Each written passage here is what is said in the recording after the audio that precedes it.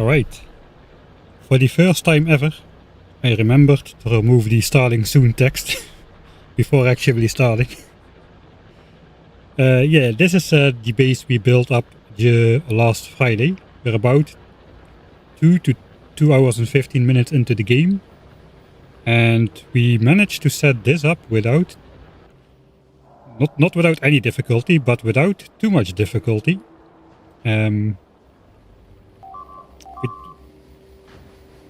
Yeah, this is basically just a testing and startup screen for people to join the stream to have something to watch. It's basically just testing the base. Let's see what happens. I guess at some point the biters will win, because we are very, very far from construction bots, which is blue technology. Heck, we haven't even researched any green technology yet, except for military 2, because it costs 20 handcrafted science packs. So basically what we did last Friday, as a quick summary, we went over here to try to manipulate the biters into expanding and like fixating our location on some different spot.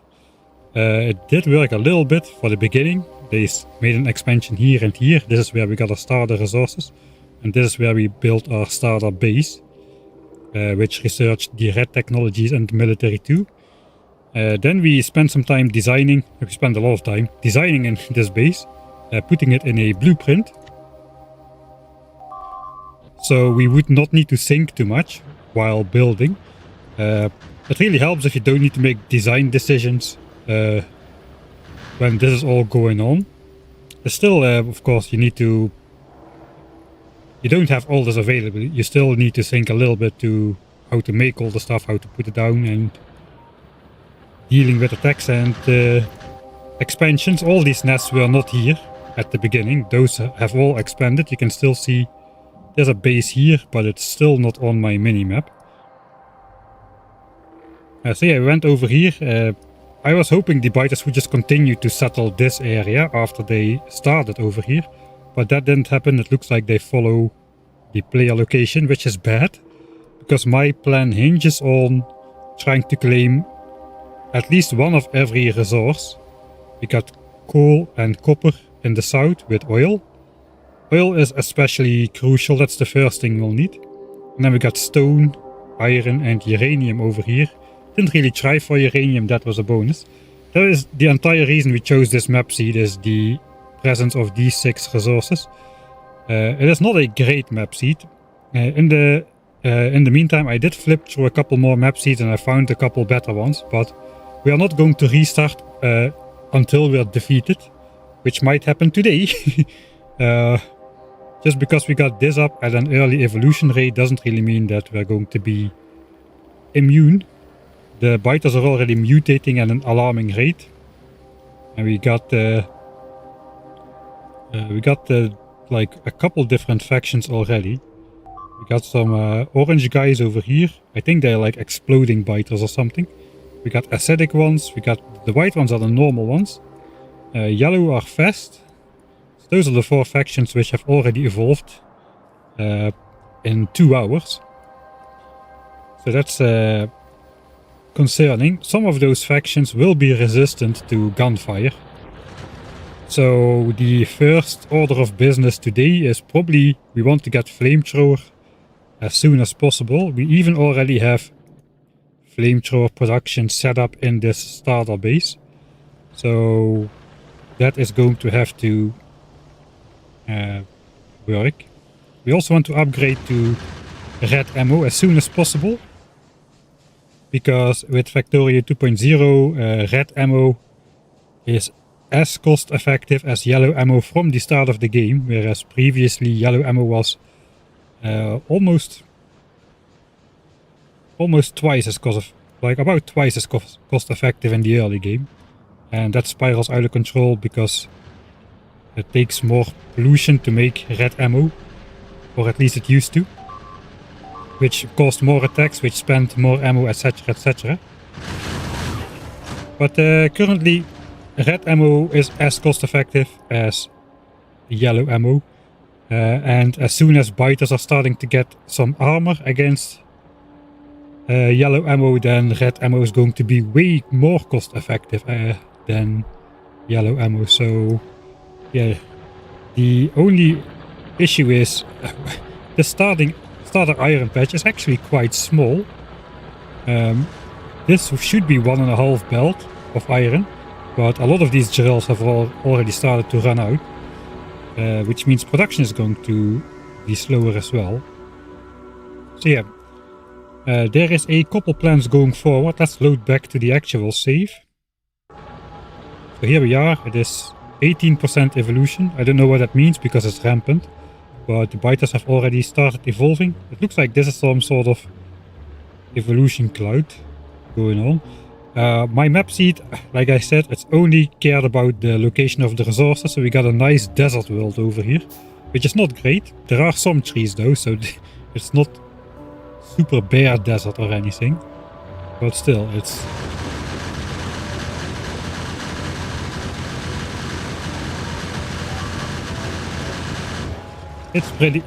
pretty bare. So yeah, it's going to be pretty hard to keep this all repaired, I imagine. Although at the moment we are doing a decent job defending. As we saw in the opening, it looks like I don't really need to tend to my base anytime soon, so we can focus on getting some technology. We ended the last stream having set up red and green signs at least, and the sign specs are flowing into the labs right now. So we are basically ready to start researching red-green techs. I think the first order of business is going to be upgrading to steel furnaces, because my design basically hinges on this will become one iron stack and then this will become the steel stack for red ammo. And also steel furnaces are twice as effective with the coal to burn, so that is a plus as well, because all resources are quite limited. We got 300k coal, 240k copper, iron is at 336, and stone is really poor at less than 100k even when we started, I think. Yeah, let's go over the yeah, in terms of settings, we got the same settings as Dosh mostly. I don't have the space age enemies or turret options available. This is just vanilla Factorio. I did do the swarm stuff. Where are the mod settings here?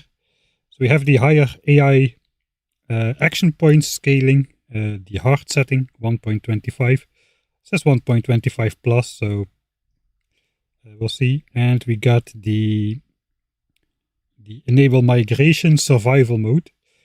The AI will start capturing the entire map, so be careful, this is hard mode. So we got those. I don't have any options yet, at least, to make stuff like fireproof or indestructible, like bots or flamethrowers or landmines. We don't have any of those yet. I'm going to try to do it out. I think it should be possible. If the plan works that I have. That is a big if though. And we've got standard resources, so I didn't increase resources at the start. These are the default settings, basically the normal resources. Which is why we need one patch of everything, ideally. I'll just show you some of the seeds I found. So the seed we got now is this basically. We got a starter resources, and then we got the 6 resources spread out over here in this area. It's not too bad, it's pretty clustered, it's all in this area, those 6 resources. So we can try to build some sort of L-shaped base.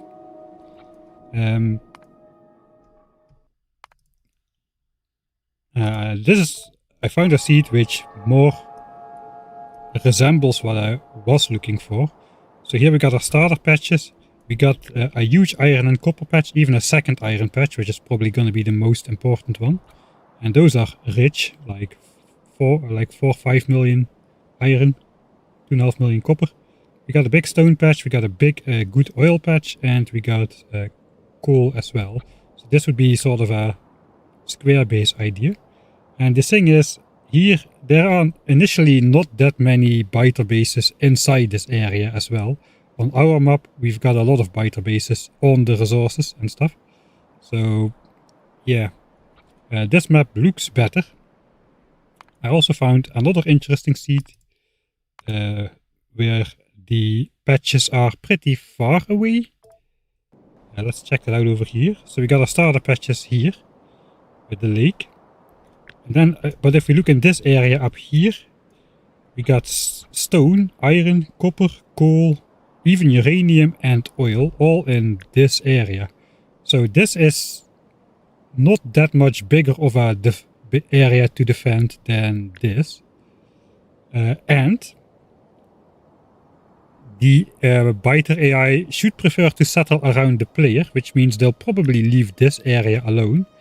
Which means there are only like 2 big biter bases to push to claim this area.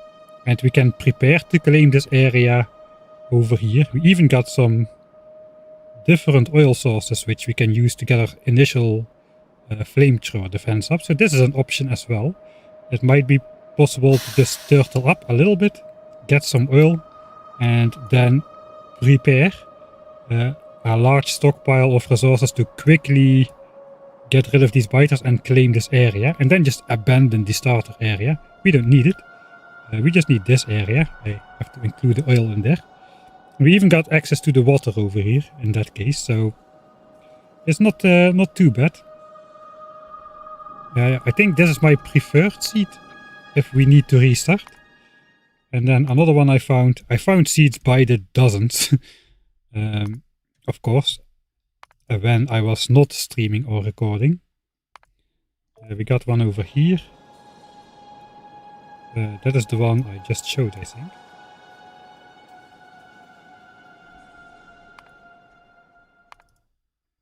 We got another one with smaller patches, but the area is more close by.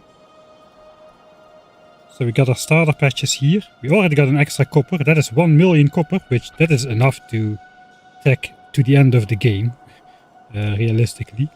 They are a little bit small. We got a tiny oil source here. So that is all in the starter area. We got like, this is enough for flamethrower oil for sure. We don't need a lot of it, as you might remember from the Ultimate DeathWorld challenge. Then we got a tiny coal patch here, another tiny stone patch. So we got copper, coal and stone, and then we got iron and oil. A large iron patch and oil, the real oil over here. We got some more oil. There are some options here as well, because there are more patches which could be claimed a little bit later. We got another iron patch which doesn't currently have biter on it there. So yeah, we got some decent options. Definitely way better than the map we selected to play, because I could for the love of me not find a good map seed to play during the start of the stream. So we kinda settled at some point. I spent like half an hour to find the map or something. So yeah. Shouldn't there be a lot of iron? Yeah, I hope. Let's see what is. Let's check the stats for consumption. Okay, we cannot really. Okay, this is how it looks. I think that's going to be an increasing line. We have just gotten the base up. We haven't really started to pollute much just yet. That's going to happen now with the science base up and running. Yeah, world. I was wondering about that too. Because I thought evolution was going fairly slow.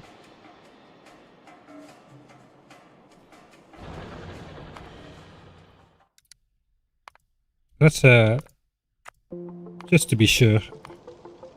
Something is not right with this. I don't know exactly what. I imported the map seed. So let's change it to DeathWorld. It should be the same. Yeah, it is the same. So our starter area is here. This is our starter area. There are no biters in this entire section. We are not really interested in this entire section though. We are interested in this section where our resources are. There's already biters on these resource patches as well, and these are some fairly large nests to push. This area is flooded. Yeah, it does look the same.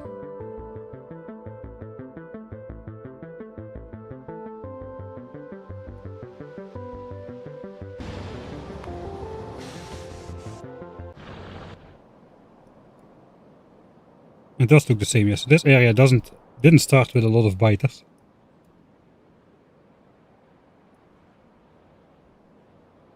But other areas did. It's just like resource patches, the biter placement is kind of random, so you should expect to see some areas devoid of biters, just like you see areas devoid of resource patches.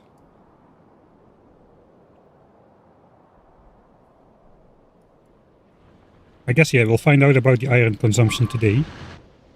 So what's the plan going forward? Well, there's a couple ways to go forward. There's a couple goals. Basically, the question now is, do we try to expand as soon as we possibly can, even before flamethrowers, and try to hope that no bullet-resistant biters spawn? I think that's probably not the way to go. I think the way to go is to get the oil first, pump some oil into the base. It will probably not stand. It's a pretty long line to keep up. But as long as we got a couple tanks of oil, we should be able to feed the flamethrowers until we can actually claim the area. I think that's what we're gonna do. We're gonna try to get flamethrower, and then we're gonna try to expand the wall to encompass those 6 resource patches. Probably starting over here, going out to uranium and oil, down all the way to copper and coal. I guess then we can turn up again and connect it to the base as such. So it's gonna look like this shape in the end. It is a fairly large area to protect though, especially without bots. So we'll have to see if that is even possible. That's what we're gonna go for today. If that doesn't work, another idea is, we're not really we still have a lot of iron left, 335k. It is definitely possible to tech up to blue signs and military signs and get some damage upgrades and laser turrets, as well as flamethrower turrets. And then try to use those to claim new territory. The problem is the biters are gonna be much higher evolved than they are now though, so there's a couple ways going forward, and to be honest, none of them might work. I guess we'll find out one issue at a time. We're gonna just continue now and try to learn, use this map as a learning experience. I don't think we're going to succeed. I think the map is too bad and the resources are too populated with biters. Alright, let me just read the chat just a little bit before I really start. Yeah, we're gonna try to make the base stable. Shouldn't you play with the Rampant Arsenal mod? Yes, but no. I'm gonna try to do it without Rampant Arsenal, so just with the default damage types. It is one idea I already had for a couple of years. I wanted to do a Rampant playthrough without Rampant Arsenal on the default DeathWorld map. And thanks to DoshDoshington's video, that is what finally pushed me over the edge, and thought, let's just go for it. Let's just see. It tickled me. In Dosh's recent video, he had world ending enemy level set to 10 instead of the default 5, and you didn't change that. Okay, I indeed did not change that. I also did not catch that in the video. There was wasn't there some warning about the RAM or something?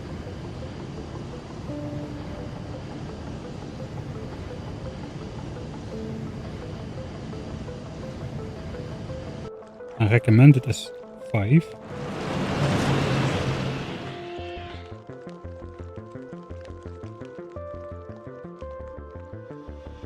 Alright, so if we restart, we should change that to 10. This is a startup setting, so I cannot change it during the game.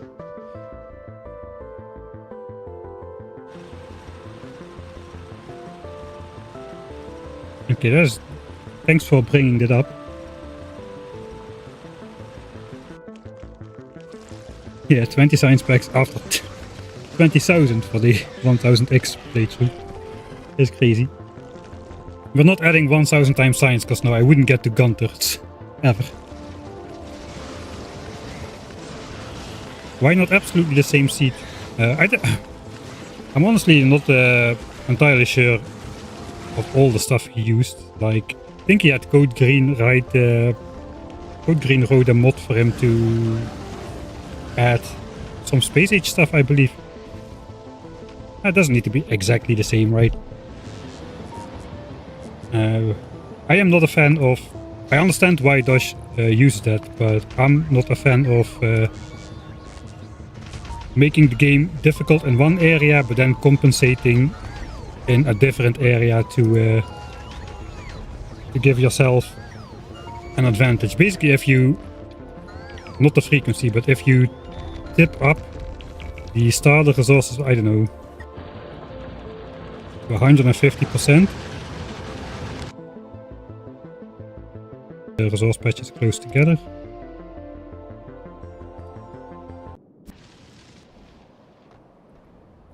You get like 1 million iron in your starting area, which is like over 2.5 times what you normally get.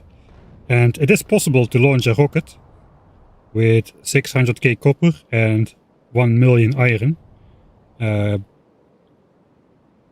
So basically what you need to do is you just need to find a starting seat that has oil very close by, and you can just turtle up in your little box and launch a rocket from there.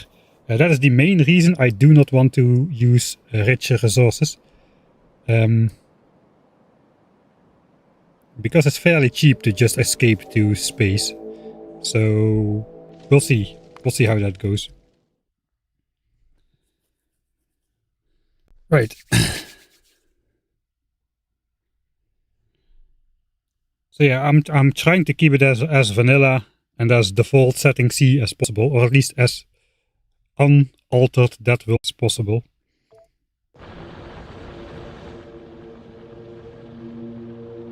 My intention was to not do the enable the swarm and the biter AI attack scaling. I was just going to keep that default as well, but you know, I got talked into it. So now we have it. Oh, we got electric biters as well, so that's another faction. Those guys are a problem because they just basically zap straight through a wall. They got sort of that Tesla turret effect where they target something and then it just jumps to different, yeah, like that. That zap. It just zaps straight through and does damage to absolutely everything. Which is a big problem for stuff like weak power lines, inserters, and for the flamethrowers, the pipes, the supply pipes. So I think we're gonna have a lot of problems with that. Alright, after a lot of ado, we're gonna stop adoing and we're gonna start playing. First, I wanna look at the state of the base. So I have these personal iron miners over here, but those give me my iron, which I can manually make into stuff like extra steel, or you know, gears or pipes or whatever we need at the moment. The thing is, though, a lot of them probably should try to replace them somewhat. Don't really have space for more there. We could fit like one more there and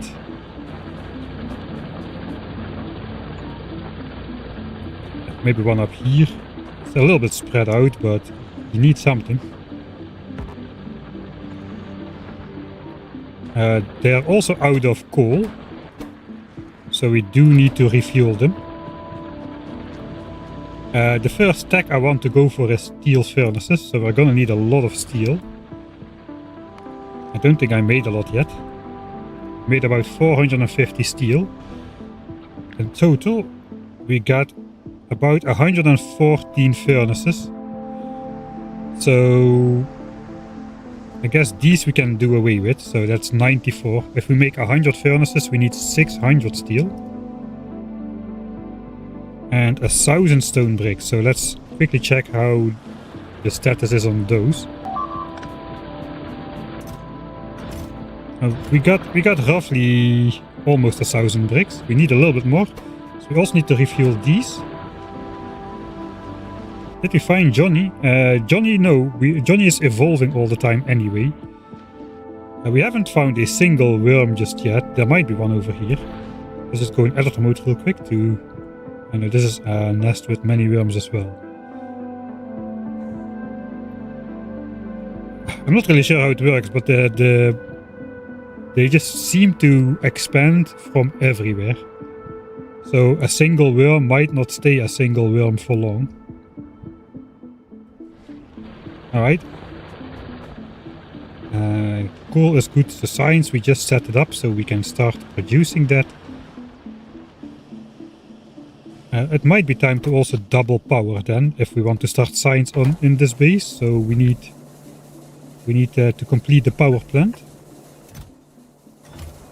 We have a fully backed up ammo line, which is good news. We got the entire north side with a double wall where all the biters are. And dense turrets. The southern side is still a little bit lesser protected. But there are no biters there. So it's only like the sporadic rampant AI biters which can attack from there. They just seem to spawn in random locations and attack our weak point. Whereas these nests mostly spawn the usual pollution triggered attacks. The very, very large ones with 200 biters in them. So that's the two types of attack waves that are coming in.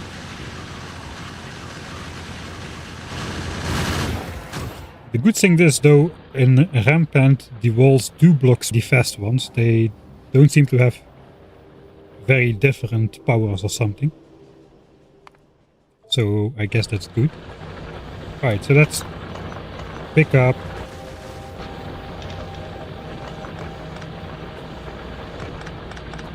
we'll start researching advanced material processing. Pick up some drills.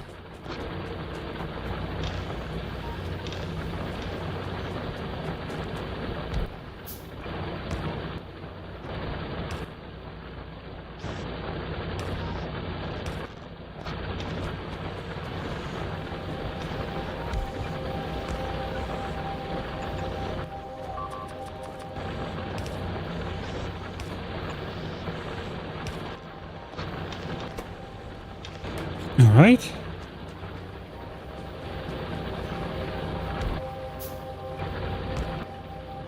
It's not much, but we do need a lot of iron for hand feeding purposes. Alright. What's next again? We need steel and coal miners and more hand iron. I don't want to lose that too much time. We need to refuel this because we need more walls and more bricks for the furnaces. And we want a couple of these, let's turn them around, with chests for coal. So it's easy to pick those up. So I think we need to craft a couple more mining drills.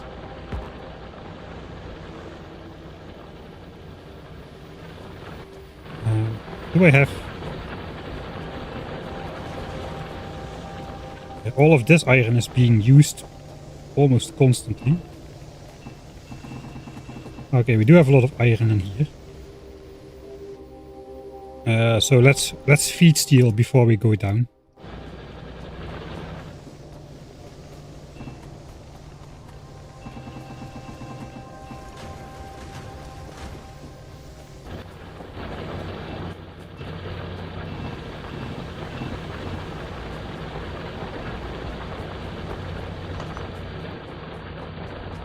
I'm not gonna be so OCD to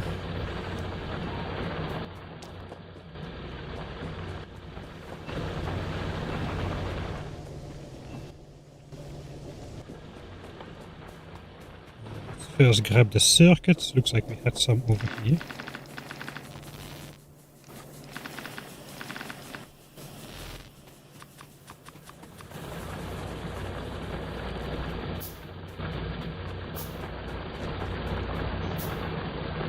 Maybe we can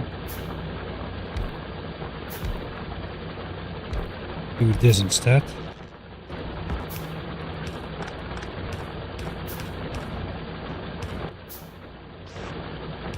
We're gonna get some copper out of this. And then we don't need to scrounge the belt anymore like this.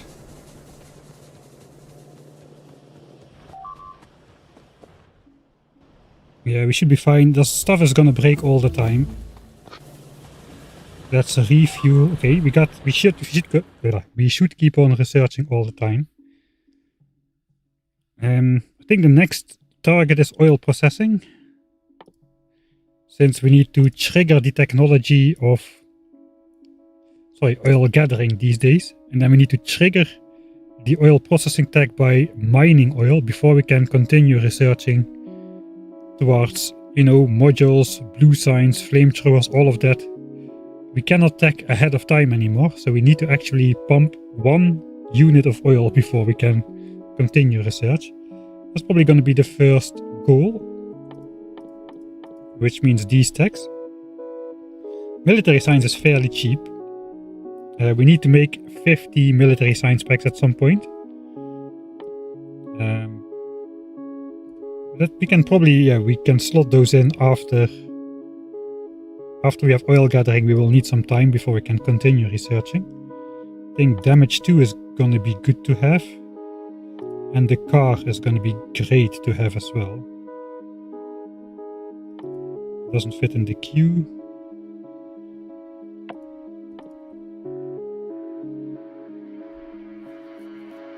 That will allow us to react quicker later on when the base starts to be bigger. And we're going to be expanding shortly after this, so that's probably a good thing to have. I'm not sure damage 2 is actually going to do a lot. It will help a little. We have all kinds of biters with different amounts of hit points, so some of them will get shot in 1 less bullet after yet another upgrade, I suppose.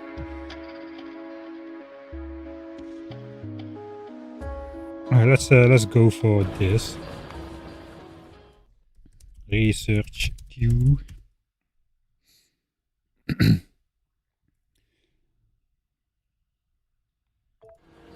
Yeah, fire first is definitely the way to go. Okay, what was I doing? I was on my way to resupply this.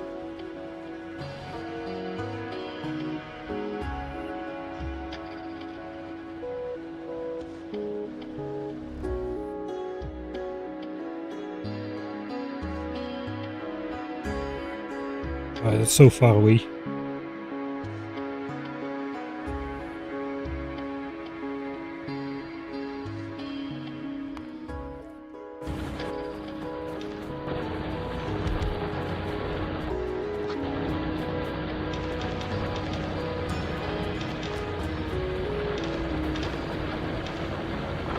Okay.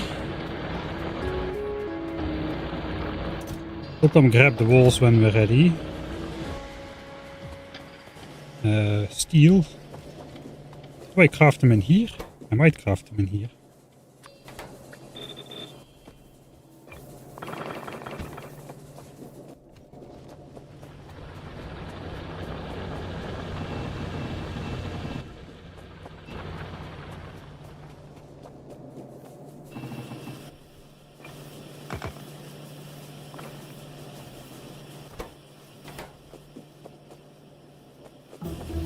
That's all my steel. Let's first upgrade the ones that are doing steel stuff then. Okay, what is next? We do want red ammo. That means another 16 assemblers. We should have some gears in here.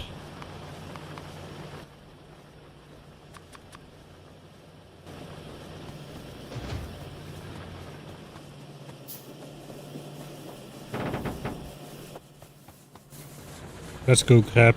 I need more bricks. Let's stop the wall thing.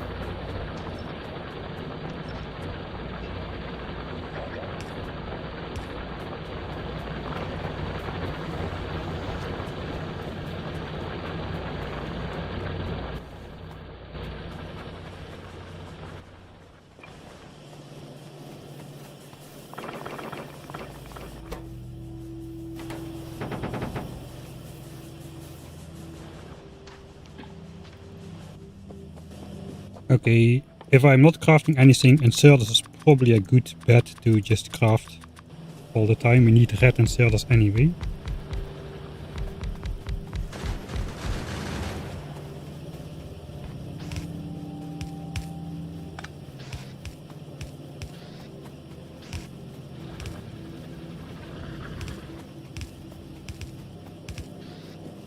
I don't have enough red inserters to finish this, but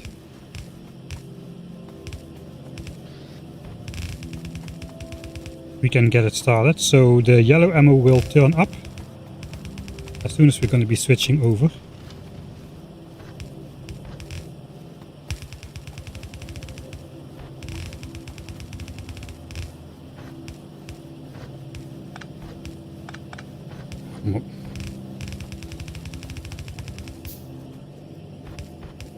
And steel and copper is going to come in here. Let's get the copper on the belt.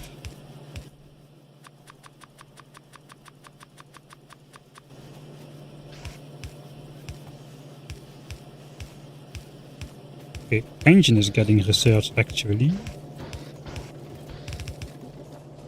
Which means we're gonna manually make some engines, I suppose.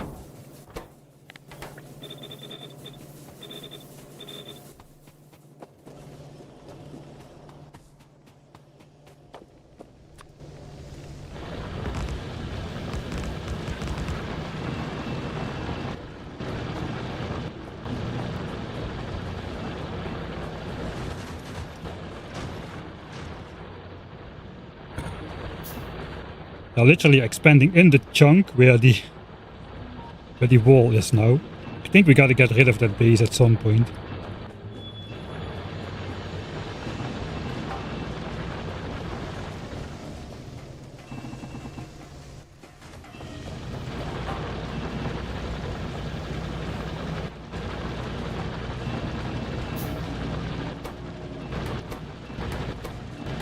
Keep some iron. Time to upgrade.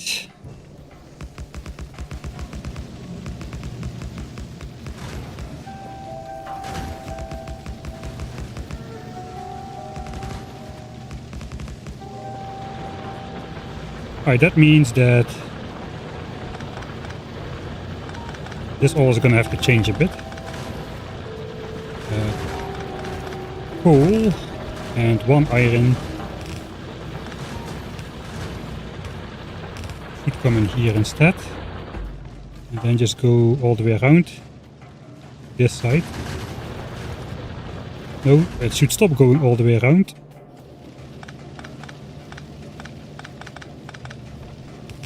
And then the other belt of iron needs to be side loaded on here.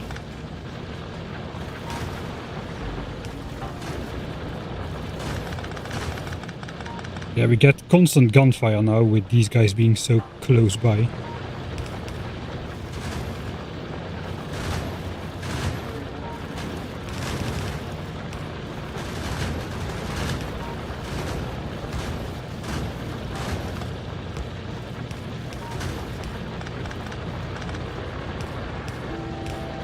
Okay, this part of the design could have been better. Also the coal is on the wrong side, so let's grab that. Alright. That means now the iron needs to be split.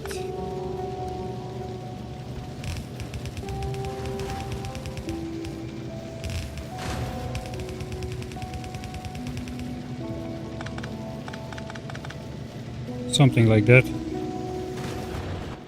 And we can actually make steel here. Right. I think we get rid of these then.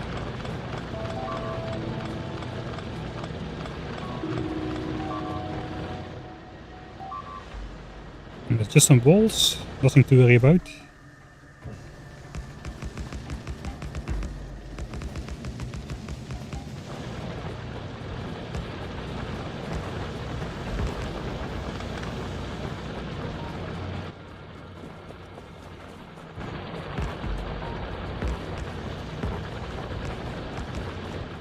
Alright, I think we got 12 furnaces down here. Here we do.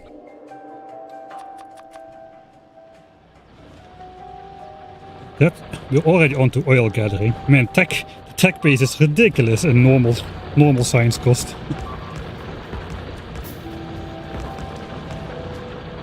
Alright. Steel furnaces.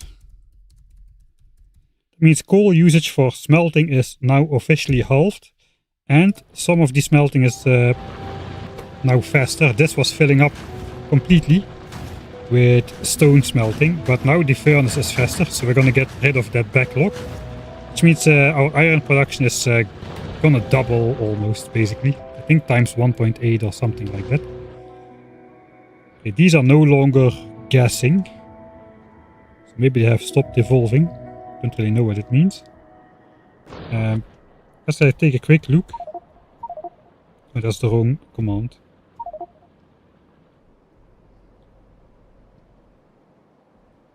I want to see if something is in here. Right. So yeah, they are slowly starting to settle all the southern area here, which is not great. This is a new base. Looks like they prefer settling on resources here.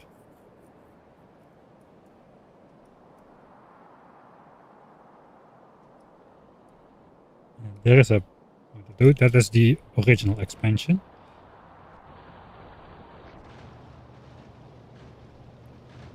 Where are the steel furnaces getting their coal from? These are by manual input. These are gonna get it by chest later, if they need it. The problem is they settle so close by that we get an infinite stream of biters. One gets shot and that triggers a lot of the other ones, so I'm not sure we should push those biters because they will settle just right back anyway.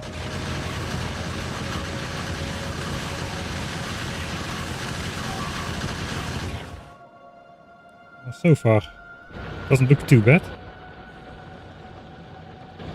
Alright, so what's next? I think next up is we gotta change over to red ammo.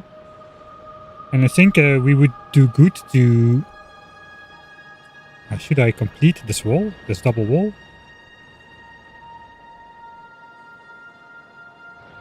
We could try to skip that. So... if we get rid of the ghosts everywhere.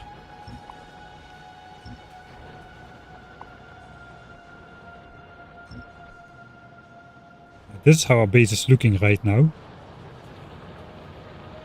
So we have the double wall sort of all the way around where the biters are and are doing the large attacks. We could just hope that this will hold with the minimal gun turrets we got up over here. I think we're gonna do that. We might just pull this one down to here, since those biters can attack there still. I think we're gonna keep this part lightly protected. That will save us a little bit of time, which we can then use to start expanding, perhaps. Expansion is gonna involve pushing these biter bases, so we'll see how that goes. I don't want to attempt pushing biter bases before red ammo though. And I think we first should get oil, at least for as long as it can stay up. So...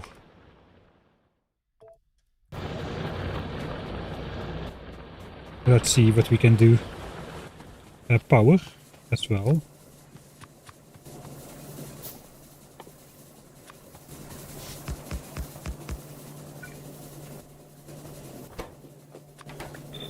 We're gonna need a lot of pipes.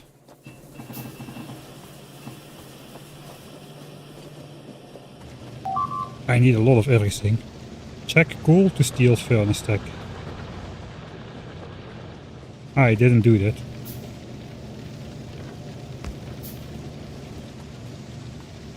But that should do the trick, I think. Thanks. Oh, and I messed this up. Fortunately, that's a short line only.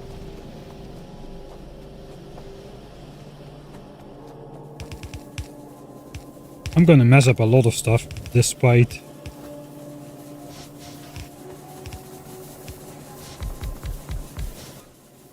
Okay, for expansion we need a lot of inserters.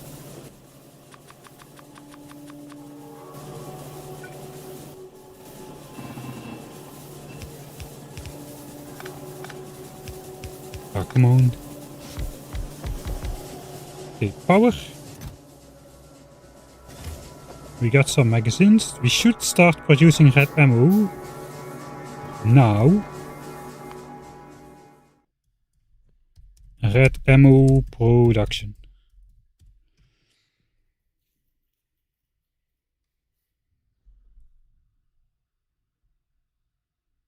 You forgot to mix iron. This time I actually forgot to mix iron with coal. We are mixing iron with coal in other parts of the base, or at least we will be.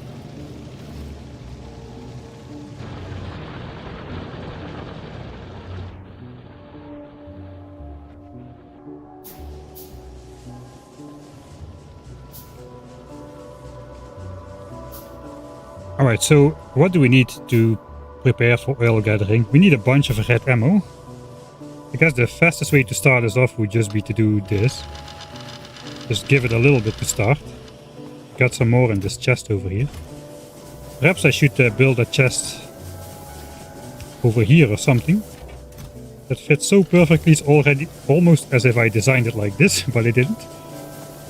That way we can really start up red ammo production a bit better.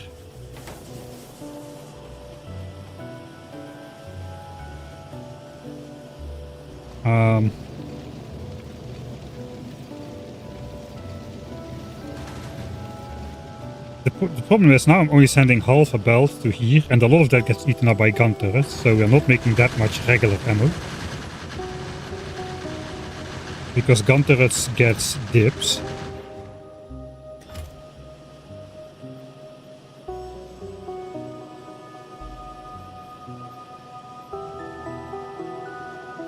If I just output priority towards ammo,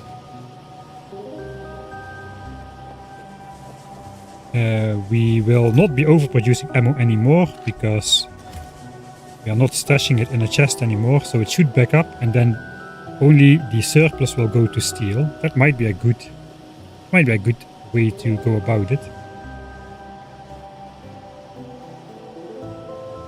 Alright, then we need some gun turrets. We got a lot of gun turrets already. We just need a couple stacks of red ammo to protect the oil and possibly some part of the way there. And we're gonna need some fluid tanks. So I need iron to craft those, maybe like 20 or so.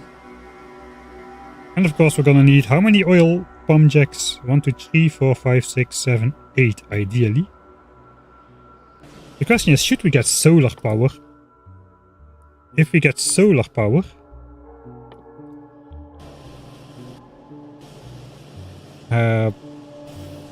that means we can do something like this. Basically, we put the pump jacks down, and then we put the gun turrets up to defend it. Just brainstorming here for a bit. Alright, not this many, but you get the idea. Then we have 2 defended areas, but the transport line is going to be undefended, which means as soon as one power cable is attacked, oil production is going to stop. But if we have some solar panels and some fluid tanks here, production will continue, right? Production will continue, it will just fill up these tanks, and then when we restore the power cable,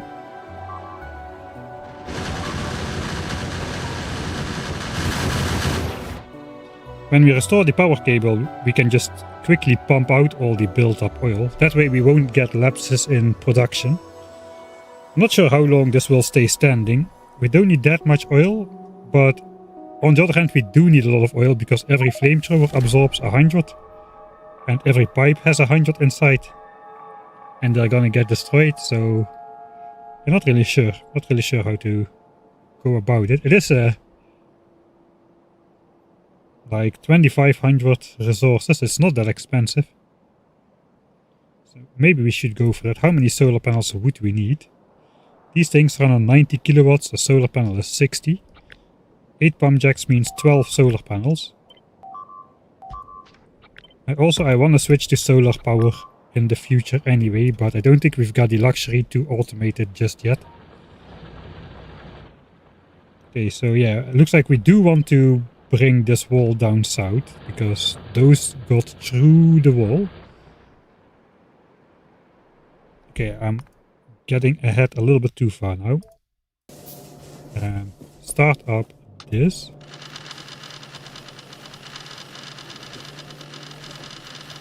We're just gonna collect that in a chest for now, so let's do this. We'll output priority to regular ammo.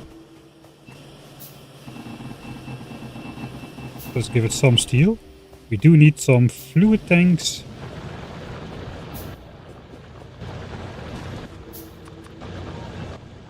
Let's get 20.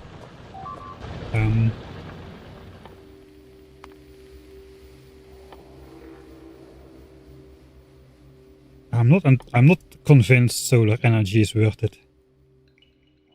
We could just try to make it happen. Solar, oil, or not. Let's go with not. Then what do we need? We need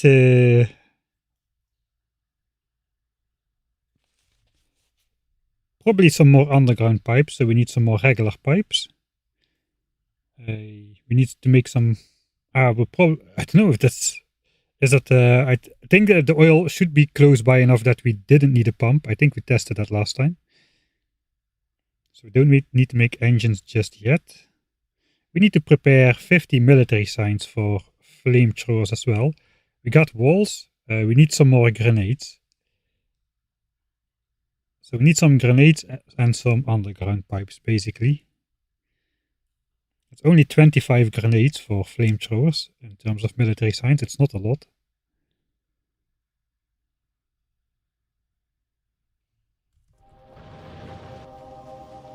We need to catch the iron.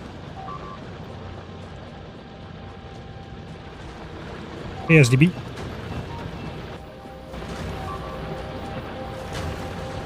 Hey, Odin. Do I have... am I gone on YouTube or what's going on? So chat has disconnected.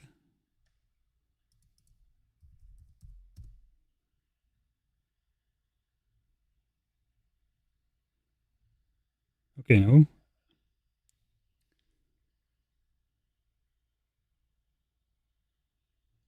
I hear you fine, alright.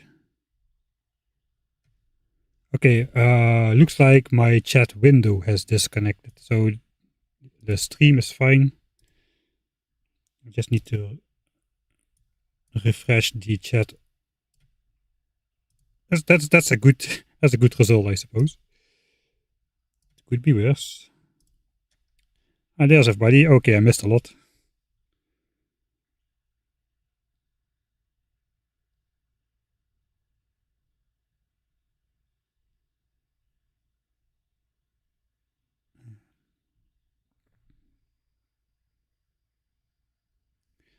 Isn't Dosh 600%? I think so. I didn't do 600% because... let's see.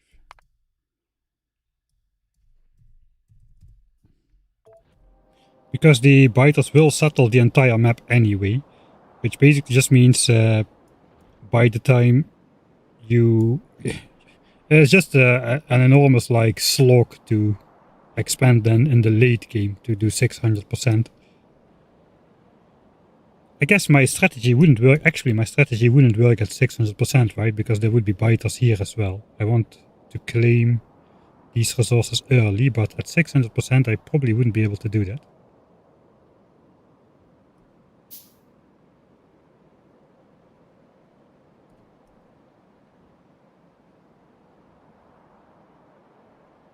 Yeah, it's not exactly the same challenge.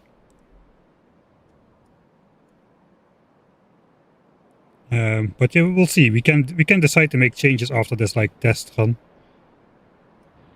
After we learn a little bit about Rampant. I don't think 600% is going to be possible with standard resources though. So then we would have to increase starter resources as well.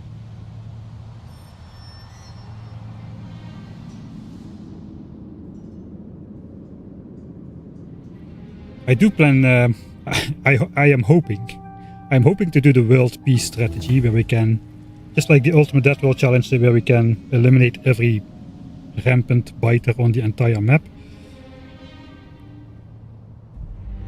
But I don't even know if Spidertrons still behave the same, like that they don't generate new terrain around them. So yeah, I didn't do much research. We just kind of jumped in there. Yeah, world peace would be very cool. I agree. And 600% would be just make 600% is not 600%, right? It means there's basically probably like 100 times more biter bases on the map in the far out regions, since the nests are twice as wide, twice as high, circularly speaking, and 6 times as frequent, so that the kinda spirals out of control real quick. I know what I'm talking about. We did the 600 stuff with the ultimate DeathWorld challenge. And Rampant, yeah, it's not going to be fun with Rampant, that's for sure. I think the challenge in Rampant lays in overcoming basically the initial struggle. I think once we get all damage types and artillery and Spidertrons, we should be able to defend ourselves no matter what. Although nuclear biters exist, so maybe that is a false statement. We're getting ahead of ourselves too much. Let's first try to build a base, get some resources. So what do I need to do now? I lost my train of thought again. I think all of this is still fine.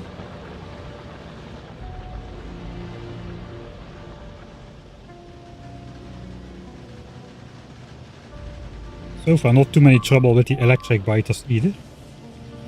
I think we should...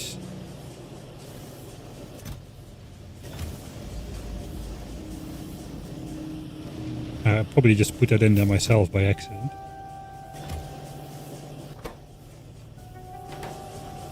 So this is just gonna...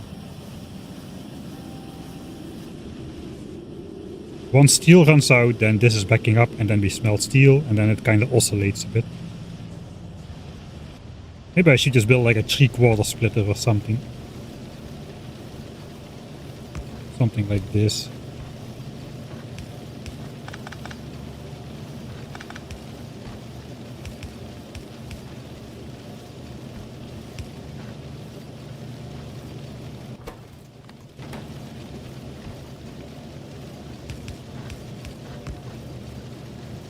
So 3/4 goes here and 1/4 goes to steel.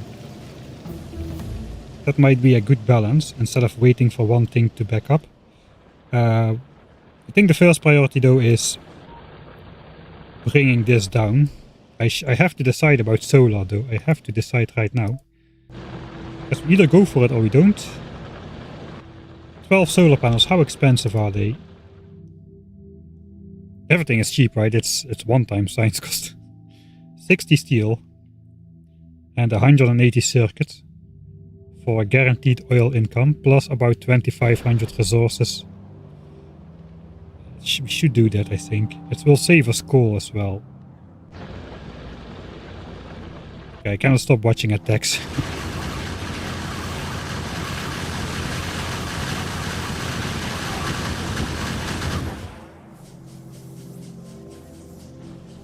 Alright.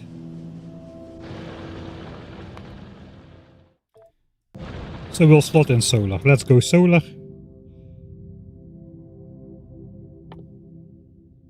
Then we get damage 2, and then we get the car.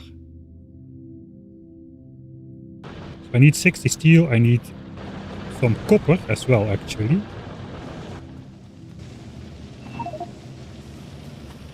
My inventory is just too small, man.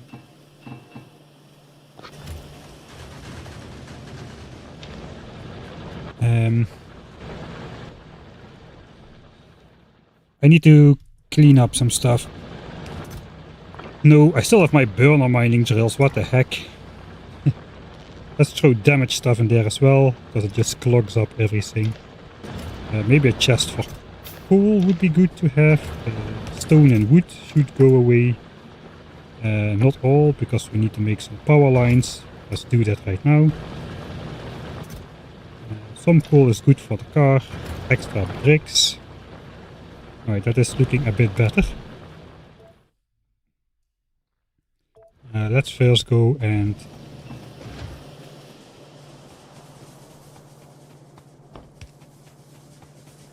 complete the wall to the south.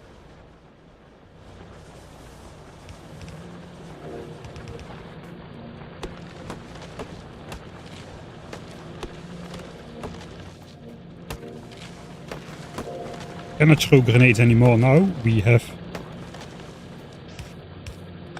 built stuff.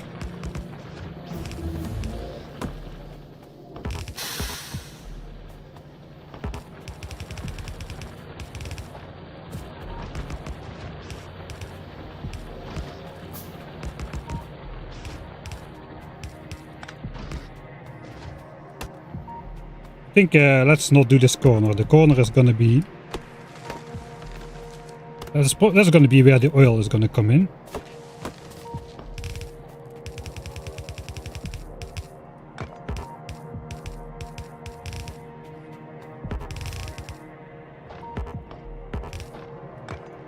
Alright.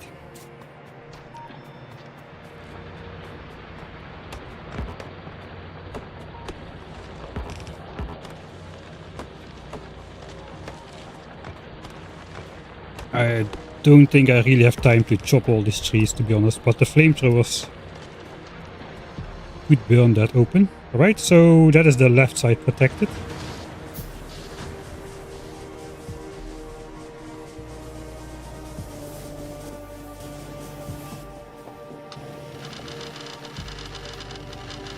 Yeah, I think I do want to make that splitter the 2/3 one.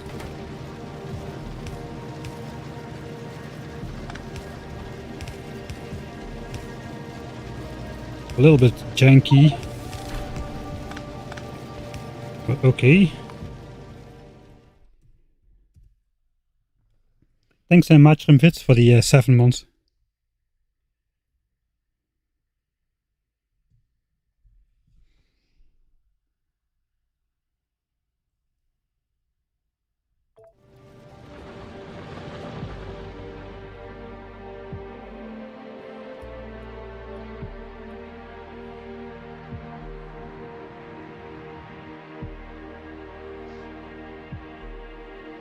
Alright, I think this is it time to go for the oil. 6 minutes till solar panels complete. I do have enough resources to make the 12 solar panels on site.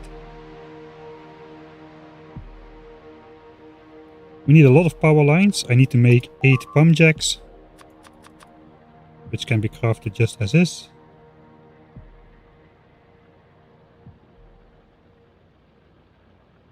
We do need more pipes and underground pipes. And we need all the ammo we can get. We don't have that much yet.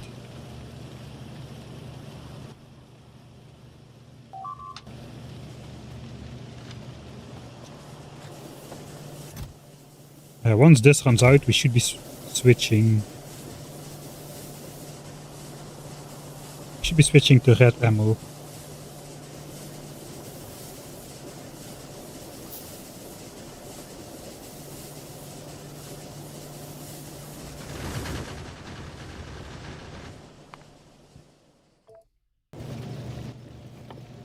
Pump jacks. Alright, we need underground pipes, so we need iron.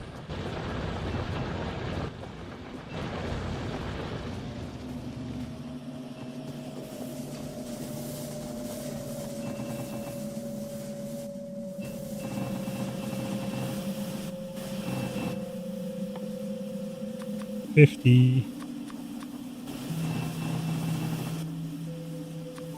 100.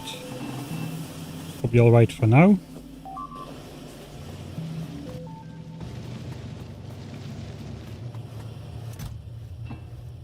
We need a lot more copper cable.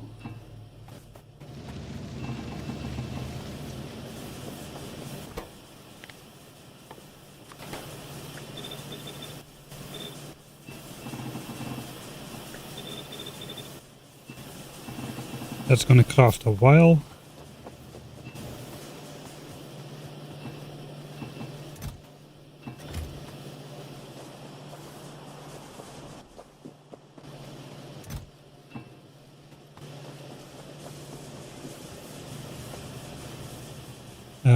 Should I make engines?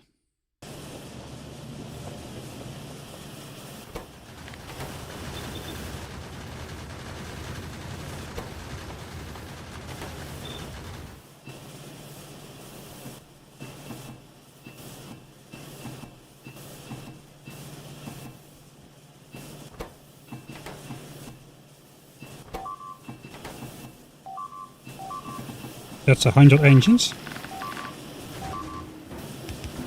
Okay, that's way too many sounds.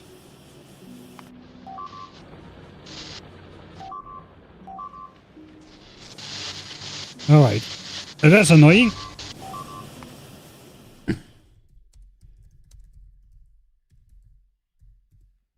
So what's going on? Those guys are staying out of reach.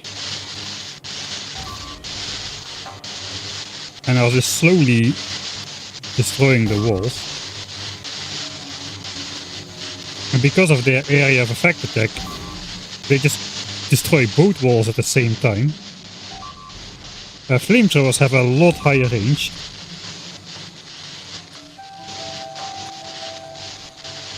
So those would easily be able to take them out. Gonna be here, I suppose.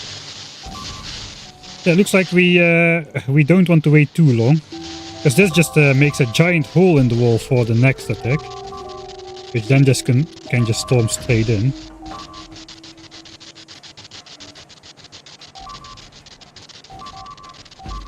That's probably not gonna end well. I just wanna see that.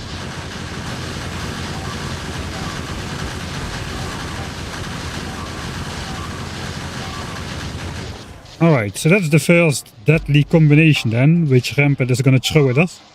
Electric biters which just destroy the walls from a distance with electricity somehow. These are concrete walls, they should be electricity proof, man. That is not a thing.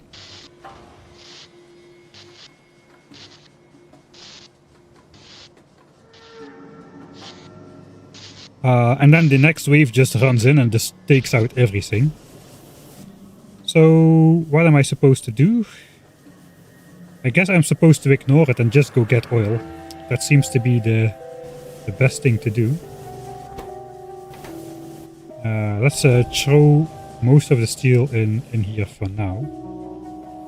I think we got all that we need except for solar panels, so I need to keep a little bit. But yeah, we need red ammo.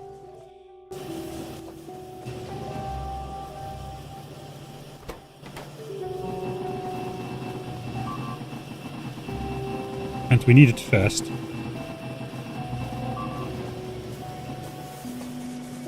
Okay, let's go shoot them manually then. And I'm out of walls.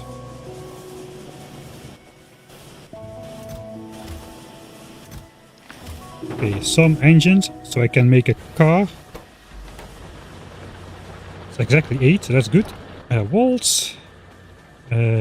We need to prepare for military signs as well, though.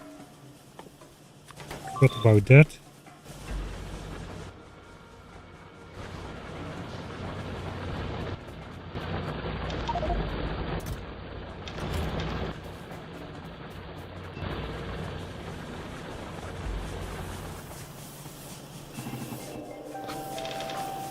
So we need some coal.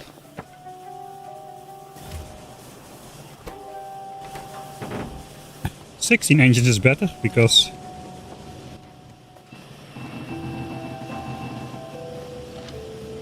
Okay, we got 500 magazines.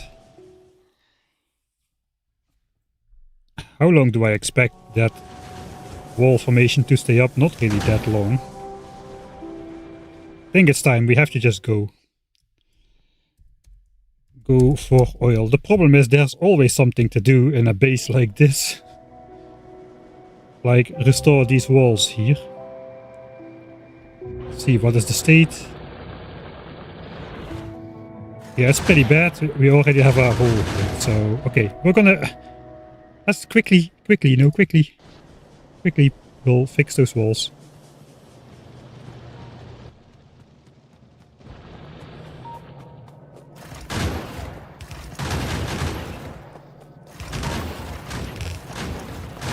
Don't really have time to do a lot of repairs.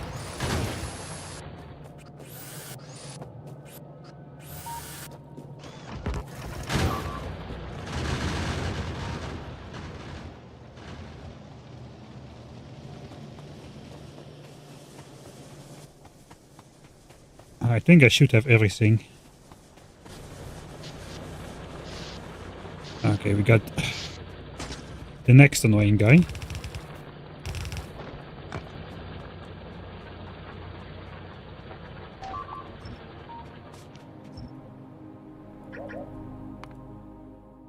Okay, now we go for oil. Why are there 6? Come on. Okay, those are just low HP walls. It's not like the infinite attack thing. Should I do a full repair loop before going out? I don't really think we have time to repair the walls. There's just too much damage. We just have to wait till they break and replace them. Destroying a wall or like repairing a wall that's almost down takes a lot of time. But we get this happening anyway.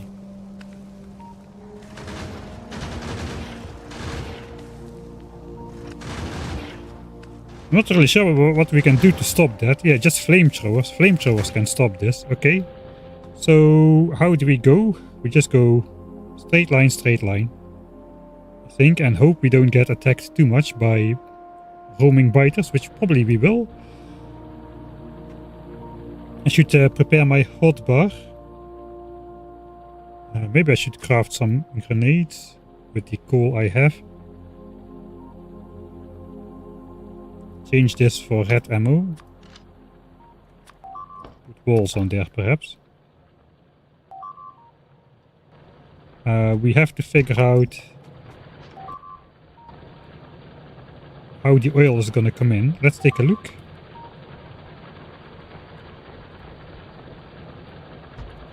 It's gonna look like this eventually.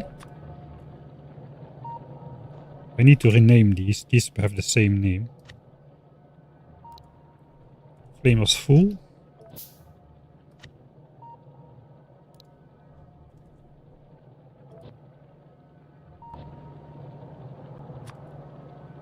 Flamers S for Flamer start or something.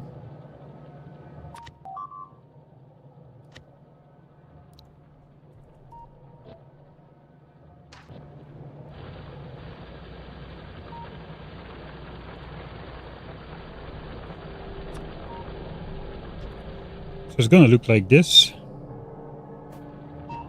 So it would make sense to... these will not exist anymore. Flamethrower will be here eventually, and here as well. I think for now we will just...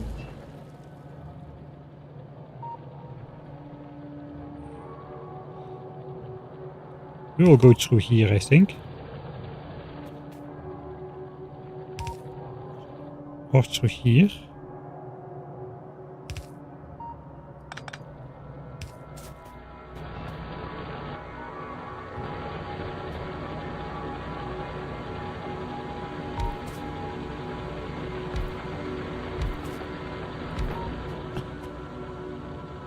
Then we can later pump out the oil.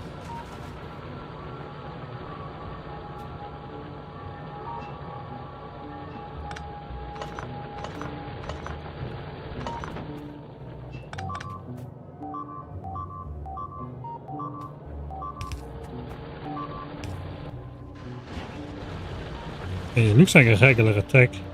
Man, it's getting quite brutal.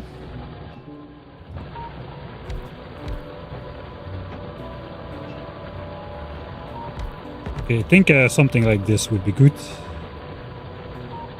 And then we can like lead the oil back in as such. We can pump it in, pump it out. Don't have pumps yet. So we need to make some. So from the pump jacks to here and then back into the flamethrower system. That's the idea then, I suppose. So that means I have to go here. Let's just blueprint this for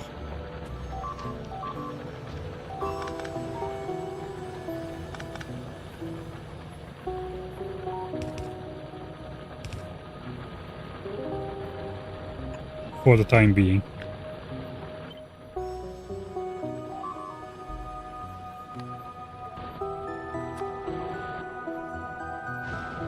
And I guess we just hope that the base survives for long enough. Oh boy.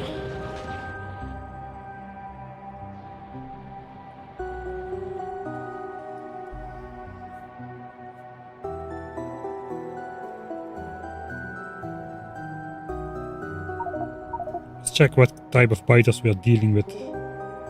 What has the evolution been doing? Still commons, electric. We got a lot of electric biters. These are all still common. These are turning into different ones as well. Alright, not too much is happening. This area is still clear. Let's go for it.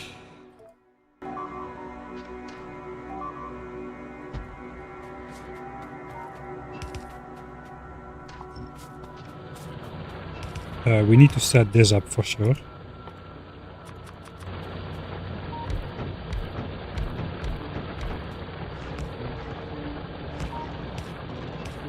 Alright.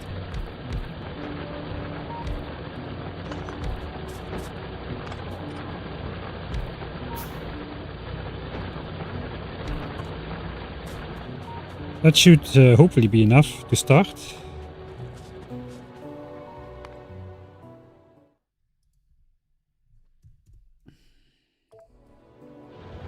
Okay, that hole is not yet... How did that hole form then? That was a giant hole. I just say fast forward. It was this group then, I suppose.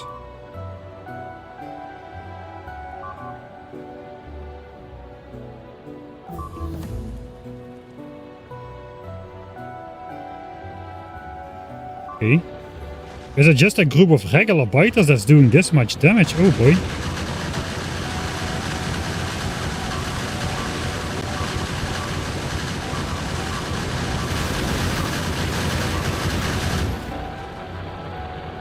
It is just a group of regular biters that does the damage. Well, it's gonna have to happen.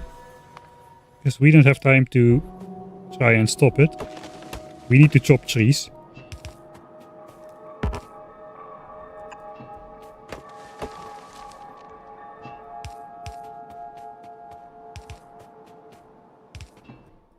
Let's also try to take power.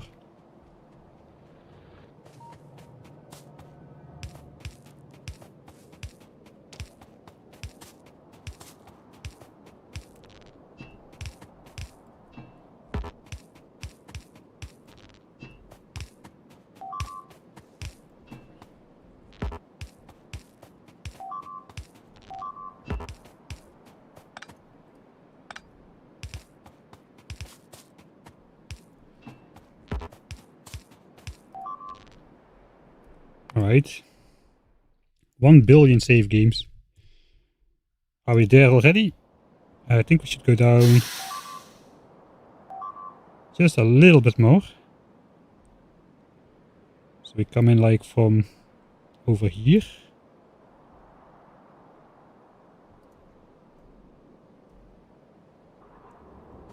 So basically partway into that chunk. Okay, 3 pipes further. And then we turn.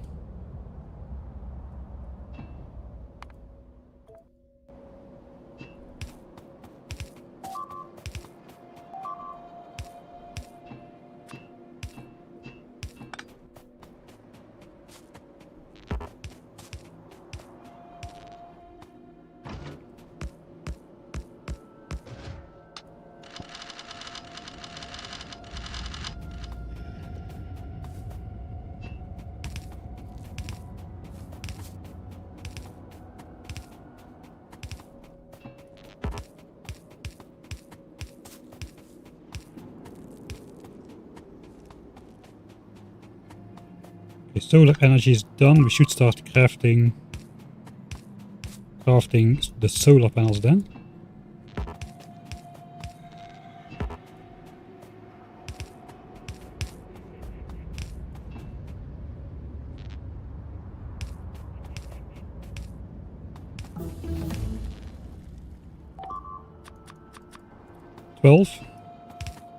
Keep the pump checks going at night in case pipeline gets interrupted.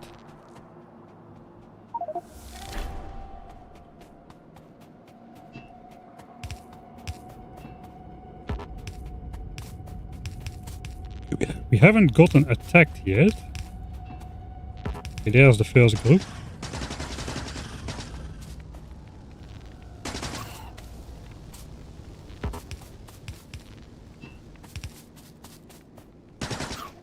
Alright, I think we should set up the gun turrets first. Arrived at oil. Oh boy. Did you fish for a seed earlier? Yeah, we got a pretty bad seed, to be honest. That is not a great map. I did... Problem is we didn't really find a good seed for the half an hour or so. So yeah, we get these guys coming every time now. Let's check. Those are those exploding biters. Let's see how much damage they do. Okay, so that's those guys taken out. This is this acid that just keeps burning for a while.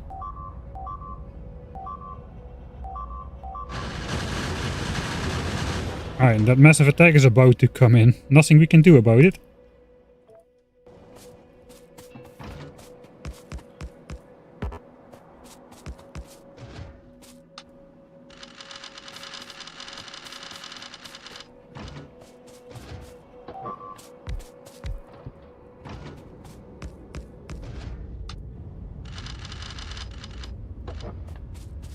Dude, this oil patch is pretty spread out. That is not great.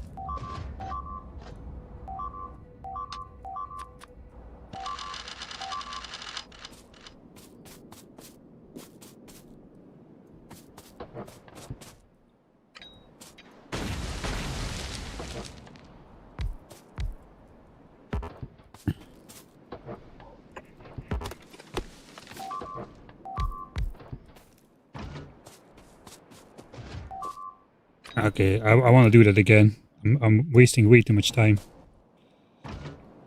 Alright, I think we'll make a blueprint. Let's make a blueprint.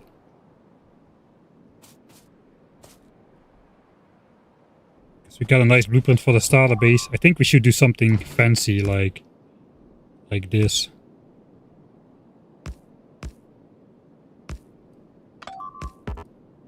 You can make these structures with inserters, which automatically would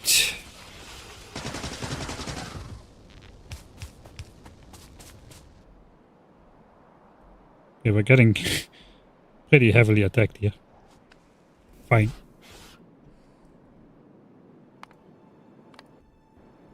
Which do this basically. Just feed from the center turret, and then you got 5 turrets to defend, or 8. You power it like this. So those are pretty good to have. So I guess let's freeze time.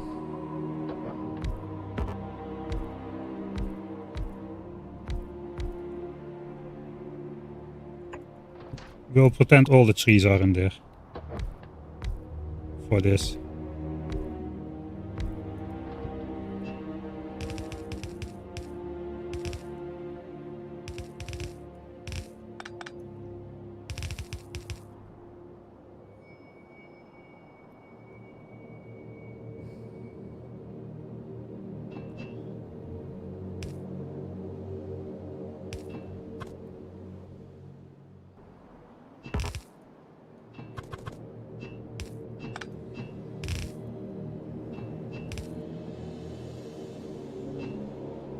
A little bit of space to walk between.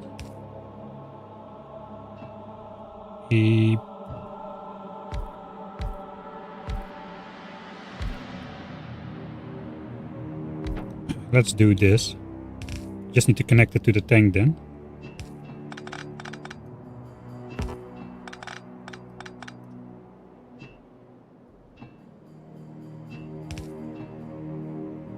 So all of that's connected.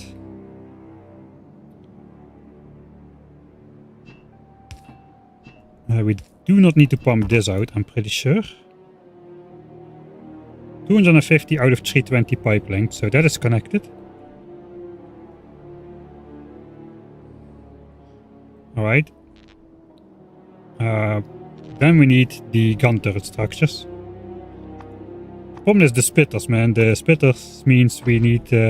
we cannot simply put gun turrets in the middle and be safe. The gun turrets have to be pretty much on the outskirts. I'm gonna do the inserters thing, I think. And then we'll just put a stack.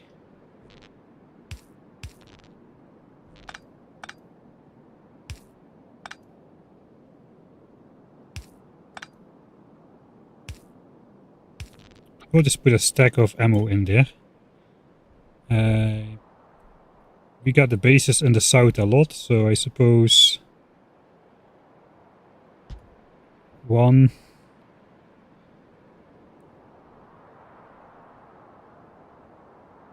Would be good to have one here, I think. Two. That does cover the entire range.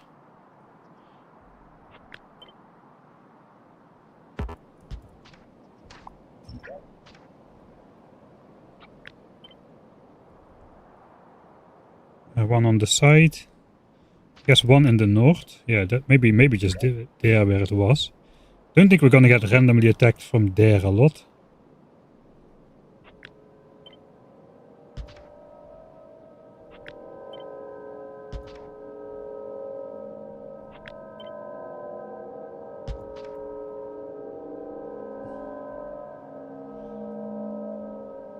Something like that, I suppose. The power lines don't need to be connected just yet. We can do that ourselves. Snap to the grid. Ooh, how about mechanical inserters? They're not affected by power being cut off. We're gonna have solar panels, so we should be alright. Like the backup power. In fact, those maybe just should be part of the blueprint.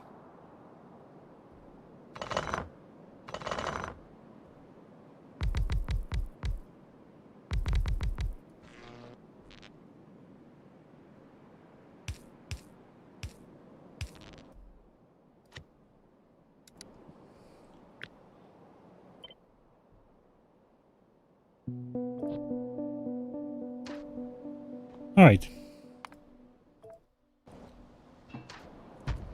Let's try to put the gun turrets up in the location where they'll be.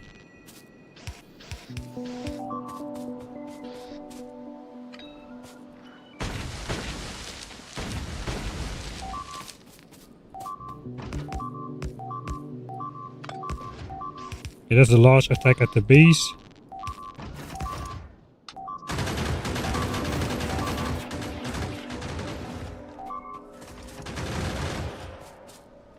Okay, we're already cut off.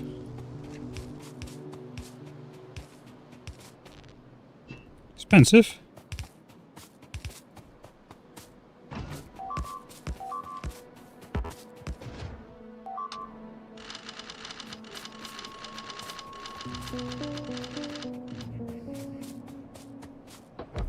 Okay, let's get the technology.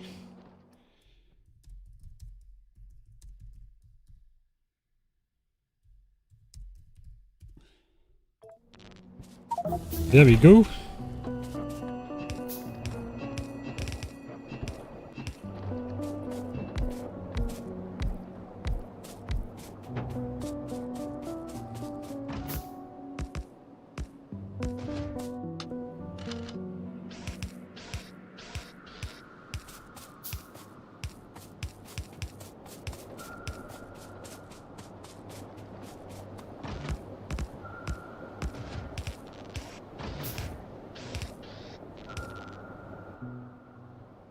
And one more stack.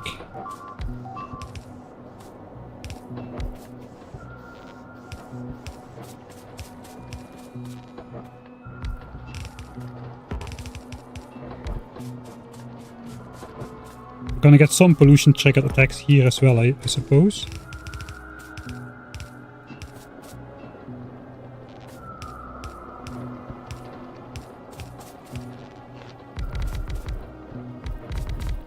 Alright.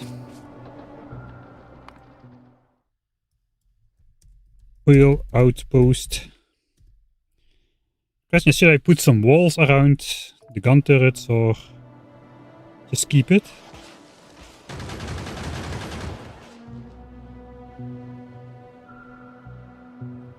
I could sprinkle like a few gun turrets across the lines. That might keep it intact for a little bit longer. How much are we producing anyway? Already 4k. 6.8k a minute.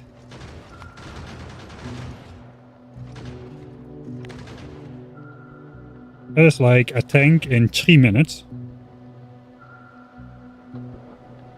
Alright, this I think this will stay up long enough to get ourselves some oil in the base.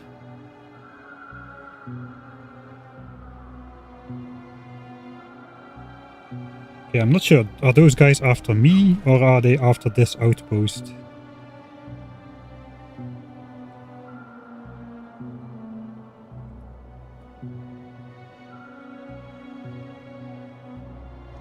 I think the way the defense is shaped is actually decent.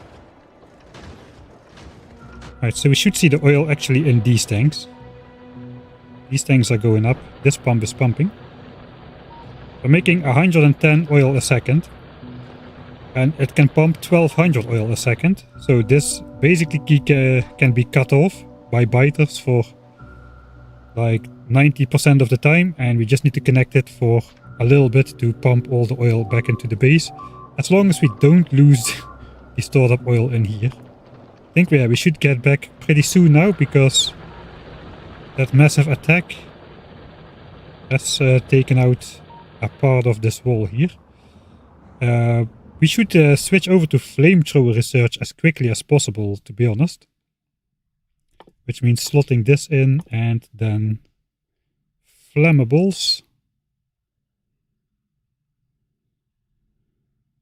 Flammables is after oil somewhere.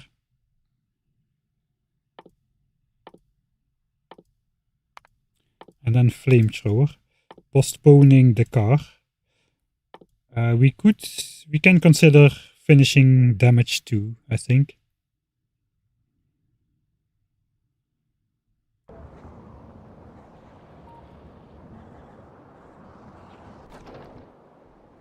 Let's have a quick look. Do any of these biters have physical resistance already?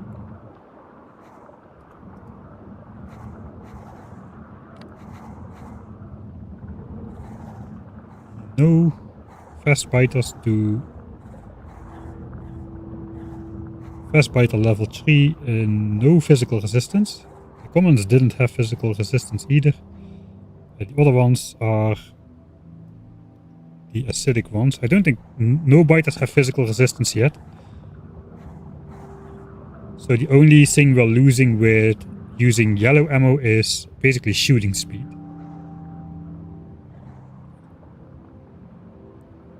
Electric biters do not have physical resistance either, it seems.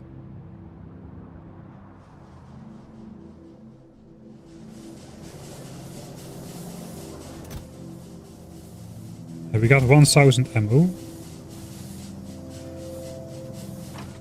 I think we're just gonna... Yeah, this belt is thinning out pretty quickly now. It was completely full. We're just gonna throw the red ammo on there.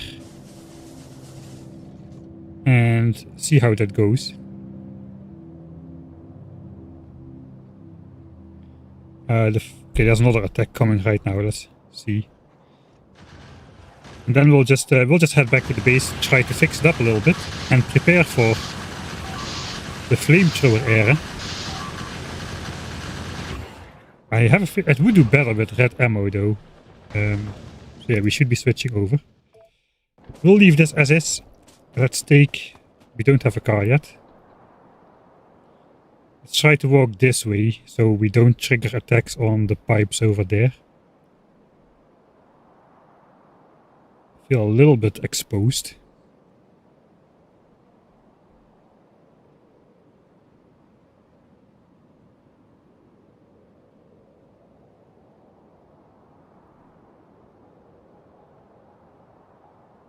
Okay, there's a group coming for me, but I'll be back at the base before they catch up.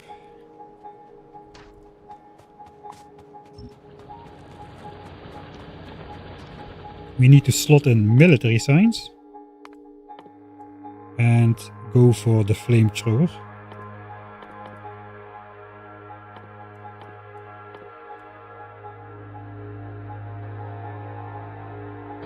We'll get damage to first, still.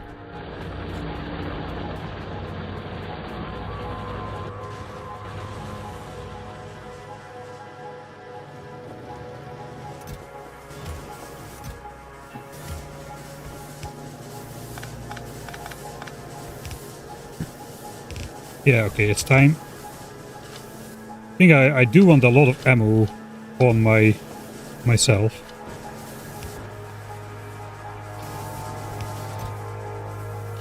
We'll just let the ammo run out.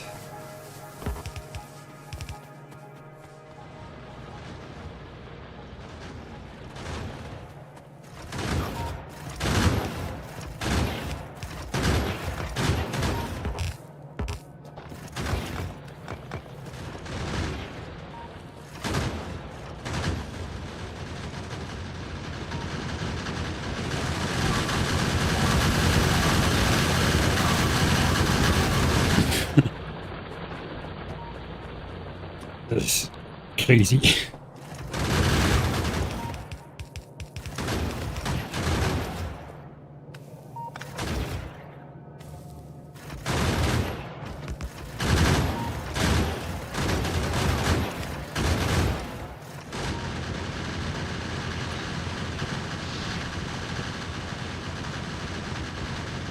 Okay.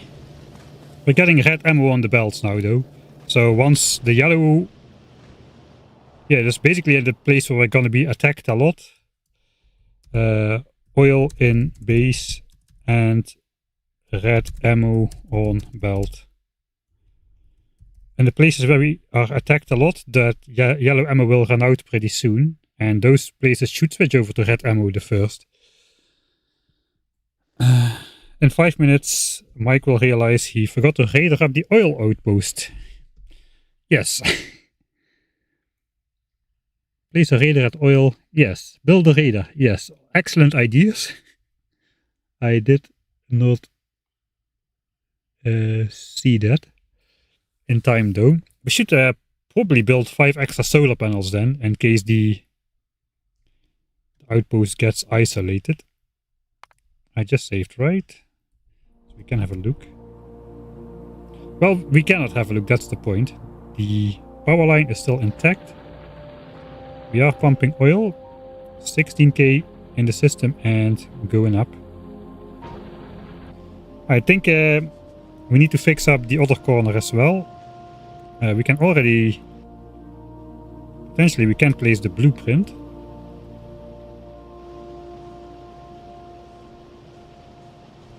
That should all just fit.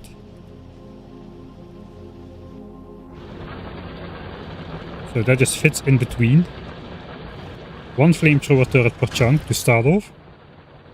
We don't really have a system for the corners, so we need to figure out something for that. That's gonna help a lot. That might even... These flamethrowers might destroy those nests. I think we should at least destroy the front ones.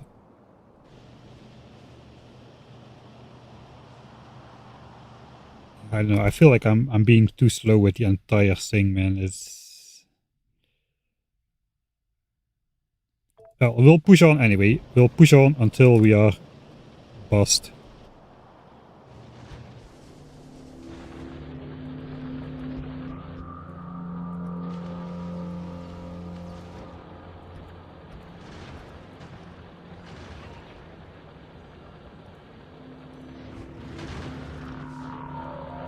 I hope that does not destroy any bells or whatever. I think that should be fine.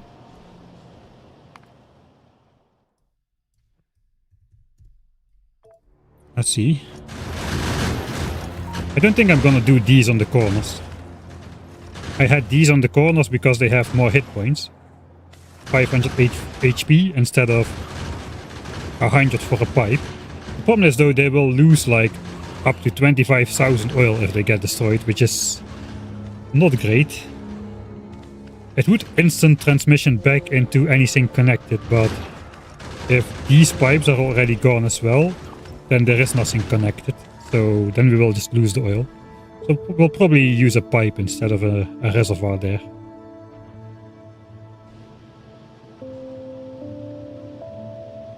Alright, so I think fix this corner and then we will work on setting up the flamethrower stuff. I do want the car after. We need to figure out what do we want after flamethrower. Because we're gonna have a tech stop. We're gonna use the resources to produce flamethrowers, gun turrets and ammo. And not research anything. Like it would be nice to just already go for like mining productivity, you know, to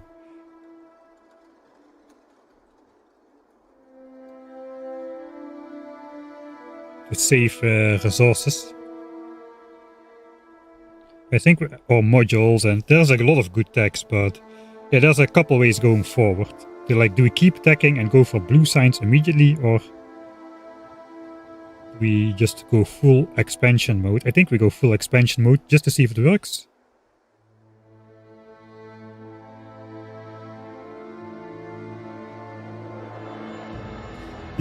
I thought the stream was dead, but just the base is dead, alright.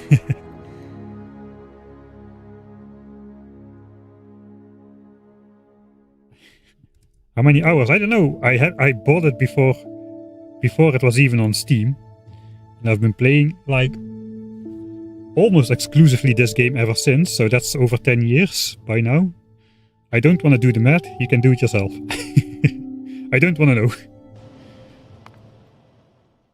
I never connected it to Steam as precisely for that reason.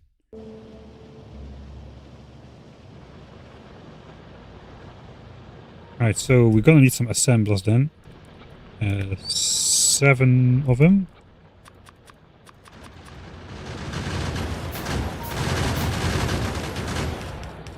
Three of them blue.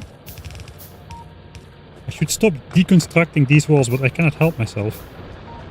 Just cannot. Impossible.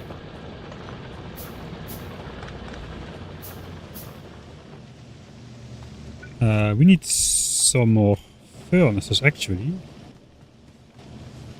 Why is this dude so slow? More bricks.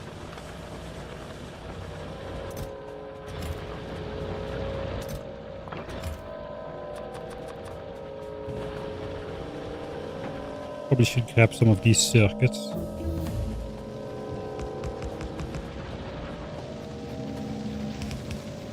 Okay. We should first make military signs. But we cannot yet. It's researching.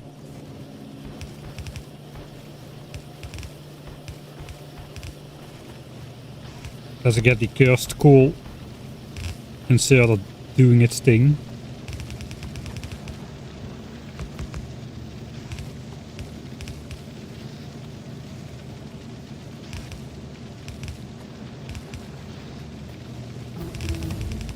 Alright, now we can. Military signs. Okay.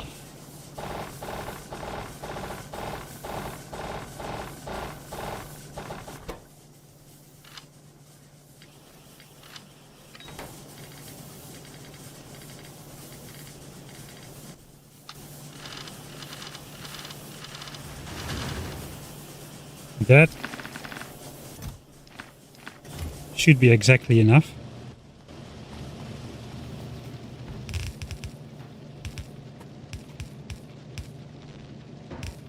Alright, that's for flamethrowers. We got the blue assemblers for engines.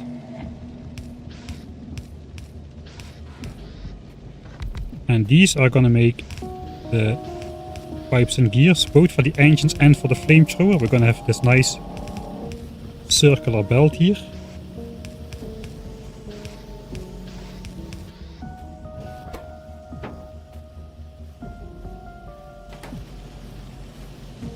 Okay.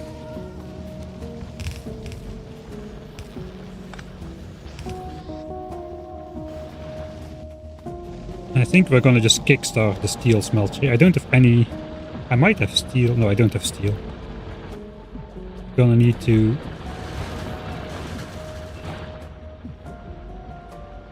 grab our iron. All those attacks just come straight through.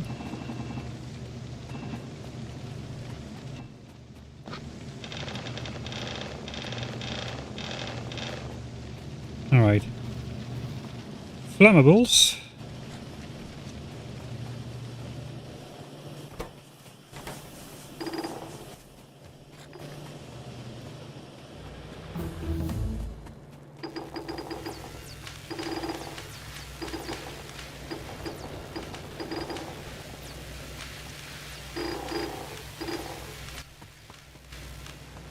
And that's the military signs done. We should have made 52 to account for any rounding errors.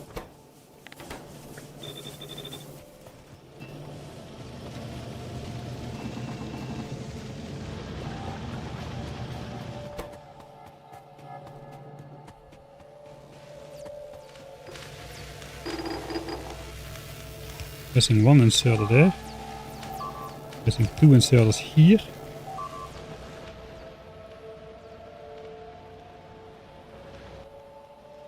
We got some engines on us. Do we need... I think we need the car. The car will be invaluable. The base is it's already hard to walk between, and we're gonna need the car. It's 300 signs though. We don't need red bells for a very long time. Since when is railway hidden behind red bells though? Maybe it was always the case.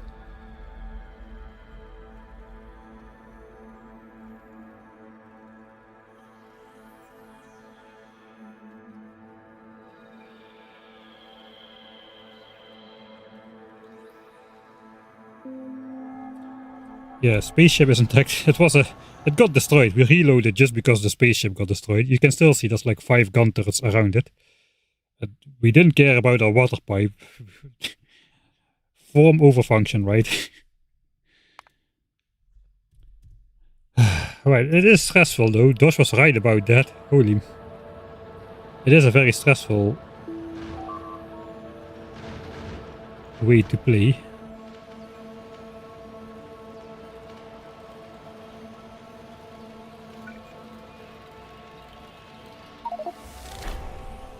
Alright, 1k logistic science packs.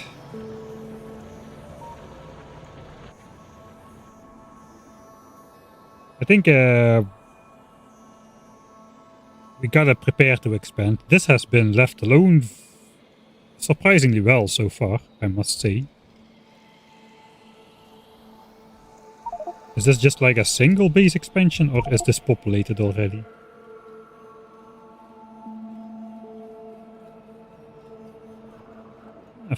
Fairly minor.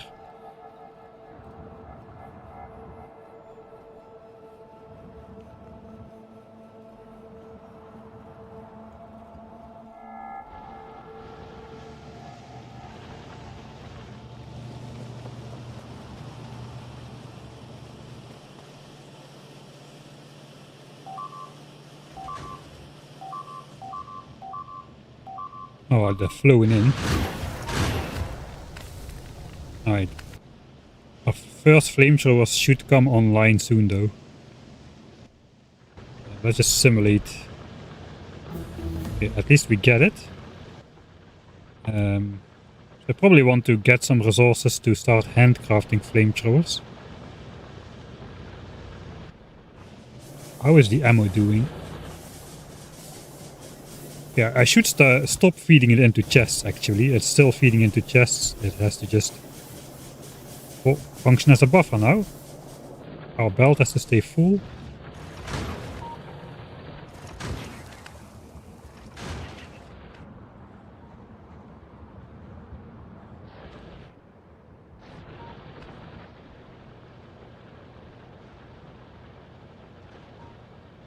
It looks like these biters are already far enough to not get triggered by the vicinity of the turrets most of the time. They are still forming into large attack groups.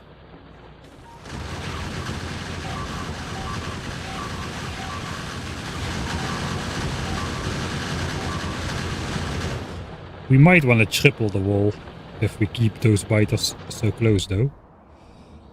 I want to take out the minimum amount of biter bases really, because they're just going to settle back anyway, and I'm just going to be pushing evolution by destroying those bases. Let's see how much it pushes evolution to just destroy a couple of those bases. We can simulate that with... we don't have rocket turrets, it's the base game.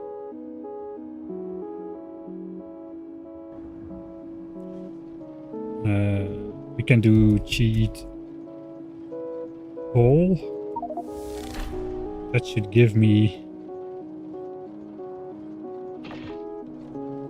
a power armor with which I can survive out there.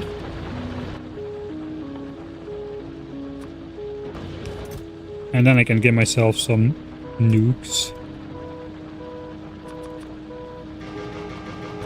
And a rocket launcher, I suppose.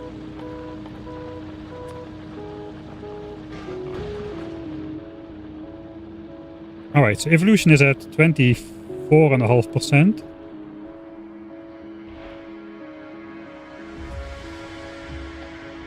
Exactly on the beat. There's a 1% evolution bump, like, just to take down a single nest cluster.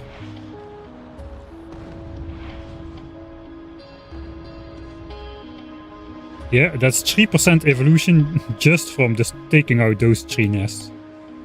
I guess this nest is going to be built like...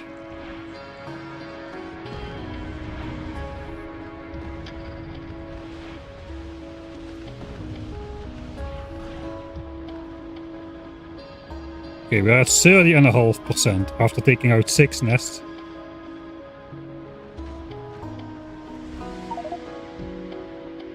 Spawner kills is now 26% of the total evolution.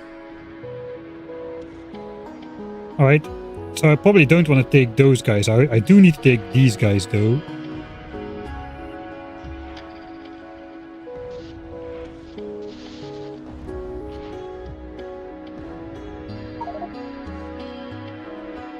Right, so those are gone-ish. That is 35%. So we just basically went up like 10% evolution. Just by taking out a couple nests. That makes me... Oh... That is way too much evolution, man. There's no way I was planning to take out all these guys as well. I think we're going to be at 50%.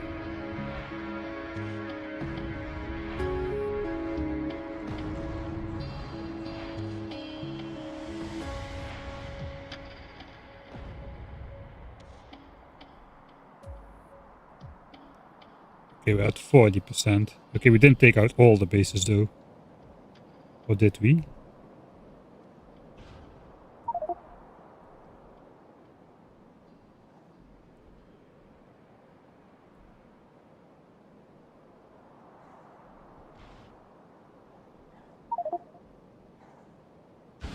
Fighters learned underground attacks.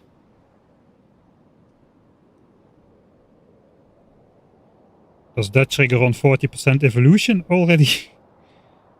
A hard surface will delay the digging process for a minute, reduce biter speed, and notify an attempt to dig or pass if in the radar coverage area.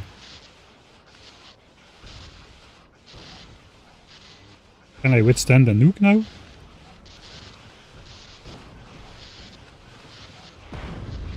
Okay, if this cheat all armor has an infinite shield in there, I can just blow myself up with a nuke and live.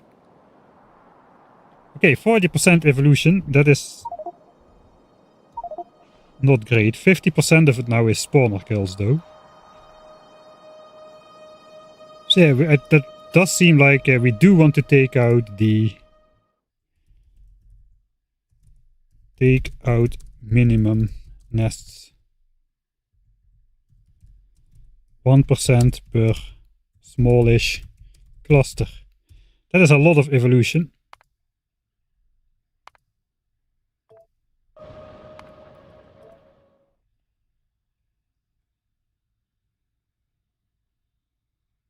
So we want to keep those alive. We might need to keep those alive as well. Just we're gonna have an eternal attack going, but it's gonna absorb so much pollution anyway. No, we'll see. I don't know if I should push them back. This is a large nest though. Just to take out with a couple gun turrets. They are commons, that might save us.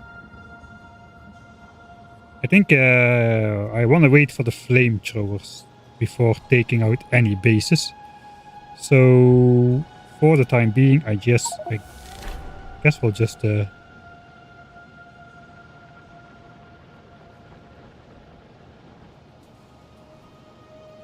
wait. Can I get how much iron do I have over here?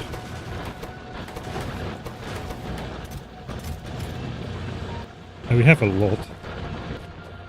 I might want to just invest in steel as much as possible. Just to manually fill these.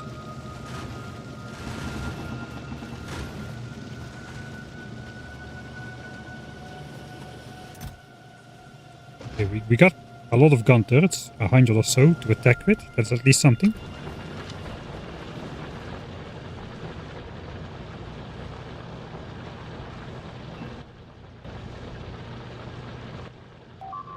Alright, yeah, so prepare for flamethrower then. That means just grabbing some engines, then just grabbing the steel, and then I can handcraft some flamethrowers as well with pipes and gears, while this also starts creating flamethrowers automatically as soon as the tech completes. So there's that. Okay, let's try something at least.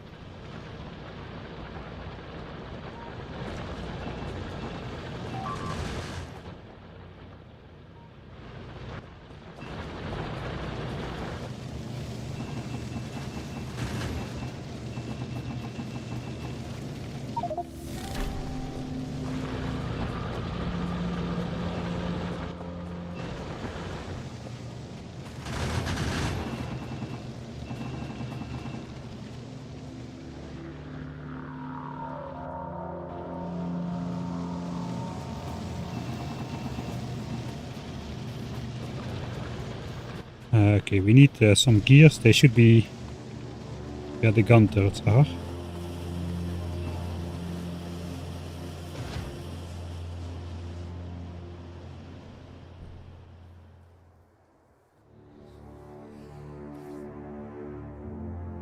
Let's postpone the car. Postpone the car and flick over do flamethrower production first. Flamethrower production priority. No car. I guess we'll get that at some point, but not just quite yet. I'm ready to start handcrafting flamethrower turrets.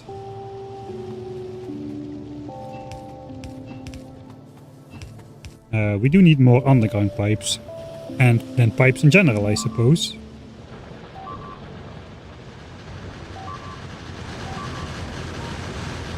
Alright, thanks for cleaning that up for me, Biters. We need it.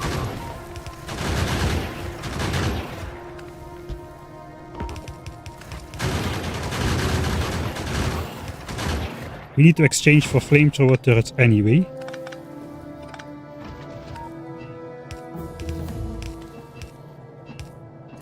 Okay, there we go. I don't have any steel. So I need to scoop that off the belt.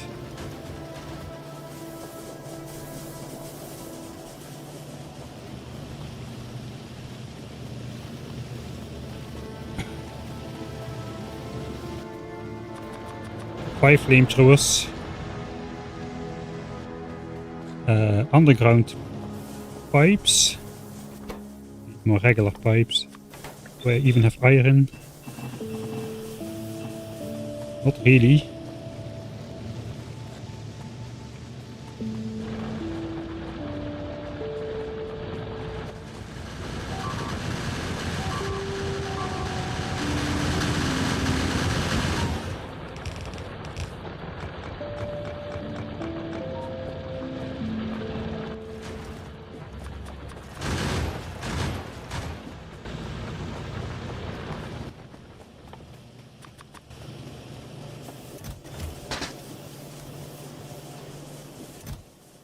Okay, I think we're gonna use a lot of this ammo.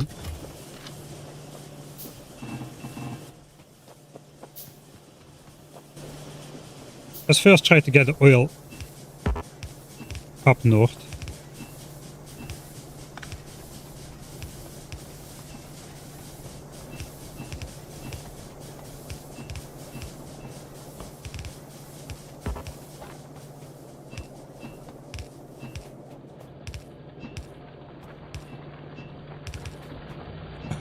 The placement of pipes is pretty finicky.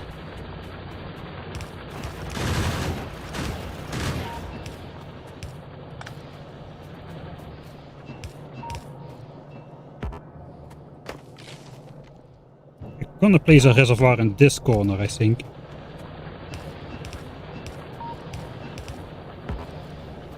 Okay, we got flamethrowers. They have oil.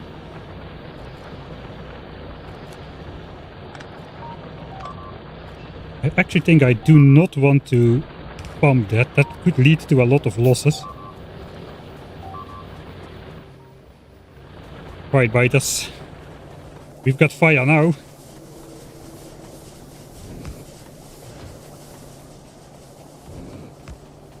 Not a lot of them though. I'm already out.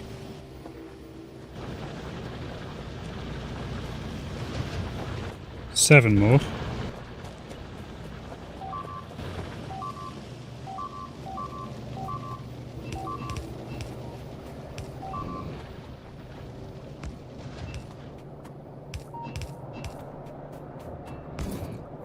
Ho ho ho, I got a flamethrower now.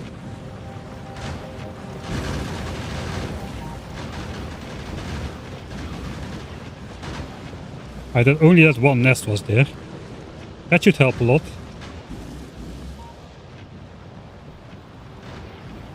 Alright, I'm going to reload a little bit back because I should not be spending my flamethrowers on the side. I need to spend the flamethrowers I have on these two corners over here. So a little bit of a mistake. I wanted to take a look at the fire show for a little. So that should hopefully save us a lot of ammo.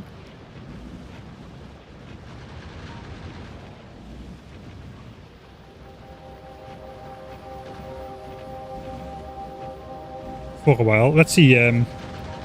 1, 2, 3, 4, 5, 6, 7, 8, 9, 11 flamethrowers, 12, 13, 14. We're gonna need a lot. We just have to be patient and just trust the production.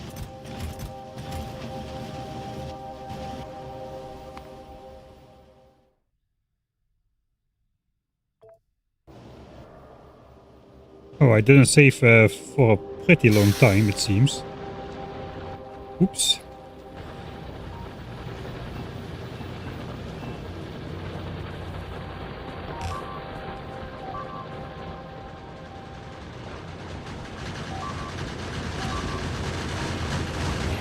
Exactly too late to throw a grenade.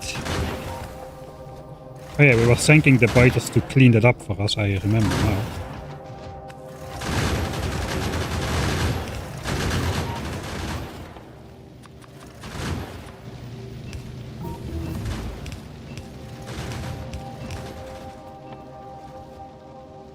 Steel.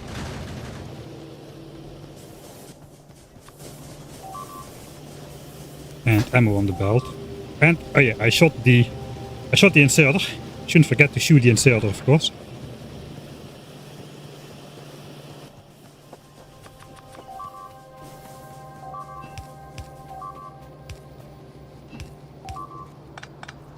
I hate placing pipes.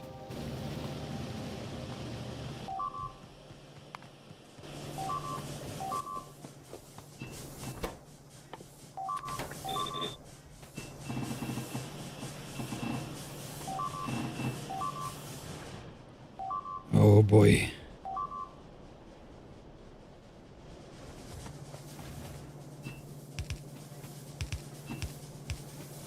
We might be just in time here.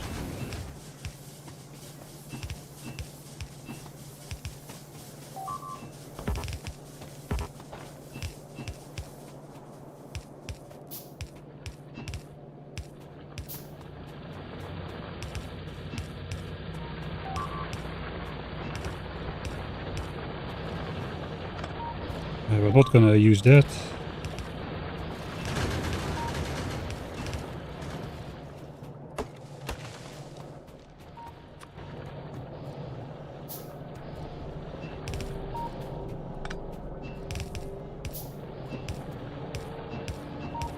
Got exactly enough pipes.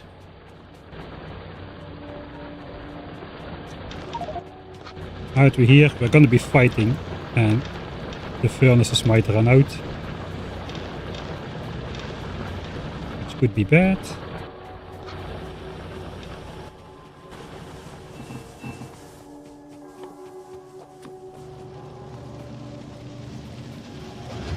Grab those.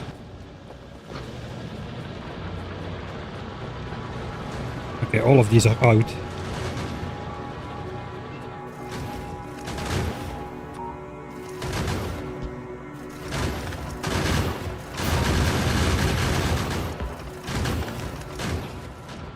I was not connected.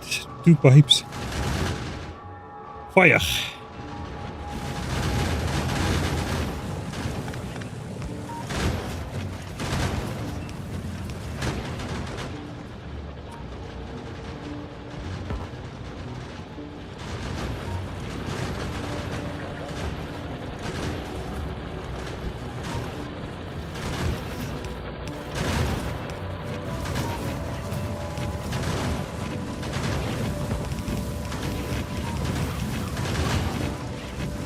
Alright.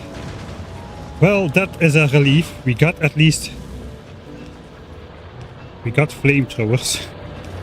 We made it to the second damage type. I think that is...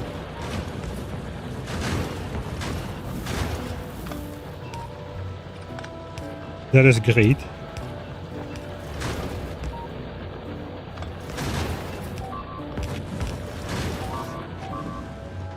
Oh boy. That's safe. Flamethrower defense initial. Alright, I'm gonna sit back a little. Let's just watch the show.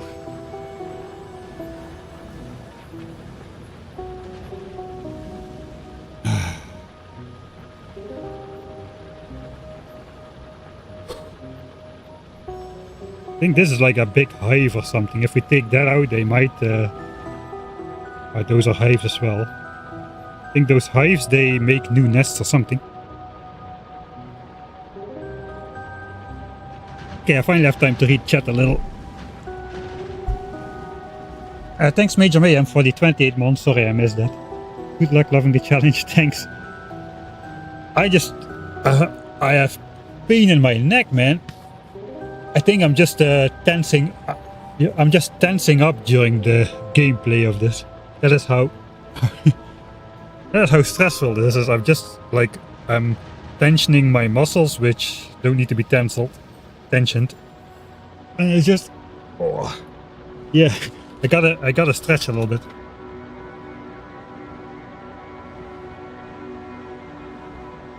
I was pretty relaxed coming into this day of streaming, I must say, because at the end of last stream we just let this base defend itself for a while, and it went pretty well. There was some damage, but not too much. But in this actual stream, the damage the biters do to the base is significantly worse. Alright. I need to get up a little bit.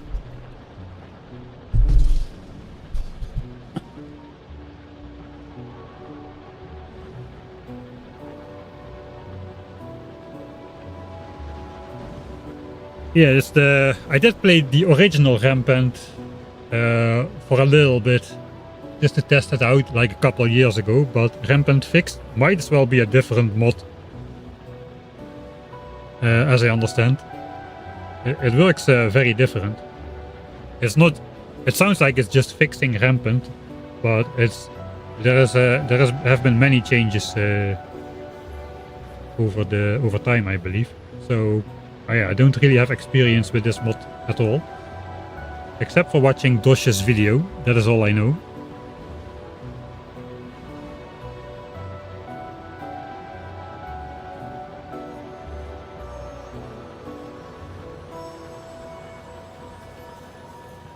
Getting to flamethrowers normally is flamethrowers equals win in regular DeathWorld, but I doubt it's gonna be like this here.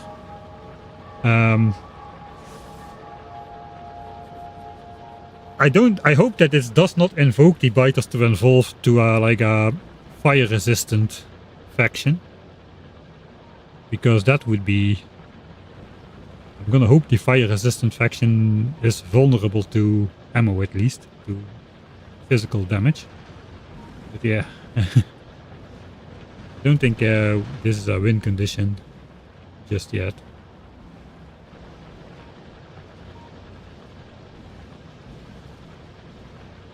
Turret out of ammo is fine. That turret is no longer part of the defense. That's where a flamethrower should be.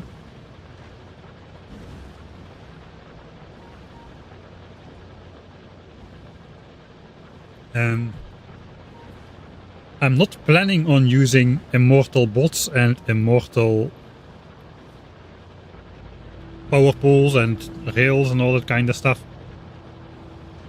I am planning to just control the entire area where the resource patches are, which might not work because apparently underground attacks exist, and I haven't seen one yet, but I assume that just means they can pop up in the middle of my base or something. So I probably want to make like some of these turret clusters like we did on the oil, just throughout my base.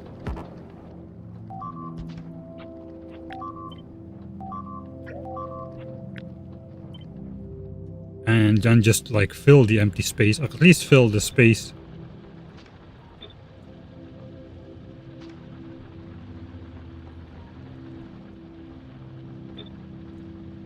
Why is this not working?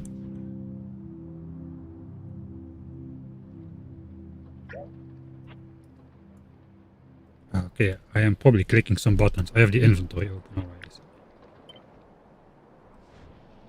So we probably want to make like a red coverage like everywhere.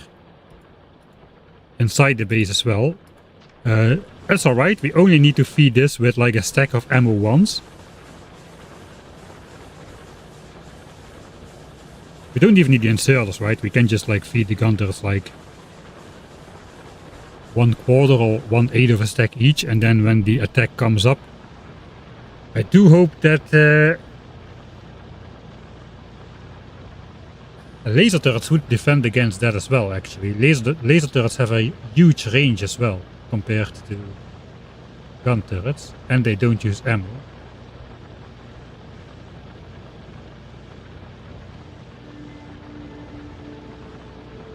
Hopefully we can defend against that, against the underground attacks.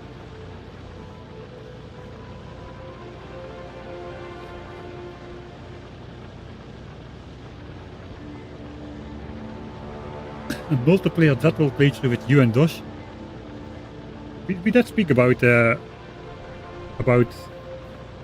like a collaboration project a long time ago, but we didn't really manage to come up with something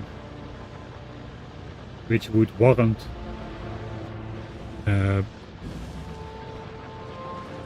multiplayer. Alright, let's see this attack. Oh, that's much better. That would just storm through the walls earlier, before.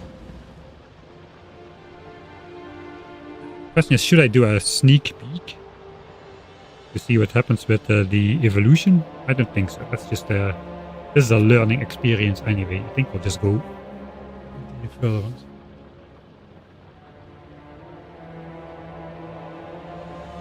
I have no idea what underground attacks are. I'm scared senseless just by the existence of the word underground attack. I would hope they just try to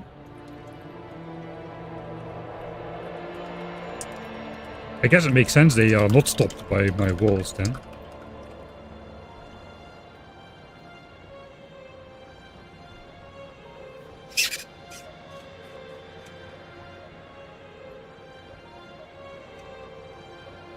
Provoked by using artillery, okay.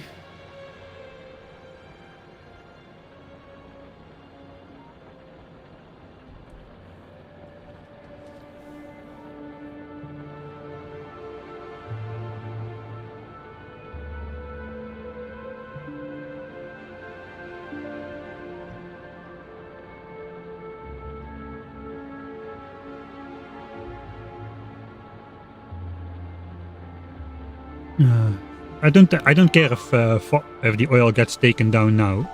We should have enough in the tank. So this is not enough like for science and stuff, but this will... I got over 100k oil. Flamethrowers use like 2 oil per second. So that's 50,000 seconds of flamethrowers firing. Which is basically 14 hours of continuous fire from a single flamethrower. Of course we have more than a single flamethrower, but that the oil usage of flamethrowers is unchanged actually. I thought they would... No, it's not. Look at that. It's I think this has been changed. It used to be 2 per second, right? Or am I just mixing things up? Maybe I'm mixing things up with the minimum pump jack production. That's 2 per second. Have flamethrowers been changed? Do they use more oil now? Can we find something? Can we find that? You can search the changelog here, I believe. No, we cannot search. Oh, we can. Flamethrower. Such a great functionality.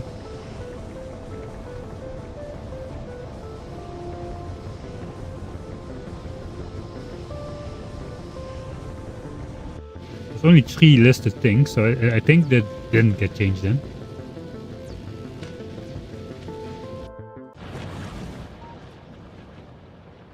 Alright.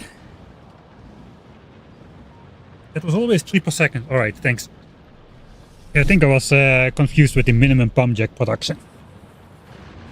It goes down to 2 per second. If it starts above, if it starts between 2 and 10 per second, which is common, that goes down to 2 per second minimum. I don't know how I would spawn an underground attack in editor mode. I have heard that using editor mode in general kind of messes a lot with the rampant mechanics, so I'm not sure how representative anything learned.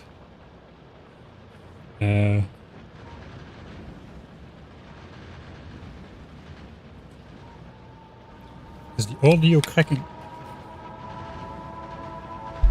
I'm doing some like neck massage stuff, so you might pick that up. Let's check the oil usage just for fun. We're using like 300 oil a minute. We're getting like 22 times as much oil in than we are spending right now. Yeah, this turret is no longer being fed. There's going to be a flamethrower there eventually. So basically, I got the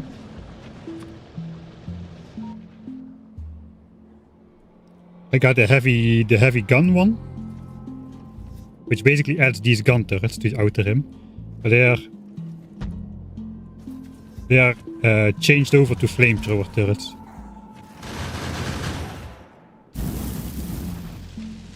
And then the inserters have to be deleted.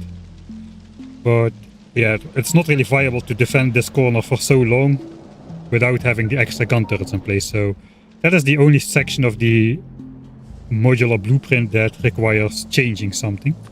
For the rest, we should just see that everything can get added on top. So we got the starter guns, full guns, then the flamethrowers come between. Then the rest of the flamethrowers come between the two extra ones. Then we get laser turrets. And then we get a lot of laser turrets with substations. That is the full defense. And I guess then we got some extra walls. We can just keep adding layers. And we got Roboport support in the end. That is the plan for the defense. No landmines, because landmines are not fireproof. Which means we'll just blow them up ourselves constantly. Yeah, it's a big concern to store oil in the corners. I tried to do that so that this pipe, which is at the most vulnerable point, would have more hit points, so it could get repaired before it gets destroyed. The tank has 500 hit points, but it also can lose a lot more oil, so I don't really want to do that just yet. Alright.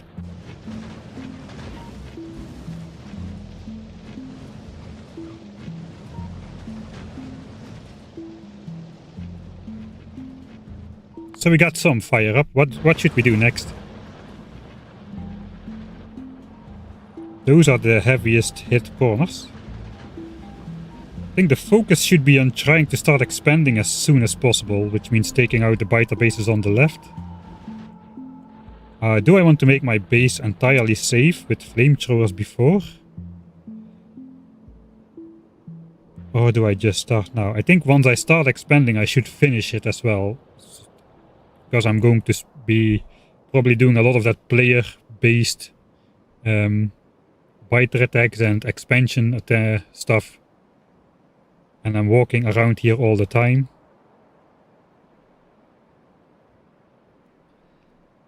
Which is not great.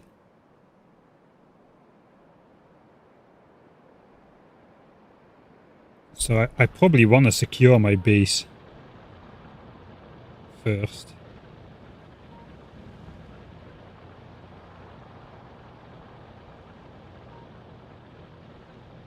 Alright, so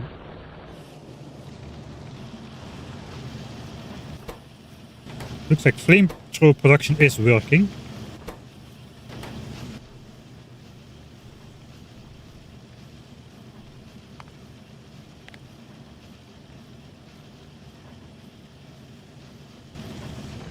We're also producing gun turrets still.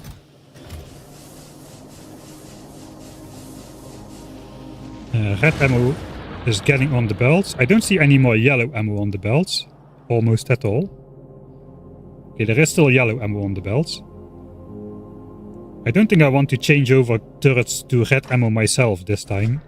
That's going to eat up all the red ammo. I think the magazine Production is not great.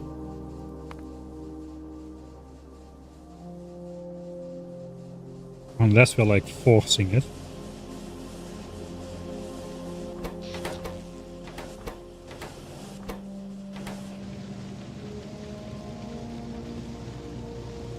Okay, that's because we manually fed iron into steel, which does the trick, I suppose.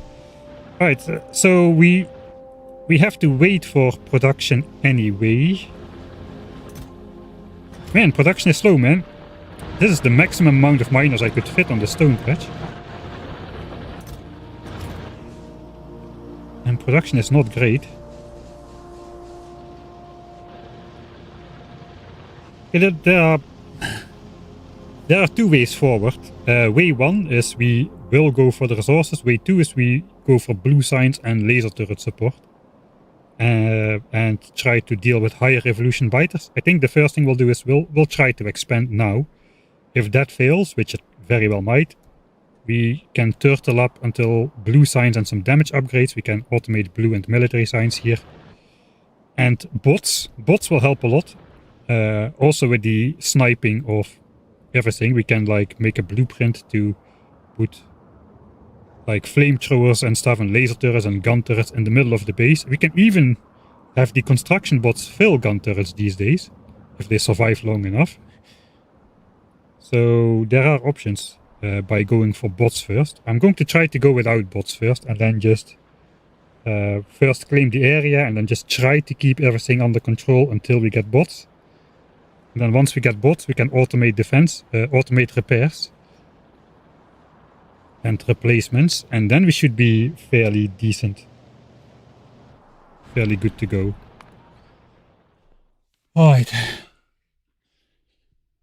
I guess here we go.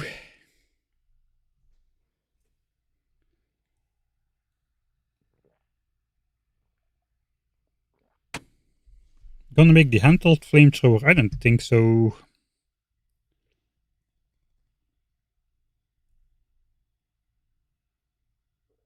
I don't want to invest the time.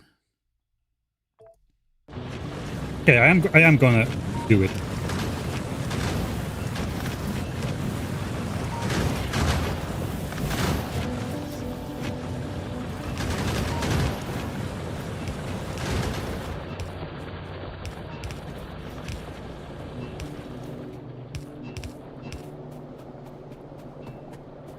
We need to figure out something for the inside corner as well.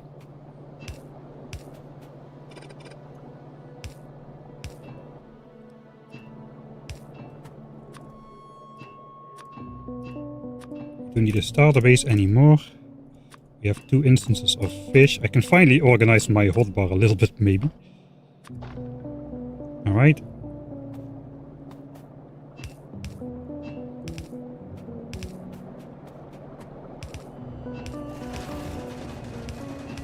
Let's first see how much production we can get up before we put flamethrowers everywhere.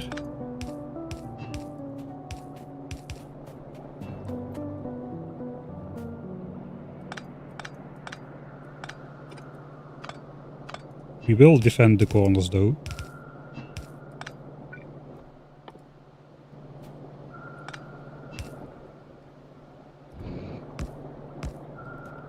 Alright. That's all I got.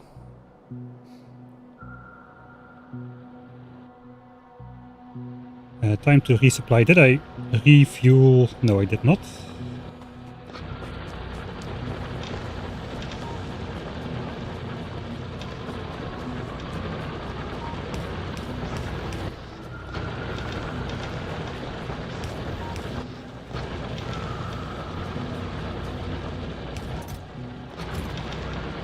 I'm gonna forget to refuel these, so let's get that done right now.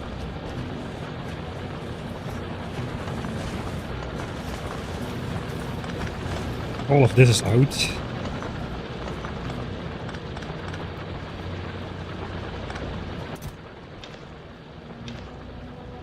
Alright.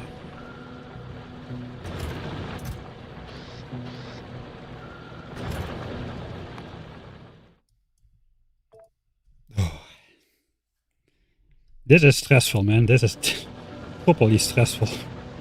I think I want to see how is it going. We just have to rely on the production, rely on the automation. It's slow, a couple per minute, but it's existing.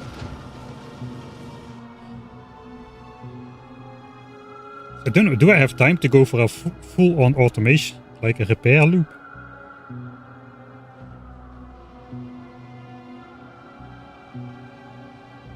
I think we will.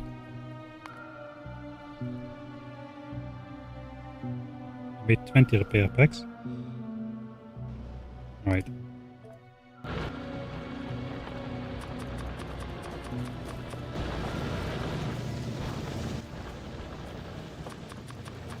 That is all the repair packs. I think this we should limit this probably, so we can keep making ammo instead of stashing.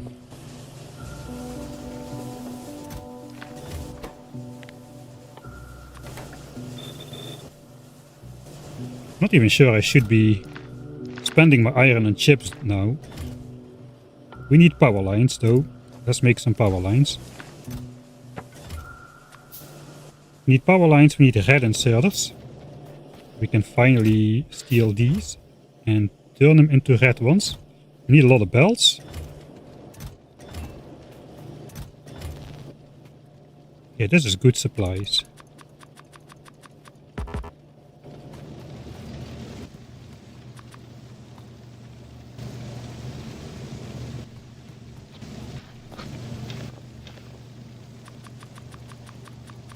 Okay, what else do we need?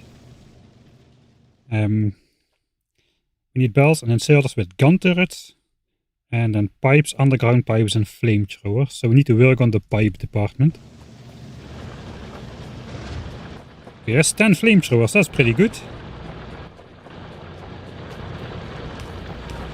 I think I dropped my coal, so let's do this then. I think that one is out.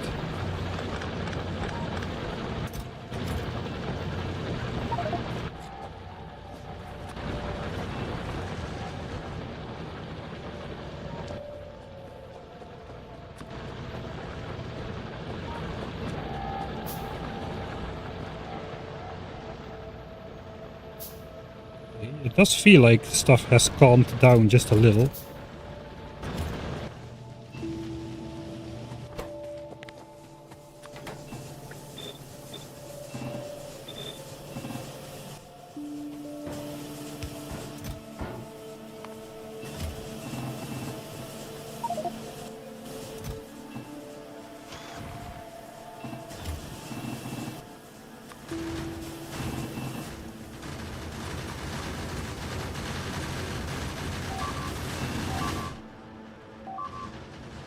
Alright, yeah, we need to secure the starter base, I think.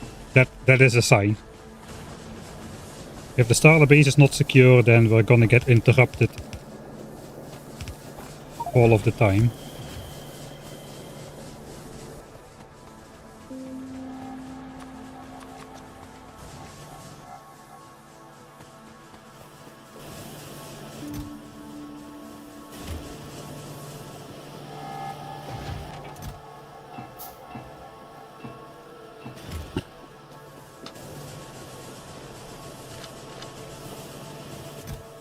Take some of those.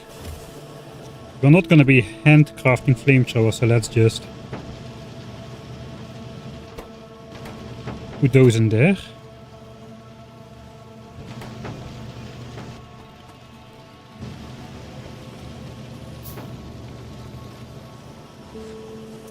We want some ammo to deal with fighters. Okay, let's finish this up.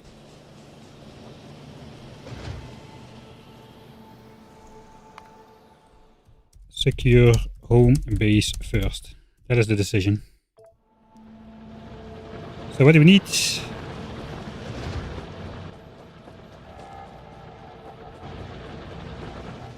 We're going to be exchanging. We shouldn't lose any oil. This is half full. So we can do this without losing any oil, I'm pretty sure. Every chunk is gonna get one flamethrower in the middle.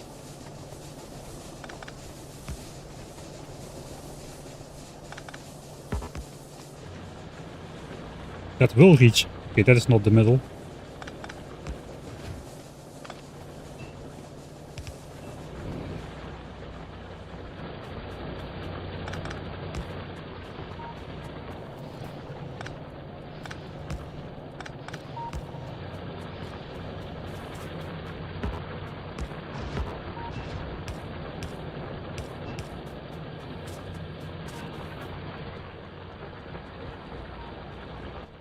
Well, scale already. I think I should maybe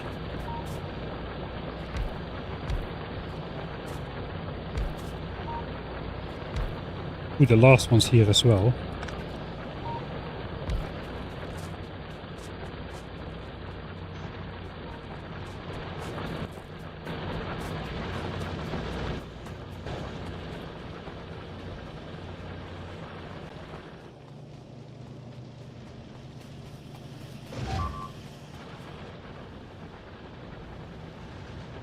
One wall got destroyed, that is excellent.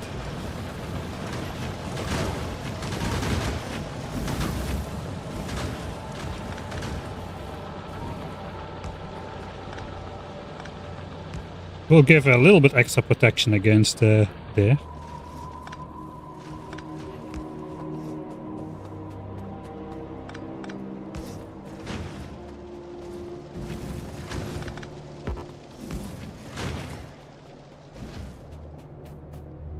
Alright.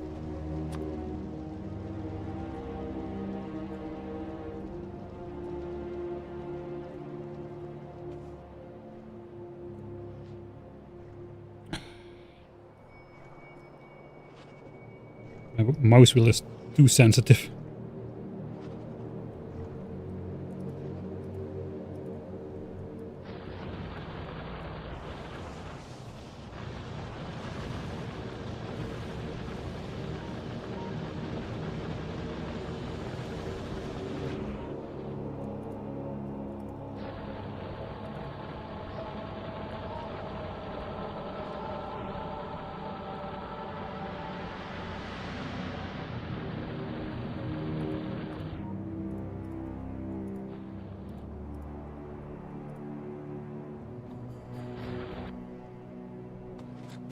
We'll fill it all in.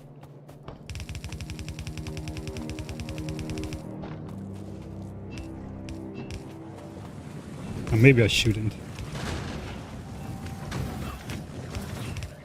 That forest is gonna burn.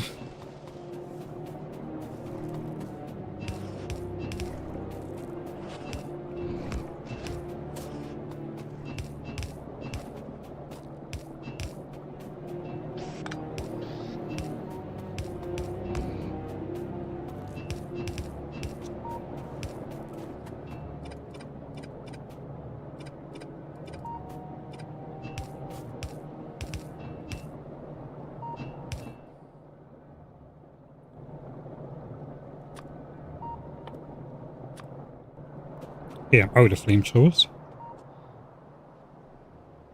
I'm not sure I have the red ammo to fill all those extra gun turrets in locations where they don't really need to be filled.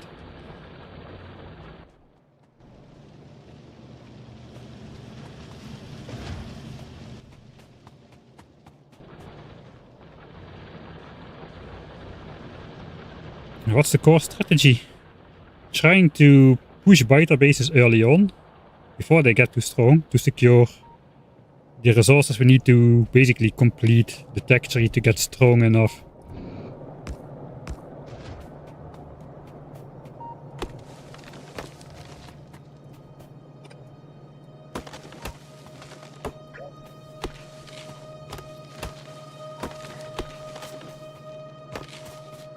That's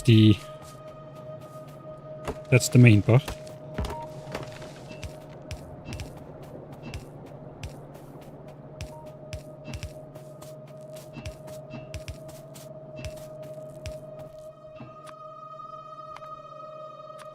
Let's just make pipes.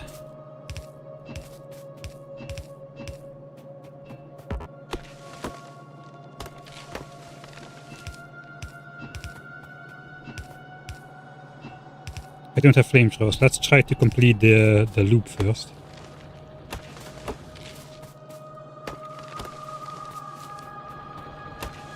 Should have grenaded all this ahead of time. Now I cannot anymore. Okay, we have 2.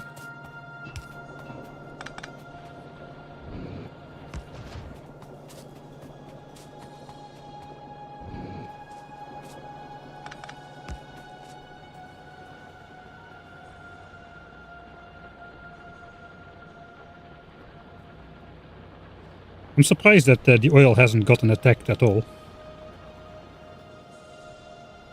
But the warnings are some rampant specific stuff. It's on by default.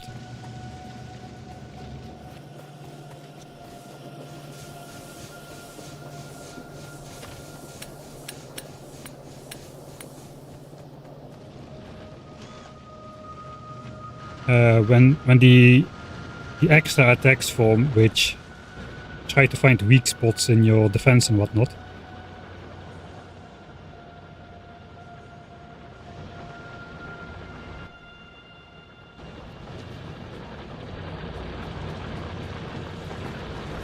Grab a couple. It has calmed down a bit. I think we're gonna do a repair loop. We'll start in the left corner and then we'll go around and we'll end in this corner, doing a little bit more than a full loop. Let's see, we will not repair the walls probably.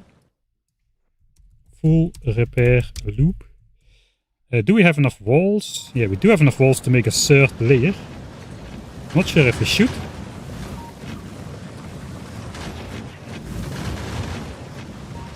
We could do this. Maybe we should try that on the top part. This part which got heavy attacked. Should help against those electric biters a bit well. Because they'll attack the outer wall. We get less damage inside. Do we still have electric biters?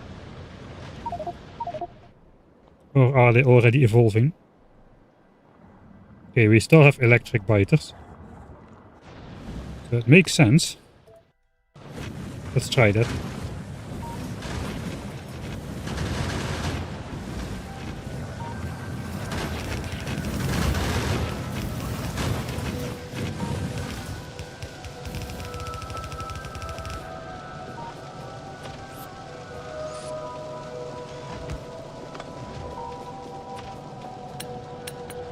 I think repairing walls takes too much time. We'll repair.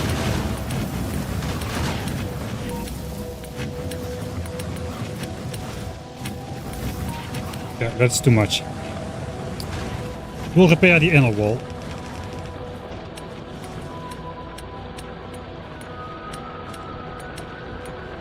I think repairing the wall is a mistake.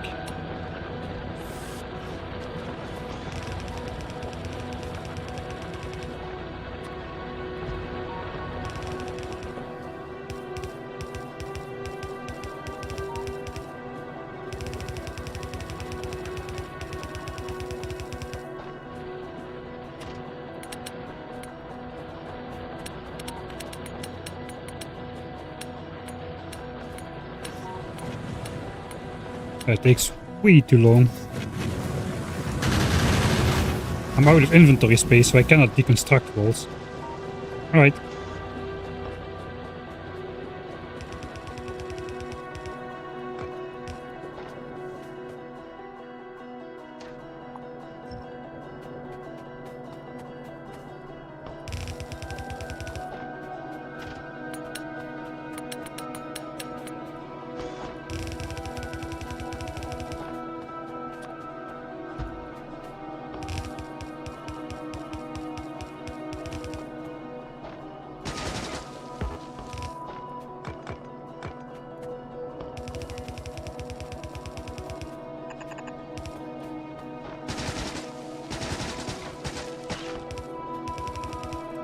Shooting my own wall and then repairing it, huh?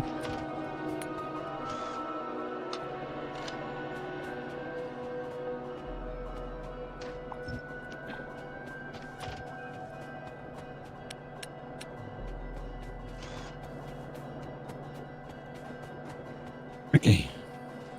Don't place the gun turrets. Do not place the gun turrets.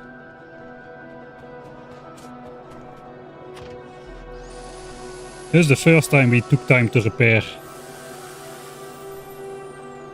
all playthrough.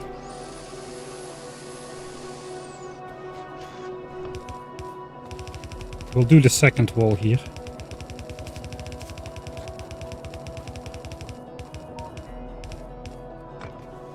On the side where we are attacked lesser.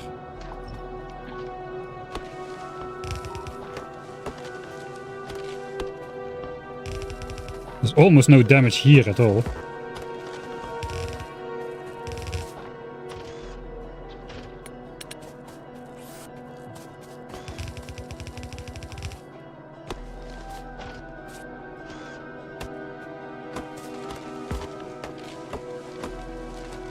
Yeah, the evolution at the top of the screen is Stadsgi by Rhaegar.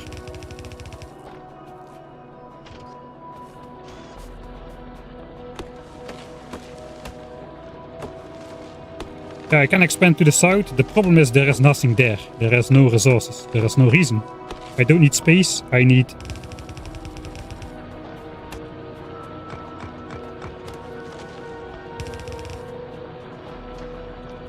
I don't need space. What I need is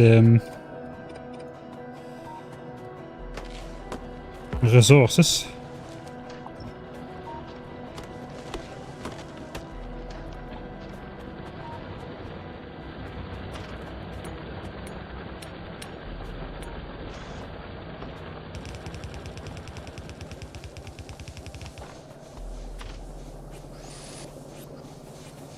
This is all this electric biter damage.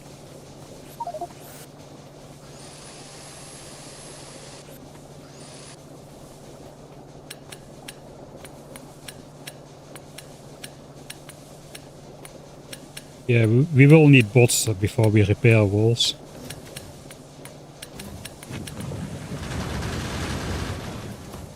But we might have to just give the bots access to replacement stuff and not let them repair anything at all ever.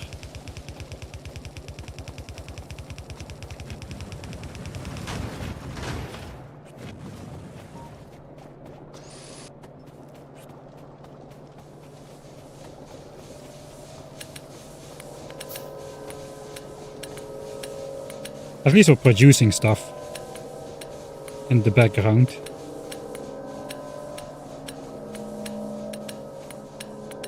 I'm just gonna repair the inner wall loop so we can see how much damage we get over time. Starting with a fully repaired inner wall. It's probably a mistake. You just know that the biters will evolve like 2 minutes too early later on. Okay, we haven't gotten any damage on here. Oh, we got a new one. Laser, okay. Oh, we got laser biters now. Laser biters. And regenerative biters.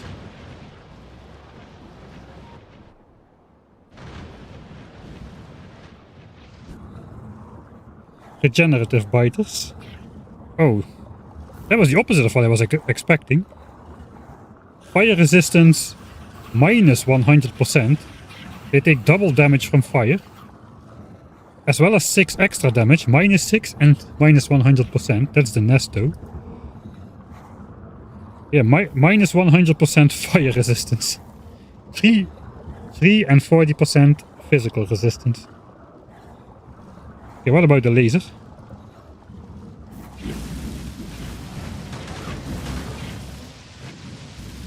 Do they have a laser attack, or what is going on with those guys?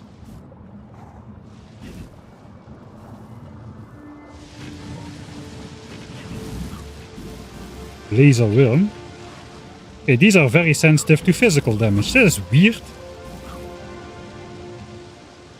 Oh, they are 100% laser resistant. 100% laser... Okay. Oh, no, no, no, no, no, no.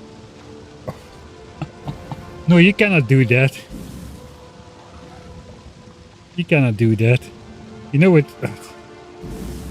Look how many different types of enemies there are. That means if I want to prevent my laser turrets from getting stuck on infinitely firing on these guys,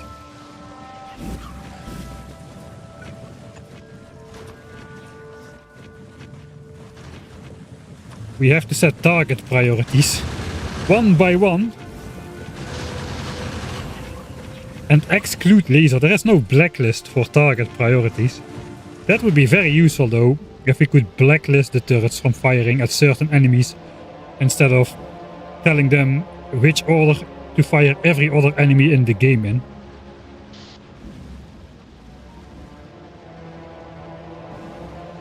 Now that's going to be annoying.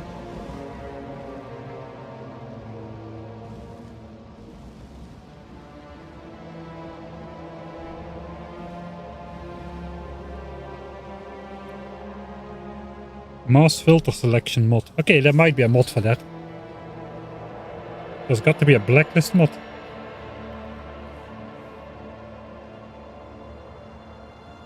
There is the option to have them only fire at the ones you list. Yes, ignore unlisted targets. But that means I need to add every single biter of every single faction of every single strength to the allowed list. And there's like hundreds. If I want to exclude lasers. So that is not really viable.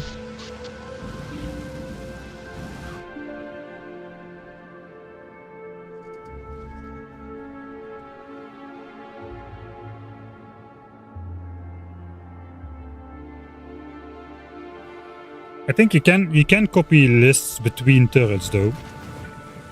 So if I can copy paste this on the flamethrower turret and I suppose also on the laser turret. So there's that, but well, we'll see how that goes. I think we shouldn't worry about it too much before it's actually happening. So these are regenerative biters. Do they like regenerate health extra fast too as well then, or what? What's their deal? They're very resistant to physical.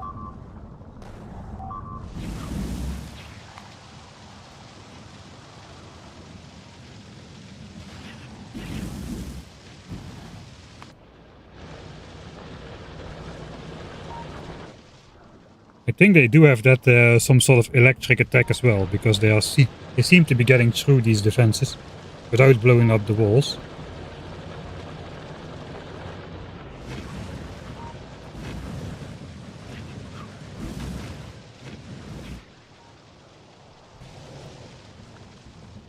Let me just grab some of these, just to see what they do. Okay, the laser biters don't attack through walls.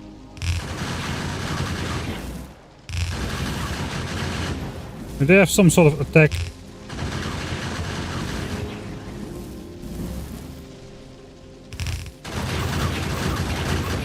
Okay, they have some sort of attack that explodes. Okay, I have turrets in my base. I'm too well defended. Alright, so if they do attack, then it can like explode a bit all over the place. Maybe that's how we get damage on here. Look up rampant target priority in the mod list. Alright, I want to keep it as vanilla as possible, but I might consider doing that because same like the chunk grid, you can pause without wasting time. I can make the entire target priority list and exclude the 100% resistant targets. Then make a blueprint, add it to the library, and then just reload. So I think adding the like rampant target priority mod thing is fair game.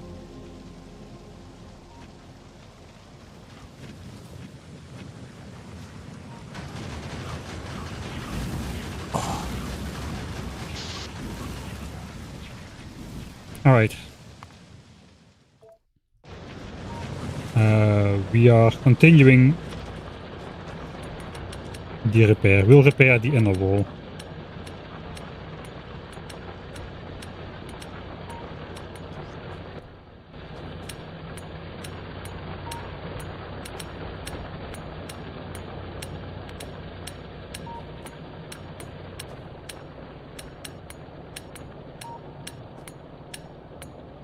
Alright.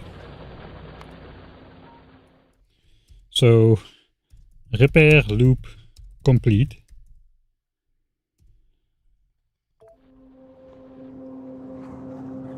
Okay, I want to stand back a little bit. I just want to observe this attack, what it does. There's a good mix of biters in there. We got the electric ones, we got laser ones, the fast ones. There they come. We didn't have to wait for long.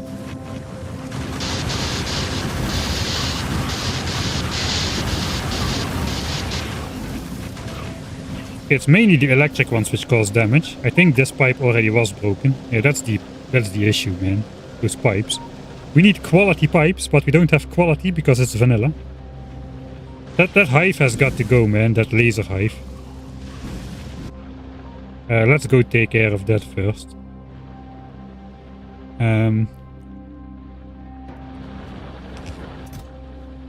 Okay. Bells, this and gun turrets. And long-handed inserters. We got those. Then for the flamethrowers we got pipes, underground pipes, and the flamethrowers themselves, which are quite limited. We got 17. We got 21. And then we need walls. We already have some. We have 1,000 walls. I think we can begin expansion. And there's plenty of red ammo on the belt.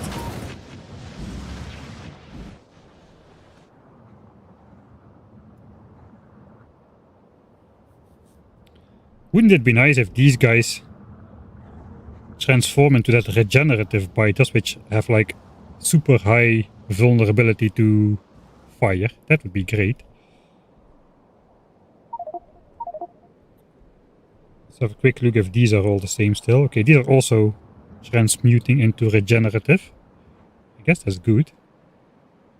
Because those are very susceptible to fire damage.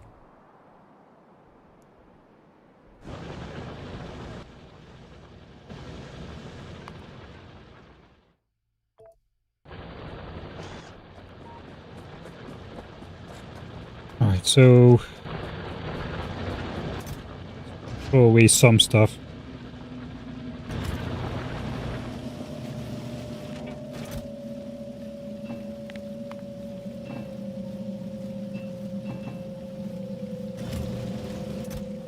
Wood, coal. Got enough power poles for sure. Bricks. All of the rest is useful.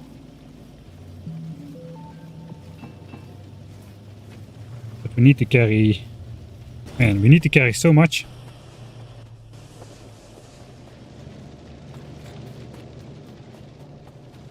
Pick up the flamethrowers. I think we're going for it. We're going in.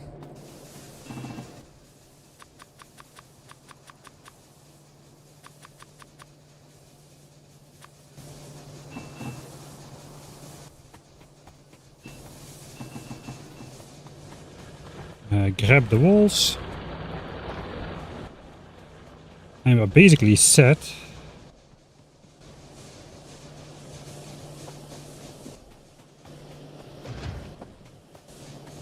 Okay, ammo chest is empty. It is time. Time to go out. We are 3 hours and 8 minutes in. I feel that's pretty slow. I thought I would get this up and running faster. But you just lose so much time by dealing with the biters. I wonder why they have left this alone though. We got a couple attacks when we were here. But that's all.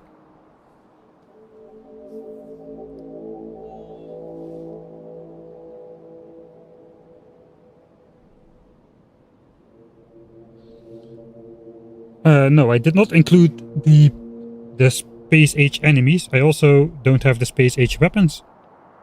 But we do have the default resources, so not increased, and we do not have the, at least not yet, the fireproof bolts and all that kind of help stuff. We are for now as default as it gets. Just as I speak about it, of course they attack it. That's alright. Let's see, it should work. So now this pump will stop pumping oil. It's pumping 0 oil per second. But thanks to our solar panel technology, the pump jacks are still working, and now we're just collecting the oil in here for a while. So later, when we have the time to restore that, we shouldn't have lost any oil production. But yeah, I think it's already obsolete. The goal was to get oil for flamethrowers. We got oil for days. So we will be able to... The flamethrower fuel is not going to be the problem. Let's put it like that. Alright, so now we gotta expand. How are we gonna do that? There's two ways. I think we're gonna need a car to get back and repair the base. Stuff is gonna get destroyed. We can go this way and then down. Deal with the bottom biters first. Come up and then deal with these. Or we can go from the top down here.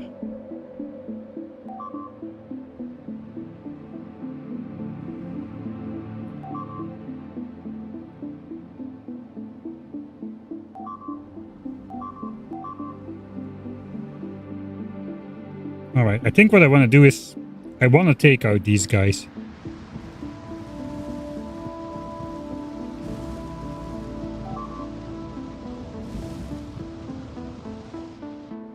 And I'm gonna hope that invokes like a revenge settle wave, that they will try to resettle the area north of here. And hopefully that means they'll leave us alone when we go here. I have no idea if that's how it works. But I think if there is a mechanism like that, it would make sense that it's on the first nest we attack.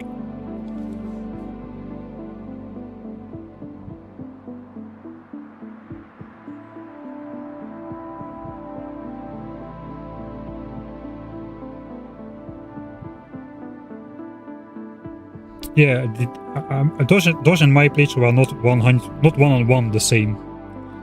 So they are not directly comparable as such.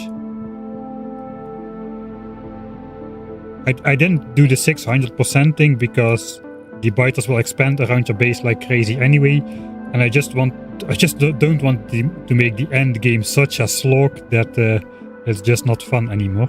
That's the main reason. The 600% mostly matters in the initial placement of the biter bases. Alright, these are fully turned into lasers now. Wait, was that already the case? If not, we should hurry up. These are now still common. Alright, that's decided then. We're gonna go in against these guys first. That will thwart my plan to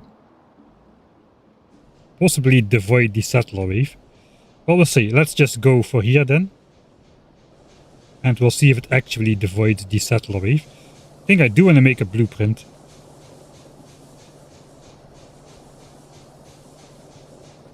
I don't think we're going to be using grenades much. Okay, let's load this back. We put the red ammo here. Move the flamethrowers, I think. Pipes and walls.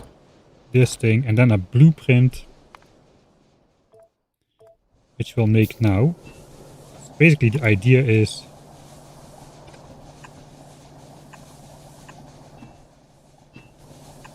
if we have something like this, we can then put flamethrowers on the side, which can then fire at stuff, and this can theoretically connect forward. That way we can make progress. These pipes are gonna blow up like super fast. The flamethrower turrets should be pretty sturdy with 1400 health. Compared to the gun turrets like 400, so that's a huge difference. We do need gun turret support, but we'll just do this kind of stuff, where we just place and fill with Z inputs to protect the flamethrowers.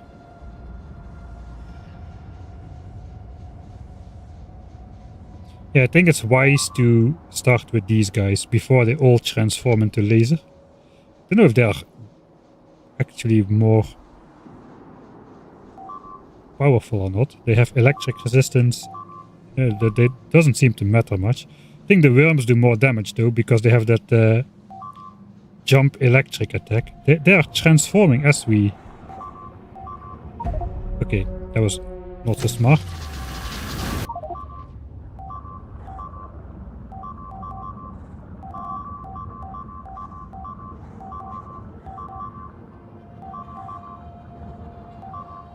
Yeah, I don't really see much happening. Okay, no, wait, oh!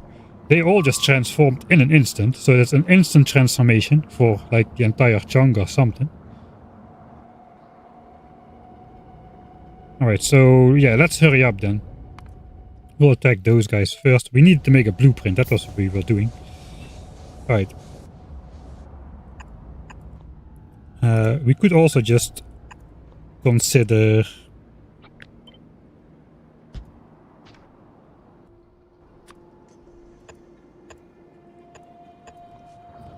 I could mark the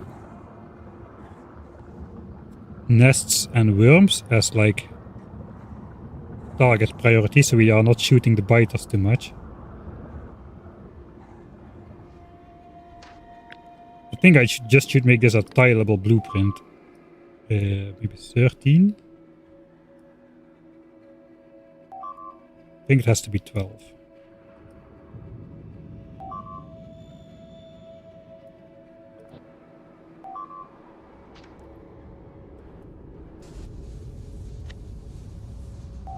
Relative grid. So now I can do this to go forward.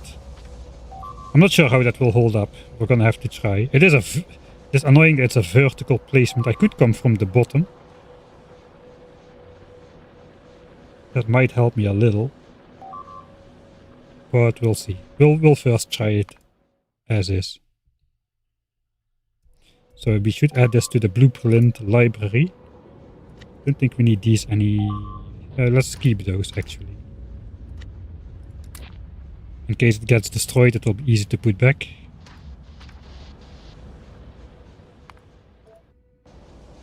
Alright, we'll put it on here. We have fish. I will probably gonna be using the fish now.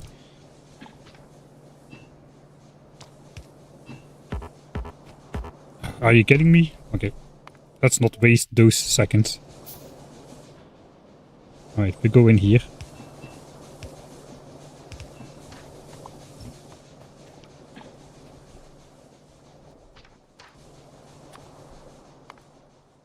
Alright.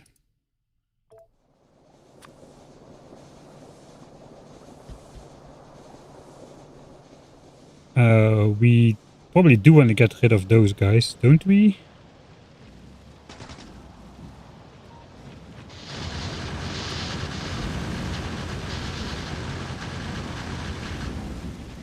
Alright. There goes my pipes.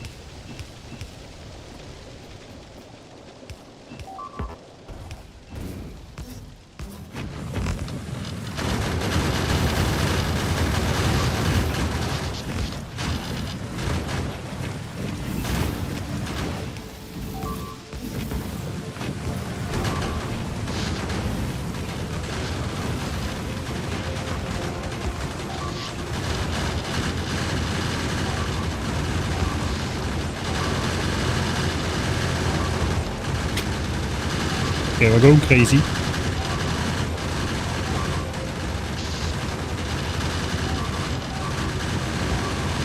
They were hardly shooting at... Okay, they're prioritizing the worms. That's actually good.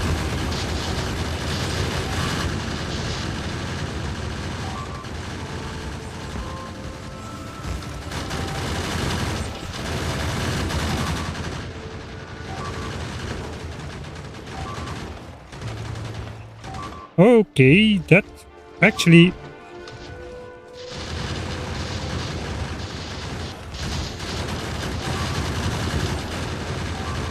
Okay, those laser biters were not too bad. First nest down. Not so difficult. I thought it would be harder.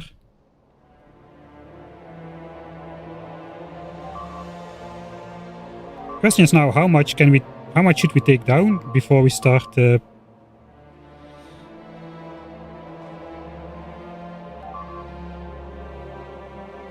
Alright, you know what? If the lasers guys are not hard to take down, I do want to just go for the north nest first.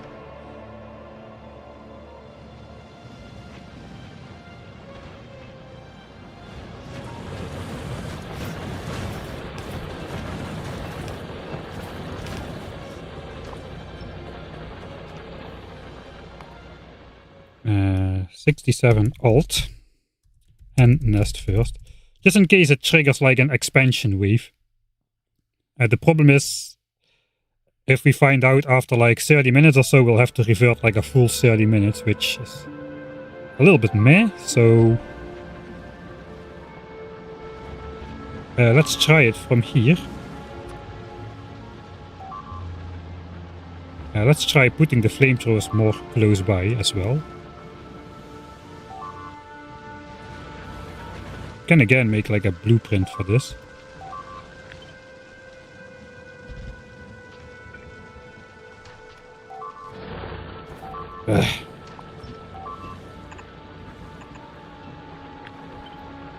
What if...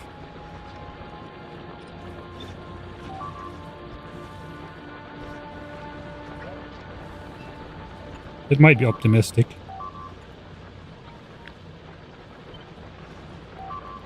But like something like this could potentially work.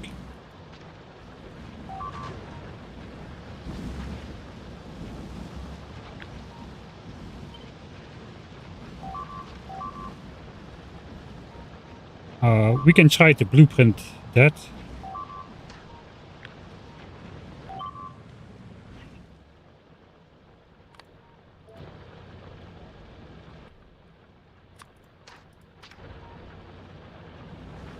And see how that works out for us.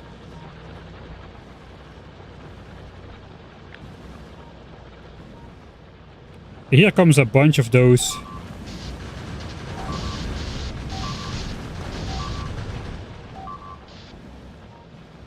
Those are those exploding biters, right? I think from these orange nests. They did a lot of damage. But not to the inside of the base. We have this one missing pipe.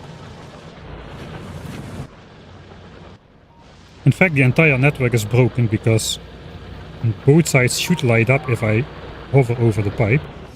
Let's quickly find out where it's broken. I might have just forgotten to place a pipe. Right, so yeah, it's broken over here. There's a flamethrower turret missing there. Okay, so I guess then we should be okay with that missing pipe for now at least. The loop is still ongoing.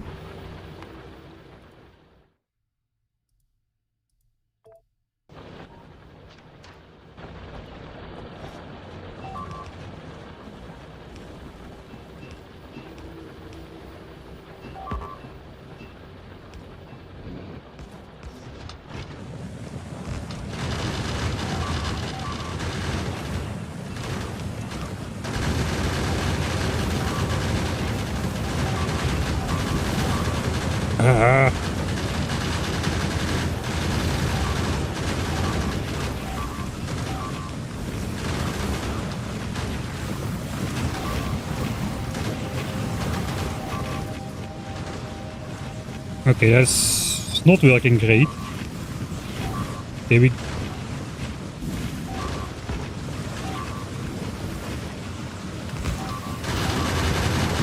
let's just go in with the ammo.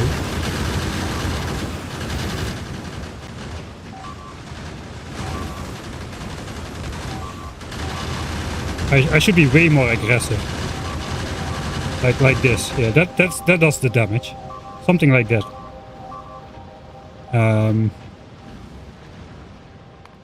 Let's try with less losses. This is gonna require a bit of saves coming, I suppose.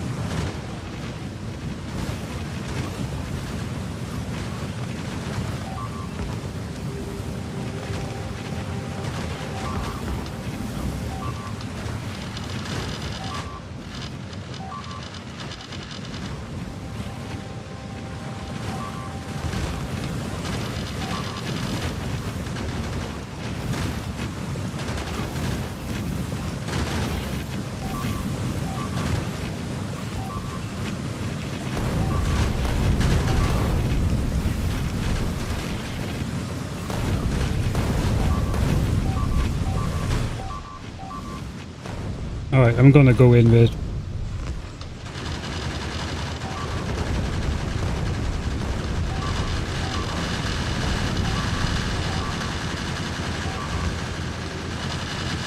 with the turrets.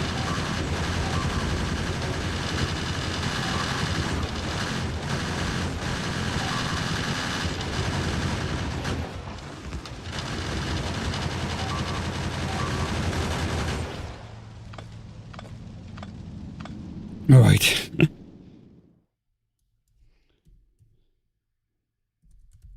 North nest down. It does work pretty well with the turrets. There's a lot of deconstruction though, which I have to do now. It should be about 1% per nest cluster. The evolution, we tested that before. I'm not sure how much the flamethrowers are doing. They do like take good care of the biters though, so I think I should not do it without the flamethrower support. So hopefully, I think I should leave like a couple turrets behind. Last time, whenever they destroyed a bunch of turrets, they tried to settle there immediately after. So maybe we can do something with that. We have 83 gun turrets to deconstruct. We'll take the flamethrower turrets. We'll just leave a couple of turrets spread out behind. Mostly the damaged ones.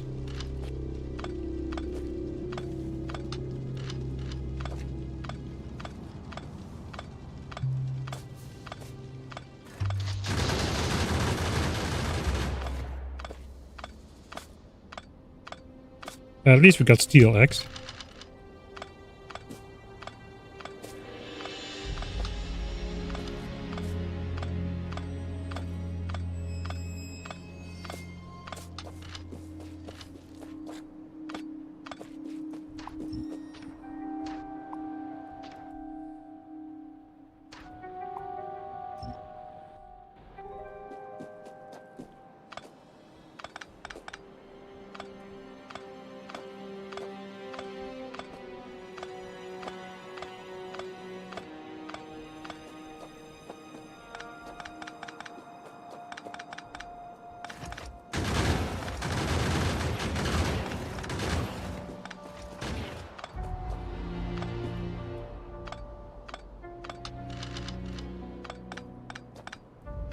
Hopefully they'll take the bait there.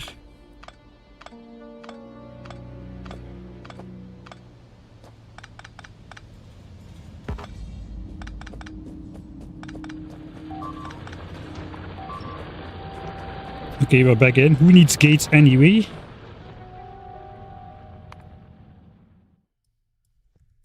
Cleaned up.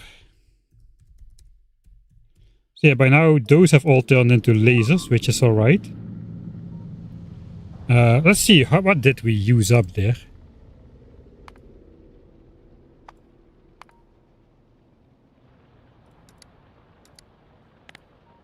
So yeah, this is the ammo spike for the nests. Say 400 magazines. I guess we lost some in the gun turrets as well. We lost 20 gun turrets, not too bad. 2 flamethrower turrets. Not too bad actually. Right, they're going there. Let's just speed up time a bit. Let's see if we can... Is that a settlement group? No. I'm just gonna let it run as fast as it will go.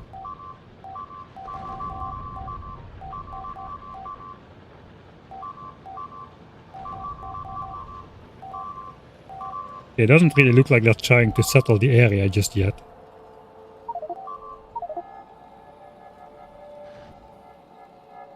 They also haven't settled down here too much. Okay, no, wait, we do have a settlement down here. Okay, that's bad. That might actually be a result of... Yeah, they did destroy... We had gun turrets here. They did destroy these gun turrets at some point. And they did start expanding there, so maybe that is how it works.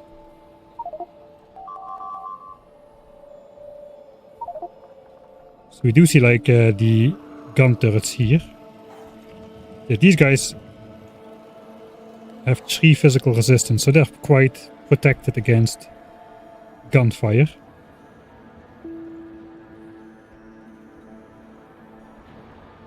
The question is, are they already there now? Doesn't look like it.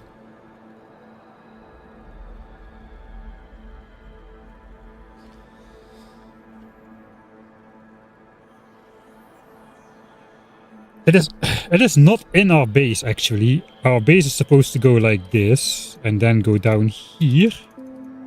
Okay, we are getting attacked right now. Let's take a look.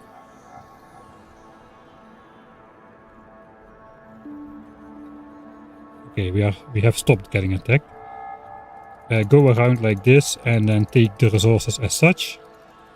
And then this is supposed to be the shape of our base. So maybe we can let this happen. And if they start expanding around this area, that would be great for us as well. Because we don't want this area, we want this area.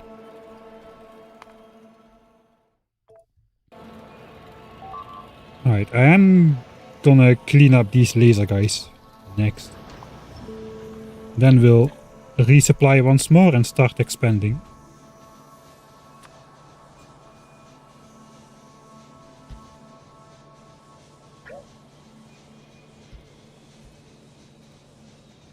We don't really need a lot of flamethrower support here. There is a giant attack group there though, that is not great. The flamethrowers do have the ability to distract the biters a bit.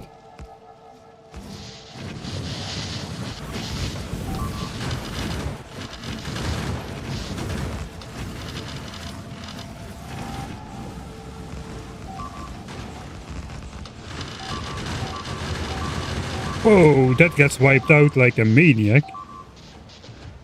Okay, maybe I did underestimate those guys.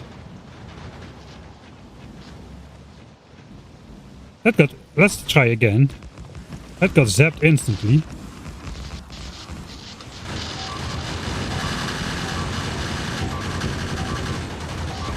I mean, it's possible.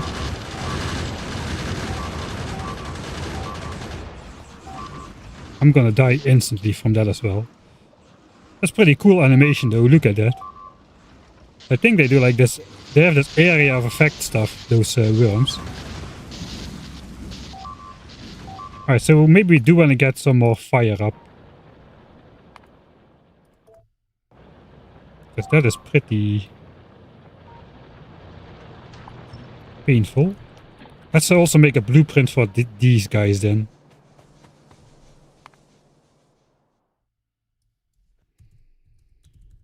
It's not laser, it's electric nest.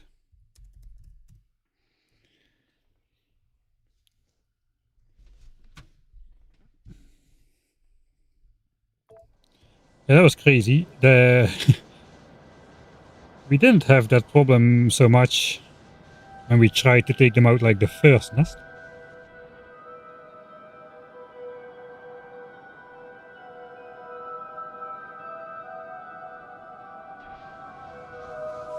Alright, let's try making something.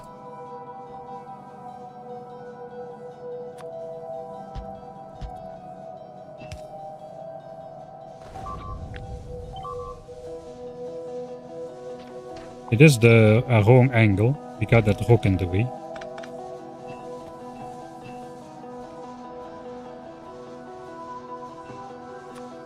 We gotta fit this between a little bit. So maybe it's not the wrong angle.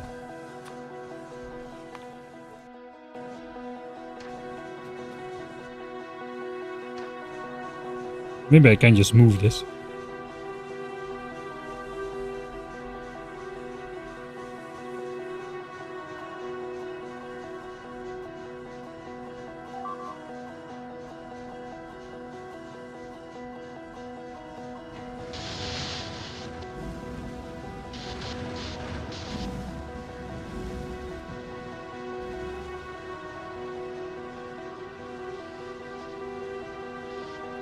Okay, if I can get a little bit of that up, that would be pretty nice. I should try to not do...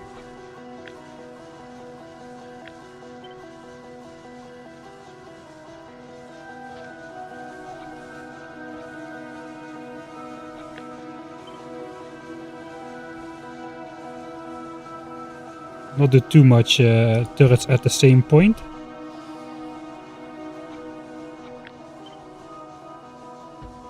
Do I even have that many flamethrowers? I got like 18. This is 24 already. I don't think we're gonna get the front line up. Let's not use this line. Right.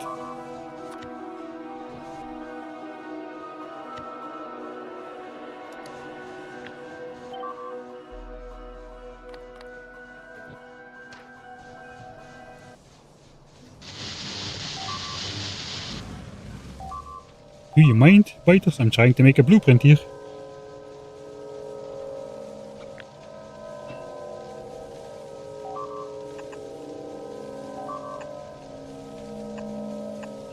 Alright. Hey, that's a pink one. I saw a new color. Get away from me.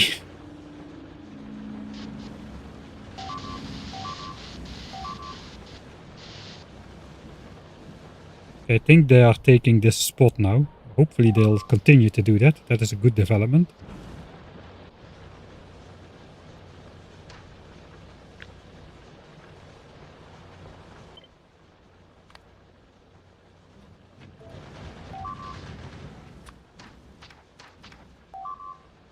All right.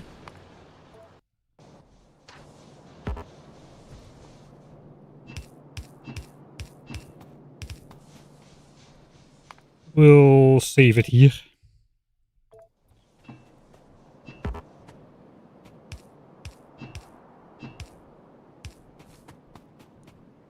It would be great if they can let me get up all those finicky pipes before doing the flamethrowers.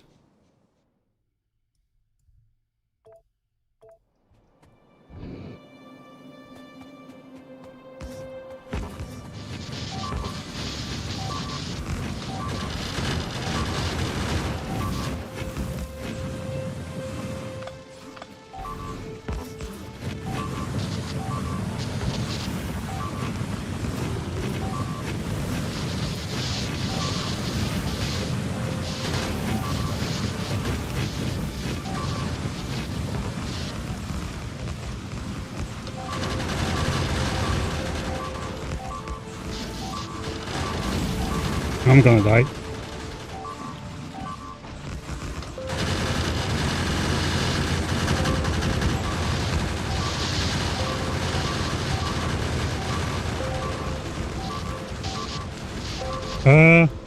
Controls.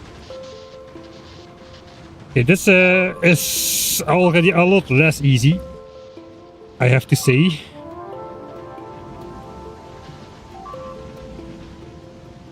Wait, what?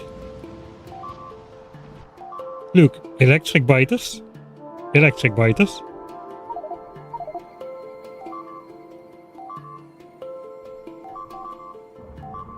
Common biters. These guys have de-evolved back into common biters.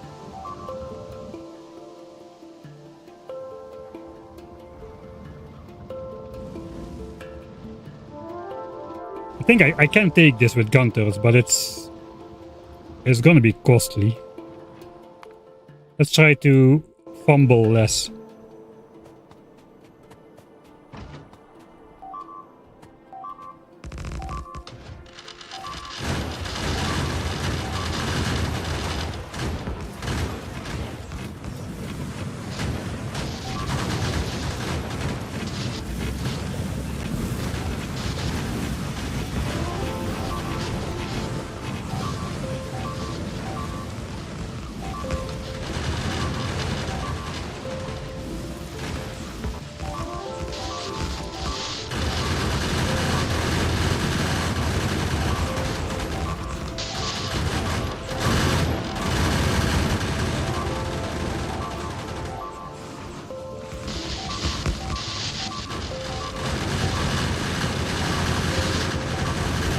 Stop zooming.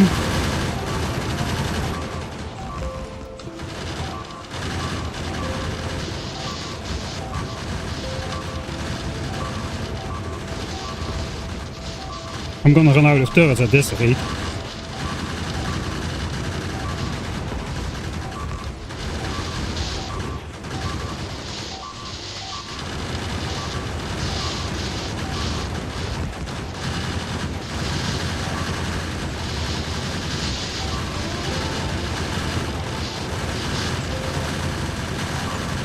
I'm out of turrets, but it does work if we are willing to sacrifice enough.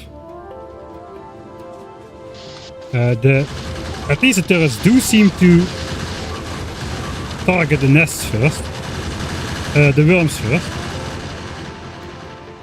which means cleanup would be possible. Flame support is a little bit hard. It doesn't really go far enough into the base. I think we should maybe just try to be less precise and just do something like this. And then just connect flamethrower turrets on the side as well. That's gonna be very expensive though.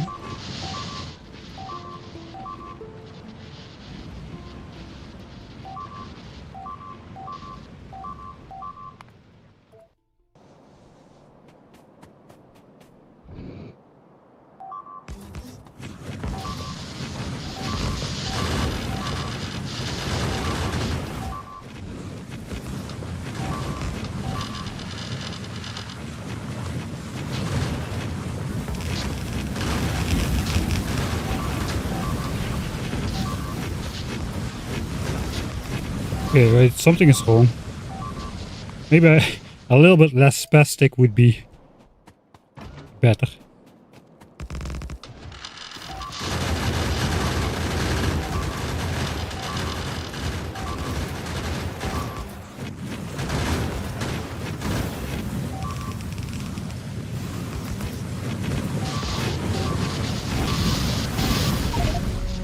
Oh yeah, wait, I need to...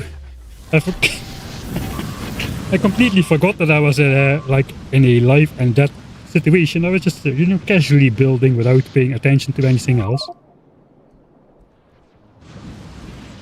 Okay, I think the sacrificial gun turret way is the way to go. So let's grab some more ammo. How many gun turrets do we have? 21 extra.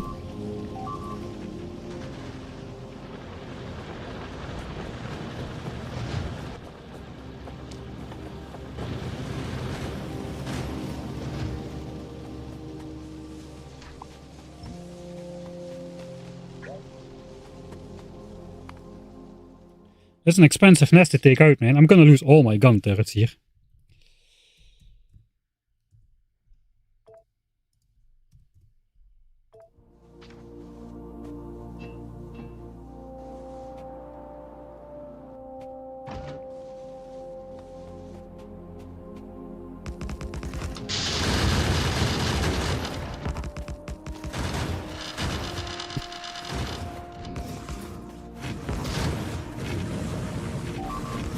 I think the problem is the worms can reach.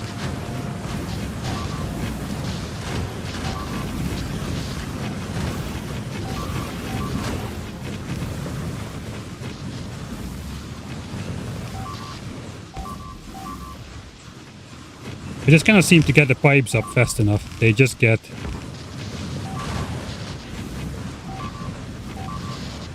Why does this not have...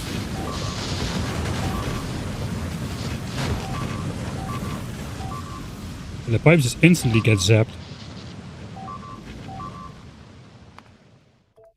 Alright.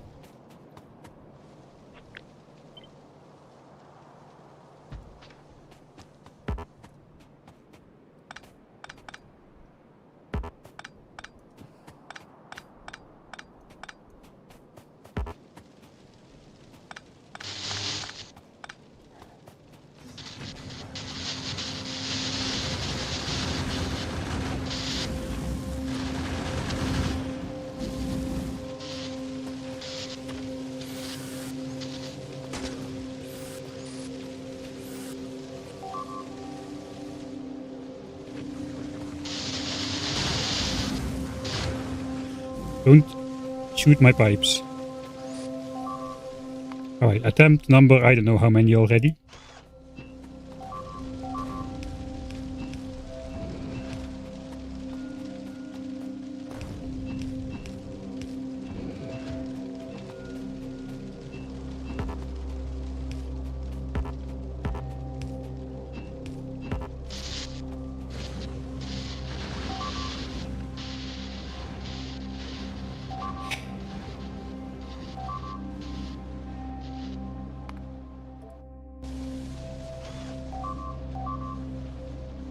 Okay, that group shouldn't affect anything. Let's just go...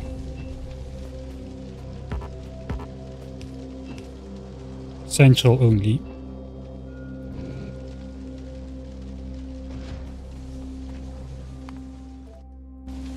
How to get rid of those guys.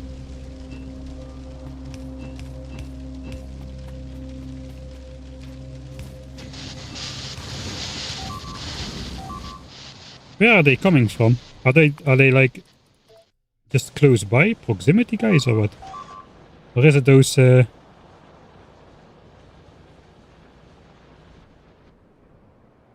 we're getting those random attack groups from all over the place.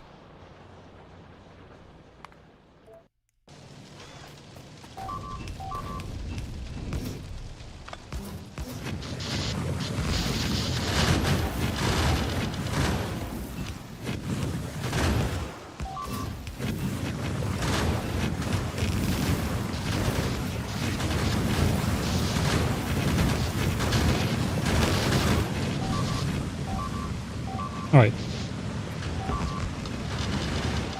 That's gonna get yeeted.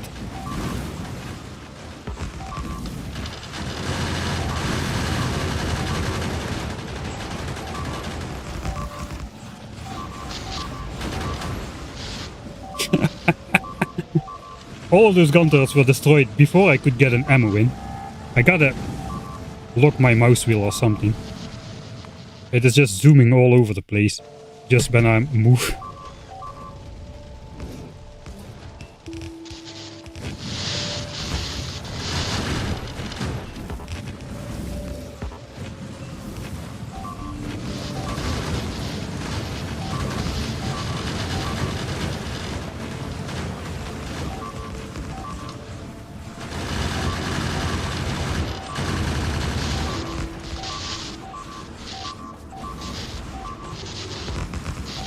Look at that, it's just...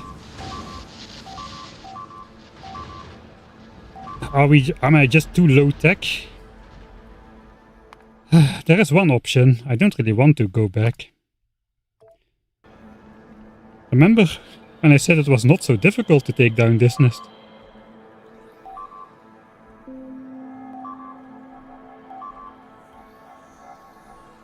So...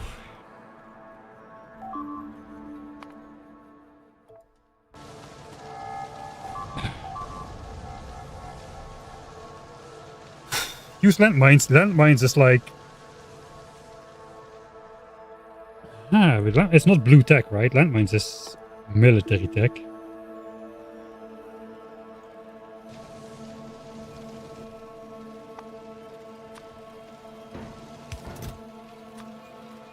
Are they that strong? For offense?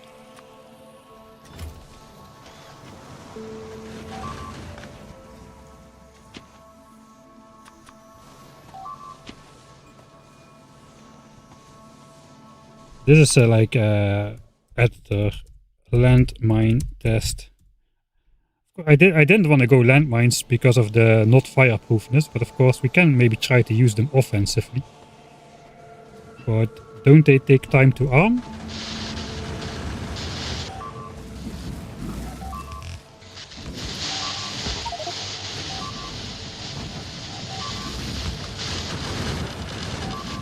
This is like a half-baked attempt.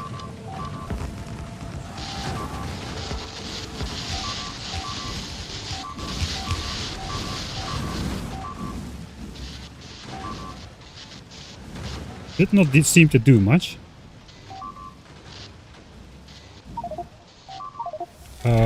Wait, that gives me explosion damage. Oh no, what did I do?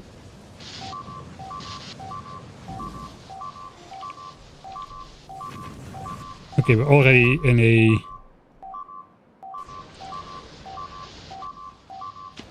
fail state.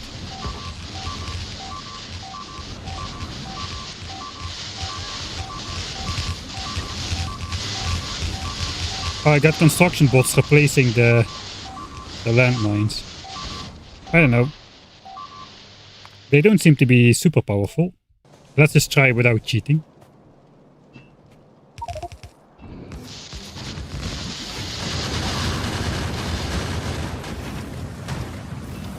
Well, relatively speaking. Of course, we have cheated in the landmines.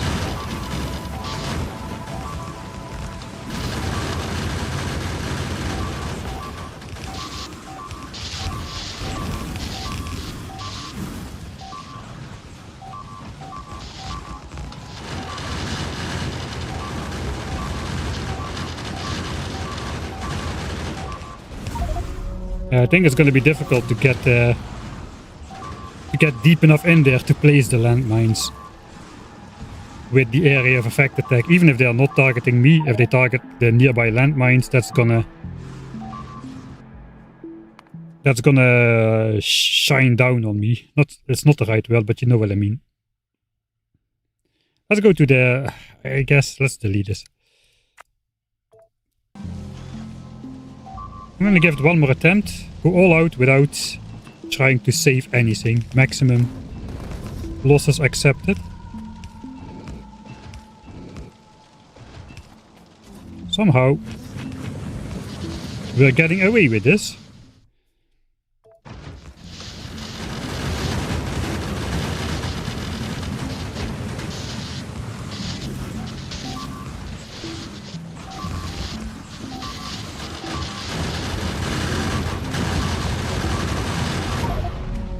Right, again I forgot to watch my own safety. We are basically using save states now.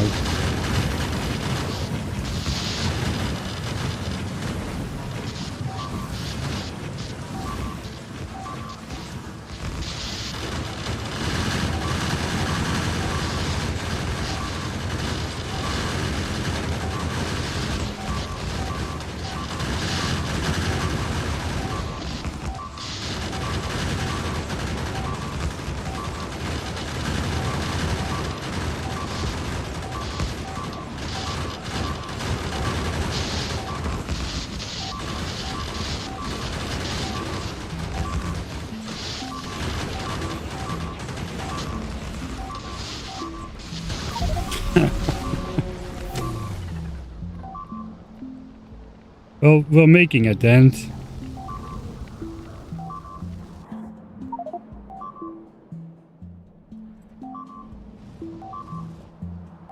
This is going to be harder than I thought, isn't it?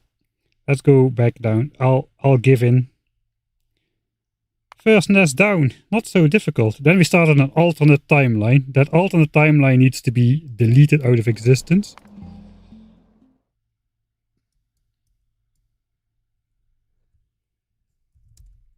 Back to a real timeline. Let's call it like that. We'll sugarcoat it a little.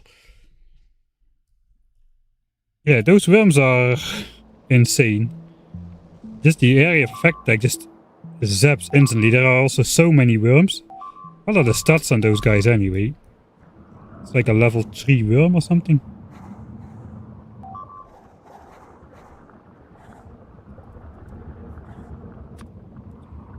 .500 hit points, 16 electric damage, and cluster size 6 with another 120 damage. So basically,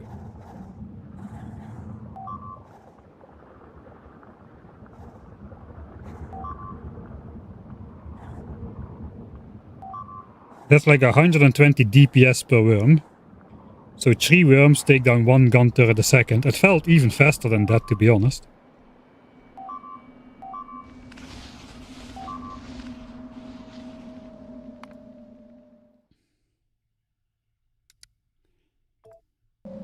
Alright then. I think it's the amount of worms that's the trouble, because this was fairly easy when we did it, when only half of the nest was converted to electric. I still remember, yeah, half of the nest was converted to electric. We took it down so easy that we thought, you know what, if it's so easy to take down these guys, we probably should be taking down that north nest first. Mistakes were made.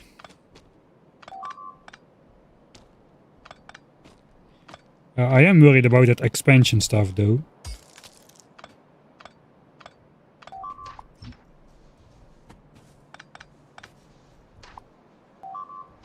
Okay, only a little bit of...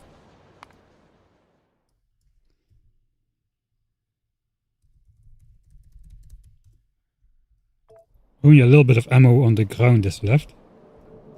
Let's take a look. These were devolving back to commons. I think the... here are a lot of worms again, though. So let's take on the north nest now. Did I save that? Kind of.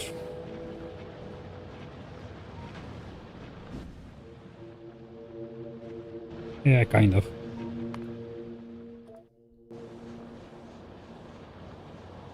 Oh, that attack, we can see it happening.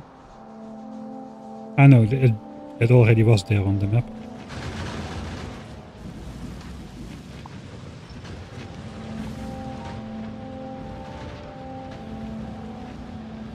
I think we just go in with the gun turrets for this one. We have flamethrower support from the south.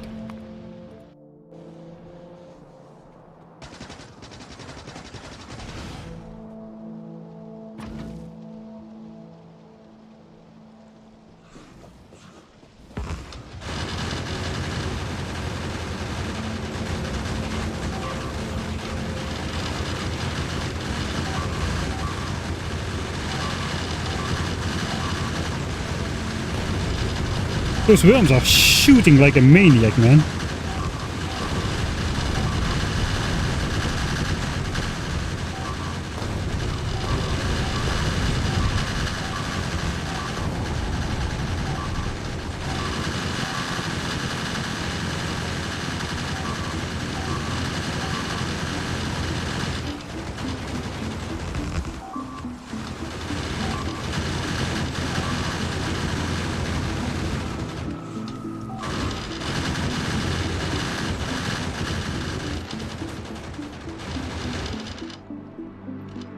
At least this one was still easy.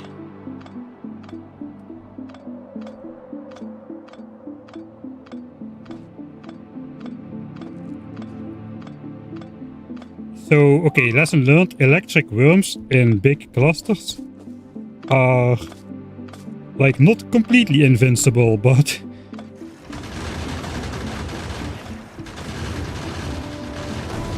they're sure hard to take out.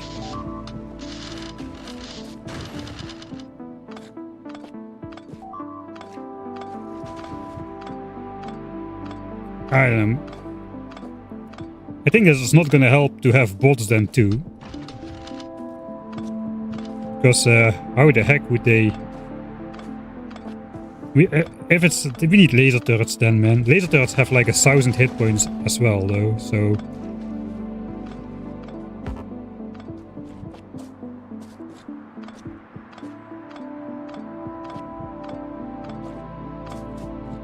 So they will stand up to... They will survive 2.5 times as long as gun turrets, which is still not very long.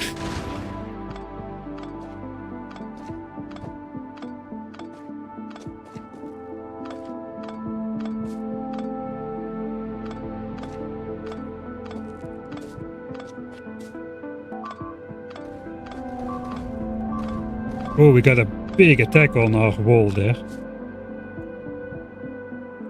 A pipe got destroyed.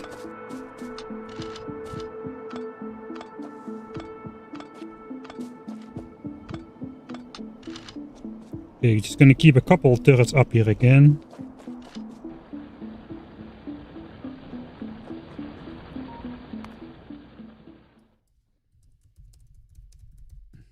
I don't know. I think this method is gonna fail. It kind of depends what type of biters they are evolving into. Like these lasers guys, they went down pretty fast. They take extra damage from physical damage.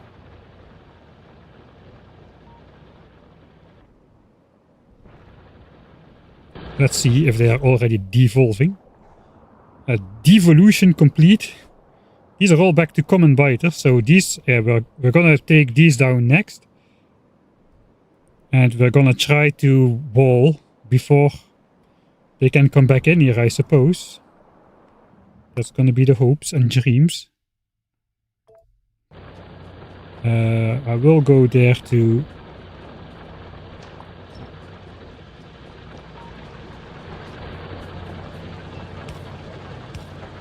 replace that at least.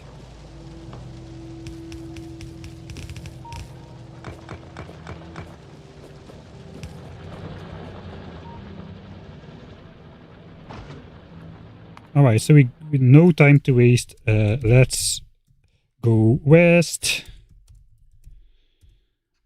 Go west and do some good old American stuff. Less turrets at a single time. Small. I don't know. I tried doing it slowly. It didn't really work. Straight to nukes. We do have uranium. That might save us. Landmines stun too, which gives you more time to kill them. They do stun, yeah, but they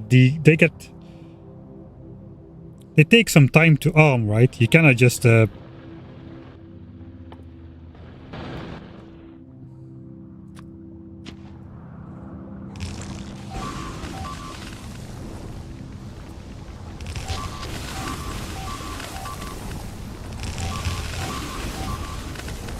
landmines don't even get the time to arm themselves in an offense situation here. The worms just take out everything too quick, man. They are super dangerous. Okay, we got these exploding biters down here, which yeah.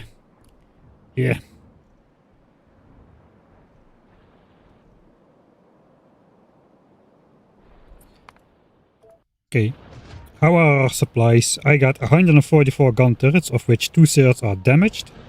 We should have some more flamethrowers by now. We also have a lot of iron which we can use to make into something. We should still be prepared for walling. Inserters, power belts. We need more belts perhaps. Gun turrets. And then it is pipes, underground pipes and flamethrowers. And then walls. We are pretty well suited to go out. I think we'll just grab the turrets and go.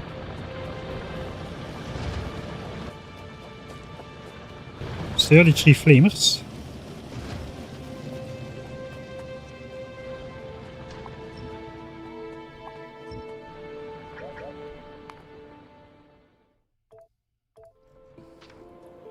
Now should we have everything we need. I think I should do a quick tech burst to get the car.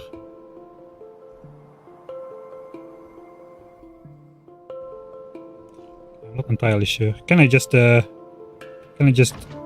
we are out of ammo. Back in the walls.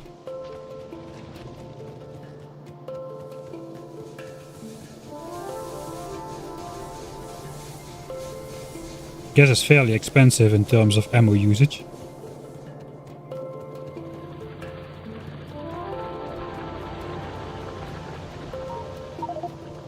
Okay, that is the inventory full, so I suppose that's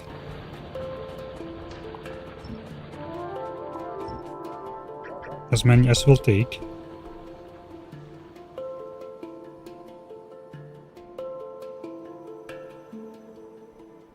Defender capsules actually might be... I didn't think about that. It's been a while since we used those. Those actually might be golden.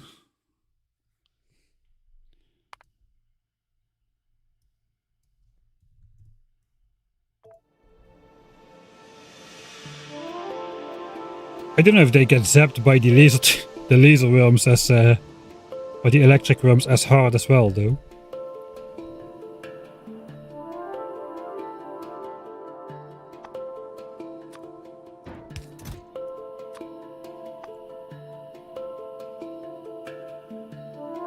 I haven't used them yet since they have a new texture.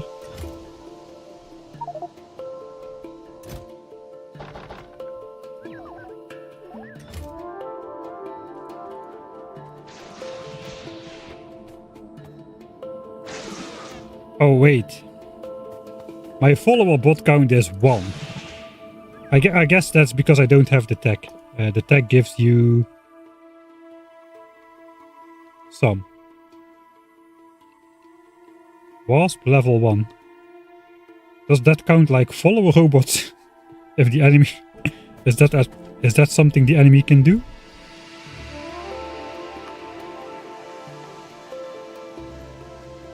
Okay, let's invest 1 level as well then. So now I can have 10 of them.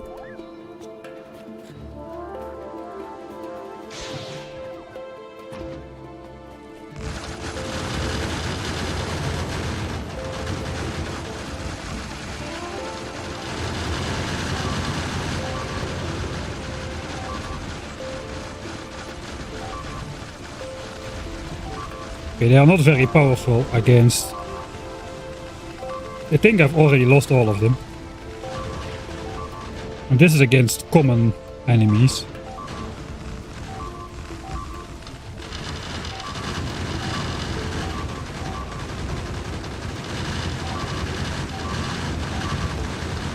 This works. I think that works better. Looks like we're not yet... we're not going to be side-tracking to...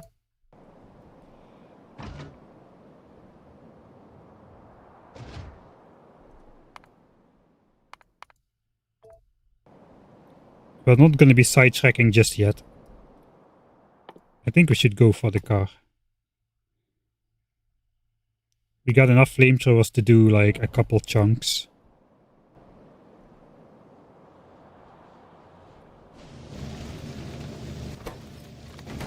Let's neutralize output priority. We will get it eventually.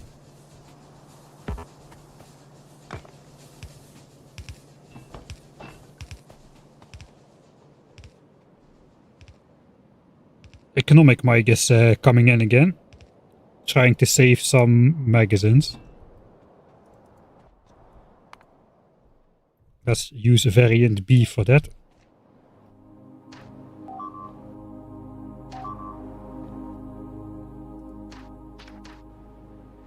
Are they both the same or what? I'm looking for this one.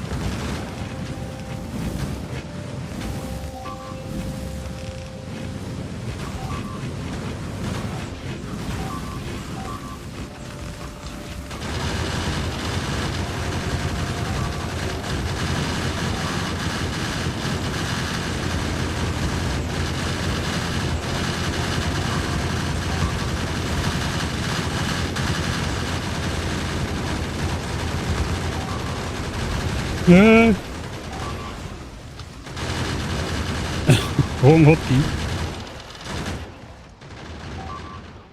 Okay, retreat, retreat. I'm on acid or something. That's weird out of context.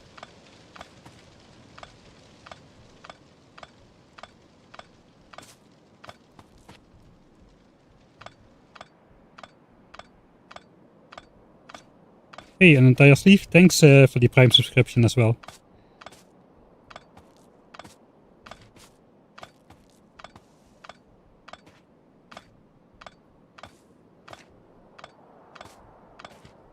So does anybody know if the end level of the biters is higher?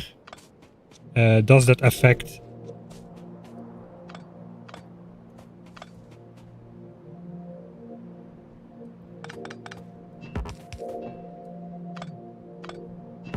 does it affect the scaling over time as well? Will they grow more powerful faster? Or is that not a thing?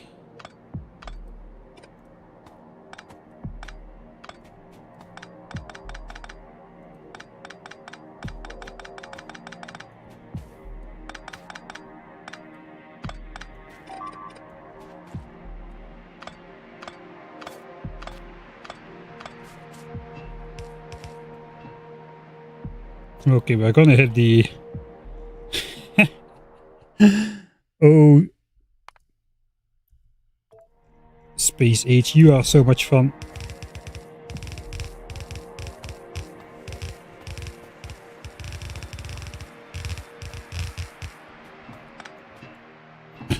We're gonna hit the pipe distance limit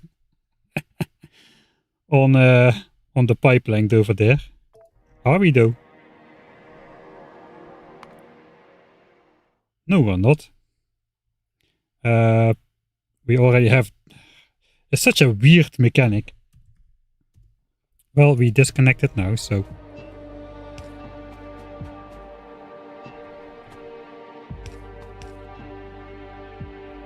I know, we are hitting it. Let's just showcase it.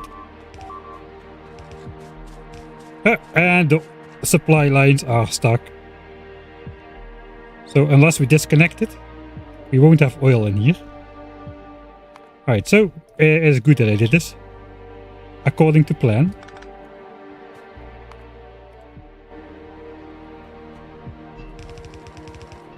Don't overspend.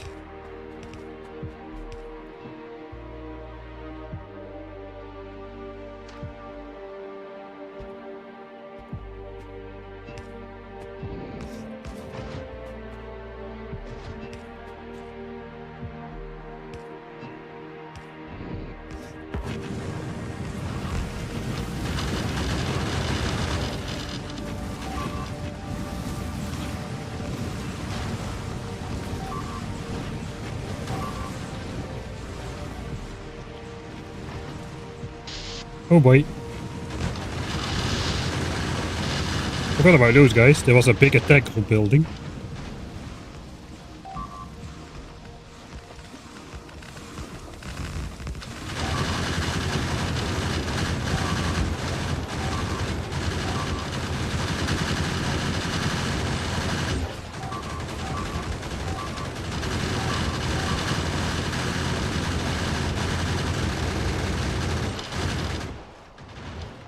Alright. That is 3 nests down. I must say it was pretty convenient that these hadn't evolved yet.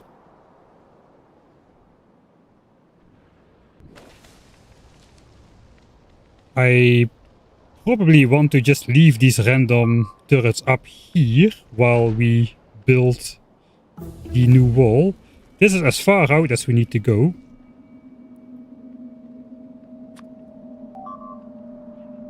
Which means we should be expanding like this.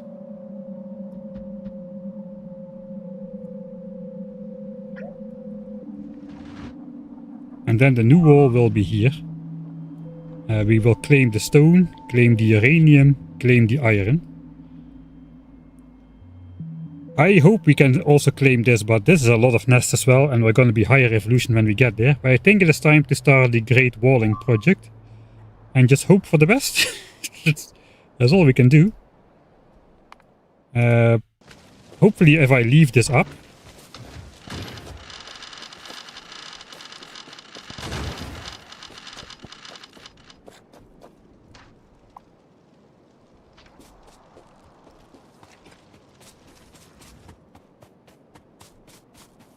I'm not gonna leave the flamers up, I think. Maybe these.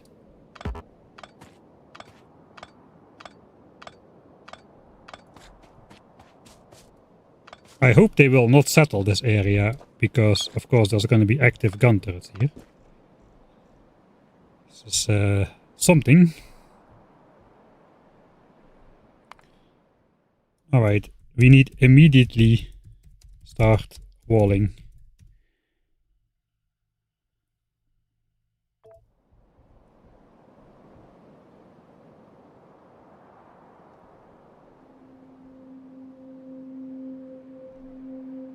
I think alien biomes, there's a couple differences. Some of it make Dosh's challenge harder and some of them make mine harder. I think alien biomes is an advantage.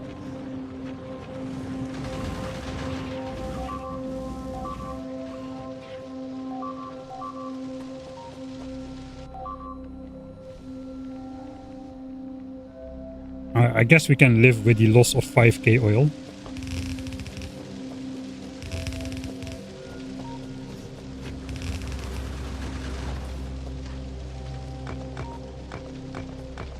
Alright, so now we need to decide what to do with this area. I hope we have the production to do this.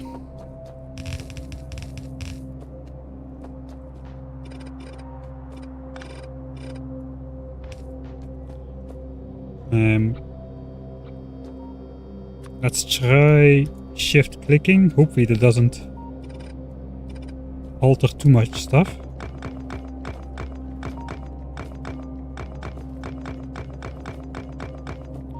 Oh, my belts are all going to be the wrong way.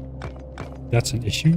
It's not really super duper important. What is there? We'll do that. We'll get rid of the flamethrowers.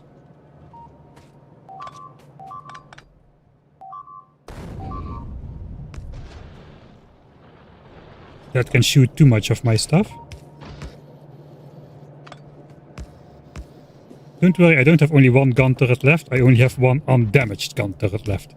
That is the culprit here.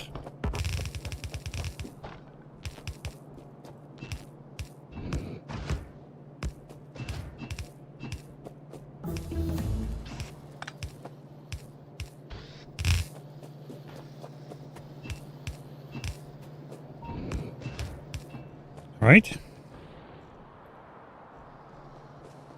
Automobilism is finished. Car researched. Walling.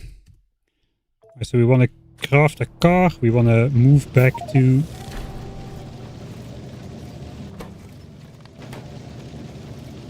output priority towards gun turrets, flamethrower turrets.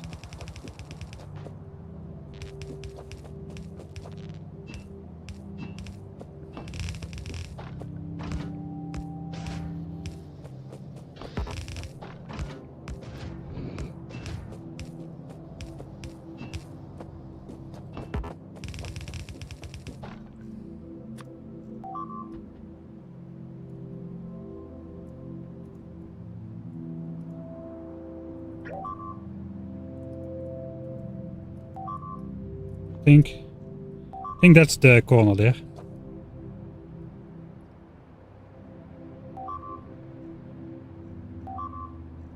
Alright, oil might fall. I hope they take that area.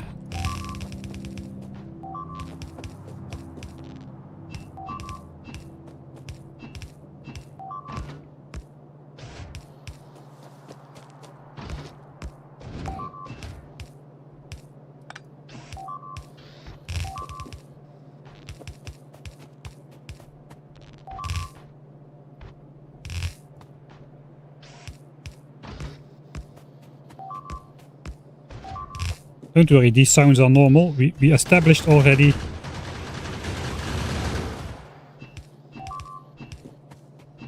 In the 1000x science course that the sound of stuff breaking is the everything is alright sound. At least on Vulcanus. When you're doing the guerrilla mining thing. Okay, the flamethrowers don't have ammo because I never connected them. Okay, that is a little bit dumb.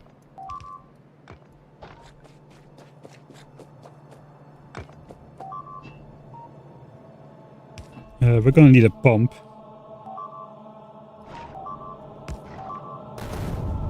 To do that. Ooh, just in time.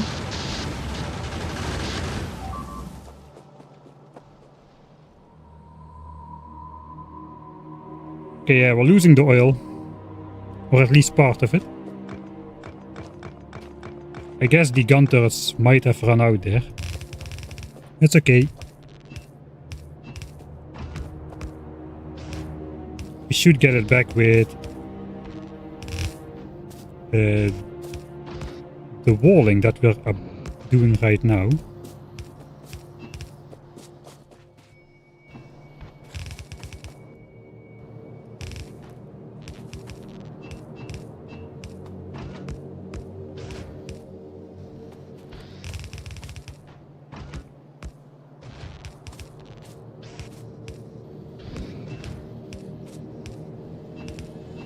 Probably shoot a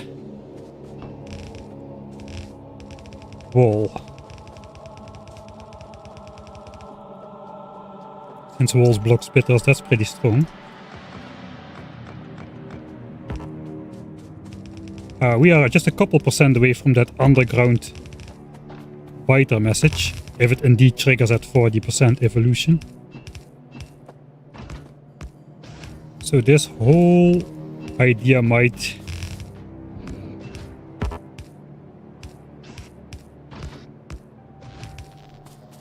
fall apart right then and there.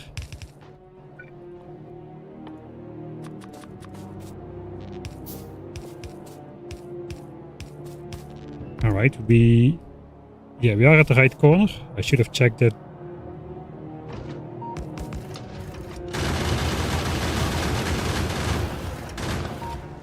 Before.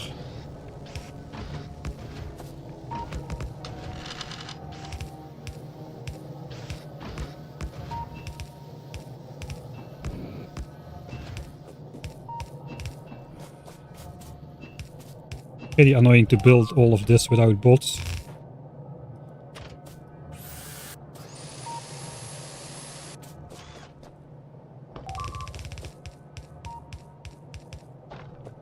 Okay, more oil stuff is falling. We got way more oil than I thought we would get, so it's all fine. It's fine.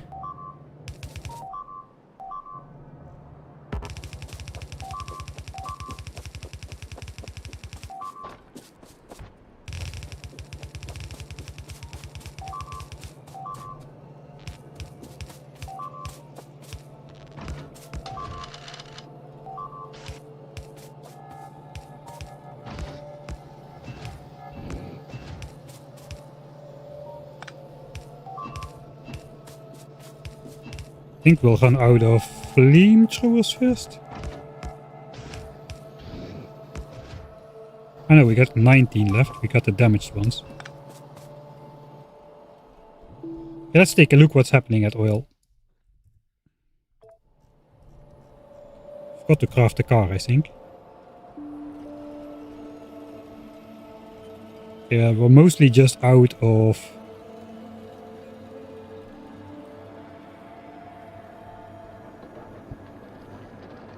Oh, wait, we should get this oil. We should try to get that oil, though. We do have the expansion here, which is fine. This whole solar operation is in vain if we don't save the 90k oil in here. Yeah, the thing is, these resistant biters are just attacking that area non-stop.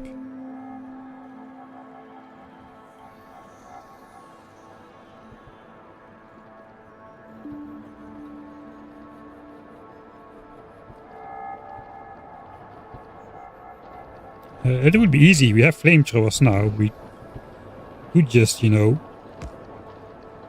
do this. And that'll stop a whole bunch of those regenerative biters. They're pretty slow.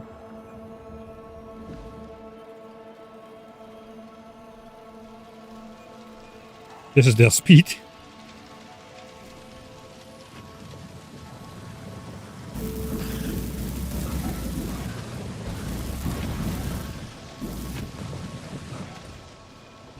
That might be a good idea. On the other hand, we are not that far away. We might be able to save it without going there specifically. I think we're gonna try for that.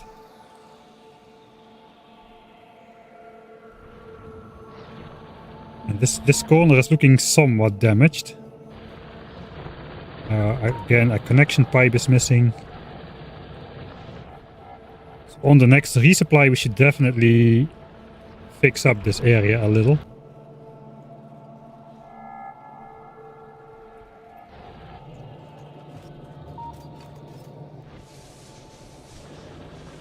Oh boy. How is production? I think we are still producing magazines. We have never really stopped producing magazines. We're just eating them up right now because of all the attacking we're doing.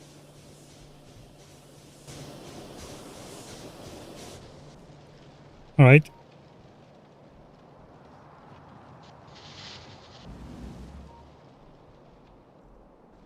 We should get that car. Oh, I made the car already. I think one car in the inventory is all I want for now. Can I stop deconstructing? No, I cannot. You know I cannot. I know I cannot. We all know. Not a chance.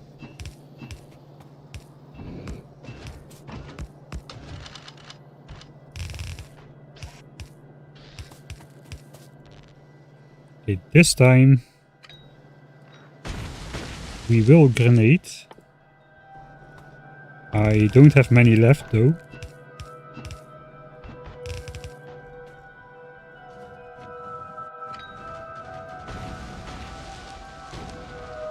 That's all of it.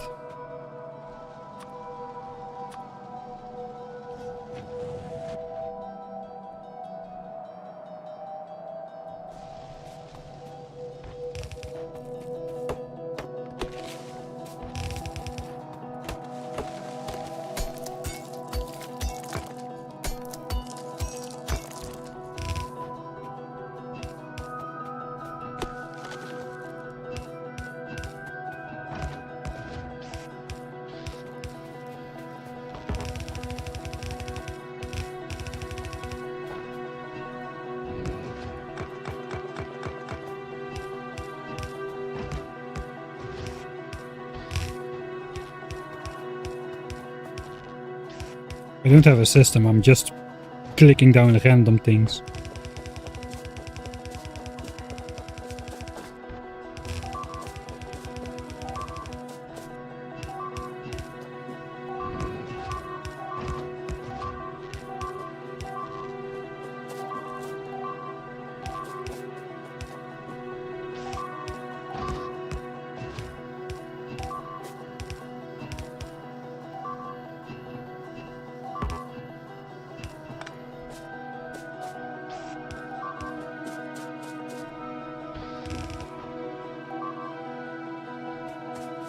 Is everything out?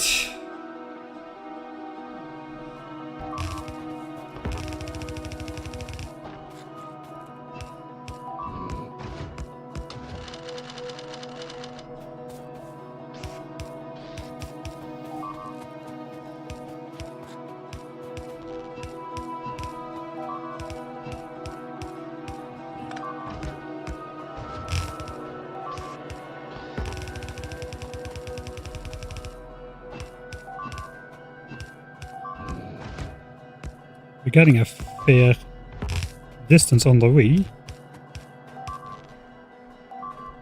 Alright, let's save here. Stone patch. Let's take a look what's going on.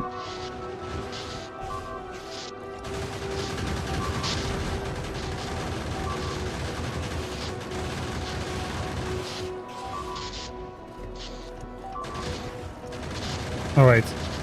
So I guess if we want to save our oil resources, we should act now. We don't have time to wait. Because all turrets are completely out of ammo. We're not that far away now.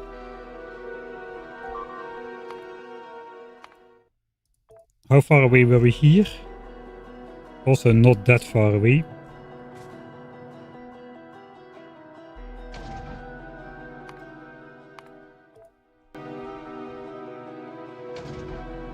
Okay, so the just go for it strategy didn't work.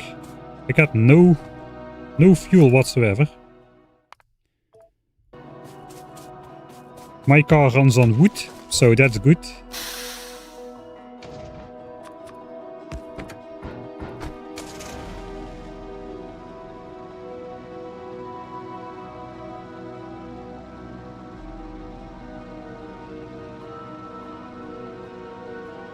Car paying off.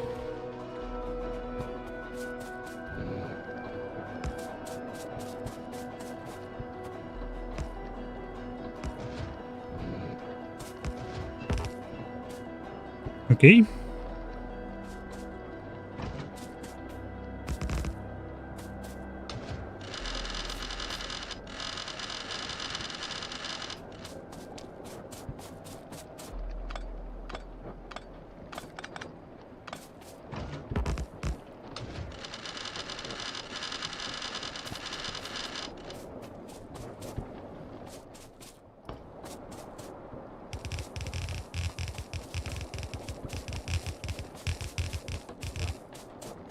Hopefully we'll only have to deconstruct this once we have bolts.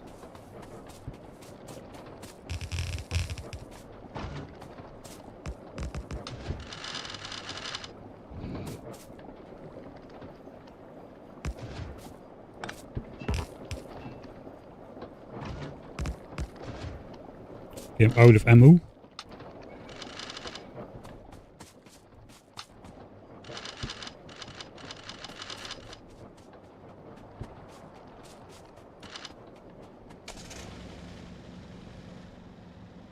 That'll have to hold until we're there.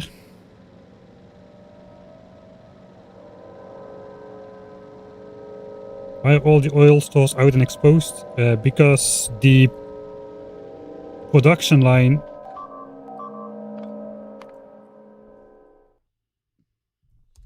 alternate timeline again. Protected oil. So the production line would get taken out anyway. What's this? Sapperbiter. Are those underground guys? It sounds like they're specialized in either destroying or bypassing walls.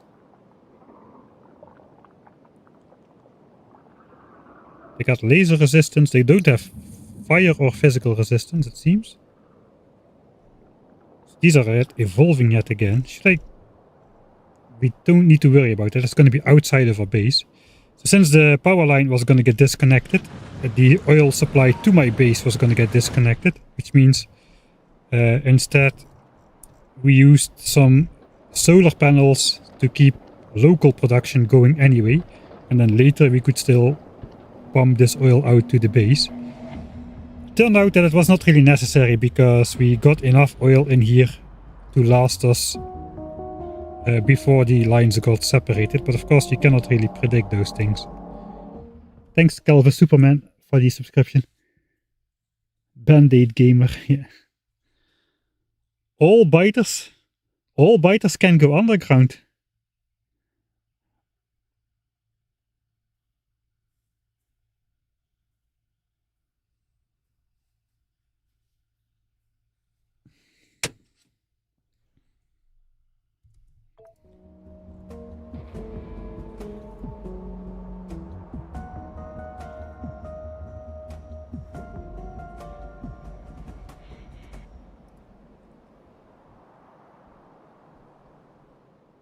That is bad news. Once they learn underground attacks, there aren't restrictions. I take everything everybody says at face value, so... okay. That does not sound good. We do have some pumps still. I guess we just need to...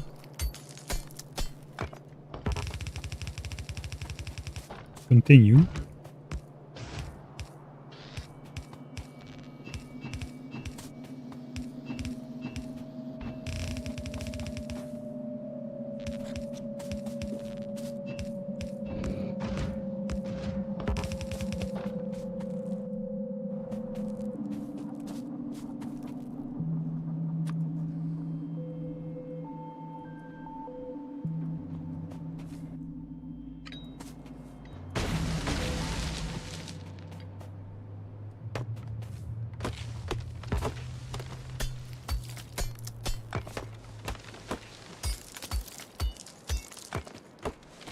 Can pick up some more gun turrets from behind if we're going to be running short.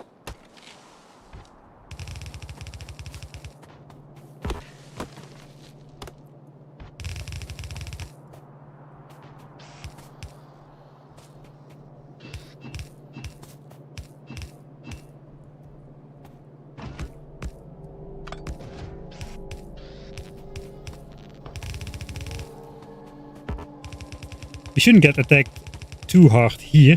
Now we're pretty far away from the main base, so pollution, the pollution base attacks here are gonna be way softer.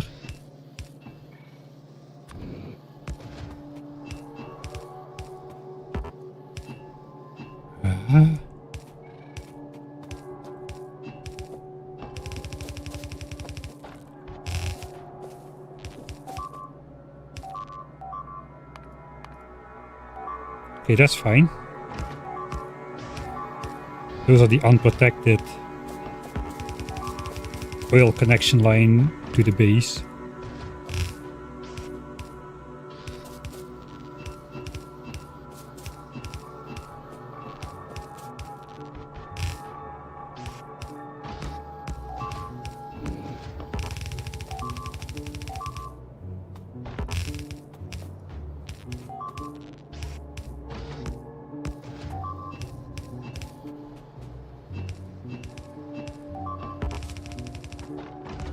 Alright, we made it back to the stone patch.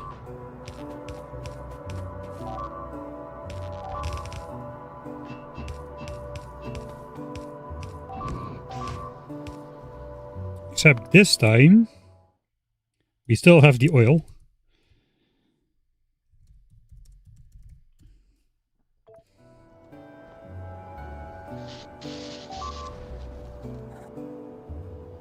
Oh, the sapper biters also have kind of an electric attack, it seems. They're also weak to physical. Taking 50% extra damage.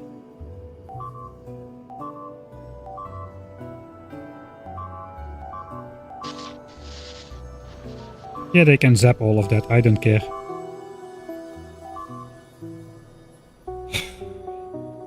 Alright, there's two ways going forward actually.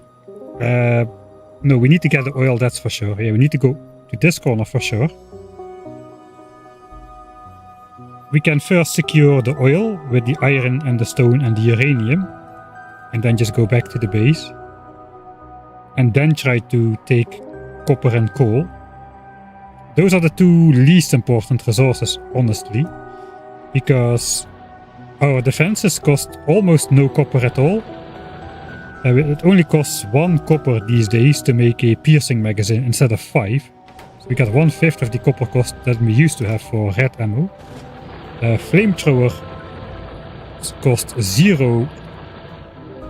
Okay, I think we might need to do something about this area before the next attack strikes.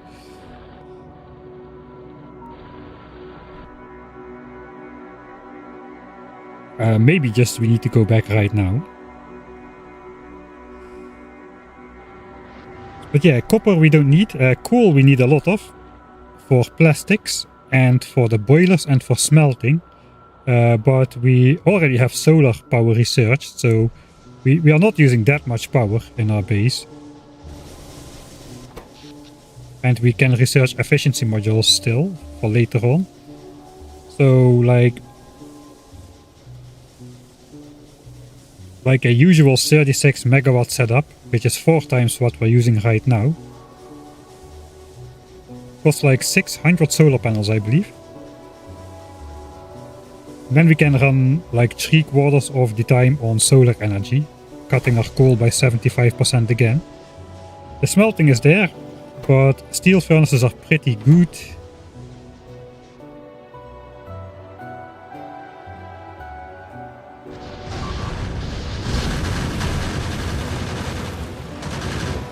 The question is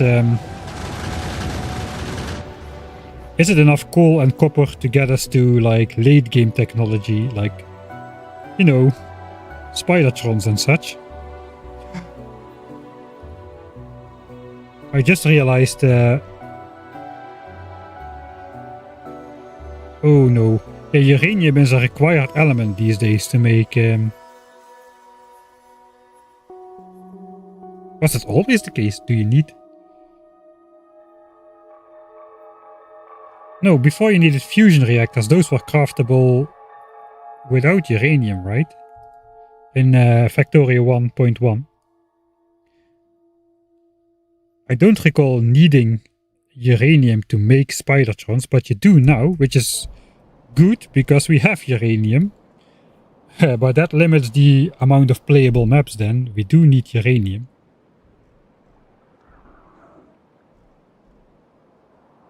Indeed, that's new. Alright. How is the run going so far? It's not too bad. Not too bad. We have a low level of production, so the attacks are not too bad yet. I am worried about those underground guys, which are going to show up soon. Probably right about as we complete the wall, the biters will learn to go underground. So this might be a very dumb strategy in hindsight. We'll have to see. We'll have to learn that the hard way. That's fine. They can eat up all of that.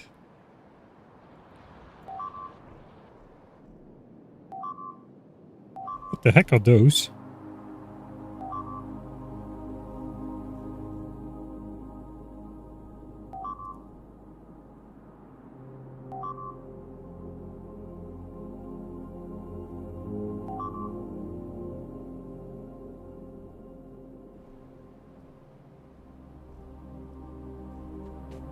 Consumes electricity.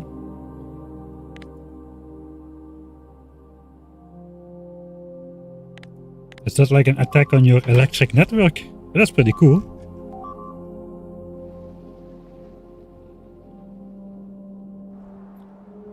Okay, so it looks like those go in on the exact place of power poles sometimes. Is that is that what sapper biters do?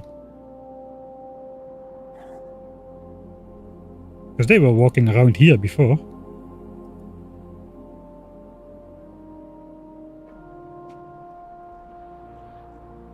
They're on the map as well as those red dots. That's how I found them. Okay, so laser turrets, I presume those take priority. Let's take a look what those do.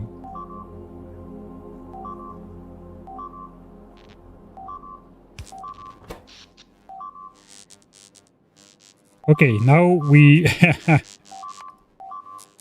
Those things are using 9 megawatts now.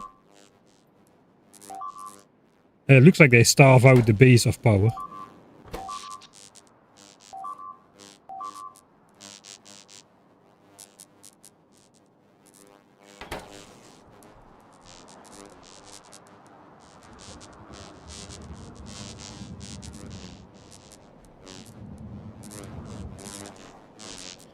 Alright, so they will stay on the map then until we destroy them.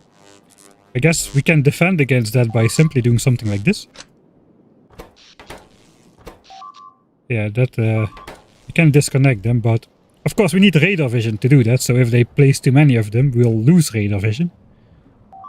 Okay, they're starting to expand in this area. That's perfect. That is perfect. We go up here and back.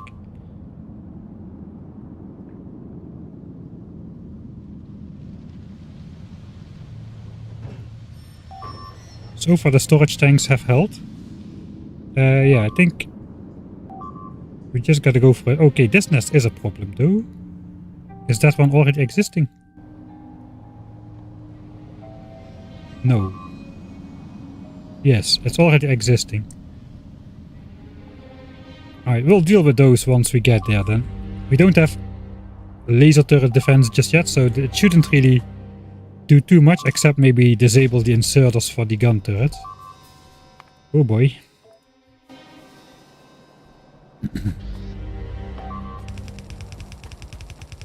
I think the biters did us a favor by also just... No wait, the power lines turn into those things, right? That is what it looks like. So maybe some other biter faction has destroyed.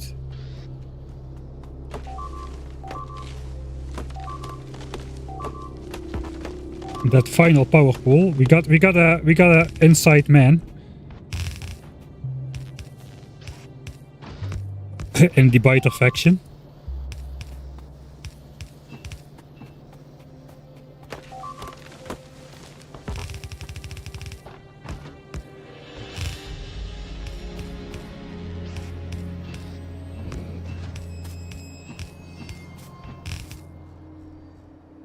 Okay, we are almost at the oil.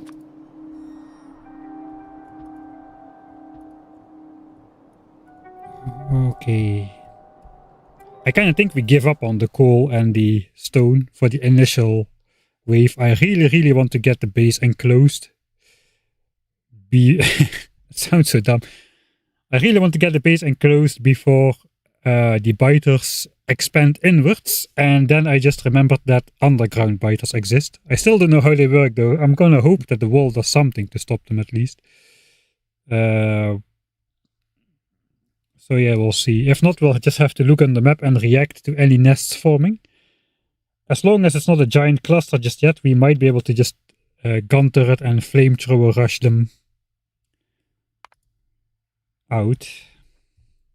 Give up coal and copper for now, and close base first. We're gonna keep playing. This run is kind of doomed.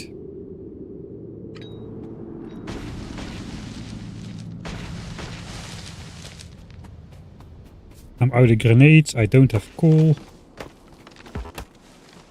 Is there a coal rock nearby? It doesn't look like it. There are biters nearby. Fine.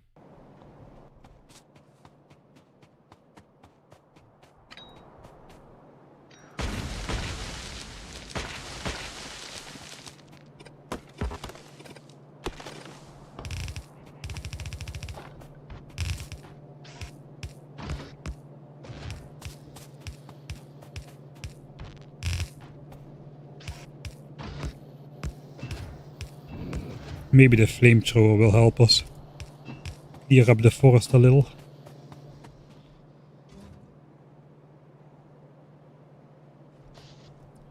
Okay, wait. We don't have fuel in here for some reason.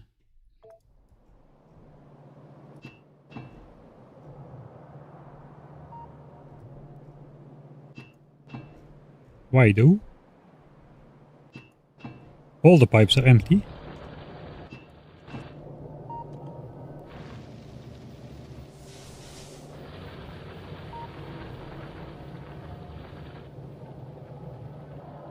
Okay, we got oil, we got oil, we got oil. We got oil. No oil.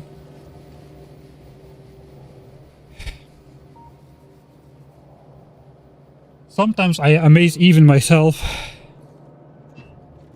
I deconstructed the flamethrowers without restoring the oil line. I guess that fixes the problem. Yep, it does. Well, we got oil right here. So we can just connect this for now. Oh boy.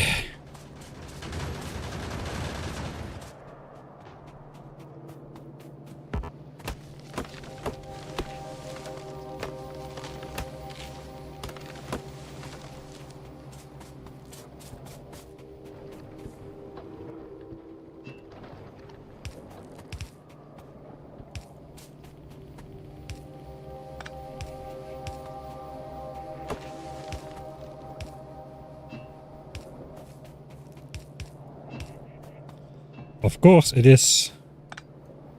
Okay, it's really right here as well.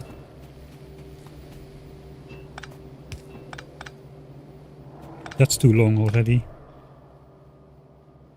Well, it's not pretty then.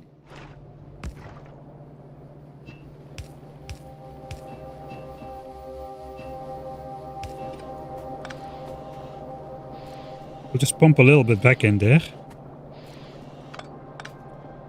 And then we'll leave this unconnected.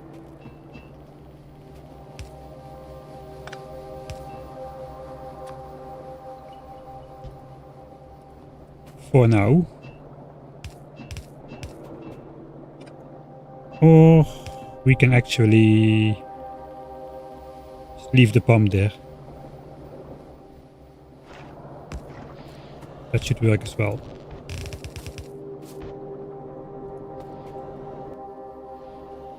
I messed up so many things there.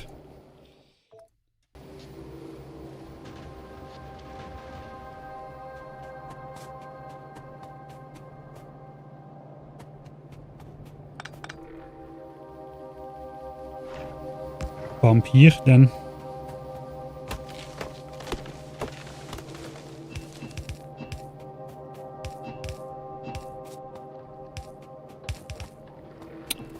Are you kidding me?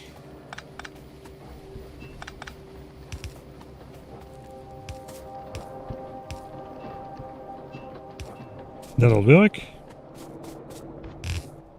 There should be oil in the system again. Okay, oil is filling.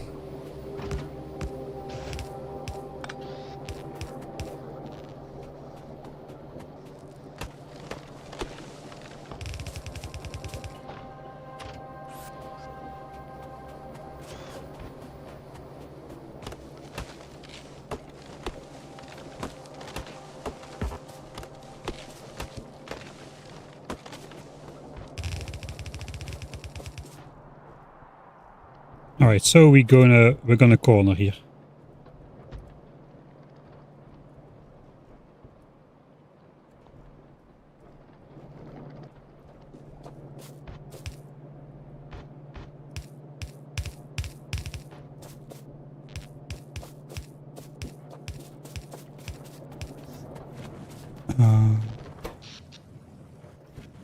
Okay, we do have a pylon connected to here.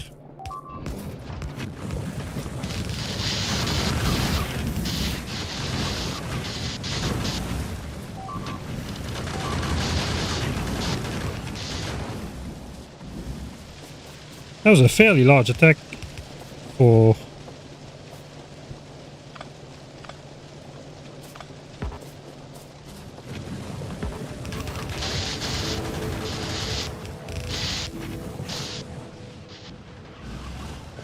Holy moly.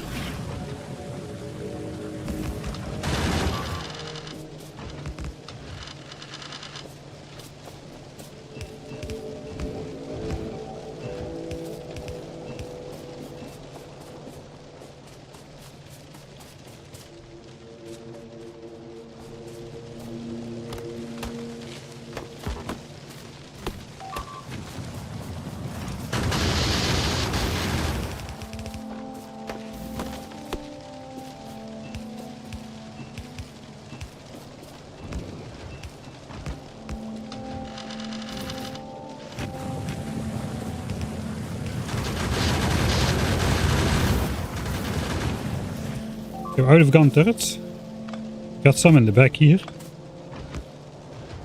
But looks like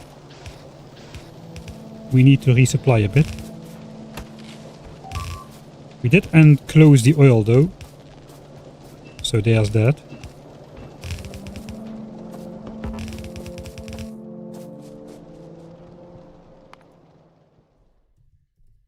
Turned around oil.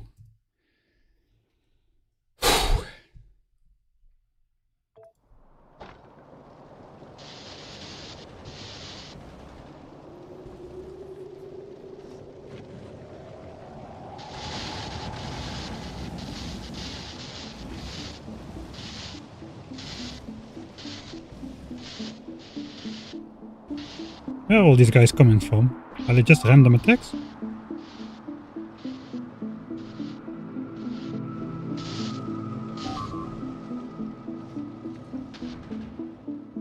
They are definitely not pollution-based attacks.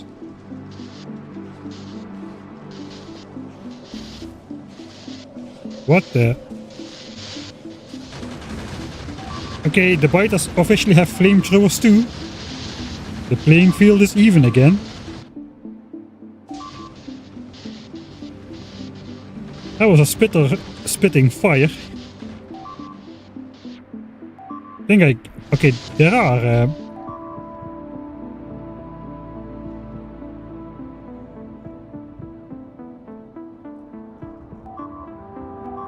fire spitter. There we go. Fire worm. 100% fire resistance. They are literally fireproof. And weak to laser. They even have a pretty decent physical resistance. That's the same like those regenerative guys. Like 3 armor.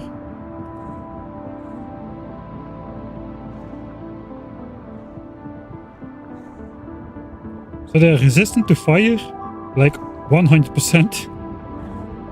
And they have pretty high physical resistance. 3 flat and then 40%. That's basically like half. We do less than half damage probably.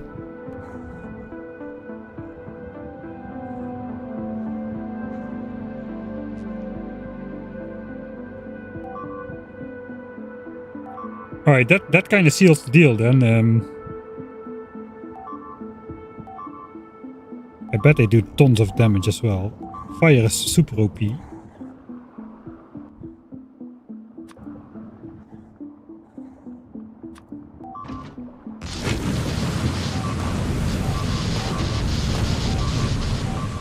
Okay.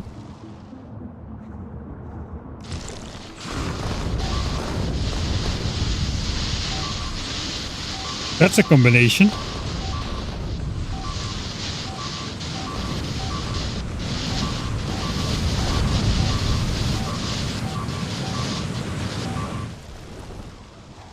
Okay. I don't think I'll be able to attack that. Not currently.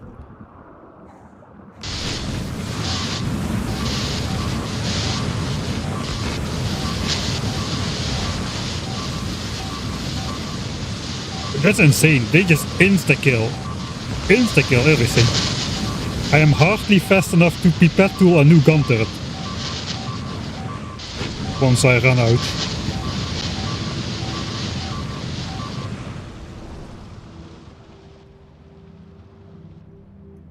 Well, rip expansion plans. Oh, we gotta make sure these guys don't evolve into fire spitters then. We gotta hurry up with that stuff.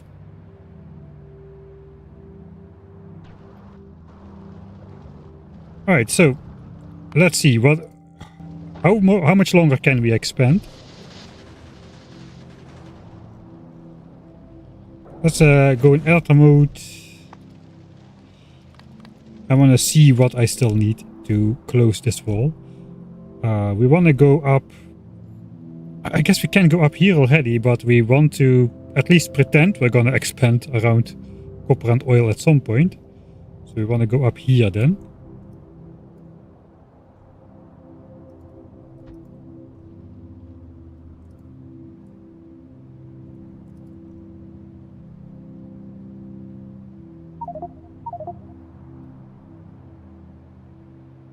So something like that.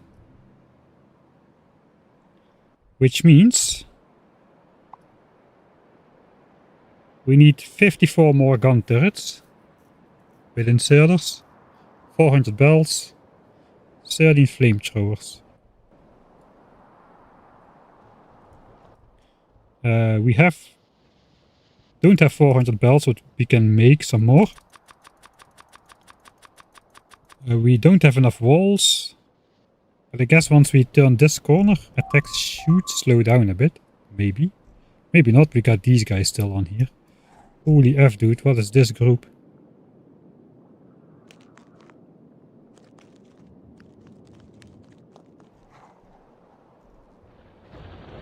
We gotta be careful for those pylon things.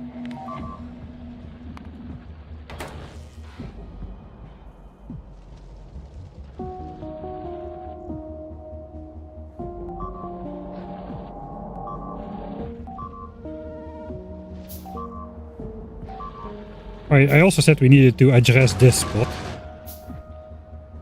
I think we just quickly put a bit up here, then we go back to the base, address the north side, pick up some supplies, and then try to wall this off.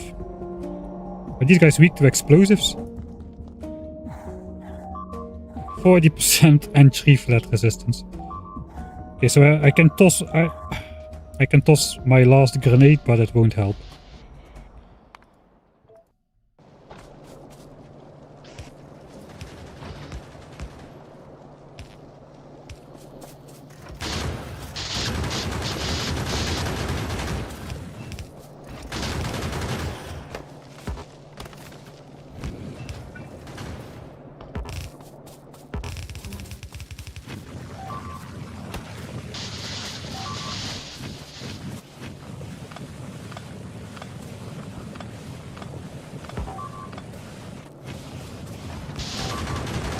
That's just a flamethrower firing at a fire. The 100% fireproof biters, man. Holy moly, they do damage.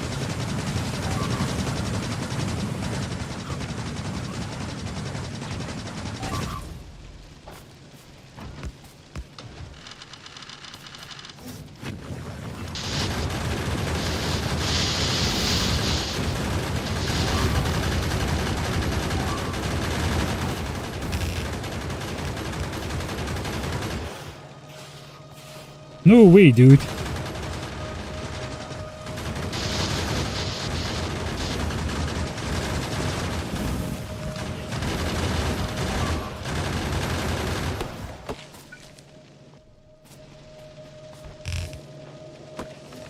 I thought we had this area now.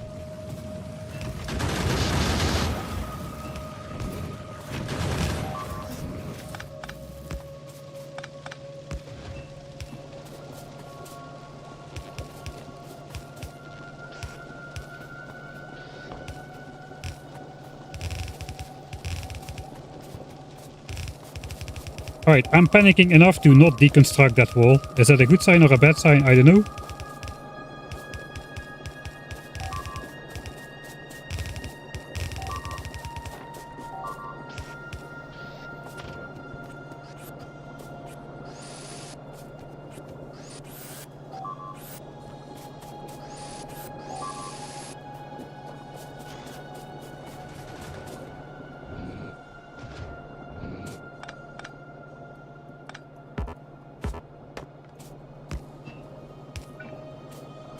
Oh, the flamethrower turret as well.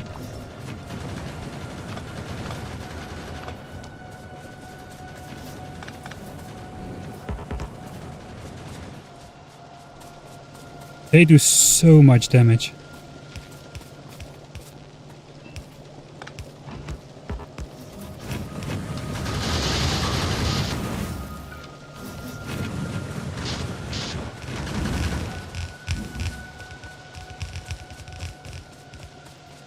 There goes my organization. You know that the S hits the F when I start doing stuff like that. Okay. Hope for the best. That car is paying off though.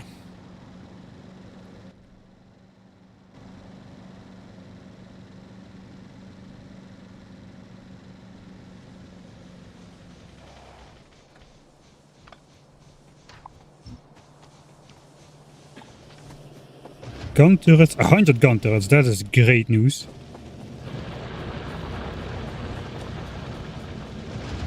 And 40 flamethrower turrets, that's also great news. I need walls though, I forgot about that. We got a massive hole in the wall. 900 walls, that's enough to close the base. Stone patch miners are running out already. Walls, Mike, they are right there. I just grabbed them. Up, up, up, up, up.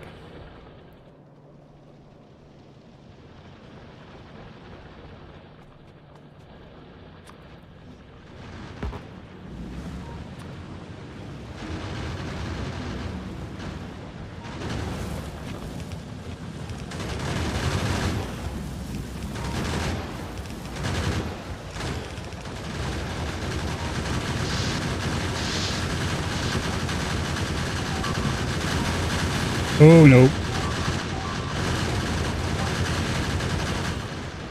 Flamethrowers are out.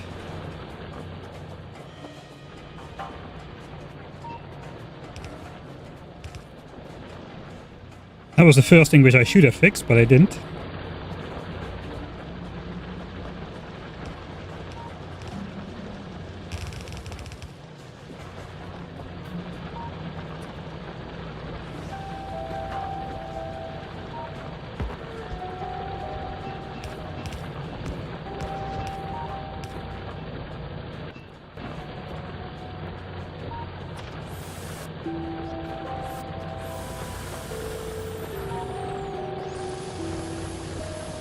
Okay, those pipes are breaking way too often. Let's put a flamethrower in its place.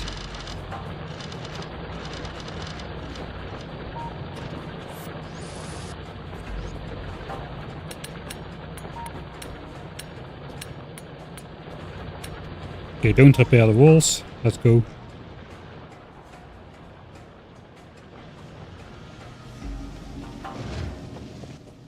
Right, so we need belts. Do we have some?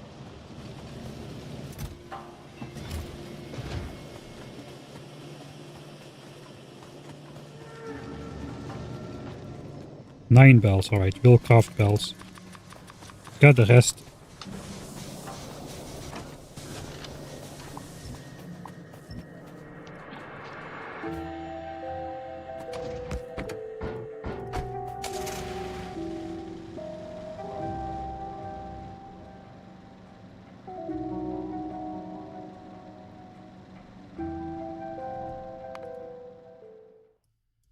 Alright, fixed home and resupplied.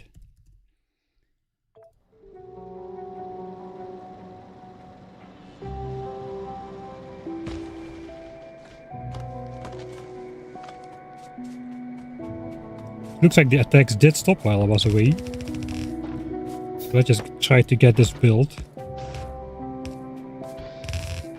So they don't have that player-based location attack stuff.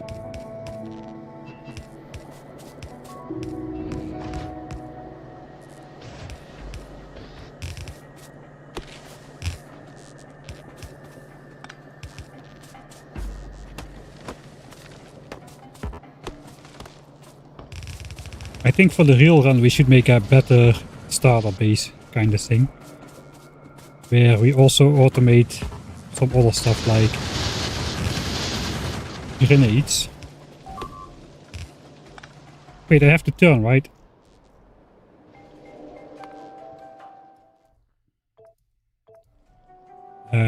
One chunk later. Okay, one chunk later.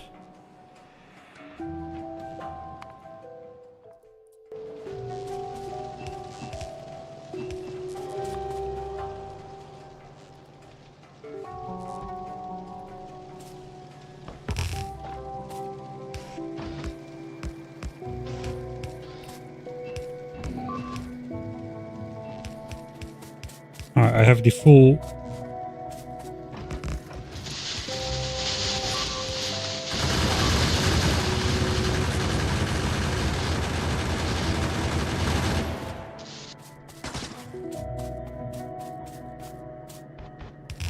I pasted the wrong blueprint. Let's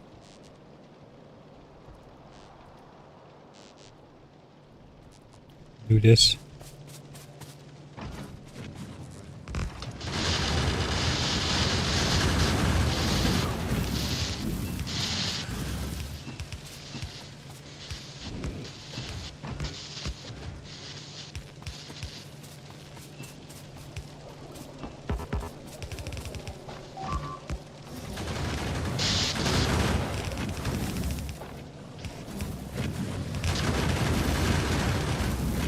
Ah, dude, those are scary.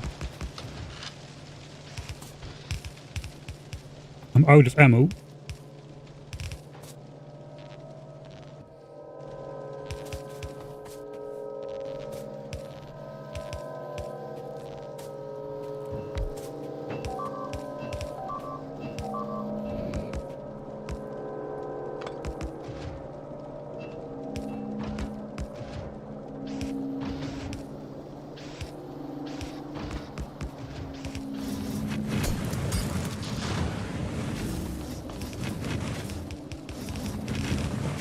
First wall.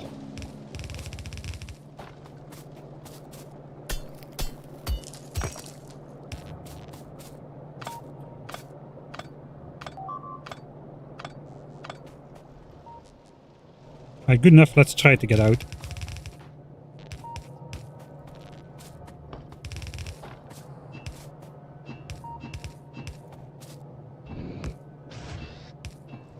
Again, something. I know. Not something broke, I just forgot to place one underground pipe. That's good when the problem is me, because that's easy to solve.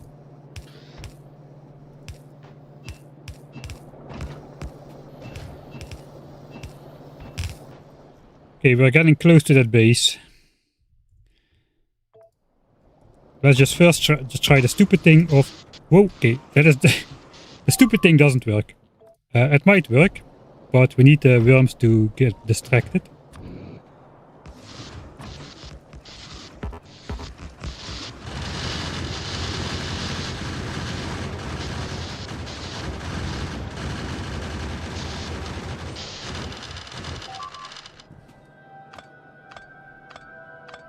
Yeah, not the best execution ever, but we don't talk about that. Even the flamethrower survived. Great execution.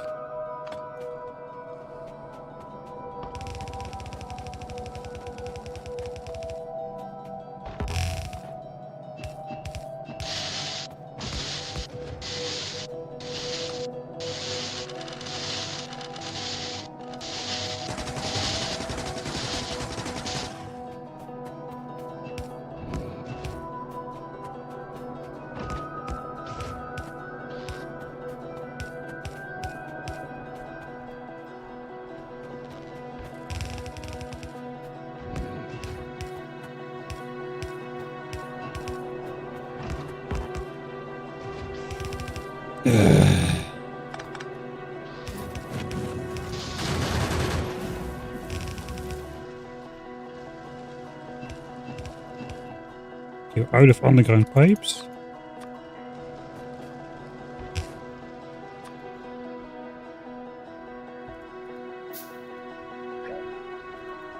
We have kinda made it.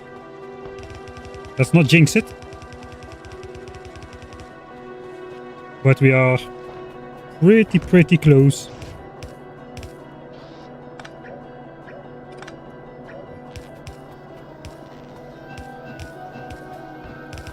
Encircling the starter resources with the... Well, we didn't fully get all the stuff that we set out to go for. But it doesn't seem like those fire biters are something we can take on before laser turrets. I hope laser turrets have some like fire resistance or something.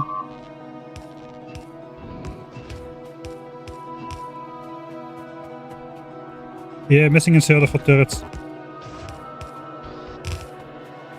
We'll do the cleanup loop and make everything perfect.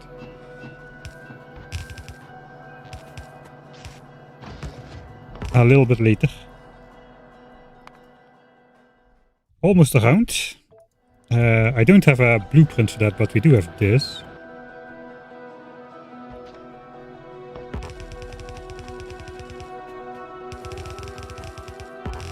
Let's first close the wall.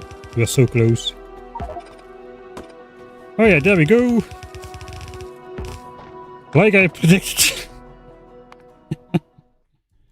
And closed the wall. Now underground biters exist. Because of course they do. First underground attack detected? What?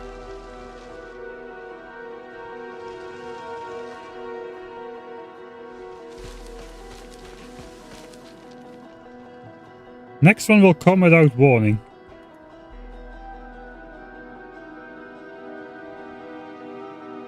Oh, wait.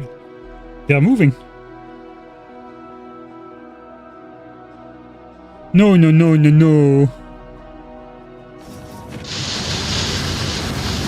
And it's fire biters as well.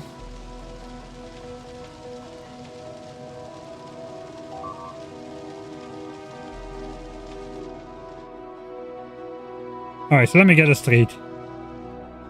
The moment I enclose my base, underground attacks can now spawn. And not just, it can be any biter apparently then. And including the first one which we just saw were the fire biters. Fire biters, which are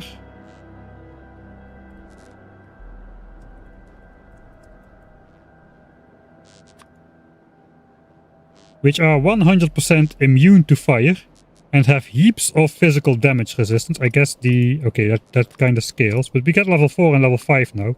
4 to 6 physical damage resistance plus like 40 to 50%. They do tons of damage. They are weak to laser. Alright, I can see why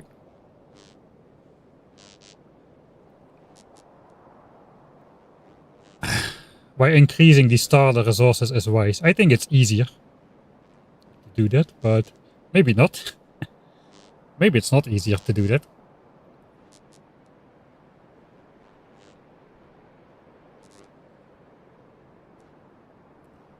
If we increase the starter resources, we can go pure Dosh settings because people seem to think this is a lot easier than...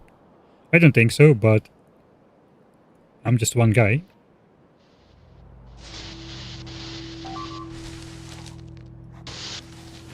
Alright, we can see them. Yeah, they are turning the electric poles into those energy draining things. At least the flamethrowers destroy them. If we increase the starter resources, it's a lot easier to just stay at home for like waypost blue signs. It might be the go anyway with standard resources as well. We could just find a seed then which doesn't have all resources close by, but which has at least an extra iron patch close by. Because that seems to be the thing that we're going to need the most. Maybe stone as well. Iron and stone seem to be the most important resources. And oil. We need oil, obviously. But, yeah, copper and coal. And uranium can come later, I suppose. We're going to keep going, though. We're going to keep going.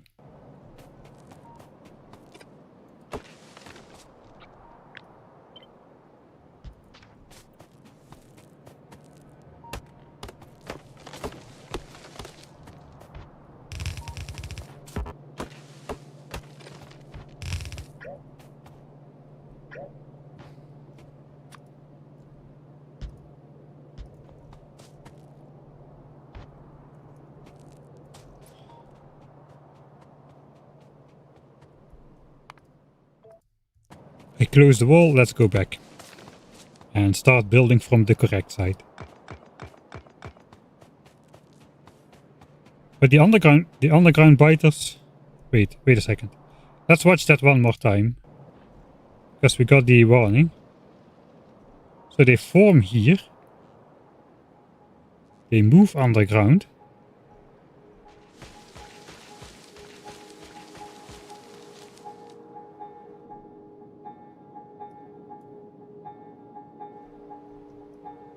They move underground.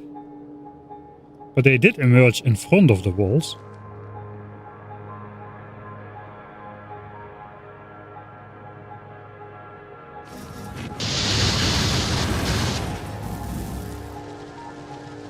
So if that's a mechanic, if that's not just random chance, we might not be in such bad shape as I was fearing we would be.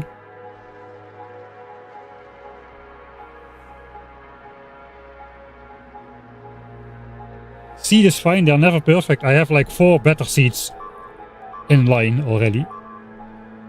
Maybe they cannot go under walls. I was kind of hoping that, yes.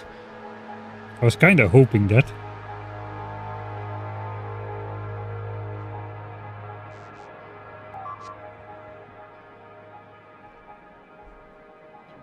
Alright.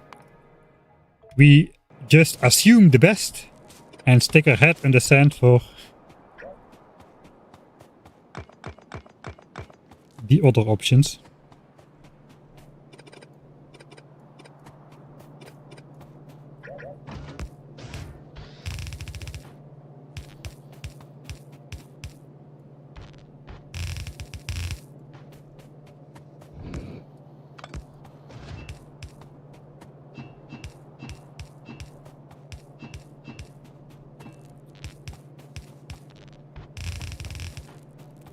Guess we're gonna need another pump.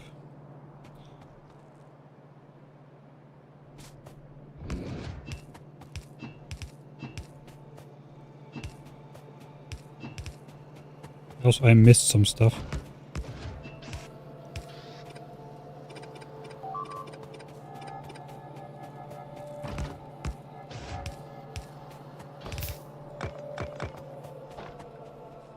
Okay, like this giant blue one.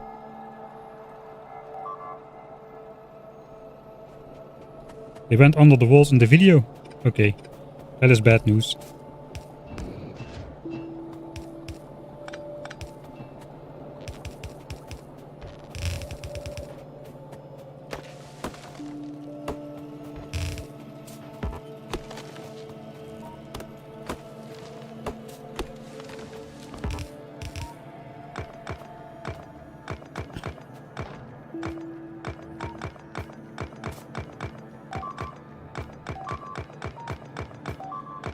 Okay, yeah, we need to cut this power cable.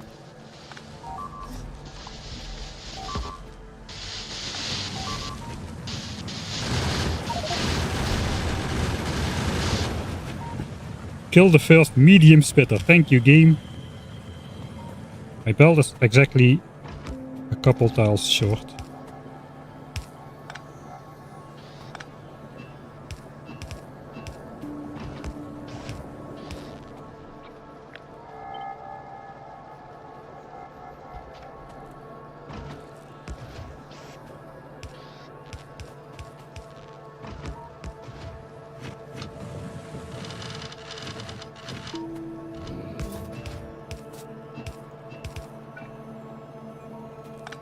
I literally have everything.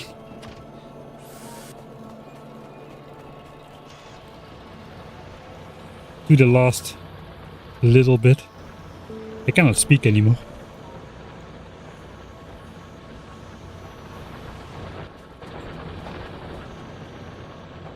Okay, belts. We don't have belts, but we do have some gears. Some.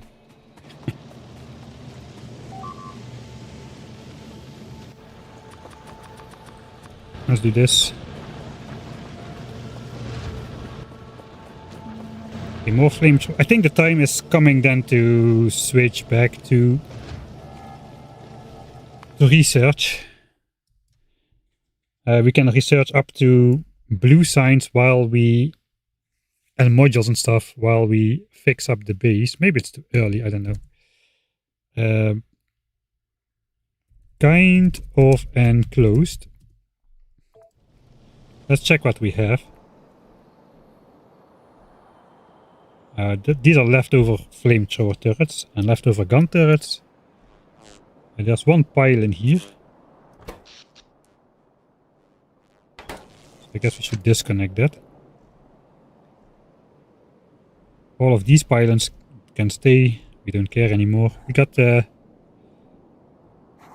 pink ones, spawner spitters. Okay, let's see what they do if we get a chance. It's a small group.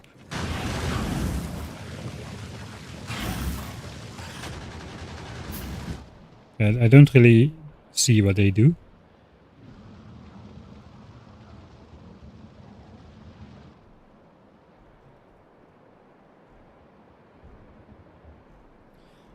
Alright then. What is the next course of action?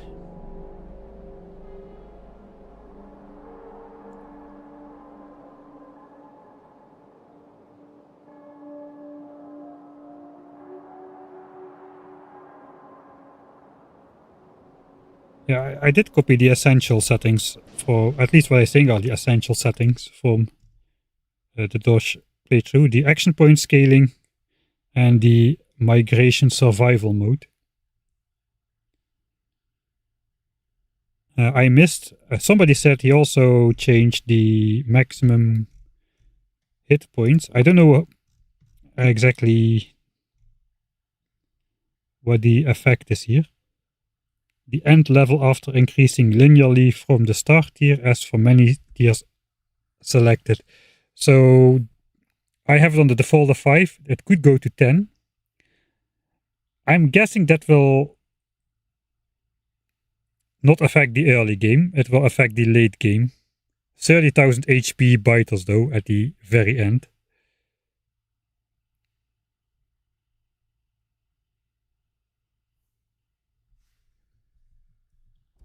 But on the contrary, we do have the default resources instead of increased resources. And no, we will not have fireproof bots and stuff. Technically, with this strategy over here, we would not need fireproof bots. Except for like this traverse here, obviously.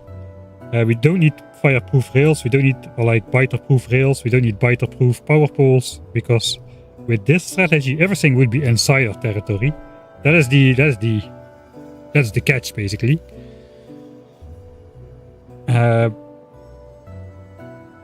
Because I don't see a different way than Dosh did it if you not go for controlling the full territory. Because your rails and power is gonna get exploded all the time. If you do it the default way. Oh hey, Dosh. Nest of Nest was a mistake. Yeah, I noticed you said that. What do you think about... Does it make the early game much harder? I was assuming that the migration mode would make up for the 600% DeathWorld settings for the starter area without making the end game like unbearably boring. Just having that iron patch will make it way easier. Yeah, I hope so. It would be ideal if the oil was more close by. If we do a real run without excessive amounts of saves coming, I mean, there's gonna be saves coming, but we are doing stupid levels of it at the moment. I would look for a seed which just has iron and oil close by. Potentially stone. I think stone is going to be important for military science as well as for the walls. We have already mined through most of the stone patch. There's 4 DK left. And I'm using up all the walls as fast as they are created. Yeah, we have consumed more stone than we produced. I'm a cheater. This is all from hand mining rocks in the early game, I suppose.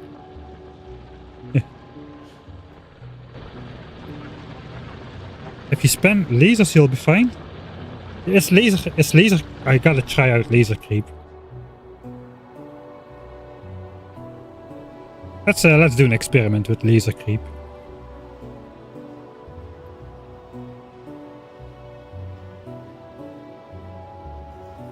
How long have we been playing the save? 4 hours of in-game time, but this is the second stream.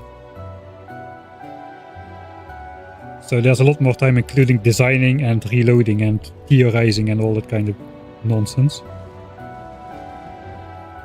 We can do an easy laser test. We just presume we have infinite power. And we have a global power network. I just want to test the feasibility of laser turrets, really.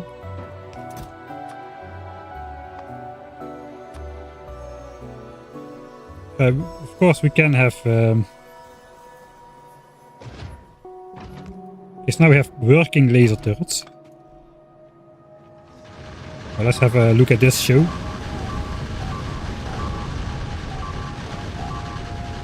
Those exploding biters are kind of a problem.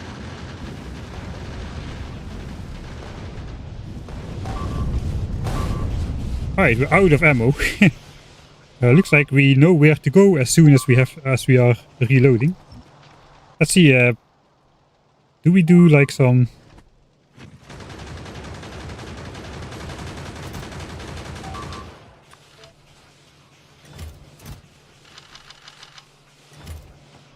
We'll just ignore those.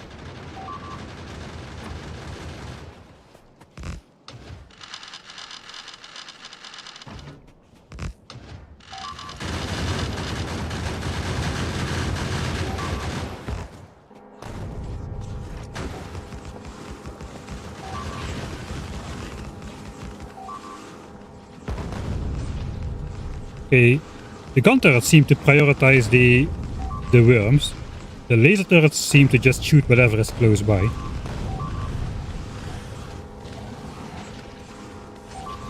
Okay, so these are not...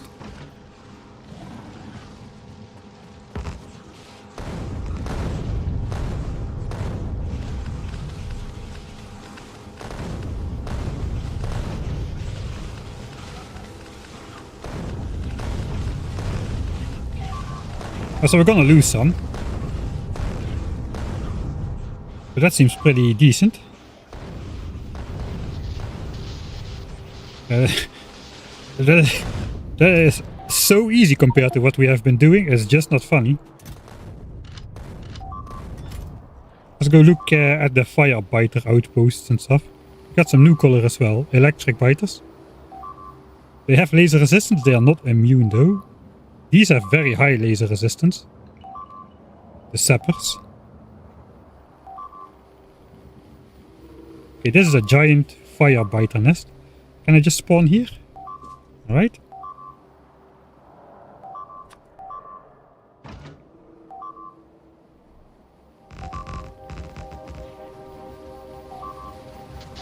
Let's see what the... Okay, they just spawn like extra biters on that or something.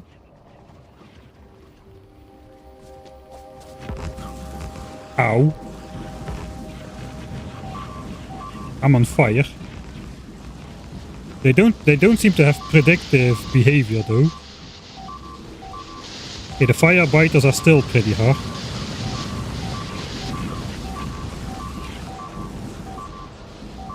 They are hardly shooting at the nests.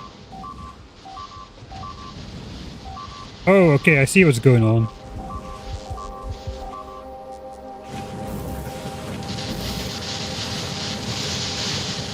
This biter has 68 hit points and yet will never die.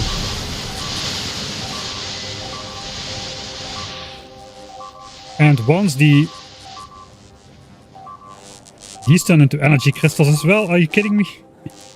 The destroyed laser turrets turn into power draining crystals.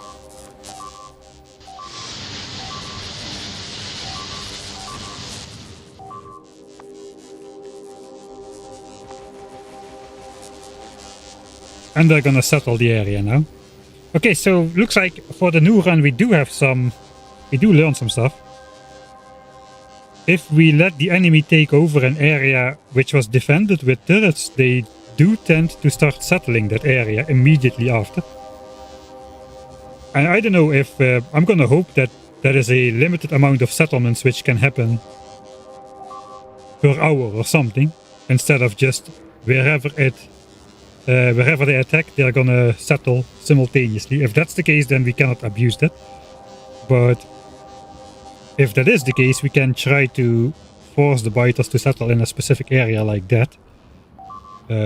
Contrary to what we have been doing earlier. The 100% resistances is a bit much though. We're gonna need we're gonna need bots and predefined target priority lists in order to avoid them from getting stuck on firing infinitely on a single 100% immune biter. Let's just do it from editor mode just to see how much damage these guys take.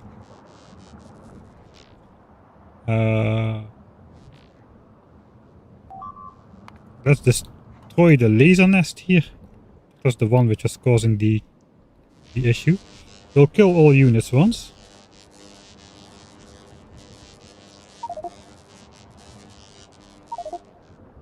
That will refresh all the spawns.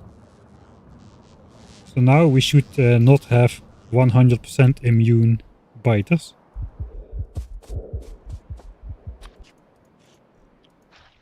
Okay, we have plenty of laser turrets to give it another shot. Laser test. If this works reasonably well, these are super.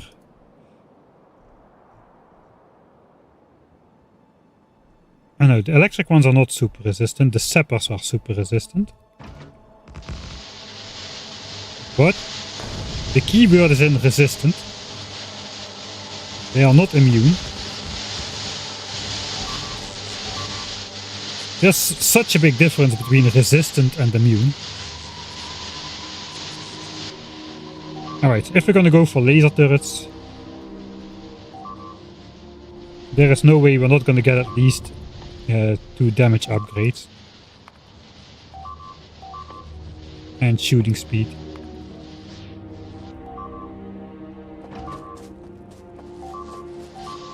They do turn into power crystals when the sappers destroy them though, that's cause for concern. They're also fairly hefty. We got laser spitters again. Where are they coming from? They're coming from the south. Let's just go in. We just pretend we can also spam power pulls.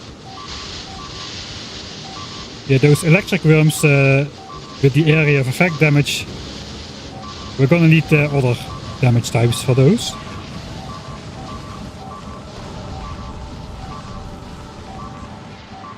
Let's try the fire.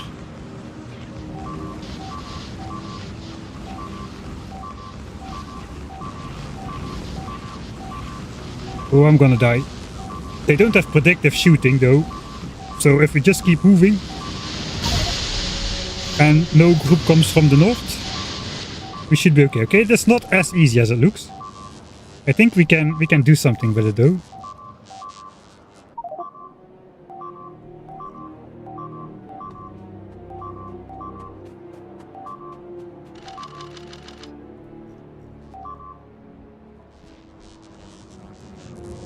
These nests are supposed to be like extra vulnerable to laser, minus 50% damage. So I don't know why they're not dying. Maybe I should... let's check if target priority makes a huge difference. I'm gonna bet it does.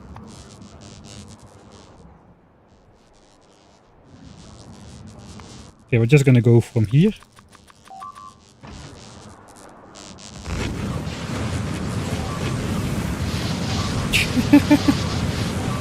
Alright, it doesn't take very long for them to get destroyed. I have no idea how you would extract these, distract these guys. Okay, so this super OPness is kind of the reason why I wanted to get resources to turtle up. I think my initial goal though of controlling one of every resource is a little bit too ambitious, unless we find a really good map.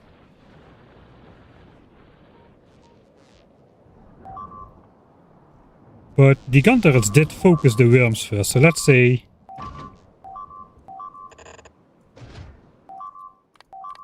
we just target priority worms. Fire.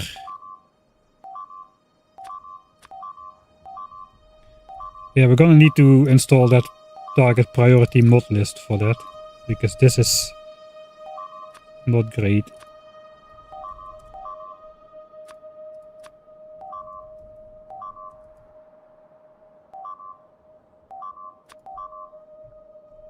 Yeah, the electrics can be lasered here. 584 as well. Of them eating, it took like... Yeah, they expand like crazy. Sorry, I didn't read for a while.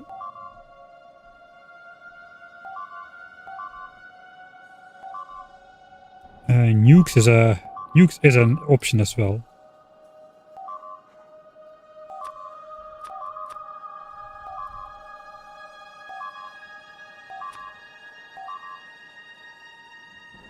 All right.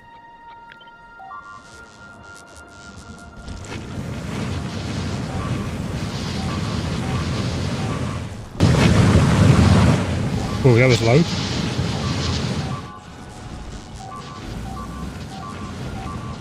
And that will take out the worms.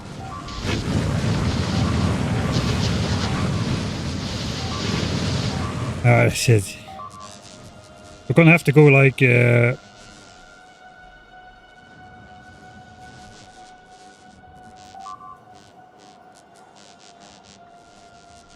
gonna have to go like... come in like this, basically.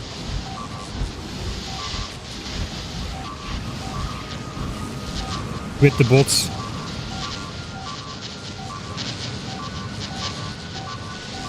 Where they're shooting the power crystals. They consume 6.5 megawatts, dude. That's a lot.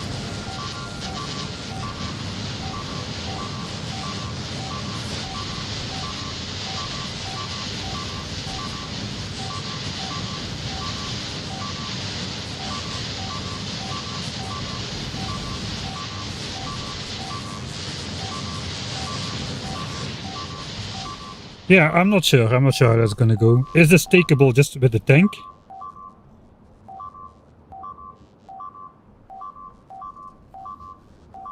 Oh boy.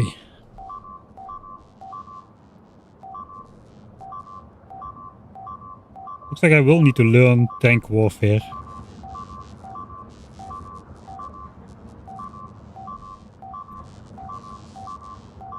Some of these are immune to poison. Fire is not immune to poison. Let's check what poison does to them.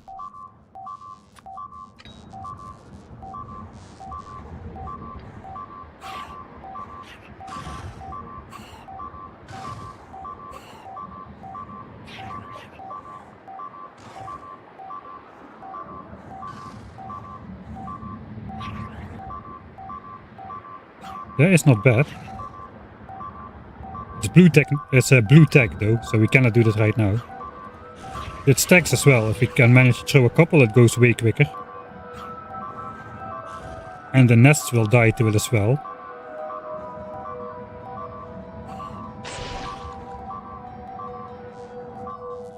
But not all of them.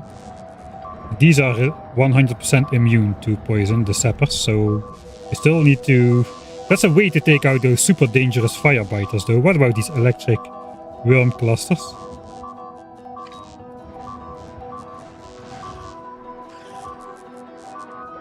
Basically, we just gotta learn how many poison capsules they need to die. 1, 2. Is that enough? So yeah, if we throw 2 poison capsules, that's enough to kill level 4 worms. That's not too bad. Tank would aid greatly in that, because we don't lose momentum when driving so lot, so we can just go in the tank, shoot some cannon shells or some machine gun or whatever, or flamethrower, and meanwhile throw poison capsules out, and that will get rid of at least some of the factions.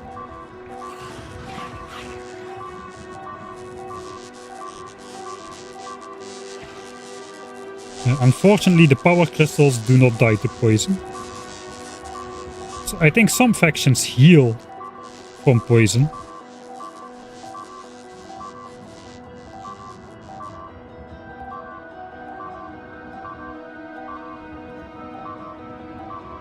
Yeah, so it's pretty selective.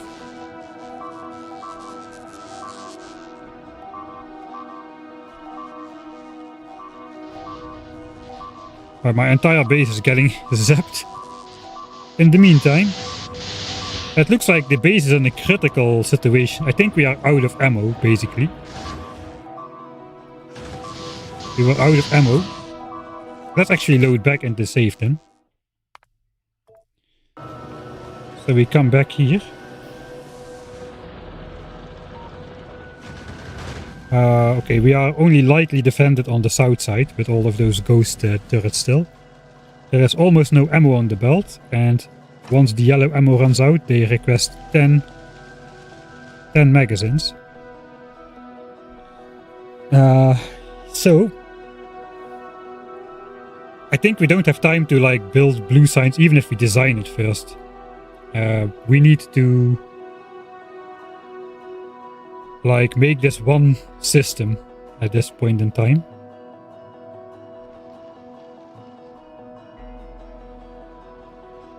We do have a whole lot of ammo backed up on this belt, I think. Yeah, that's enough. That's for sure enough ammo to... It's backed up to here. I guess we can read the belt. It's Factorio 2.0. What am I doing?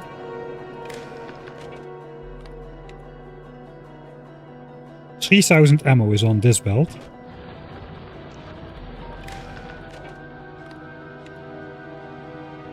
Only 255 on this one. It's the entire belt as well. So yeah, we are still in a critical position. I think we should... Let's check one more time. I think... No, this one. This one. I think we need to start researching again.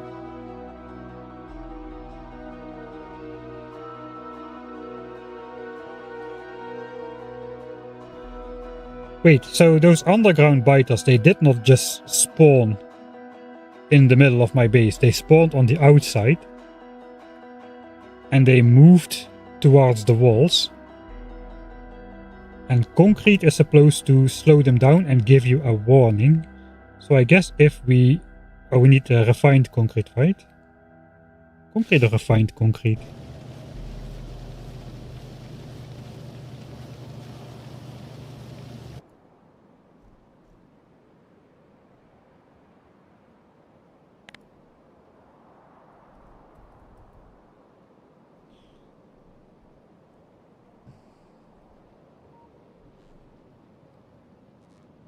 Was mentioned only refined concrete. Okay, that's an issue. Let's go to that underground attack. Save. Pause time. So they were coming from here. This was the underground attack. Let's see.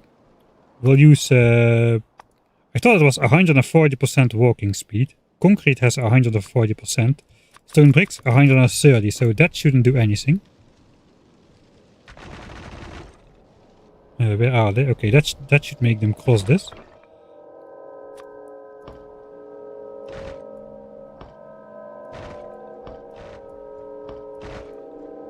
And this is regular concrete. And then refined concrete.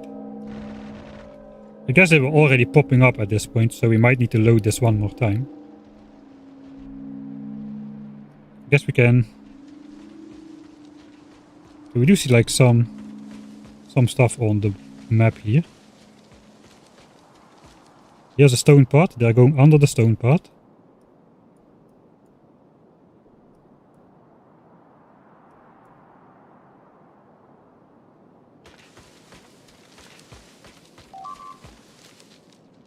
They're just going under the concrete. And they pop up. So that was no delay at all. So it looks like we will need refined concrete. Let's first check out how it works.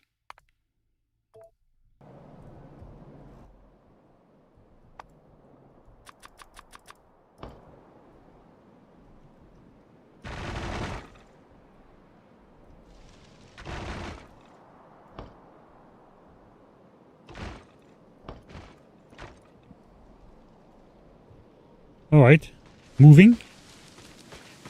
Moving. Moving. Moving.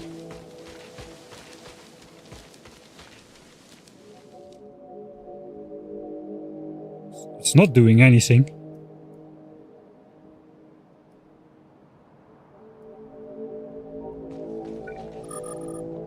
Too late.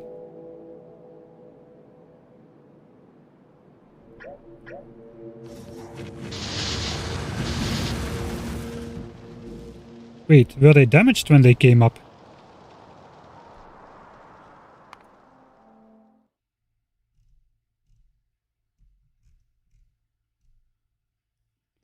That's gonna require way too much concrete though. There's no way we can do that.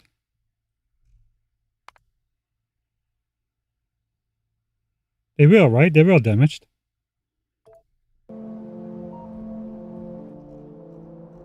So do they just need to go through a certain amount of it, or what is the deal then? Maybe hazard concrete will be even better. The other option is it could just get determined upon spawning the attack what is gonna happen with the attack, but I'm not sure that will be the case. Let's just... That is why we cannot do that. Look how expensive it is.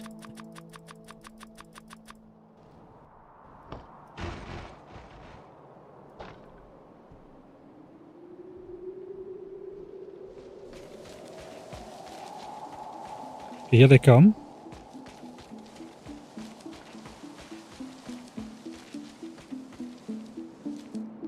"21 biters," it says. See if they make it to the wall or not.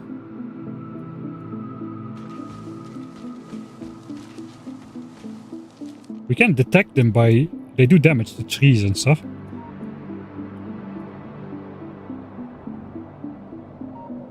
Okay, so that's how it works. Digging attempt detected. The hard surface will hold it.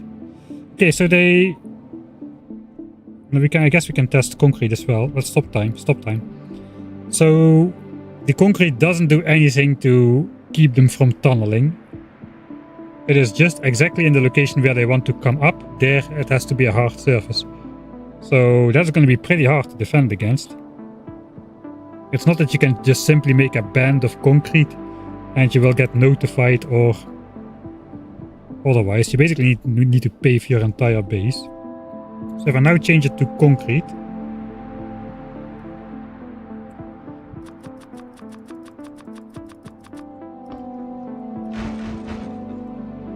yeah, expensive. Expensive. Will they come up immediately? Timer's running. They are still digging. Alright. Stone brick. Stone brick shouldn't work. I think concrete maybe will work because of that 140 number. Okay, time. Okay, looks like no. Once it has been deciding that they are digging, they are digging. So if we really want to test it, then we need to basically put concrete in the area where they come up.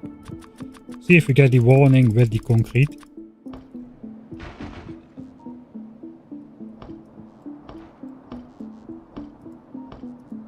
Alright. So this is regular concrete. Playtime. The biters are coming. The biters are coming. Coming. Nope. Nope. Concrete doesn't do it. They don't care. It has to be refined concrete. That basically puts this into the realm of, yeah, not really gonna happen for me.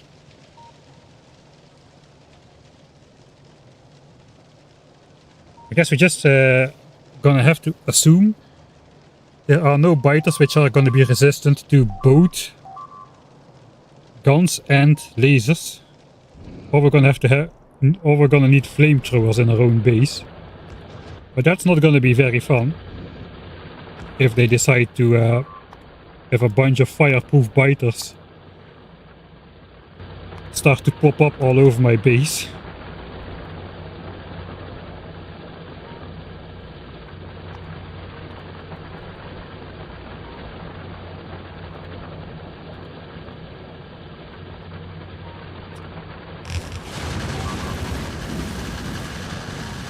But I'm just gonna blow my own base up. Look how resistant those effers are to guns, man. Alright. So, I think we're gonna try attacking. Flamethrower production can slow down now. We still need more flamethrowers, but we can just add them in the hotspots. That was not funny. I think we want to go towards the usual DeathWorld technologies of... First of all, let's get mining productivity. So we get 10% more resources in the... out of the ore patch and produced about 10% less pollution doing so for the same resources. Then the question is blue signs first or modules first? Mainly efficiency modules. I think it doesn't matter. We're not going to have that up anyway in time. We have a... we need to first...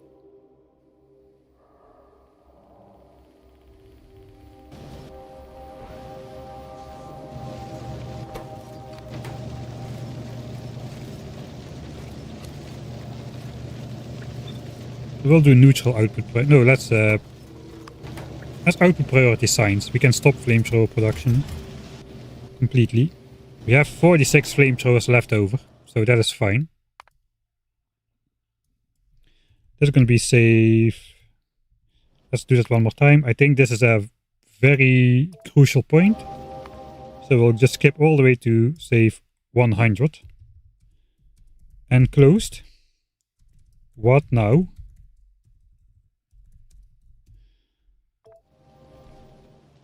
And this is option 1 then. Option 1 is tracking our way to blue signs and efficiency modules.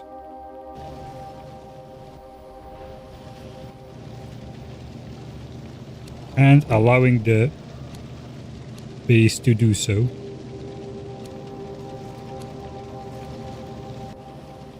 Sorry about that I missed the splitters.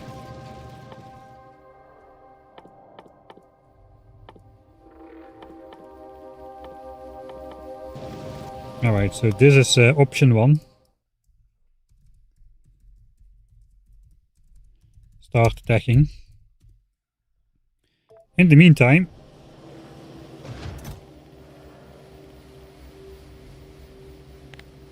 let's keep this. Okay, we're gonna need some steel.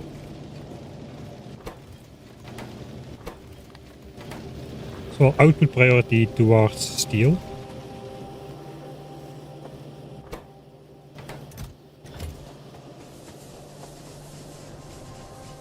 "41 things are getting damaged."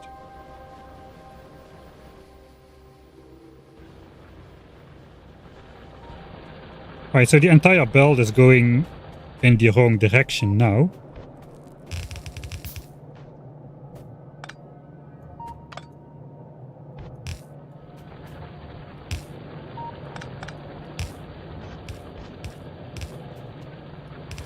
I think the first thing we do is reverse that belt so that the ammo can flow freely again.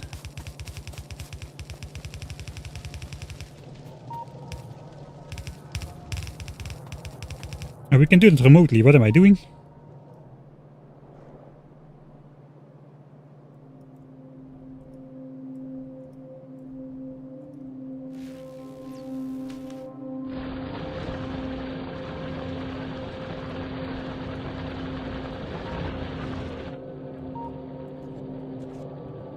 Alright, we just need to go up there ourselves.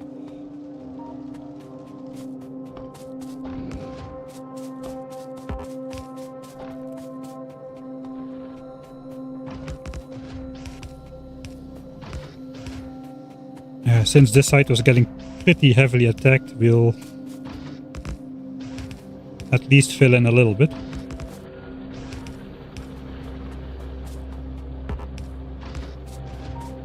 I will come back to fix this later. We are still missing undergrounds.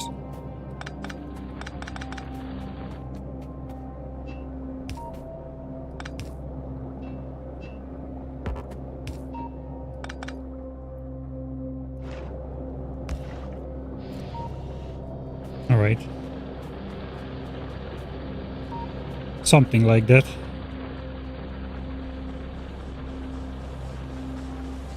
Yeah, I don't know. I don't think they always unburrow out of the walls. I think that was just an example or something.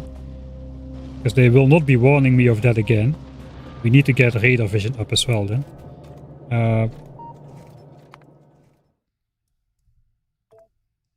This is going to be a little bit annoying. I think I'm just going to have to deconstruct some of this.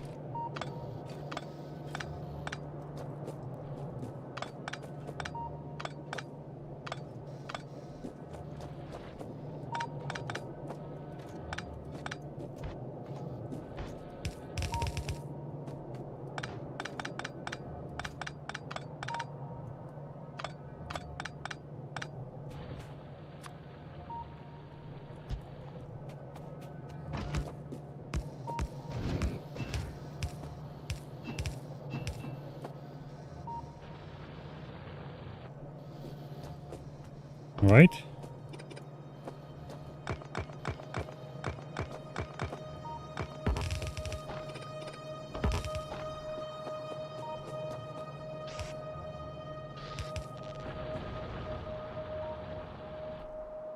And that side is not gonna be attacked that heavily.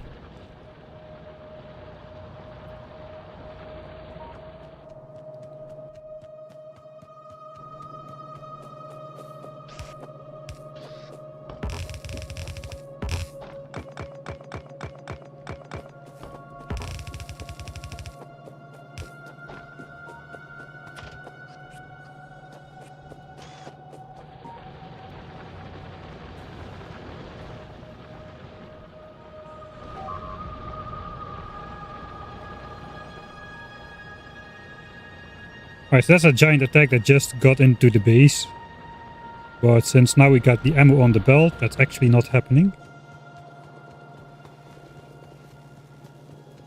I'm gonna grab a bunch of this ammo, since it is way too clumped up.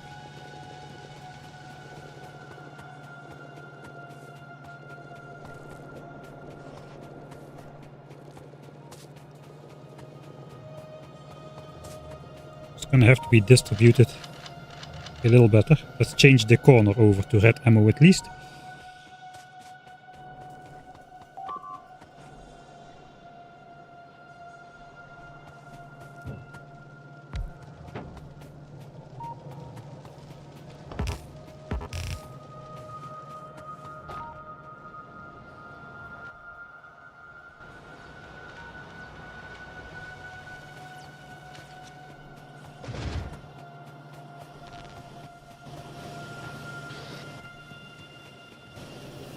I need underground pipes. I need iron then.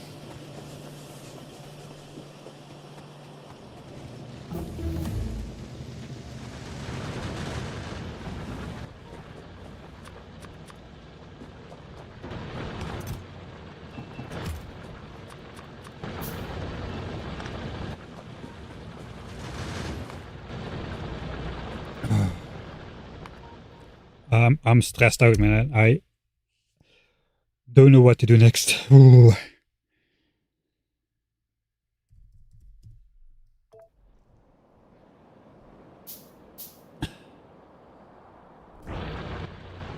Alright, let's have a look at the base. Things have calmed down here because we are not here, I suppose. I don't see any laser biters at the moment. Alright, we gotta start... let's see, what does the evolution factor say? We are 43% on time, 35% on pollution, 23% on spawner kills. So the majority of the evolution still is time. That is because we basically don't have a base. We produce a tiny amount, like 30 SPM of red and green signs. Pollution is going to be a... Wait, what? I get the warning. I already had my first underground attack. What are you talking about? That is cheating. I got my first underground attack before they learned the ability to do so.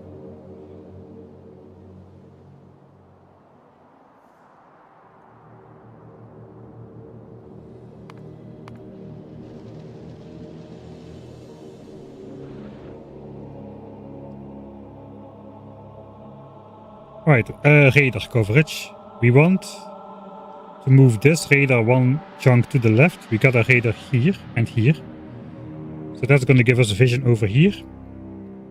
I guess then we need 2 more radars in the intermediate zone. So I need 2 more radars. There's all kinds of new colors which I don't even want to examine at the moment. Wasp spitters. And arachnids. Okay, let's not look at that. I don't want to know. Let's stick our head in the sand.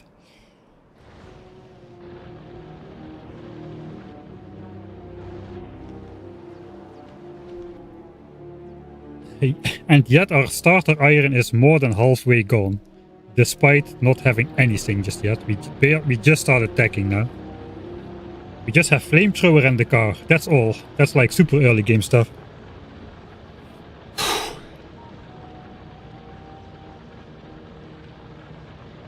Yeah, the message has something to do with the concrete, but it's not super clear as if you have never encountered that before, what it exactly would do.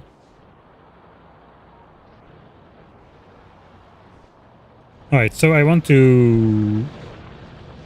need to put the ammo supply line on a different belt, or I just need to connect this belt like so. That's fine as well.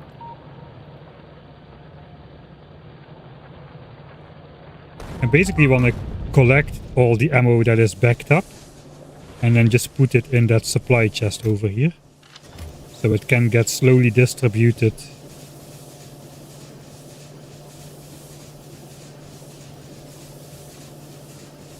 over the entire line instead of having all the available ammo be clumped up. I think we need to do 2 more loops for sure. 1 loop with the radars and just some general cleanup. And I think then another loop for repairs, and then we can build blue signs, or at least attempt to. I think that's the way forward. So what do I have in my inventory now? Lots and lots of ammo. We are no longer taking out biter bases. I think the other method is too slow. We'll do that. We'll do it here. Half and half. Put it on the belt.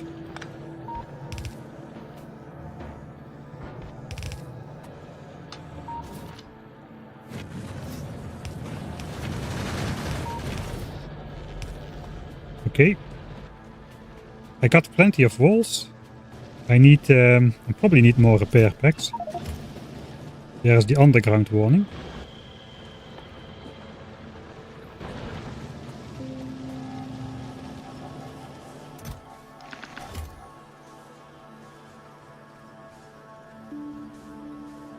$98. Let's make 100 repair packs.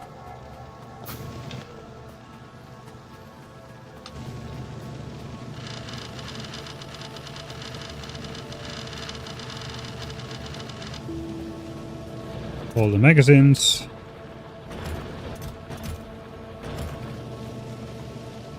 Alright, I just need to know, do I need anything else? Let's calm down. Life is not so bad. I probably want to stop gun turret production in favor of ammo production at the moment. So I need to block this. Alright, so block this. I could use some more iron for pipes.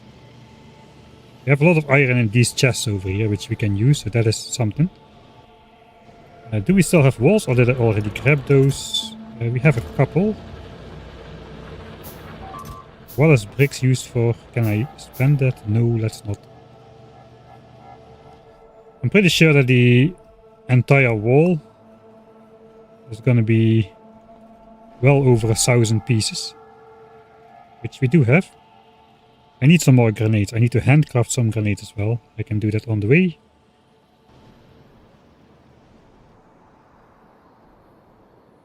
And the raiders.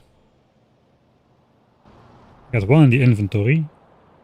I need 1, 2, 3 more. So I need to craft 2 raiders. 1, 2. Stop gun turret production.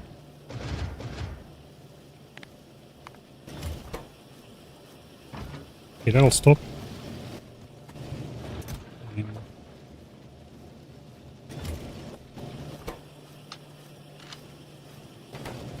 Craft some grenades. Belts is good. I think we just try to complete wall. We are pretty close by, so I'm gonna move. All I need to do to move this raider one chunk is this. Now it's moved one chunk.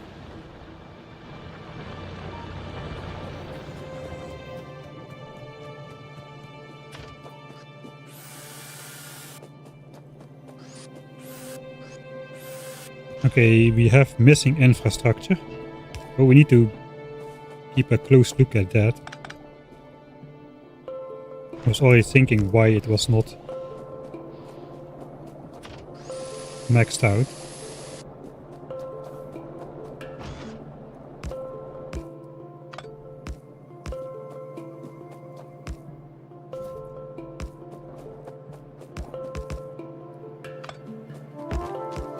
We can quick repair that.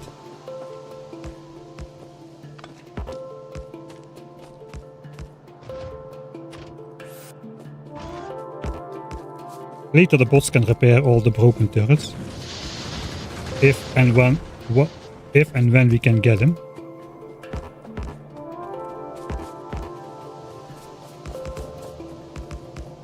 That only works, that doesn't work for flamethrowers. It works for turrets, gun turrets, because they have an orientation. Don't repair the walls, just put double flamethrowers on the corner so it's not a weak point.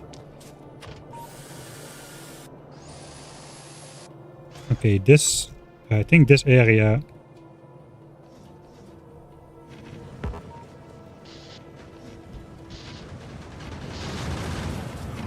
would do pretty good. If we had all the gun turrets.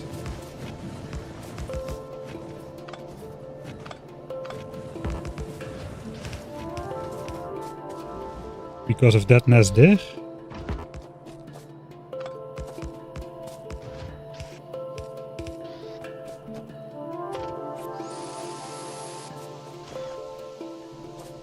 I'll have to wait for the ammo belt to come fix that.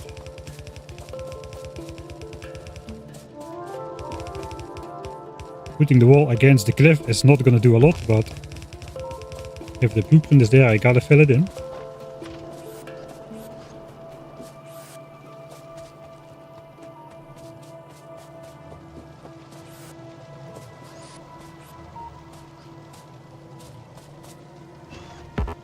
Those corner pipes are an issue.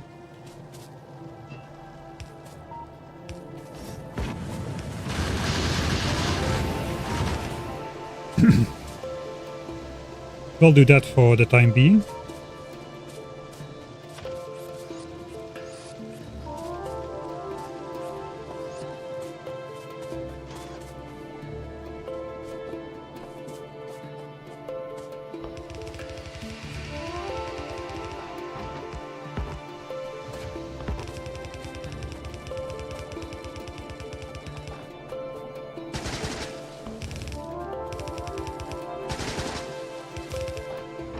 We forgot some gun turrets completely.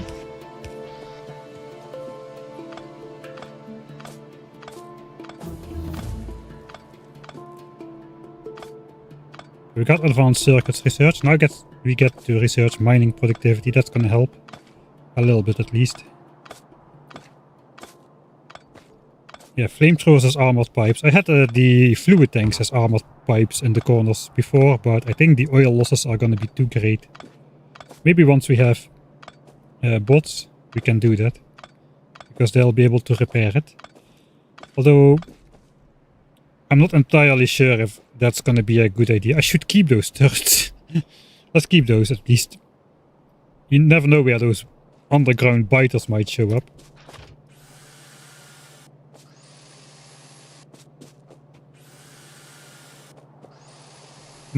I'm forgetting about the radar. Okay, that radar was in the correct spot.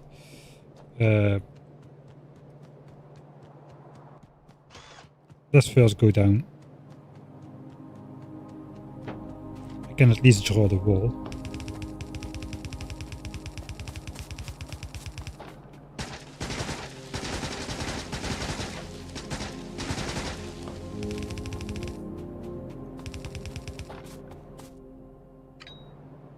Ah, okay, there's pollution to think about.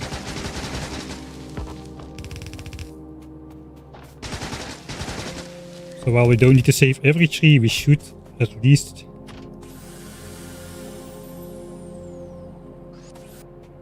try a little bit.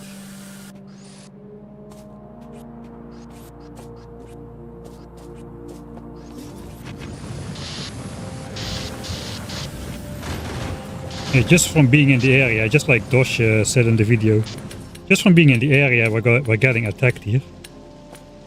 This is the far and one of the most dangerous corners of the base, so let's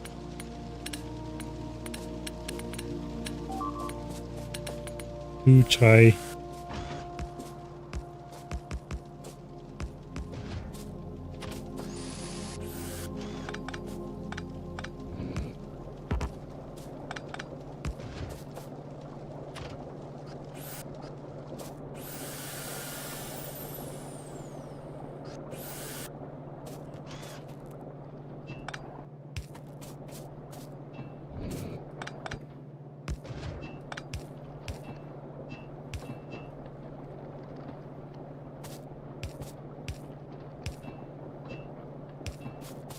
I feel that the corner is the weakest, that gets destroyed the most there.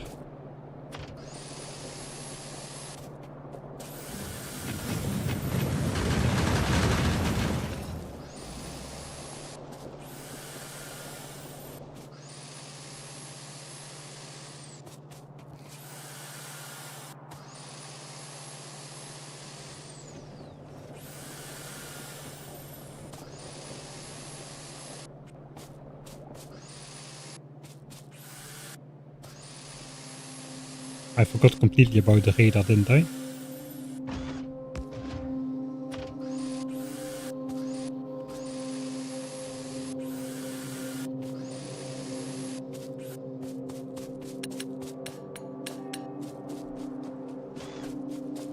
Right, the radar never got blueprinted because the walls is here.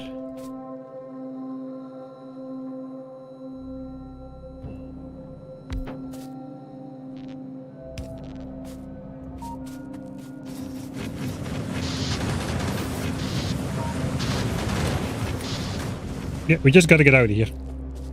Don't linger.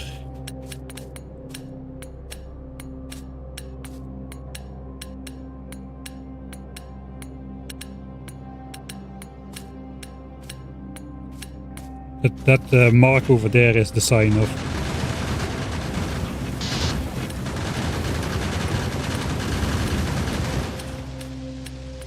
So the extra wall is helping. The panic wall. Hopefully that reduces the chance as well.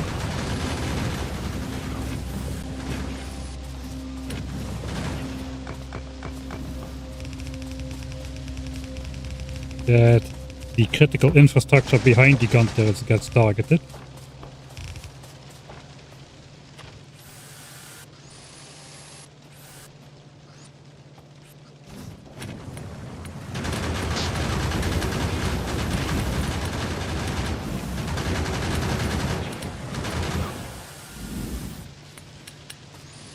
I think a single one of those firebiter attacks can just take out a pipe or something.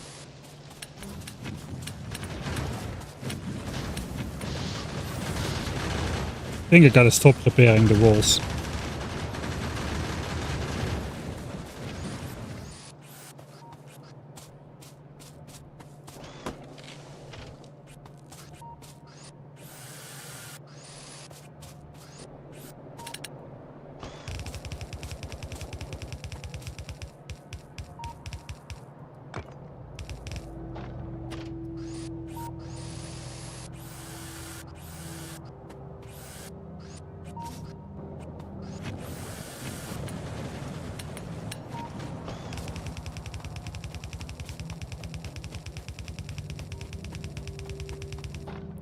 Ah, finally, the missing pair of inserters.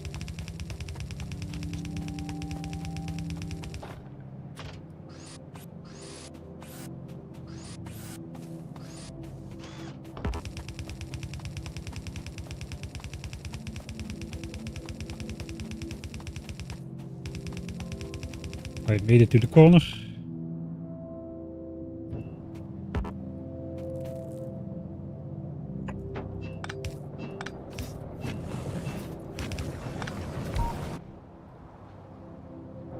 Alright. Get in the car. We're still getting attacked at the base, that is fine.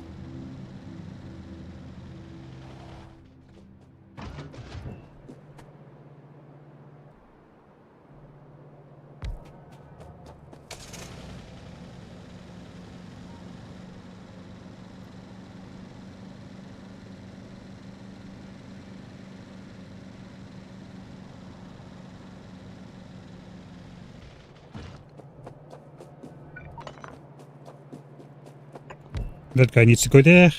And we got radar coverage. Alright, that is nice. One loop done. Radar coverage correct. Well, not quite.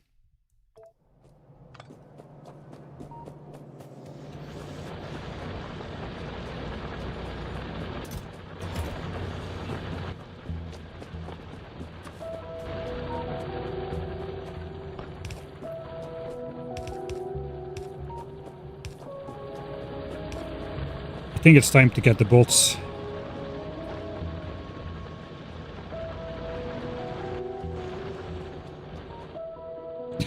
I have enough gun turrets to like complete the entire defense.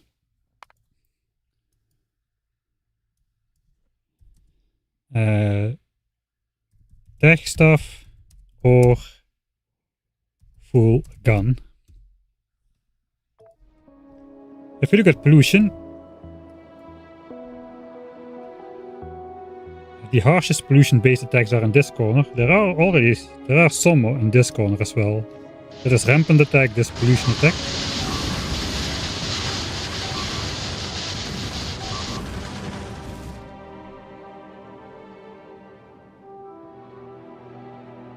There are two ways to reduce the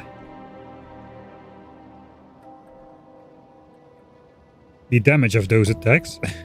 One is build more walls and more guns. The other one is get modules and solar power and mining productivity. Well,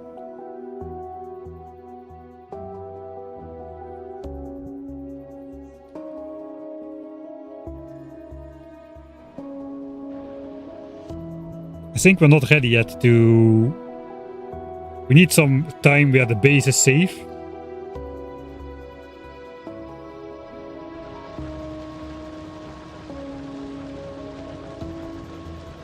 We need a bunch of time where the base is safe to actually make the modules and build the stuff and all the kind of stuff. So I guess we are still locked into... We're gonna go the gun turret route then. So let's grab the book. Full gun.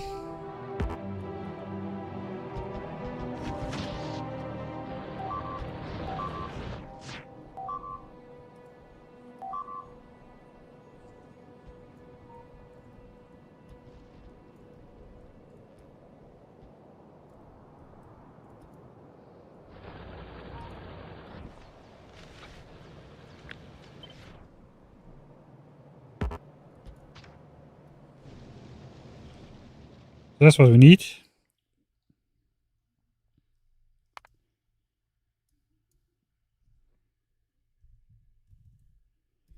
Full gun before pollution reduction. Let's delete that.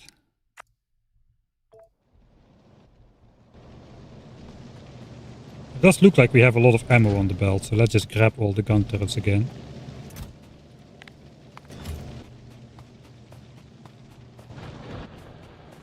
We need to grab as many walls as we can as well. Hey, thanks Jandike 9784. Thanks for the 10 euros. Have a nice Sunday, you too. I'm having a very stressful Sunday, I have to admit. Yeah, perfect timing. One call left. But yeah, most of it is run out. I don't want to convert all my bricks into...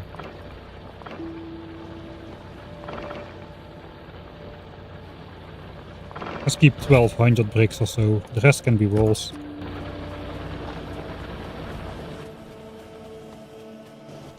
Should be... I'm handcrafting a bunch of pipes.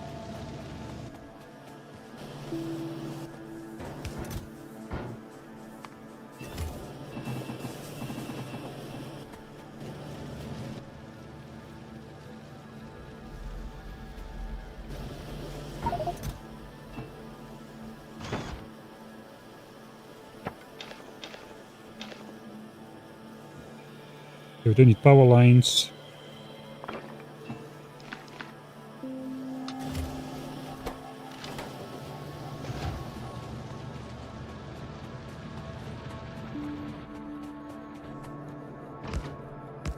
We're gonna need a lot of long-handed inserters. I need iron for that.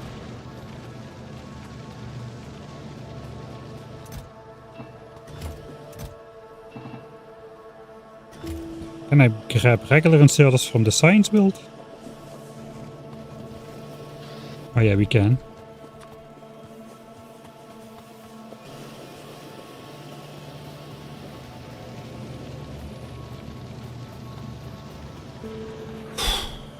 Let's go.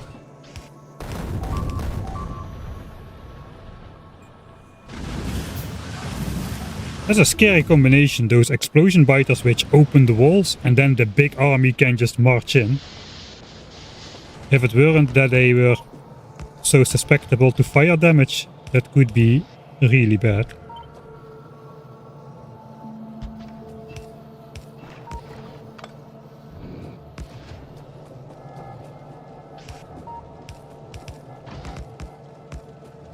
I wonder if I also should fill in all the flamethrower damage.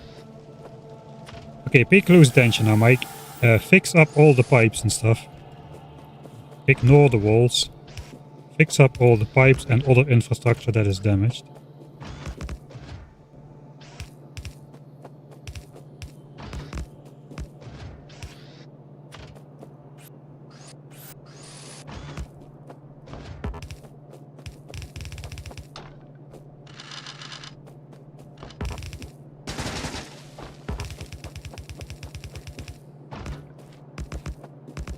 It's so hard to do all those things at the same time.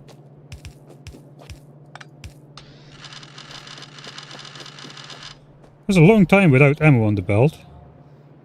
Guess it's still coming though, so...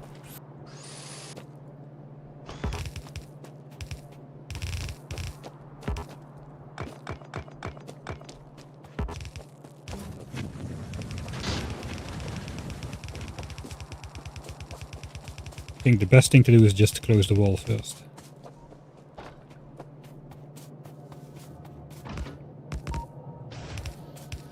I should probably go counterclockwise, that way I can prevent the ammo belt from getting completely emptied.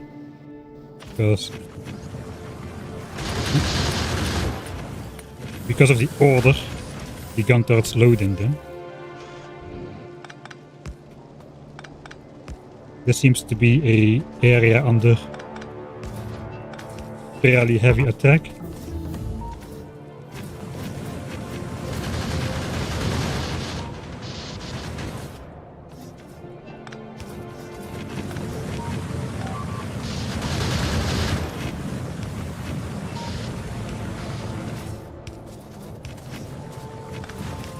And this has to be a part of the design. I should not use the blueprint anymore then, because that's gonna break the underground pipe.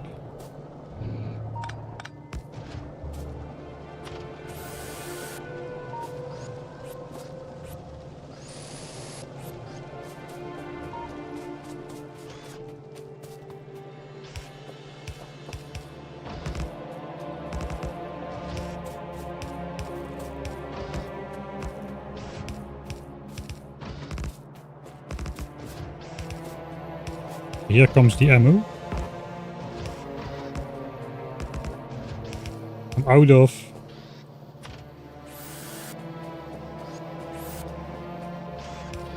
undamaged turrets.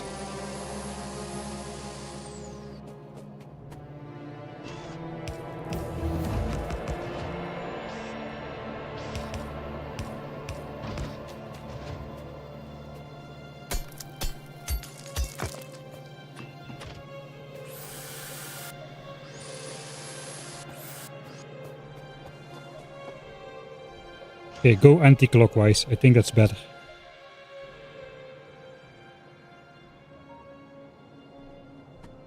Yeah, it's either they repair everything or they repair nothing.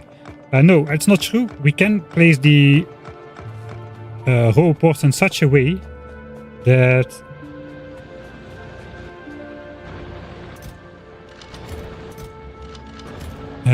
they cannot reach the walls. We would have to plan for that, but we can make it that they cannot reach the walls, which means we can give the bots repair packs and they won't do stupid things like dying in the flamethrower fire all the time. They can survive a very short time in fire.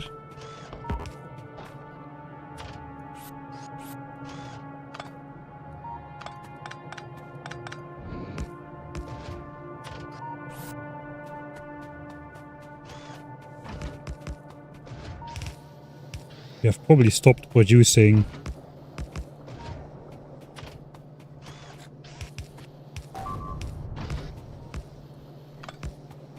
oil at this point.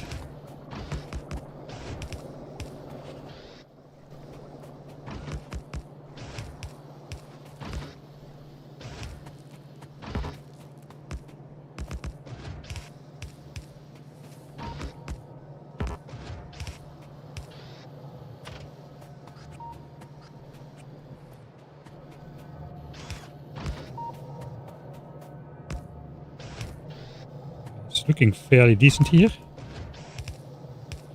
I think I underestimated the amount of gun turrets I would need to finish this. With the result that I'm now strengthening the wrong areas. Or am I? Maybe not.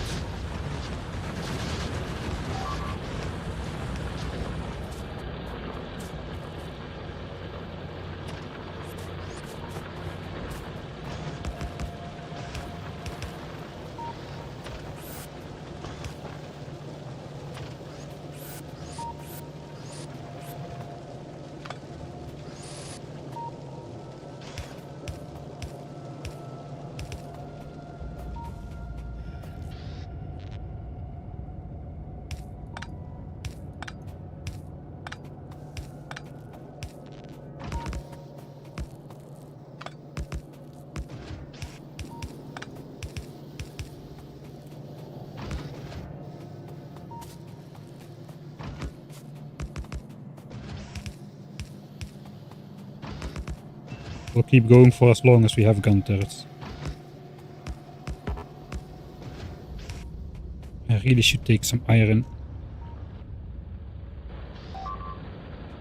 Okay, we can take a couple of these reservoirs. Start oil production again. These are not full.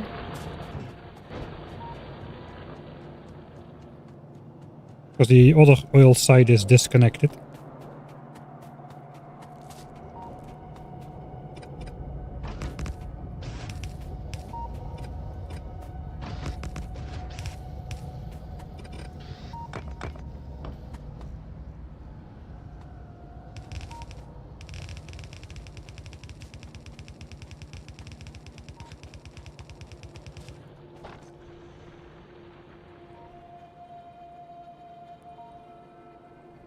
We are already almost at blue signs.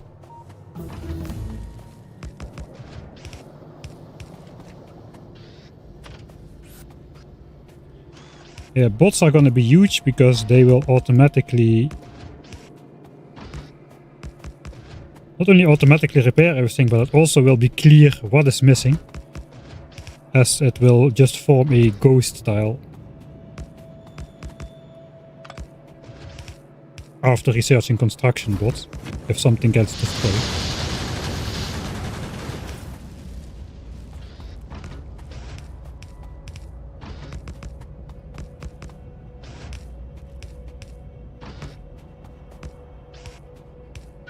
Okay, we're out of gun turrets. The oil production has stopped. I cannot make new ones, probably, no. Forgot we lost a bunch of them. Let's finally disconnect that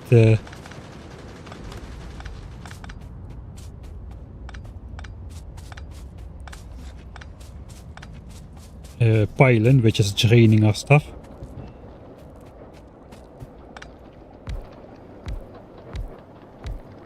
Okay. At least now something is pumping again.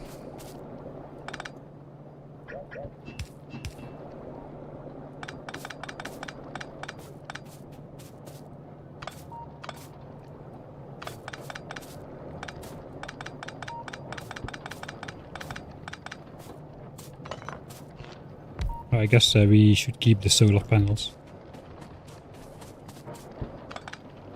Yeah, burrowing biters or not, I guess. Let's grab these.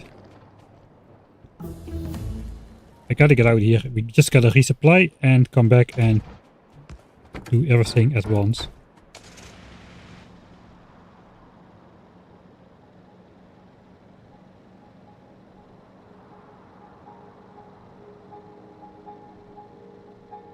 One oil rig disconnected, alright, that's alright.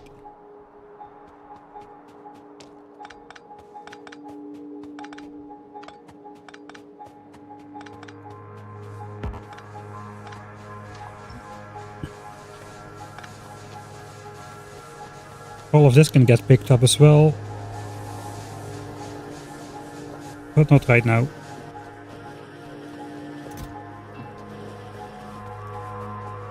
I need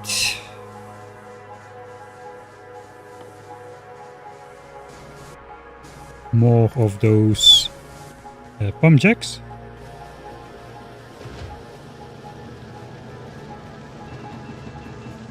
Finally, some steel. How many am I missing?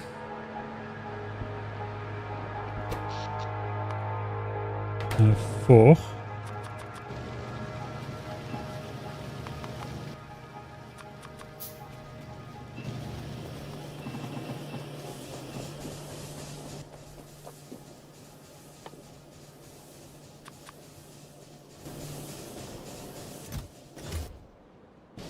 Gun turrets. That's not a lot of gun turrets.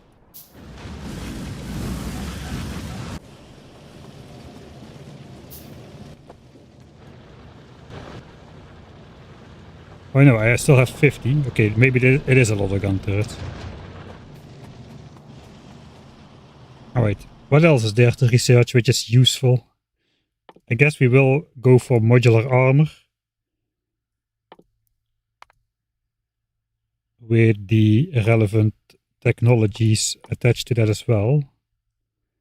Personal battery. Shield. I don't think we have space for a shield. We need a shield when you have fish. The roboport is more important.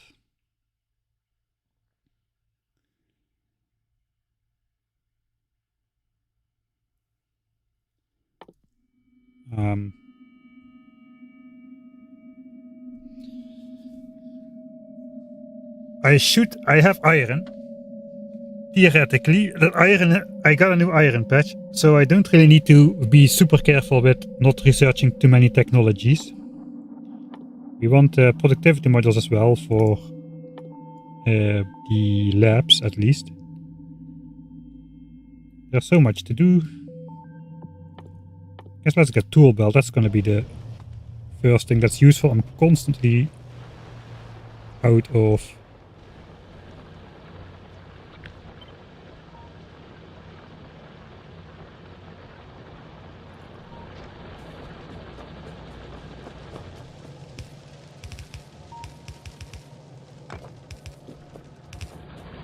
supplies. Alright, I have 50 gun turrets. That should be enough. I got the magazines as well.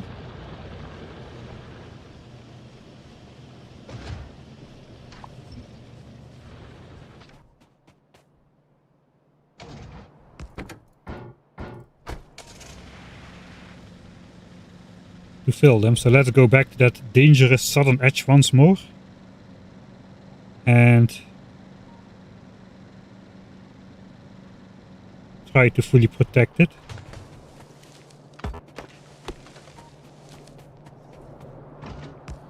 This is not very south, but oh well.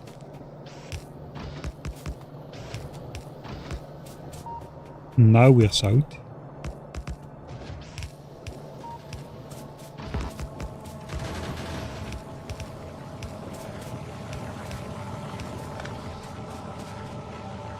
Oh, really?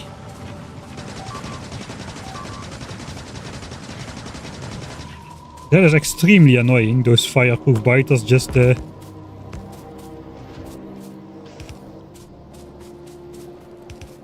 staying out of range and eating up the flamethrower fuel.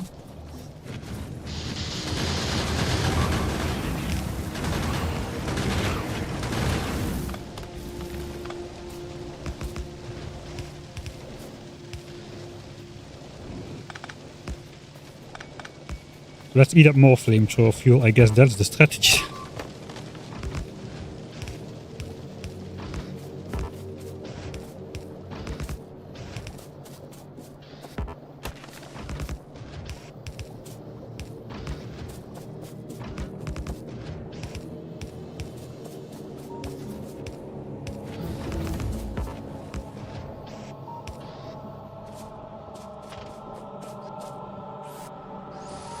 The pipe still lives.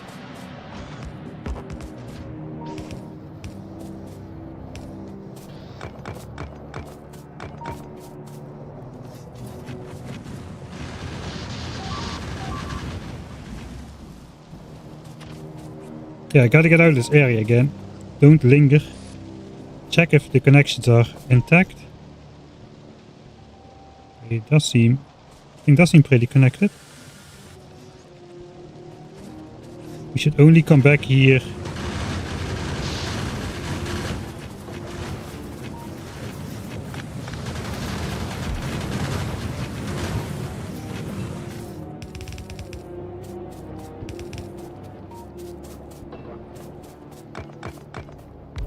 once we got bots, really. Ideally.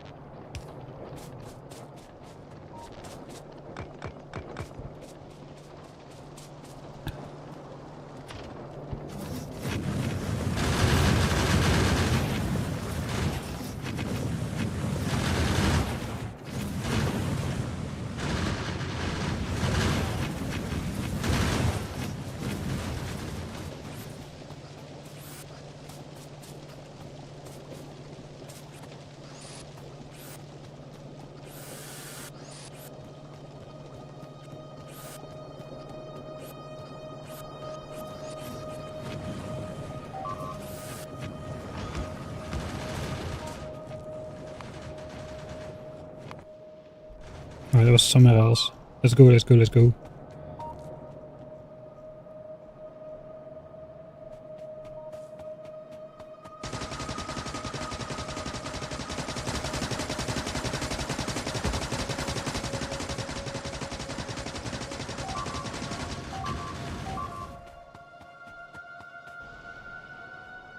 Alright, we still need to do that side, but I'm out of gun turrets now.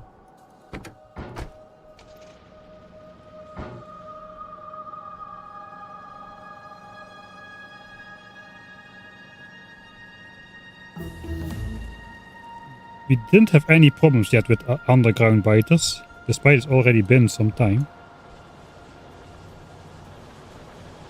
I guess we want to keep this wall intact then, to be... yeah, we should not deconstruct that wall. As many guns up as I have right now. Let's take a look. This area is an absolute mess still. We got 100% laser resistant biters next to 100% fire resistant biters. I hope there are no 100% physical resistant biters, because those could really empty out the ammo reserves quite quickly.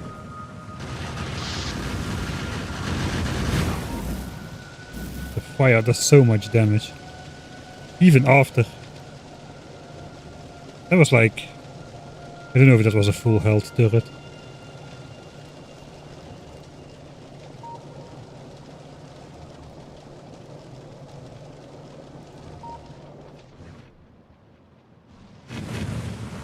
Yeah, very funny.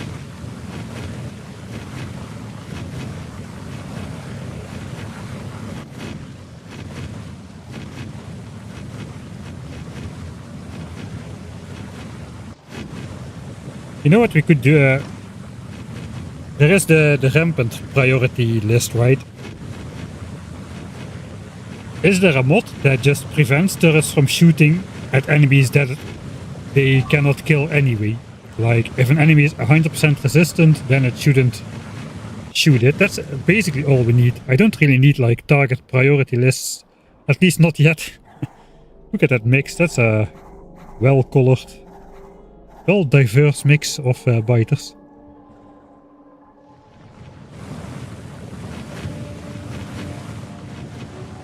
Oh yeah, this doesn't make any sense.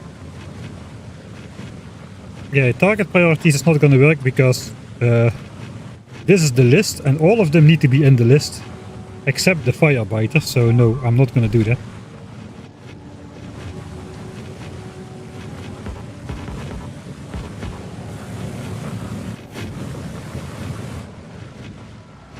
Problem is, it's also gonna lock It's gonna log the biters into attack, or the turrets into attacking that single biter, while the other ones just march in.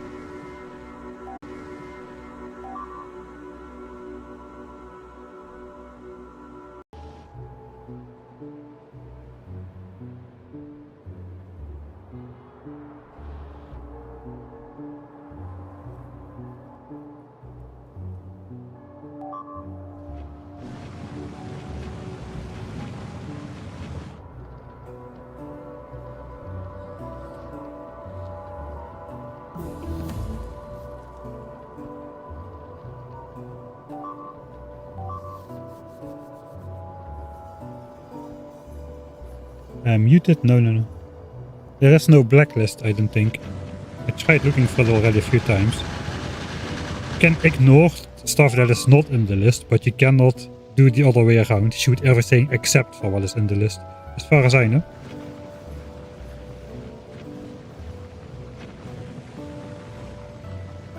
Let's check if all pump jacks are now up. Okay, they are. I disconnected one.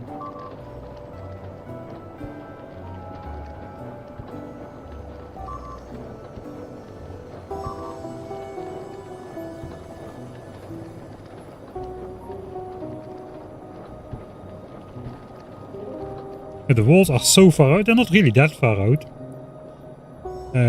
So this was not specifically designed for Rampant. This was just something which I had to... Basically for the ultimate DeathWorld challenge like years ago.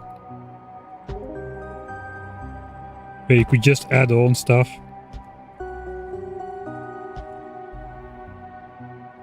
One by one.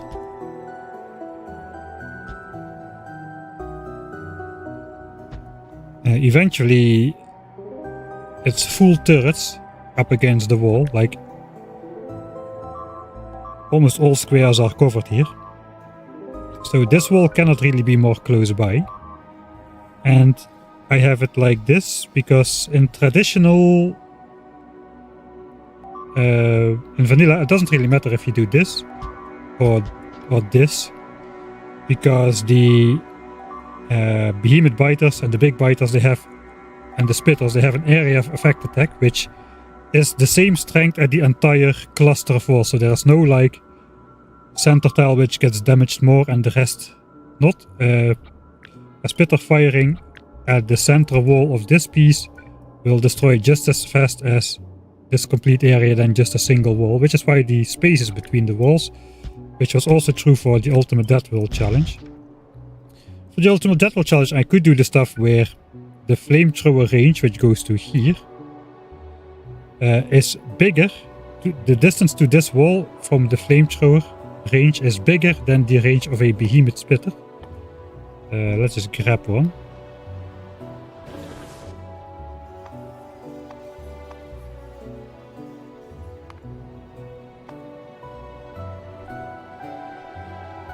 It has 16 range.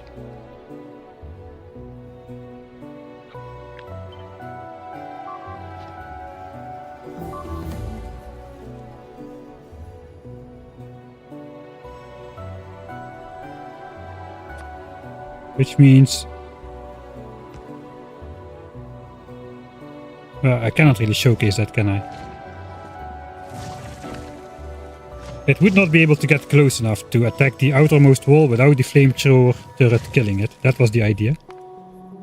But maybe for Rampant it does make sense to maybe do this or something to counter the electric biters. We'd have to experiment with that a little.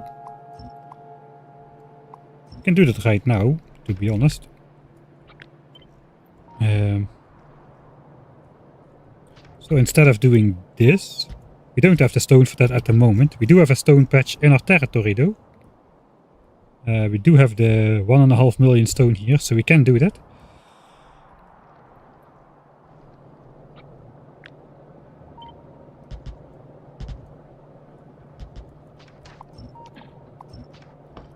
So if an electric biter, does it just target everything in an area, or is it like a jump kind of thing?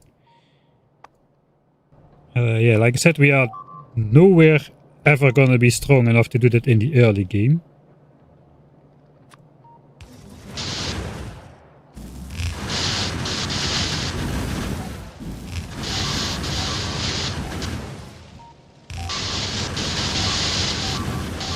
No, that doesn't seem to help, right? Does it?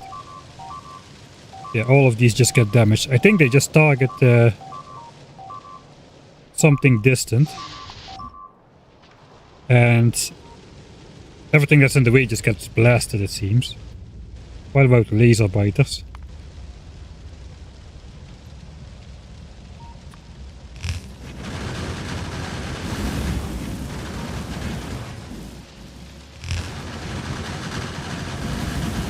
They just seem to get confused.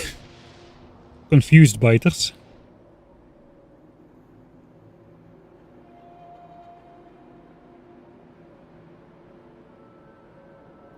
K2SE, probably. I don't know what the question is, but that's probably the answer, the second one. Yeah, the starter stone patch is probably down to 30k. So not very long, but we have the stone patch. So that basically confirms the most important resources to get in the initial expansion are oil and iron and stone. Those are the three necessities to keep a functioning base after the starter patches run dry. Uranium, coal and oil will be important as well, but later. I just don't know if we can get powerful enough to try and claim some of those resources later. Kinda depends. I think for the real run, or like for an actual run without that much saves coming,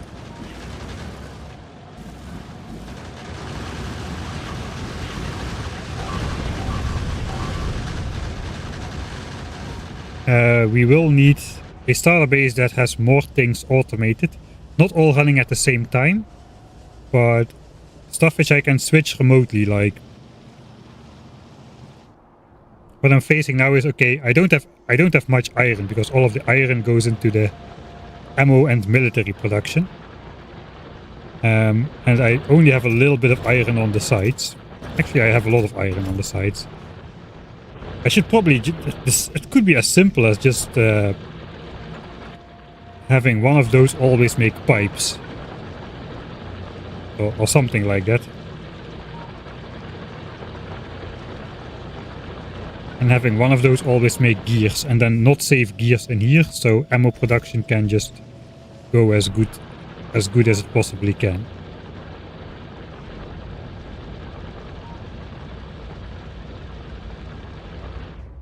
Because I find myself running out of stuff, and I think, okay, I will need to go back to the base and craft it. But then my inventory is full, so I cannot take a lot of iron, so I need to do a lot of shenanigans. My base is not really well designed, so I have a lot of walking distance as well.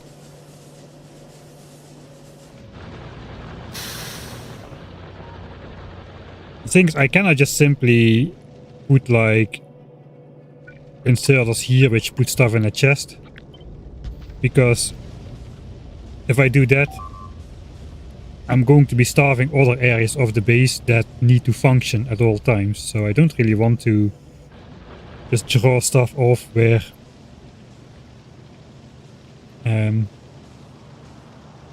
wherever. That will just starve other resources.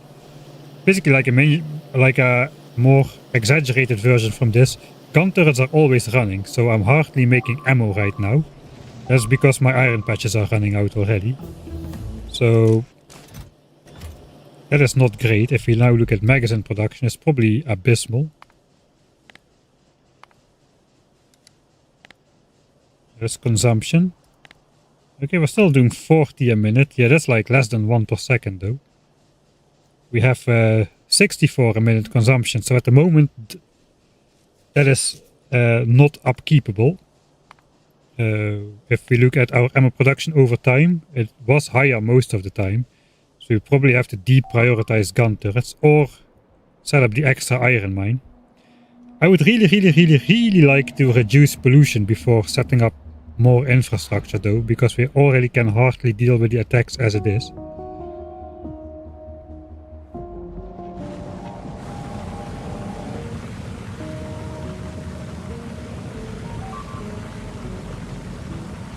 And this single dude will take out my entire corner with its 100% fire resistancy.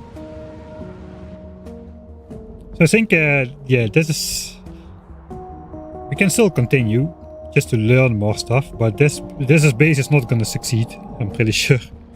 There's too many problems. First of all, I cannot really paste my blueprints anymore because we made some changes with the pipes. I have to integrate that into the blueprint as well. To bypass the corner connection. It might as well just not exist, to be honest.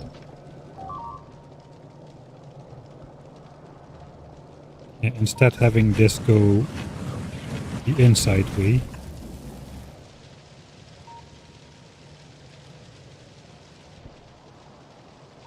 I have to make sure that I can paste it down without breaking anything. Especially before the bot area, and after the bot area I need to once more be able to paste the entire blueprint line without breaking anything. Just to put all the destroyed stuff back into the form of ghost blueprints. Like over here, so the bots can build it.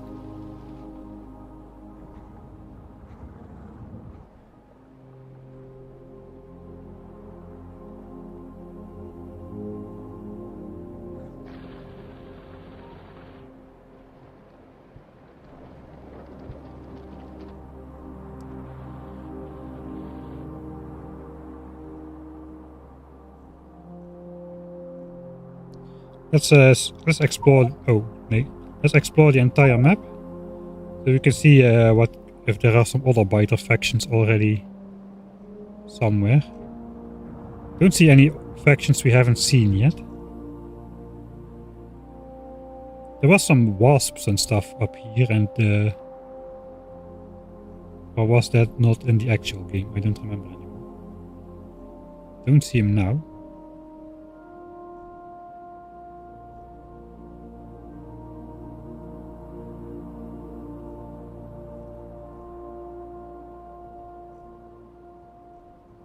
Okay, yeah, these are like wasps, so we haven't really encountered those yet. Right, yeah, so smaller map, smaller area to defend. The seed is not too bad for that. We could just get this. No, the oil. Yeah, the oil is very far. So that's not great.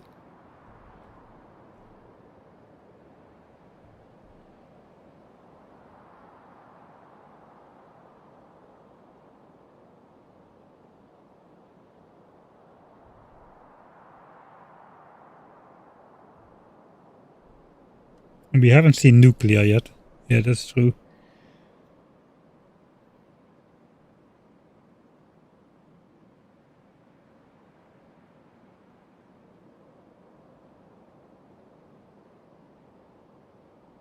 If you build a bunch of power pools in an area infested with sappers and let them get destroyed, that will fill the area with biter structures that don't do anything.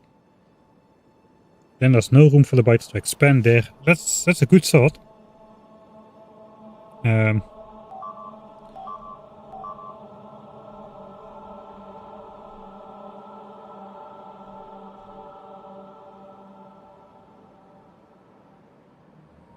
That's a large area though.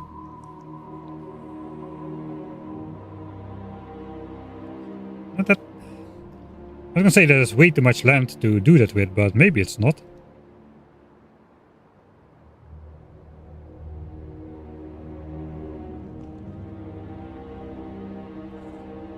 There is a particular pattern which works with landfill. I don't exactly know. I think there's 14 tiles between, but you can do something like this in a square grid pattern on Gleba.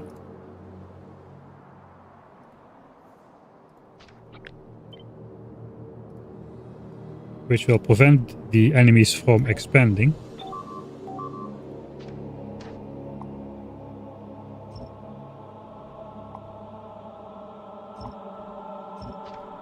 I'm pretty sure that will work as well with pipes in vanilla, or in fact power poles, like disconnected power poles.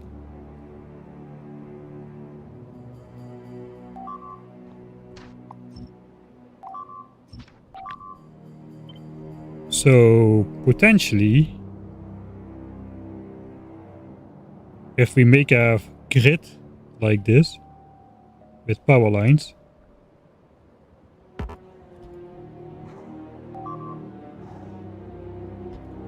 That should be enough to prevent enemy expansion once the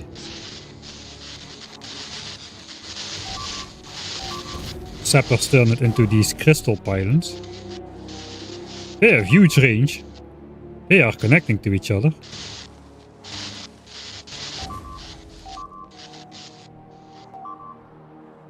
And the good thing is the fire biters and stuff will not be able to destroy these either, right? So that is indeed something we could do. We just have to make sure the grill is complete, so that the expansion will not happen. I don't know if it works the same. It's probably better to just go around and just spam this everywhere without thinking too much. I overthink things.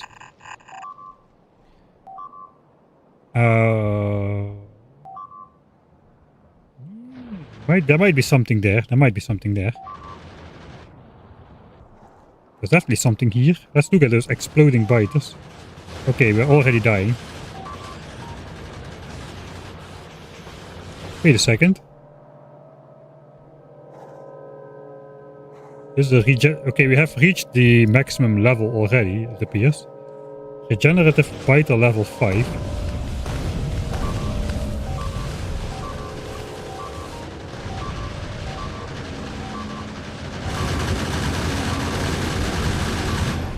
Oh, these guys. They're just the fast ones.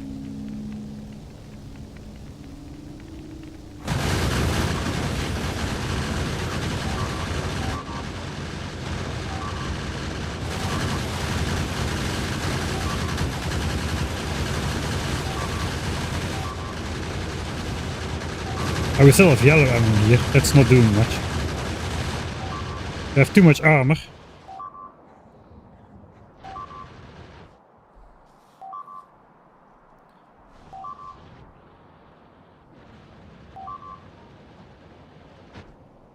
Yeah, I think we should stay smaller. Find a seat where, not with all resources super close by, but with the essentials. Which is stone, iron and oil. Those 3 we need. Update the blueprints.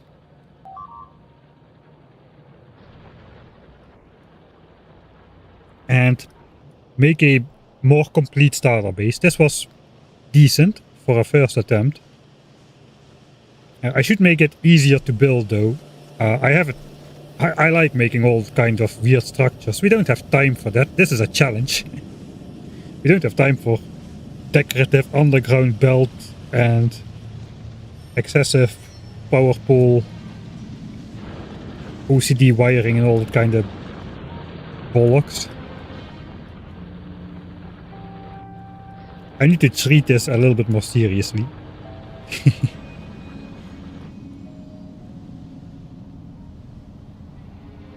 Yeah, stay smaller, tech up to bots.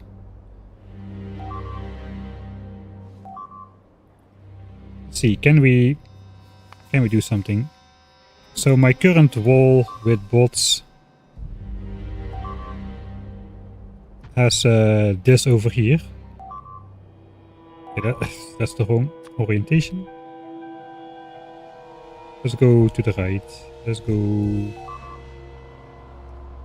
somewhere over here. It's exactly in substation range, and it of course nicely just connects from left to right. But it will repair walls. What if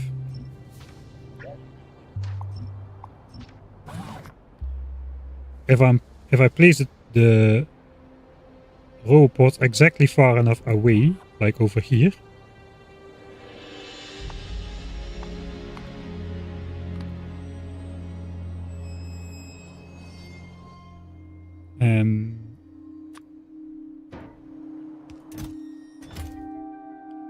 We then can have repair packs.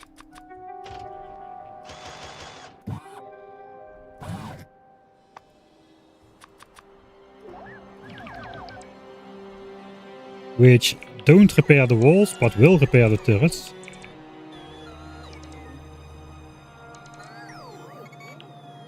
All the walls should be ignored.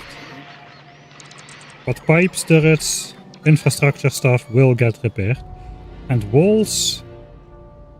walls will never get replaced. Yeah, that's an issue. Wait. That is not very genius. We cannot make a separate Roboport network which can reach the walls, because then they will repair the walls. Now they go out to repair the walls. Okay, we cannot do it. It's either repair everything or repair nothing. We could try to get the Roboport so far away from the wall like this, perhaps. That'll take him a while to reach the front, so that the attack is already over. I think the entire base is dying right now.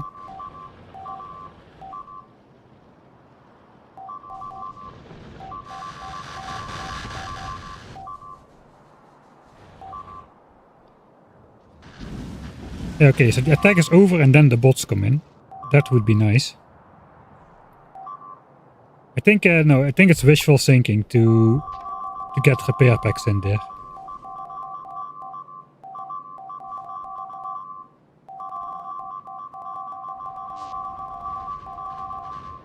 I think we got the sappers now doing their power thing. Yeah, the sappers are taking over.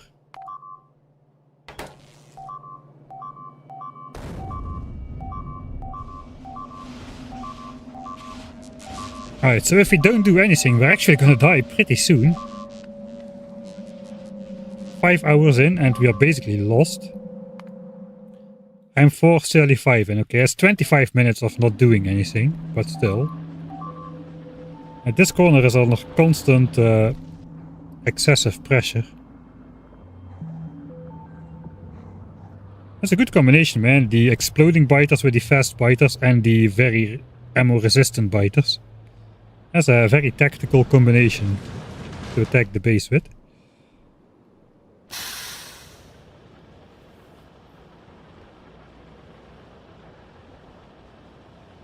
I died because the flamers had no fuel. There's something wrong with the pipe. Yeah, there's a lot of things wrong with the pipe system over here.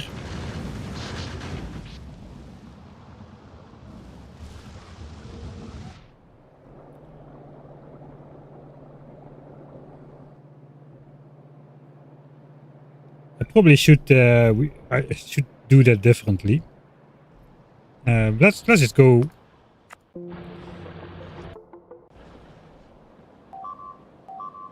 We might as well design it in here.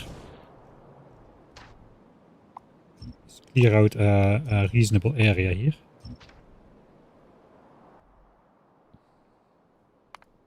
We'll do the global electric network. I give myself some infinite energy.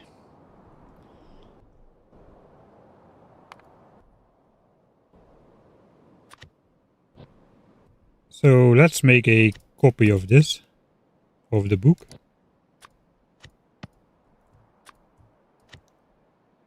And we'll call it Rampant Defense.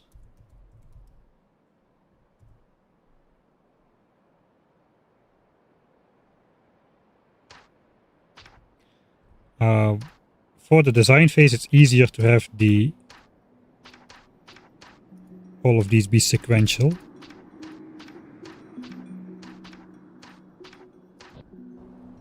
So we can scroll through them.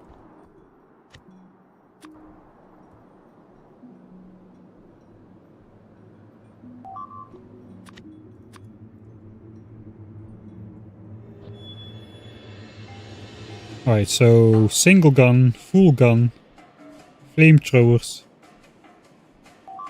full flamethrowers with full gun. These are low, okay, I guess it's a system which builds on top of each other. So that was the initial one. The problem is getting it to connect correctly to the corners. If I flip this, I hope the The power lines should be in the same place. I think the only one that's okay,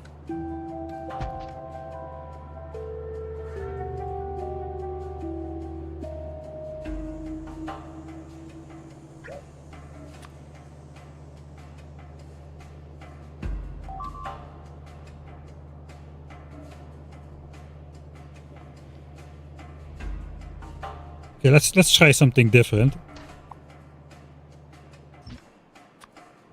I think the starter gun setup was pretty good. It's pretty sparse.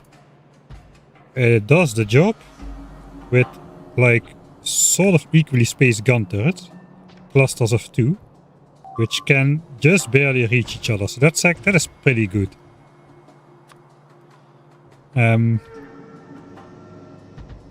So let's see. The full gun was pretty good as well. It does keep space for flamethrowers. But let's first add the flamethrowers now. And see if we can do anything different here.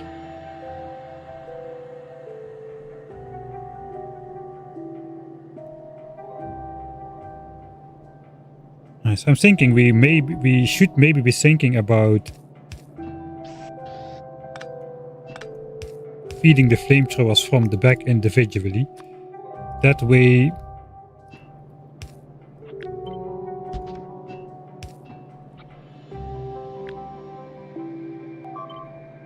it's pretty annoying to build, but that way it's annoying to build no matter what.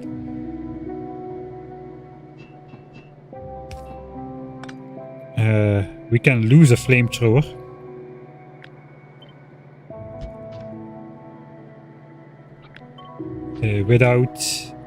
Or we can lose the pipes without actually deactivating the entire throughput. Of course, the single flamethrower will still run out, but that'll give us a lot more time to react.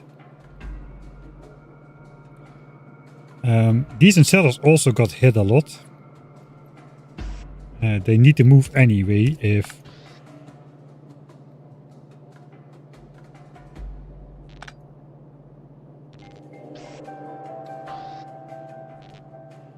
I don't want to do this with underground belts. That's going to be too expensive for the early game. It is fairly annoying to have these line up like this. In this orientation, it's pretty much not visible if something is broken or not.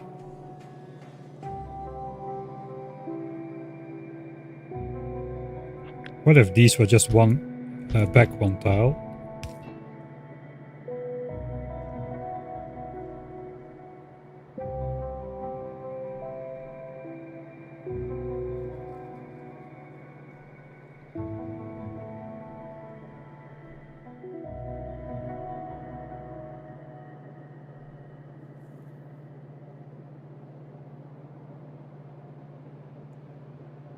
The number of nests on the map doesn't really matter for the amount of attacks you get.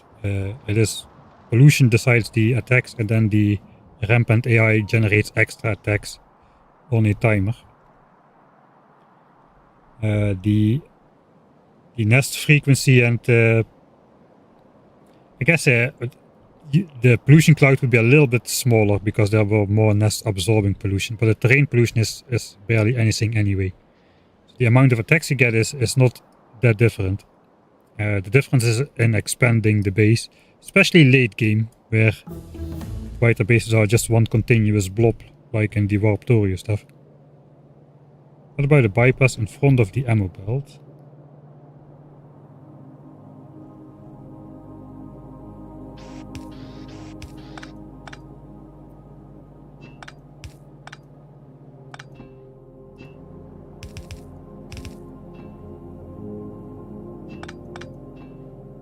Don't want to put the inserters against the gun turrets, they'll get heated too much. Technically we could put the power lines, something like that.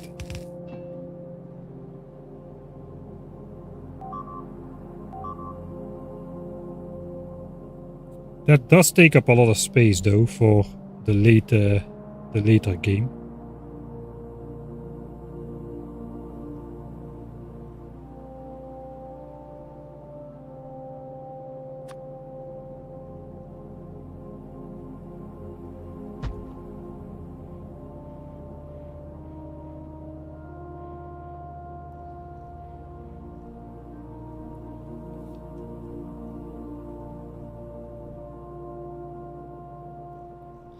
I must say we don't really. It's a manual upkeep to do, but we don't really have problems in the base with flamethrowers like running out of fuel. They do have like 30 seconds of shooting left in them after something gets disconnected.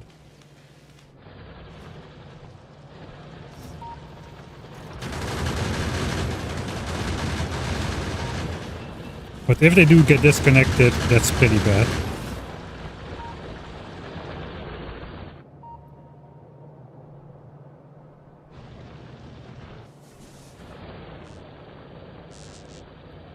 Yeah, but we do need some redundancy in there. There's this one tile is broken here. Does that do all of it? I must say that that maximum fluid distance kind of thing is coming in here as well. That is fairly annoying. That the fluids cannot flow. Like that. It just causes more problems for the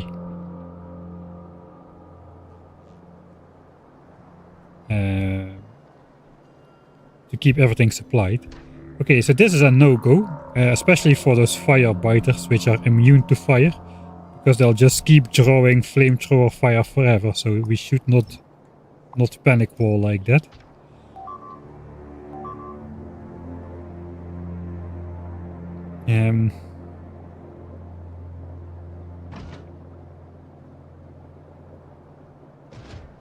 So to counteract that getting stuck, we should either like make the target priorities with that mod, or perhaps we could think about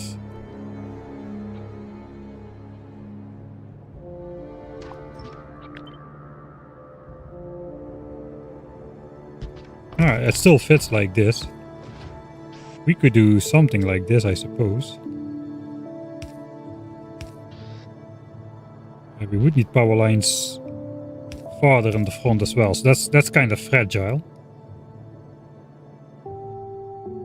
It still leaves space for a lot of laser turrets, not as many as we had originally.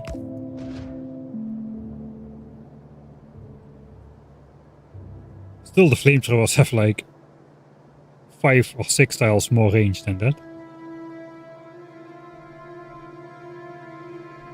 This will lose me a lot of unnecessary ammo. The entire reason we got the flamethrowers on the same level as the magazines is that the flames will kill a lot of the biters already before they come in reach of the gun turrets, which saves a lot of resources in not having to spend magazines. That was the entire point. If I don't want that, there is no reason to not put the flamethrowers like all the way behind here instead. That might be a simpler solution. Just put them behind the belt.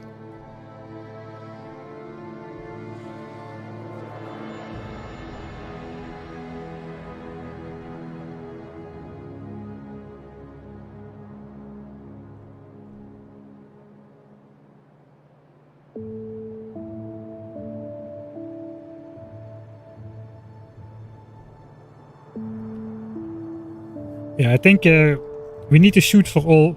Maybe we don't need to make that many changes. It's still very good if the flamethrowers can negate the need for a lot of ammo usage and power usage from the laser turrets. The flamethrower ammo is practically free. So if they do most of the biter killing, that would be great. I think we need to take a look into that mod. Think about defense design. Let's check it out.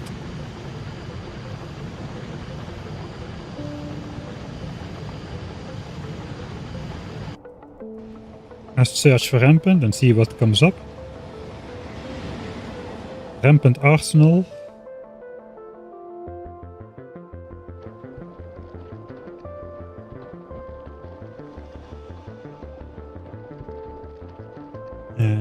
Reinforced walls. Yeah, of course, it's Infinite resources. This is old, I think.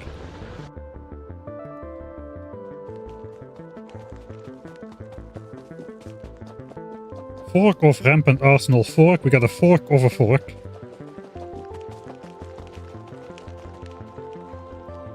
Priority compatibility fixed.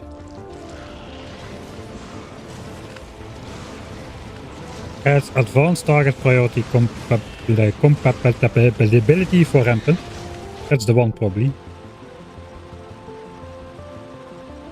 Same as Rampant fixed, but without the feature that enemies leave landfill behind after that. What? Okay, I'm learning stuff which I shouldn't be learning yet.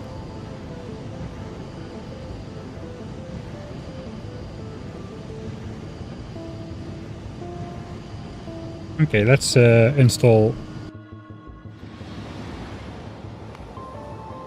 priority fix. It's gonna restart the game. Hopefully it catches it. Right, there we are. Yeah, I don't want to use Rampant Arsenal if I don't need to.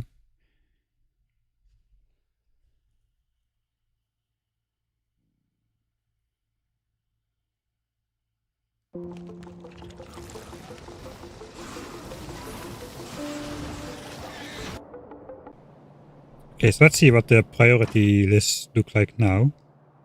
Section Biters Rampant. Advanced target priority. Okay, so that basically just programs something, I suppose. Unit type. Laser. Apply. Clear. I don't know what I'm doing, just pushing buttons. Default. This is still the same, I suppose.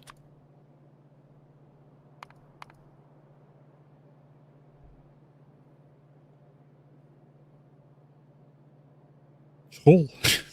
All of these biters are troll biters as far as I'm concerned.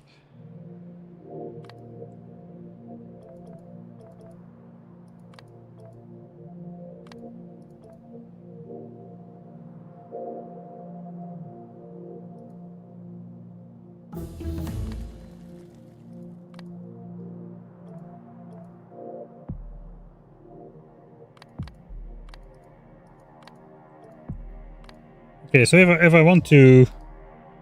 Okay, it doesn't do what I hoped it would do.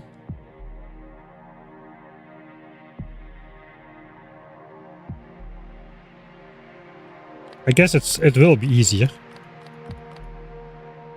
So we can just apply this.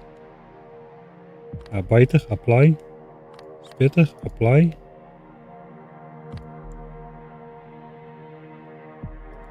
Alright, okay, so we can fill the entire list basically, so... Okay, I see. So if I want to exclude fire, I just need to do everything in there. And then accept fire, apply, and here is like the entire list. I mean, the order is... Like I said, the order does not really matter too much. But that will stop the... It is basically just the same as vanilla, except you got a real keyboard instead of the on-screen keyboard where you need to click every every key with the mouse.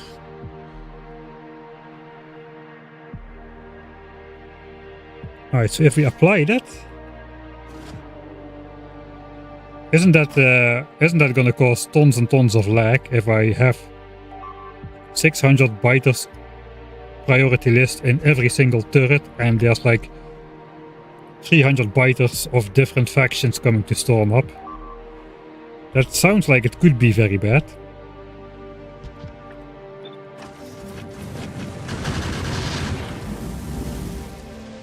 Alright, but let's try to get some...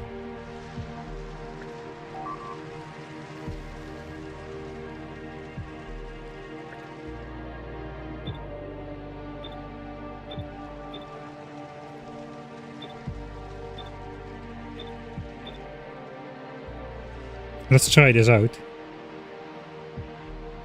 You know, I only really need to do it once, right? I need to find out which factions are fireproof, which factions are physical proof, which factions are laser proof. And then just, I need to make 3 turrets with the configuration. And then I can just use that and paste that on all of the other turrets. I forgot to ignore unlisted. I don't think for flamethrowers, I still want them to fire. No, I don't. No, you're right. I do want to ignore unlisted. I do want to ignore unlisted.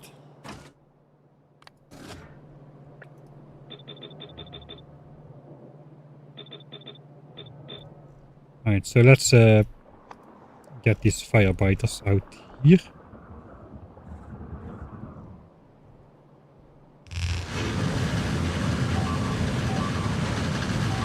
Well, the flamethrowers are not shooting. That was what we wanted.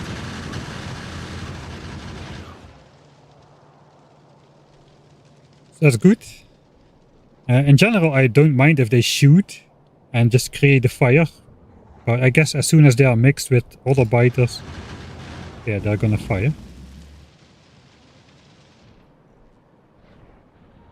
So yeah, that's pretty useful. We could use that to prioritize the dangerous biters, like these ones which cause like massive explosion damage, and nuclear biters later on.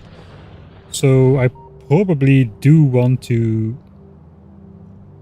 I'm going to have to painstakingly make priority and exemption lists, I suppose, but not quite yet. I'll start with. I'll start with just using something simple like this right here. So then once we get laser turrets, we can do the same, but exclude the laser biters.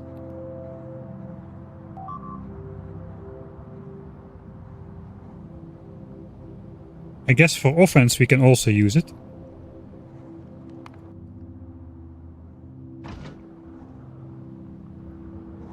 Like especially if we have a mixed nest like this. It's going to be better with bots though, because you need to place them exactly right. If you got some filters on here and you misplace it, those filters are going to disappear. The turrets are disappearing very fast anyway, so I'm not really sure that will make a difference. Like 2 seconds and they're all gone. And we get revenge attacks because we placed some empty turrets there. Yeah, we're gonna keep that one in.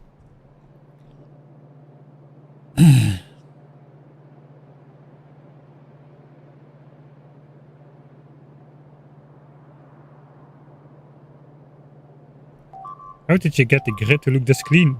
I got the Chunky Chunks mod installed. It normally comes with many more grids, but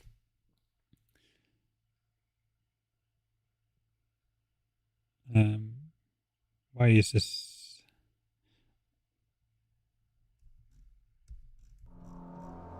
Okay, now it's doing this. It shouldn't be doing that. Maybe because I changed the mods or something. It has a weird settings bug. So I basically just switch off the grid by putting that to 0, and I only have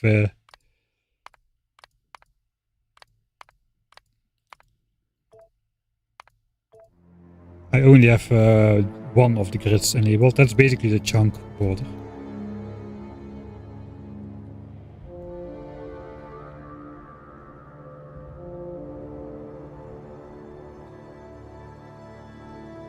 I'm not entirely sure I should be making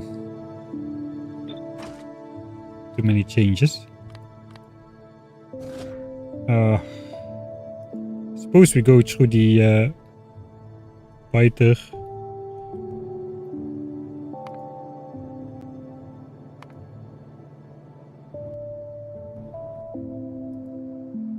Where can I easily find that?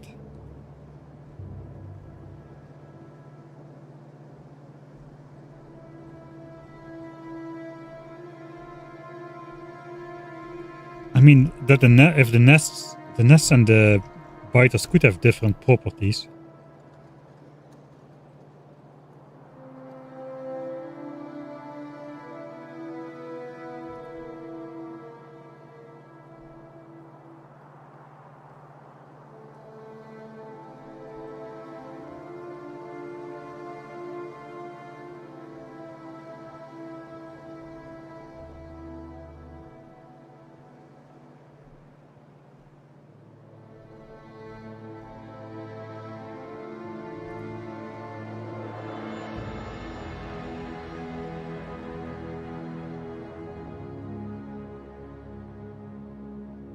Max possible health 9,999. Okay.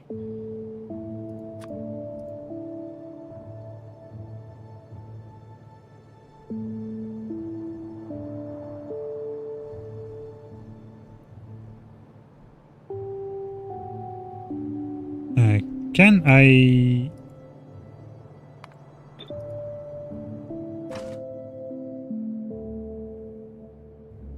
There's a really weird order that it gets applied into.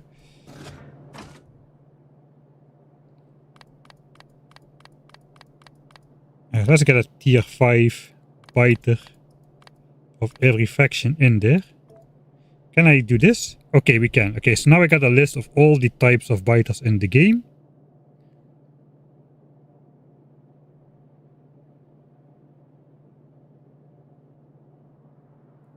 And it's tier 5, so it's middle of the pack.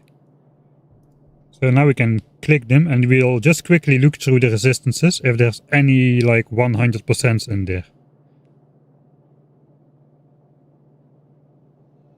Okay. Juggernauts are 99.99%. Resistance to both physical and fire. Oh boy. They take 50% extra damage from lasers.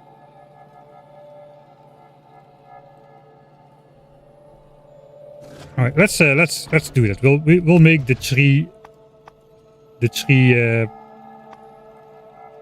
priority lists for the 3 turret types.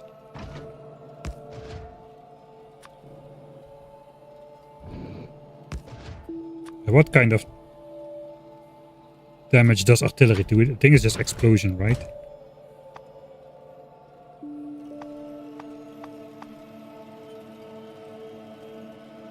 Physical and explosion. Okay.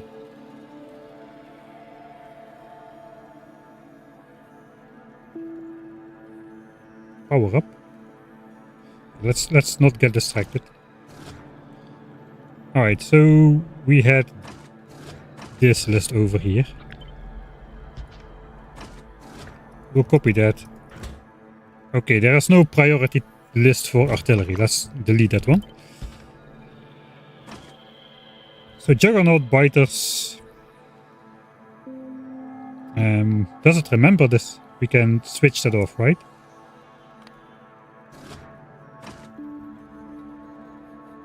Arachnids. No 100% resistance here, acid, but that doesn't really matter for us. Alright, let's move the biters which have some 100% resistances to the back. The fire ones, we already know, lasers. Alright, let's check out the other ones. Nuclear biter. Alright. These are highly resistant to fire, but not quite. So we do want to fire at them.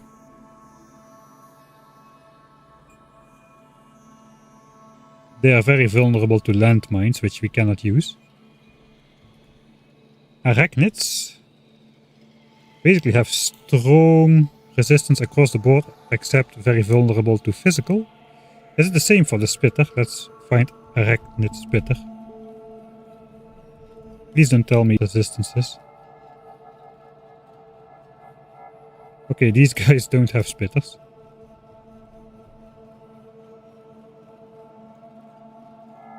Oh, not all factions have spitters apparently. Alright, you know what? We need to redo this then. Biter and spitter, level 5. All of them. Apply. Alright, so Juggernaut biters have resistances. Arachnids do not have any special resistances.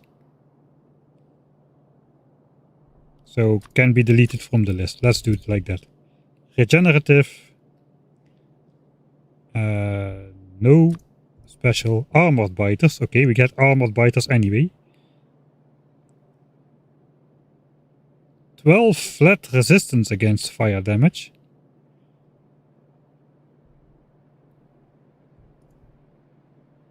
We do 90 a second. Okay, we do damage them. They are pretty immune to ground fire though, at least before damage upgrades.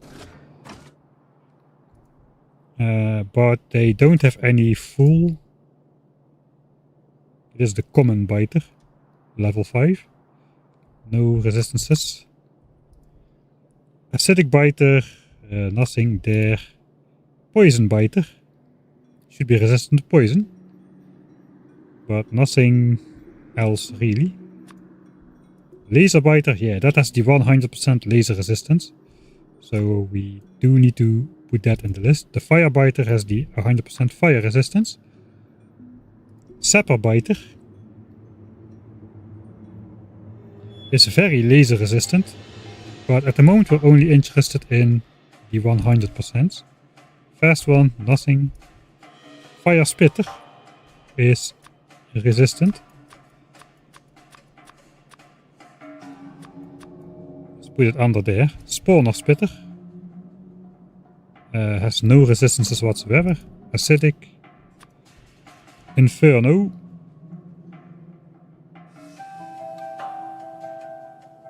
Alright, they are basically also 100% fire resistant.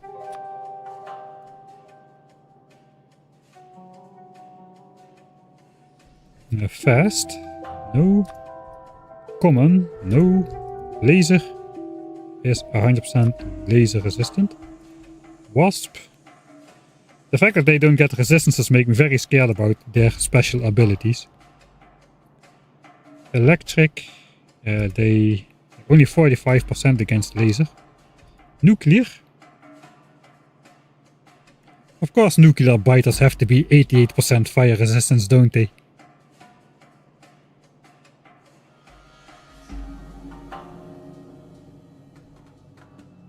Well, it's not 100. And then these also have high resistances, but not 100. So we only have 4 factions basically.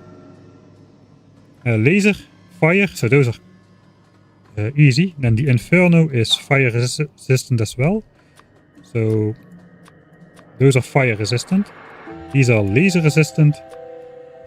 And these are both fire and physical resistance. Let's put them over there. Okay, so now we can make the filters for our 3 turret types.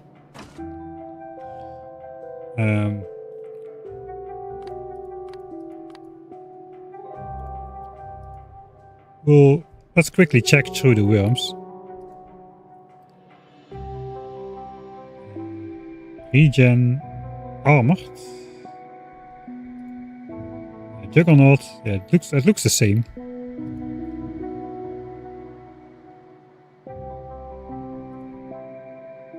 I don't see anything that stands out as a difference just yet.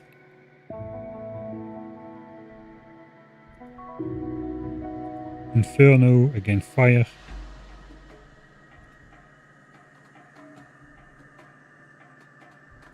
Laser worm is laser proof.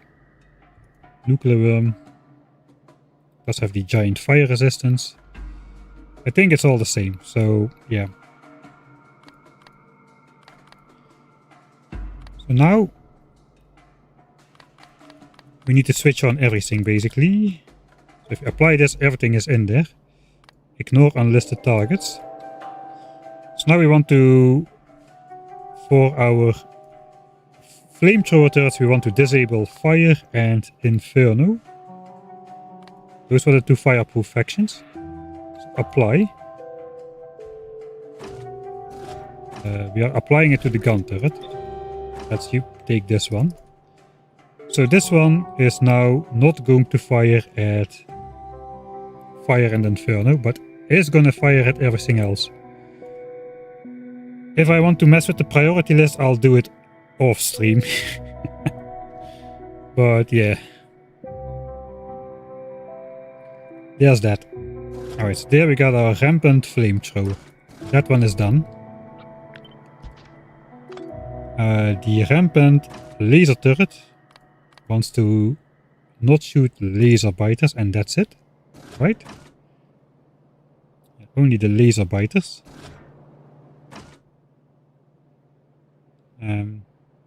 So apply with ignore unlisted targets. That is our laser turret. And then the gun turret.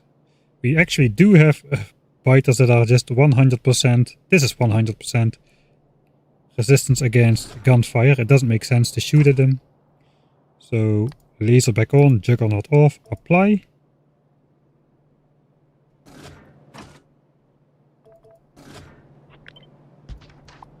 Alright, and those are now our turrets. So we can, for the rampant, what we can do for the rampant blueprint book is basically we can copy the filters.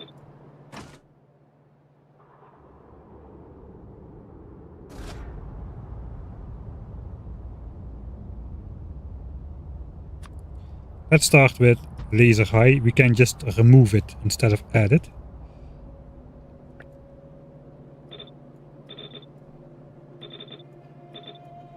Alright, and then the flamethrower, and then the laser.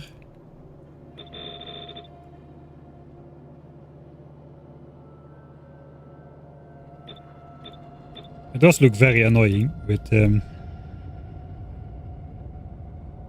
all of that being on there, but oh well. The order is the same for everything, so that's kinda annoying. That is not good either. That they're all shooting at the same thing.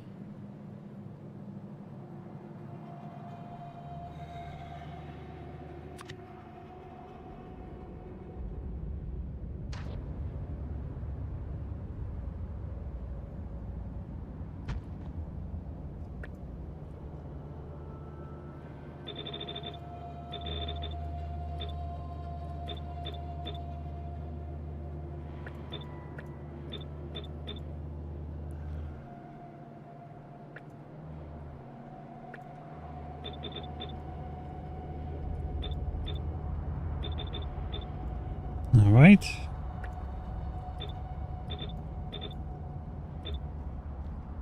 That's a start. Now we just update those.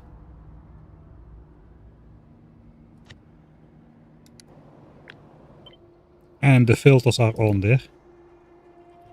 And then the corner. And the filters are on there. Alright, so now we got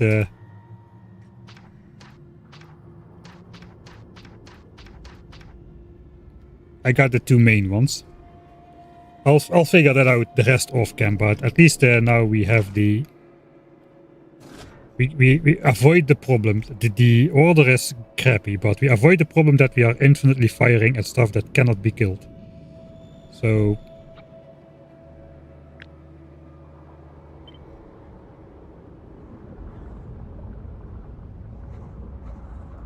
let's say we would now place this here.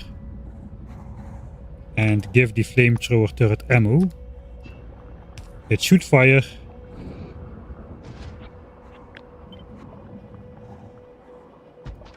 There's a firebiter nest and a laser splitter. I guess we should maybe do it in our lab here. Ah, let's do it here. I'm worried that everything's gonna get zapped too early. The lasers should be targeting the far away firebiter nest, especially if I kill all units. Alright, I'm just gonna go tick by tick because I guess these are gonna destroy stuff very fast.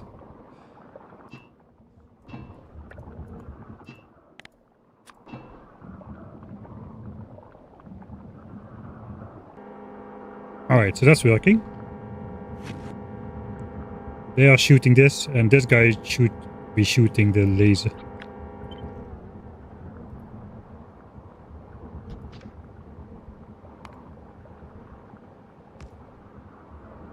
And this guy should start shooting that laser worm over there.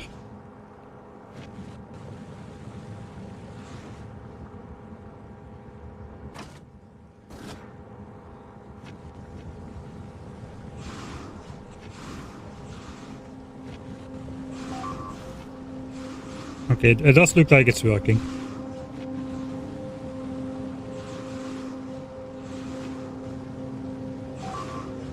Alright, of course, this is real time. Look at those worms. Those go crazy, man. Alright, so we're not wasting stuff on unkillable things anymore. That is good.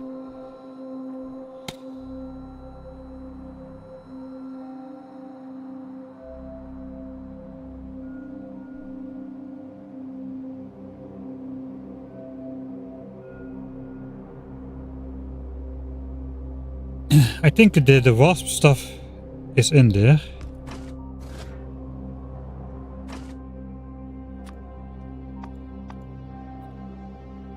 Saw some, yeah, here's the wasps.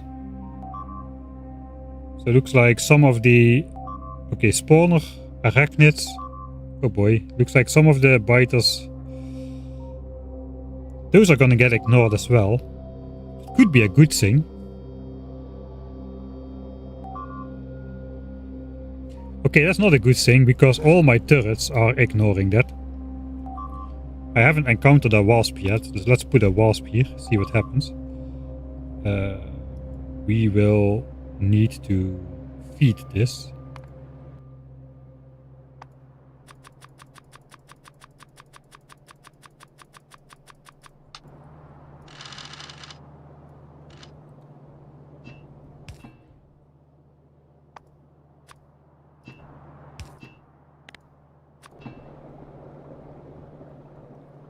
Alright, I'm gonna save. Let's just override the edit mode save there. So let's get that wasp, some wasp guys out here.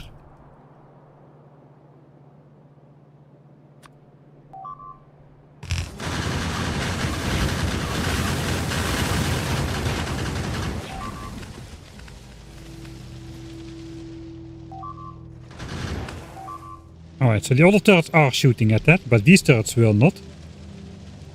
But looks like the wasps are kind of a unalive themselves kind of attack, where they just despawn. What about those spitter things? There's also arachnids.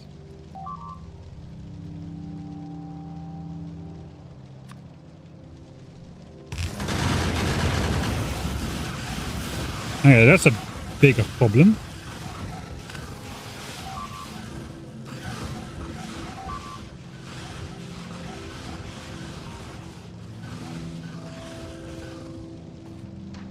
Yes, I'm not entirely sure what's going on there. I think they also died out by themselves.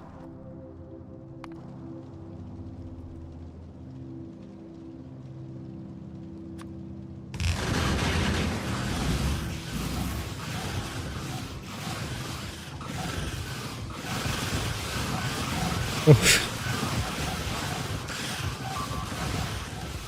Have some negative healing, just like those Gleben biter eggs. So they will they will get those have to be added as well then. Looks like those cannot be added by the mod. If I want to shoot at them,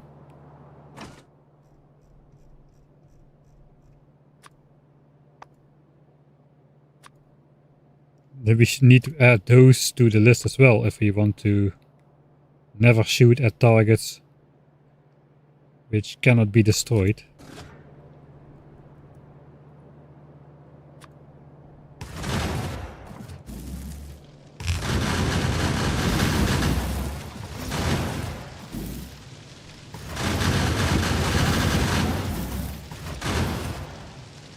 Yes, they basically lay eggs or something.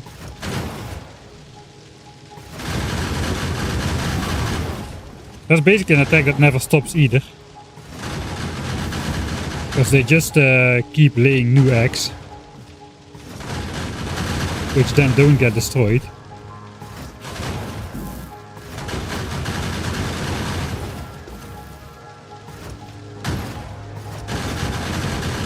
So you need to destroy the eggs or the attack will just never stop basically. It's just like when you're looking at me I don't move, and when you're not looking I will move and eat you. They just keep respawning.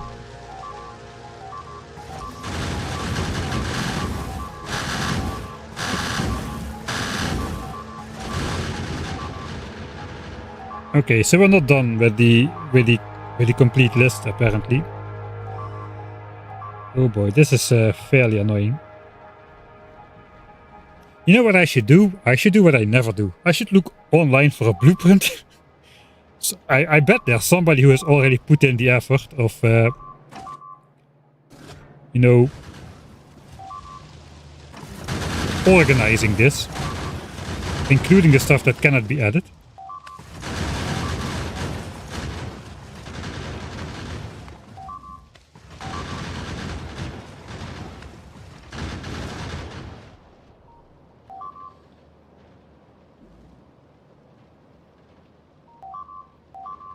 Okay, was that the only 3 types?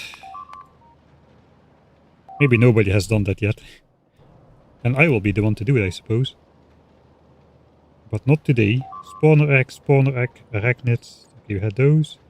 Wasp, drone, spawner, wasp, spawner, arachnids. I think that's all.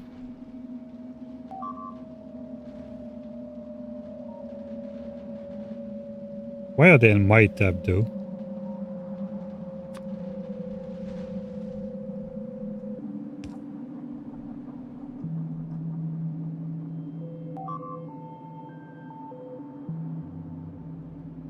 Okay, this guy is now on my side. Watch this. He will fight this biter. Okay, that was not a biter. They will fight each other. Thank you, friend.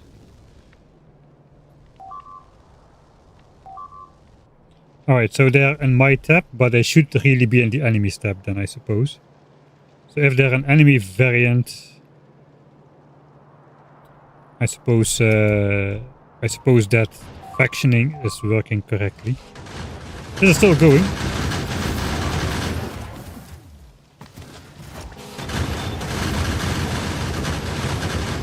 Alright, so now we're not ignoring unlisted targets.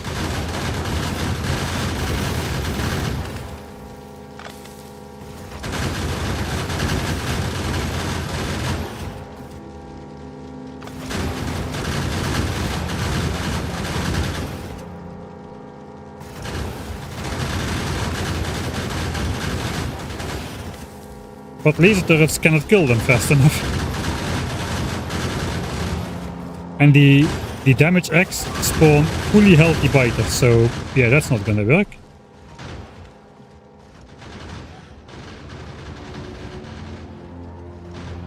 Alright, you know what?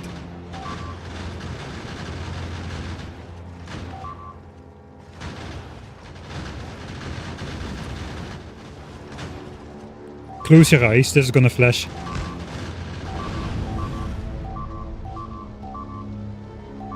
There. It's gone.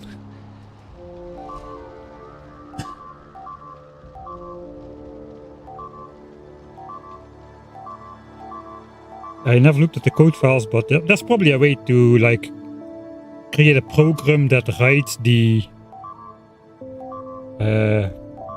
data to the target priority data to a gun turret and creates a blueprint out of it. I'm also pretty sure that will take 10 times as long as just painstakingly organizing these yourself.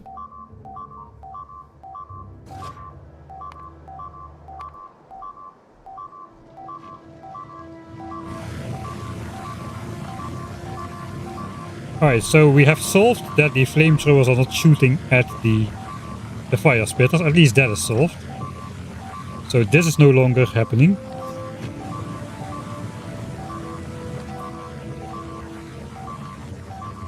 The problem is that nothing else is shooting them either.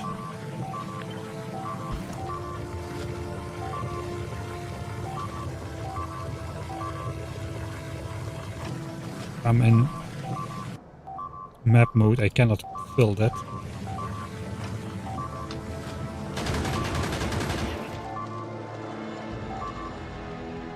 Okay, so do those spitters range increase with range 14? Let's check the other ones. Range 16. Okay, the fire spitters range increases with level, which means I cannot simply use the solution of let's move all gun turrets one tile forward. I'll just postpone this situation to the next level. The thing is, for something like fire spitters, then I don't want walls far out because my turrets cannot take that and they can attack from a distance. But for something like those nuclear biters, I do want the wall far out so that the explosion happens here and not like here.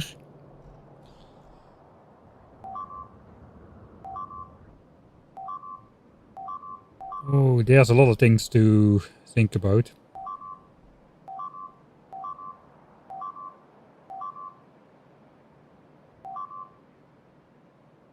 And the base game Rampant originally,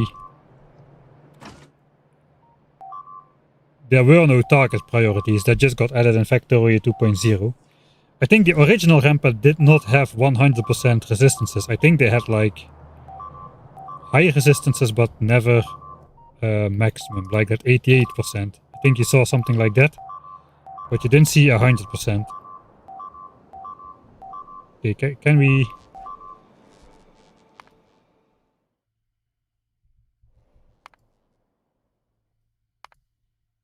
Let's load back in the real save. There should be a little bit less stuff breaking.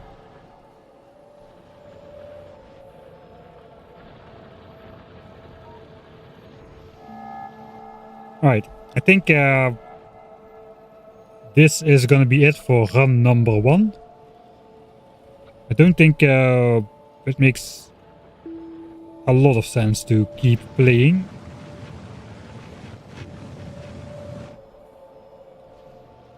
Because we're gonna play a different map seed, most likely. Which means the starter base is gonna look different because it matters where the ore patches are. We do want to put the base like in between it. Or like in a strategically sound location, relevant to where the ore patches are and stuff. I'm probably gonna want to design a base that does everything all the way up to blue signs. Once we find a playable seed.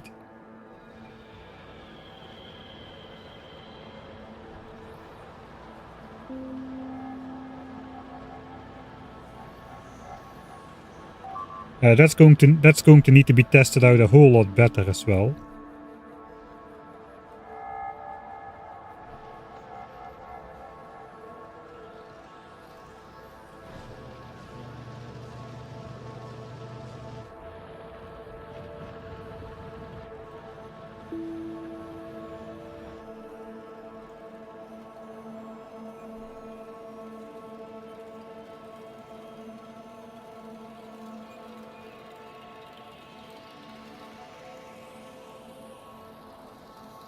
Rampant Fix? I think Rampant Fix already existed in Factorio 1.1 era, but it did get updated to 2.0 and I think there's still updates coming out as well. Yeah, Rampant Fix is the only gameplay altering mod, so there is no... I don't even have Rampant Arsenal or Rampant Resources, which give infinite resources. Apparently, we just found out. You can hear my brain cells working from there. Alright. I think the 100... Let's test it as well. I think 150% resistance heals the biters.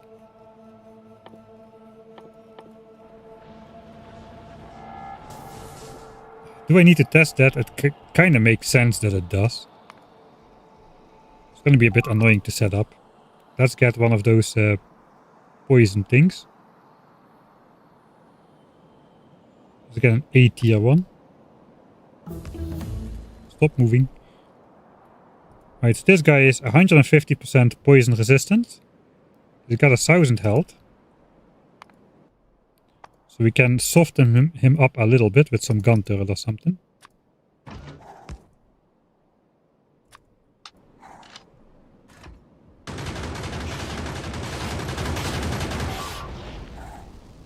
Alright, he's gonna be healing by himself. We need the water fill. Water fill your house.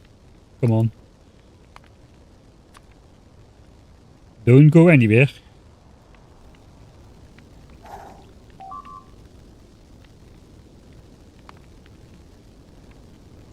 Alright, so he is healing quite fast. Let's try just throwing a bunch of poison capsules on there.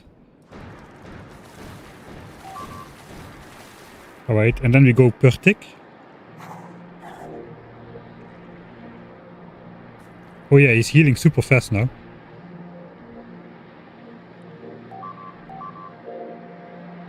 The poison is healing him at half the rate. It was 4 per increment. Poison capsules do 8 damage.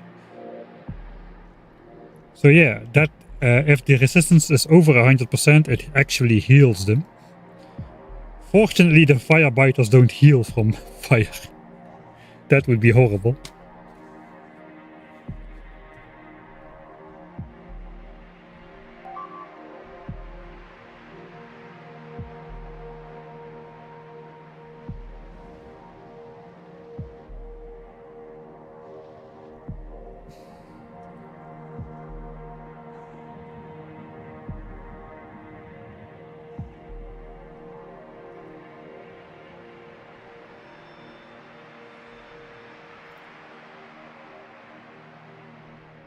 Alright, so to end off then, let's take a quick look at the map seeds, the other map seeds we had. So we had our map. Let's first take a look at our map without any biters on there, just to see what's going on.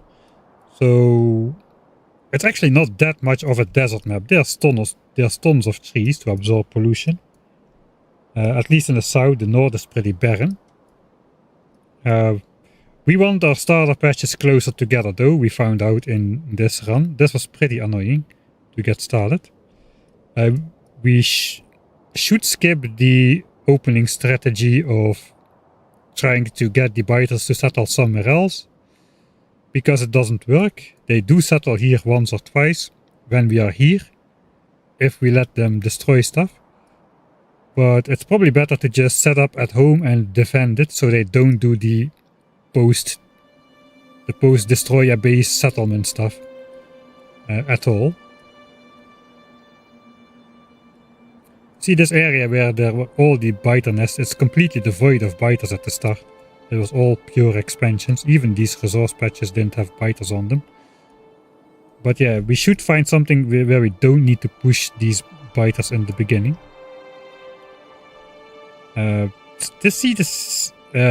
We need oil though. The oil is too far away. This oil is not good enough. We need to go blue sign. This is blue signs worthy oil.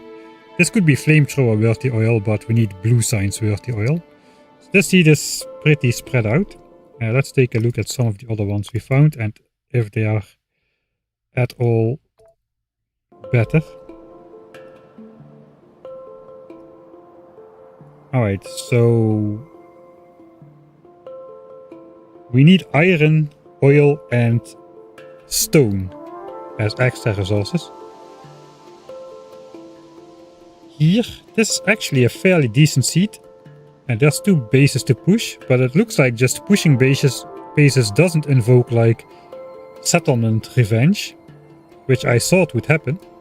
I do remember that from original Rampant, that it didn't really make sense to push bases because they would just try to settle back immediately. But here it doesn't seem to work like that, despite the migration mode being on. So this looks like tiny, but like a tiny patch, but that's together 1 million. That's enough copper to research all technologies for sure. We have a big iron patch here, which is great. We got reasonable oil, 900%.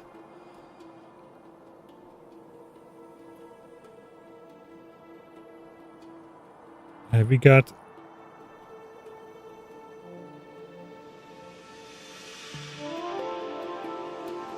the stone patch is pretty far away though. That one is gonna be kinda required. I think the stone patch in my original save was quite horrible. Yeah, we had the mixed patch over here, so there's only 89k. This is an exceptionally bad stone patch, I believe. 400k iron, 250 and 300k. I think the richness of the starter patches is also not completely unimportant. So here we got like 2 times more stone in our starter patch. That might actually delay the necessity of a new stone patch. Let's see what else we got. We got possible map. Let's see what possible map says. Possible map does have a great iron and copper patch close by, but the crucial oil and stone are very far away.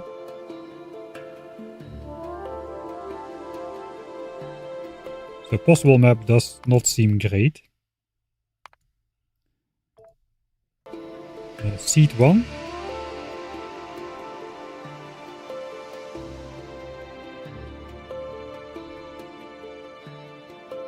Has all the resources in a square formation.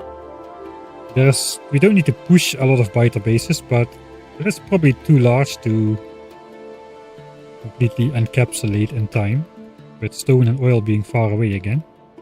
The great thing about this one is we got 2 extra iron patches, which is very, very nice. Let's have a... Alright, we got... that basically represents a radar range. A green square is 1 radar range. Let's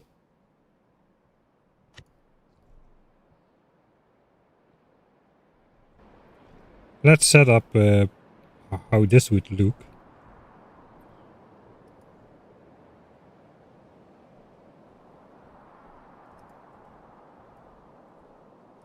That is good enough. We can make a turn here already. Let's just grab the original book.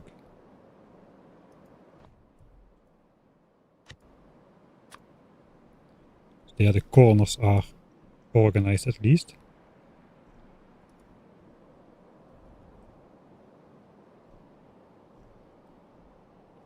So we can just go down here.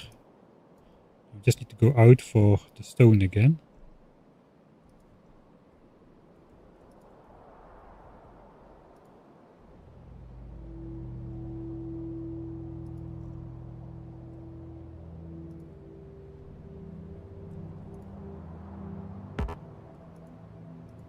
We're gonna get... I don't know, there was something with the water. Those underground biters. I think there were also like underwater biters or something. I'm not entirely sure.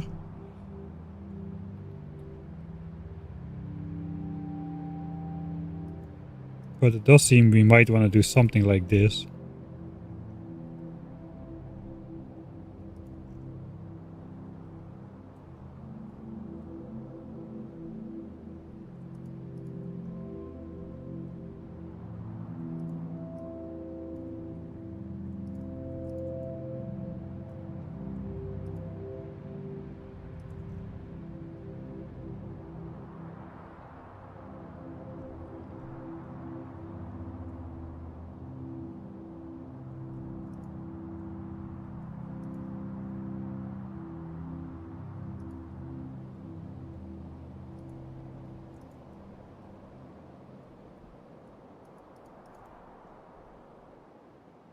I guess we could just go straight here. Doesn't really matter much. You can even save the spaceship, theoretically.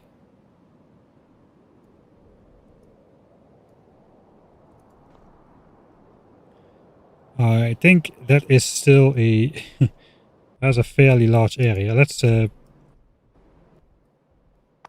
try switching on the radars.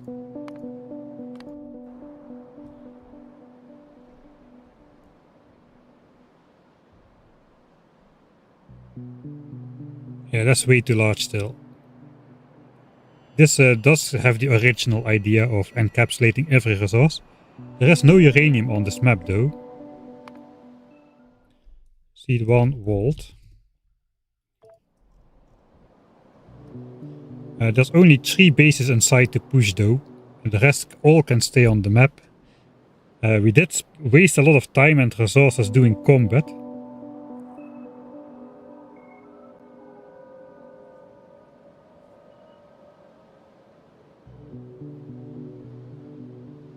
You know, we don't even need an oil patch inside of our base, really.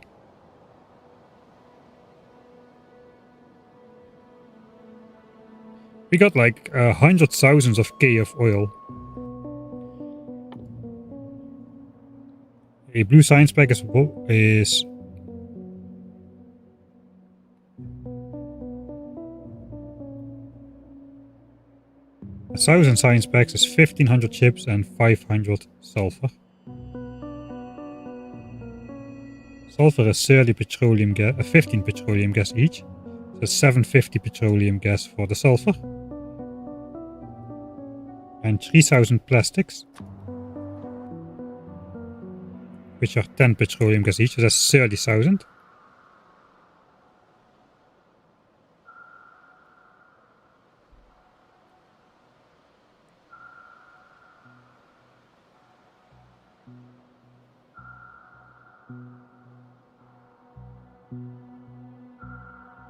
Then petroleum gas. It is 20 petroleum gas to make 1 red chip, basically.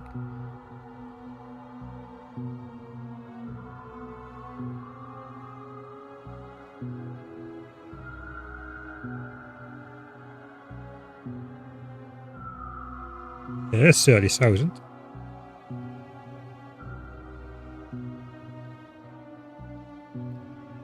And it's 15,000. So it's 45,000 petroleum gas to make 1,000 blue signs. So basically 2 tanks of petroleum gas, let's say. If we get advanced oil processing, that turns... I think we need to look at the recipes now.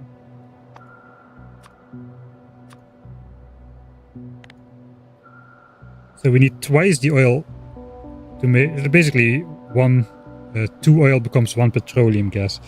So with 60,000 oil we can do 1,000 blue signs worth of technologies.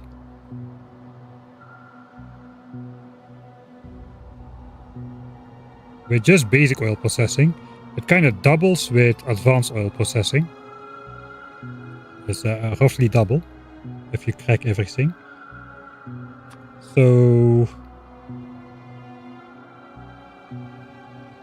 let's say 30k then. We'll use advanced oil processing almost immediately, I'm pretty sure. So 30k petroleum gas for 1,000. I hope that number is correct because that's promising. That means we don't need oil in the starter base, because if we look at our actual playthrough now,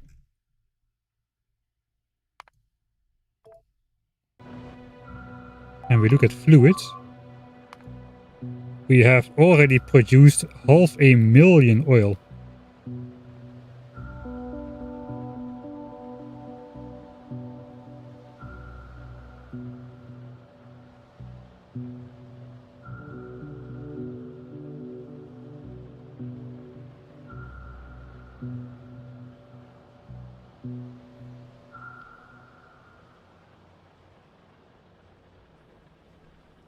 So that means this, if we discount the consumption from the flamethrowers, which is like nothing, that's like 10,000 blue signs.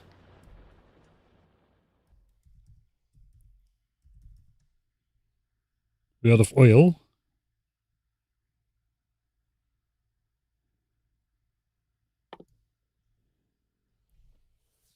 How much does it cost to get to Spidertron?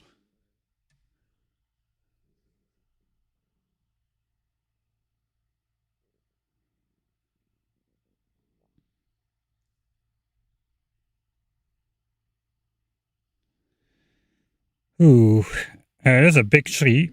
Let's just estimate. It's 2.5. Ah, wait, this is also purple and yellow. I didn't account for that.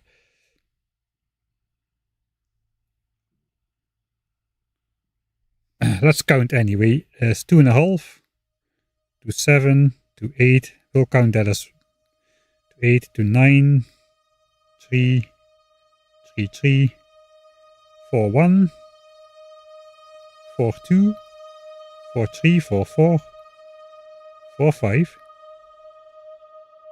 4, 8.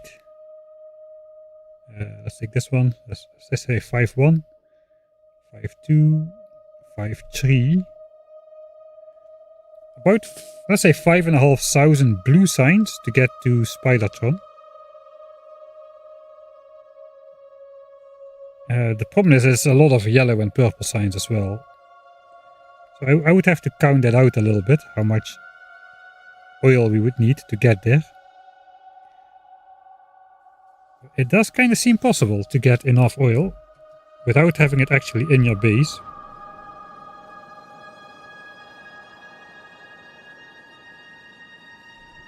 Oil has the unique ability to, you can keep producing oil and just store it for a sizable period of time, even if the supply line gets broken.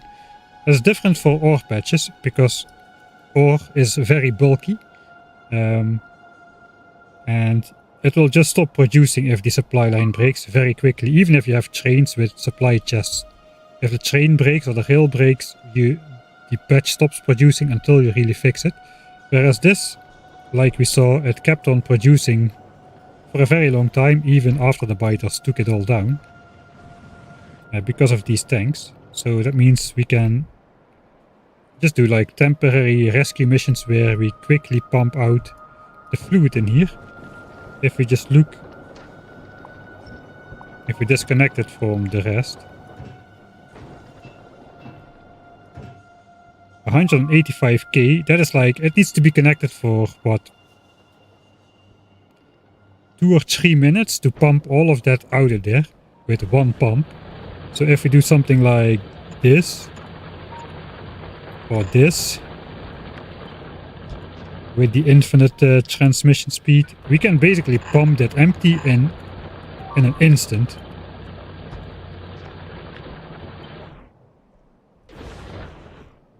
Let's just test that out real quick before I rely on that.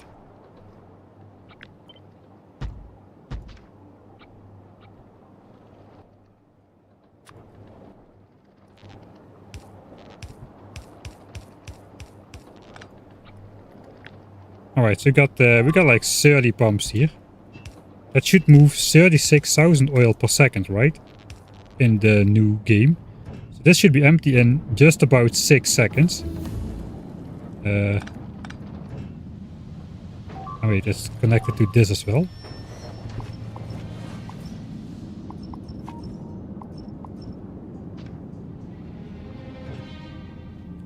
Right, here we go. 1, 2, 3, 4, 5, 6, 7. Right, I guess the pumps slow down once the reservoir is almost empty, but there's nothing in there. Everything is in here already. So we literally just need to build this, like in our starter base, and we just need to connect the oil for like a split second or two to pump all of the oil in there, out of there. So that means we actually, and the flamethrower fuel is present in the oil outpost itself, which is not a big plus. So we only need to supply it with some magazines.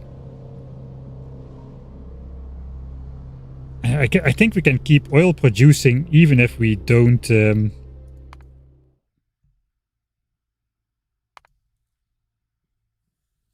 even if we don't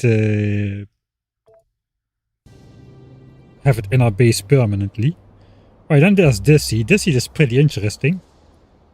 It is pretty bad at the starting area, but it does allow us to get probably one of these 2 oil patches for starter oil, so we can build a starter base which produces all stuff. And then, hopefully, we might try this base. This is promising. It has a very rich iron patch as well for a starter patch. 469k. Copper is bad, coal is okay, stone is... the rest is not great, but iron is good.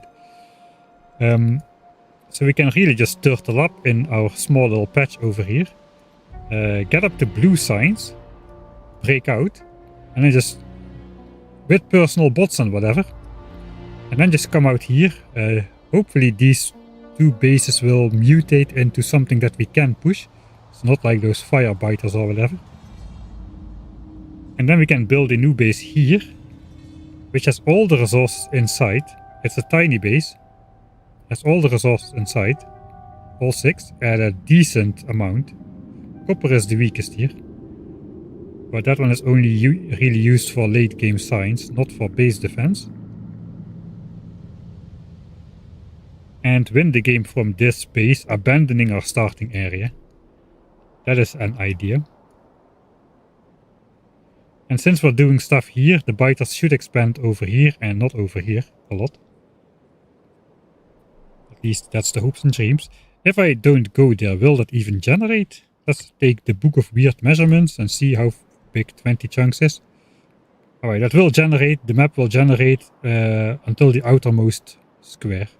So, unfortunately, if that patch was over here, for instance, we could prevent this area of the map from generating at all, which means there can be no biter settlements, there can be no expansions, the map just simply doesn't exist yet.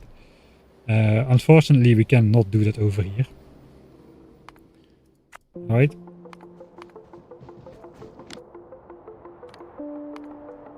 So if we just... let's cycle through a couple seeds then.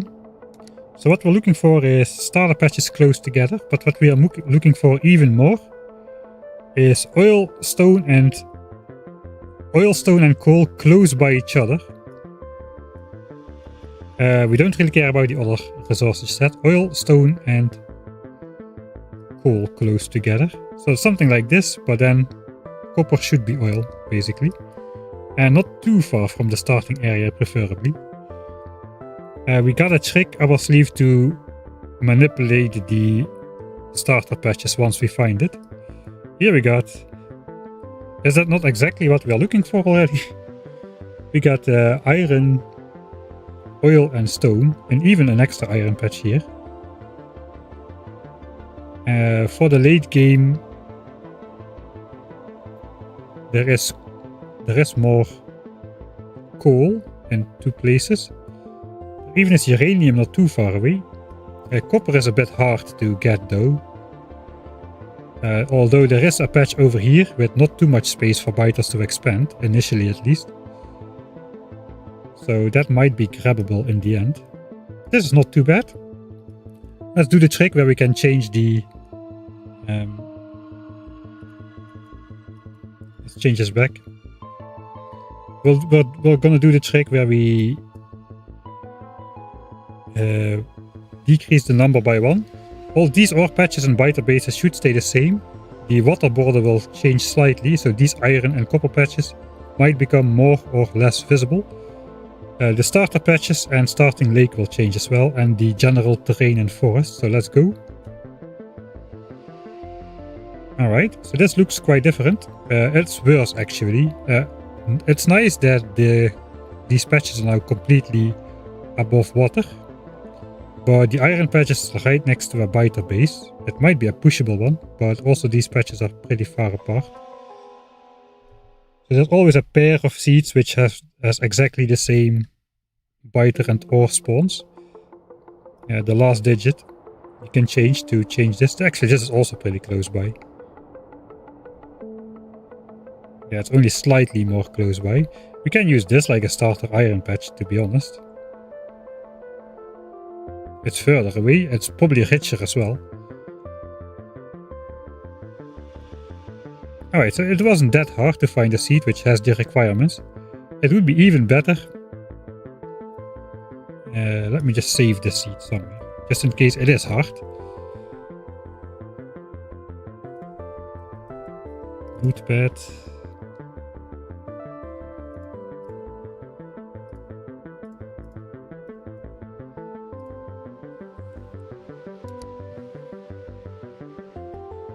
Alright, here we got iron. This is what we're looking for. If only there was a tiny oil spot here. This would be perfect.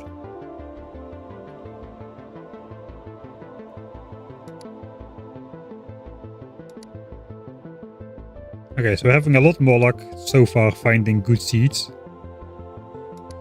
than we did before. Okay, we got iron. No, there's no oil. Let's first look for oil. Oil is the most sparse of everything, I think. So if there's no oil visible close by, then we don't need to look further.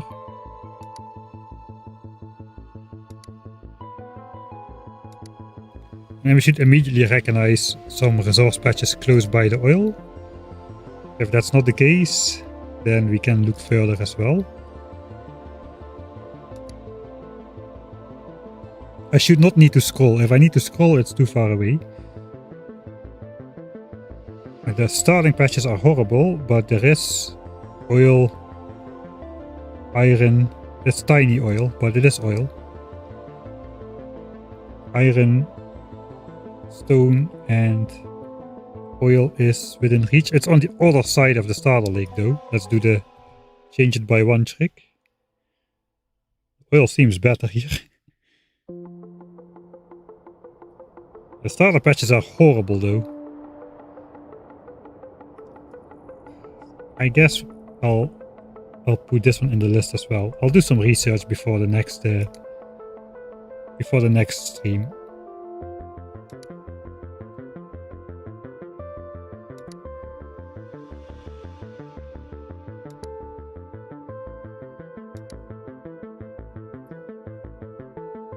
No. So we're not really looking at the starter patches or the map layout because we can change it a little bit with the off by one thing. So I'm basically just looking for where oil is.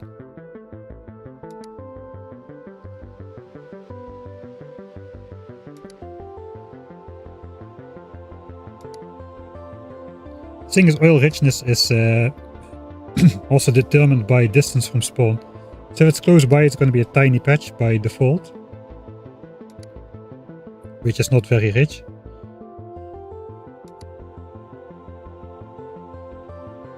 Alright, it's not as easy to find a good map as we initially were led to believe. It's got good oil, but not much else.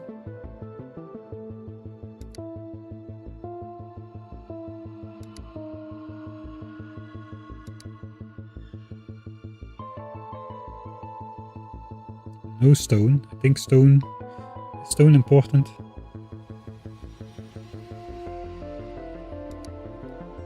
I think we also need to get lucky. These patches need to be on the same side as the starter patches need to be on the same side as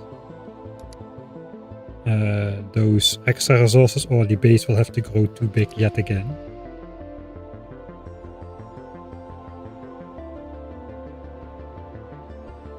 No oil. Okay. That's a very tiny iron patch. There's also too many biters in the way. Am I too picky? Maybe I'm too picky. We can abandon the starter lake by getting our water from up here. The oil is horrible though. This is great oil, but that's too far away.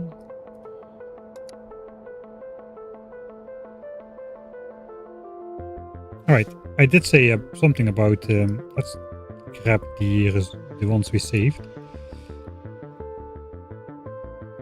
I did say something about oil does not necessarily need to be in the starting area. This one has horrible starter patches. Let's load up this one. Okay, so these guys do spawn.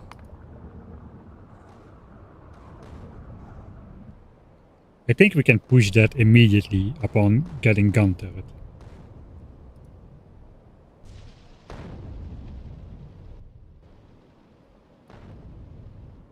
Alright, so yeah, this patch contains 1.4 million iron compared to 300k. Same for the coal. Horrible starting coal.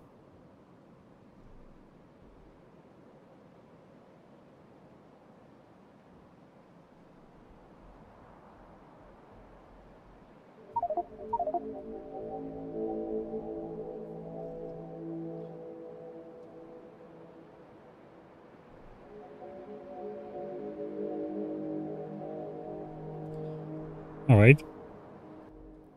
So let's count how big this one is. I think this one is a lot smaller.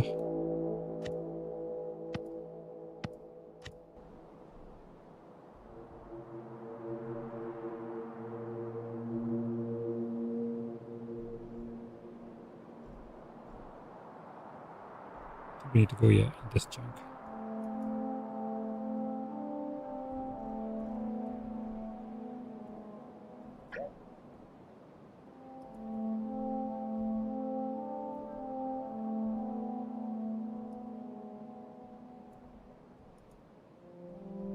We don't need the coal.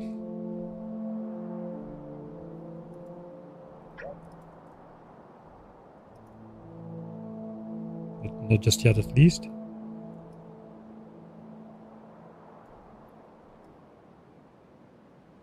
We can encapsulate the water, I suppose. It is kind of unfortunate, but wait.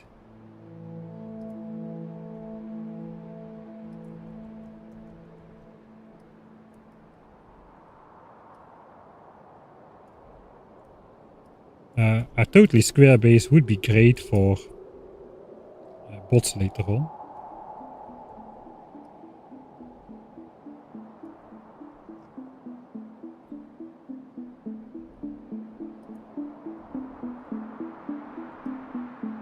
It could be something like this. Or alternatively, we can exclude the coal patch. Because we don't need it yet. That is not too big. And it's 6 million iron as well. There's plenty of space for the base. Stone is poor. But yeah, we have stone, that's the point. Stone and iron and oil.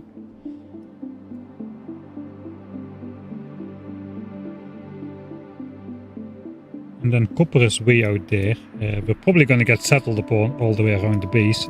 If we go all the way up to blue signs and damage upgrades and whatnot. But we could always choose the way of least resistance. The only issue is uranium is all the way out here. So that's an issue. Wait, no, there's uranium here. Under these biters as well.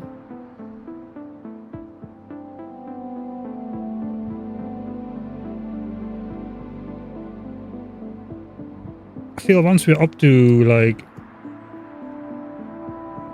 bots and laser turrets and automatic repairs, we can probably like push small areas of ground and just make small outposts to encapsulate new resources.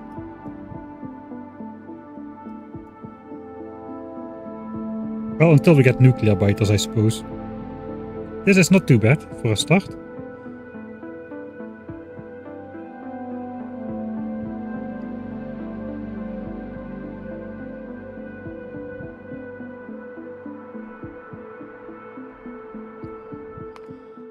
This is a new seed, let's call it seed 11. Because it is made after we had some new insights. So let's also then load the other seed we saved.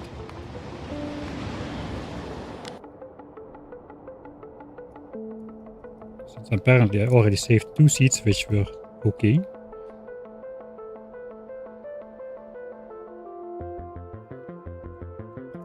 This one has less resources. It looks worse, but it's actually not too bad.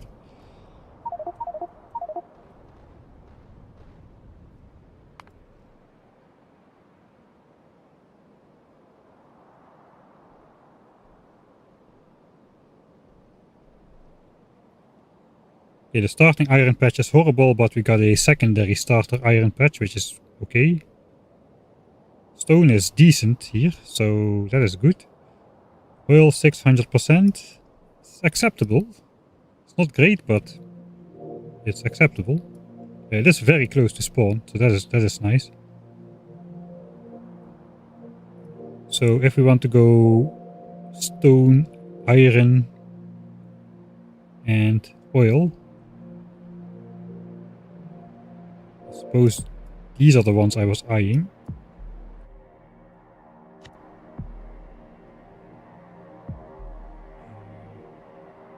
I do likely want to push at least that base then.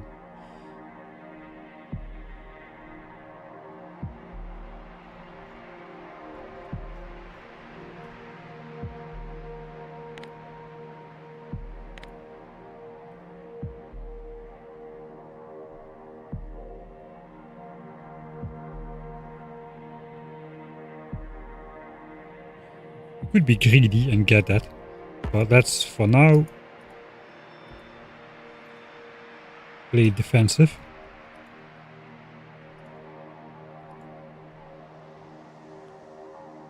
Right, we do want to push this base for sure. We should probably go one chunk higher then.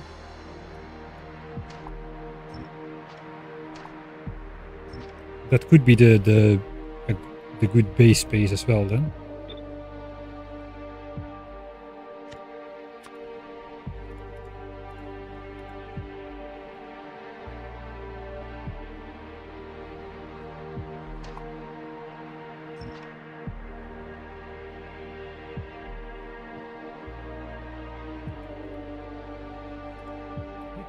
We can do this, and yeah, we can do that.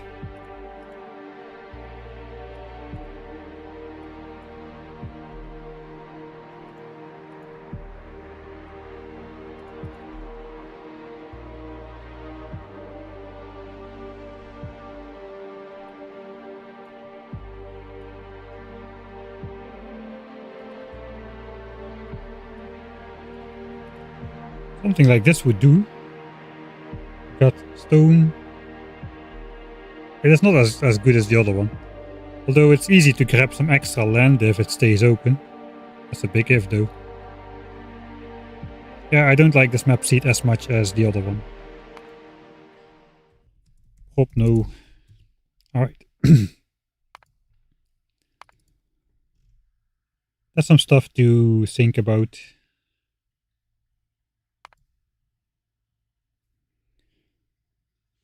I'll take another look at Dosh's video and see exactly what settings he used.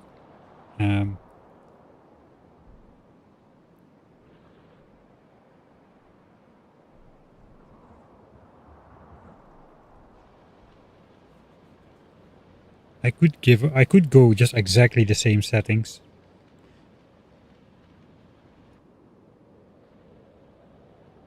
Including the increased resources, that is.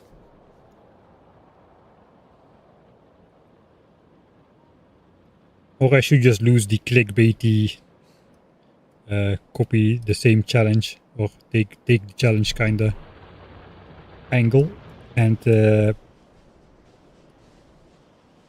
stick to my usual values, I suppose, of not changing anything to make it easier, and just see what we can achieve with that in mind.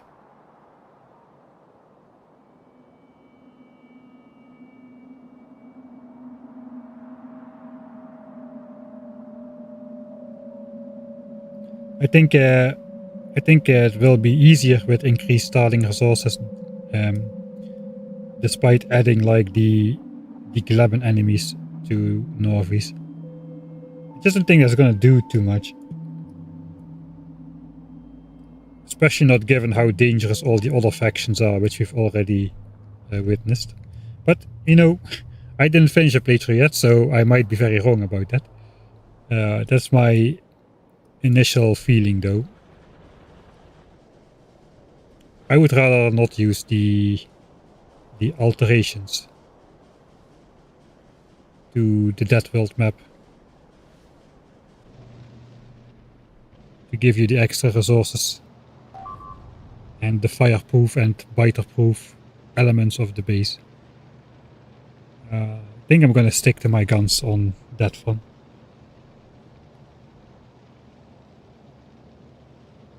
No, I'm again at the map generator. We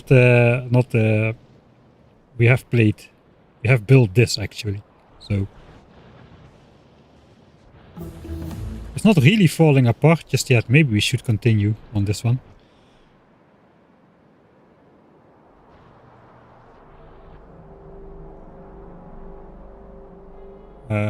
We did manage to get the 3 resources we were looking for on this map, so perhaps that's salvageable.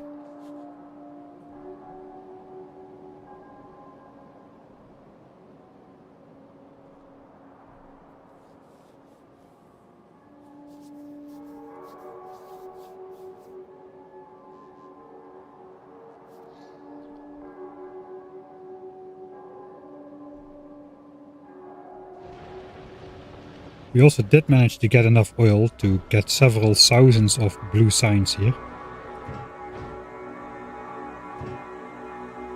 Got 330k in the tank, and we have access to the oil source, so that's a big plus.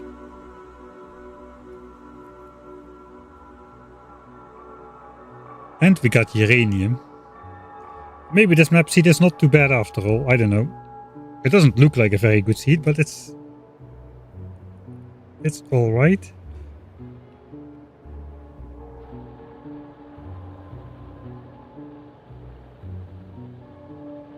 We'll probably run out of copper before we run out of oil. That is for sure.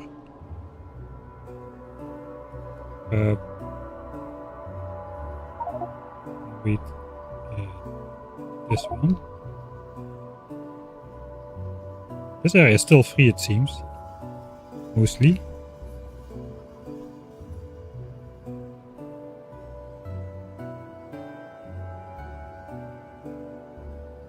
So once we got automated defenses and automated repairs, I think once we got that, the base can grow to a fairly large size, since the bots can fix up everything for us, and we don't need to do that ourselves anymore.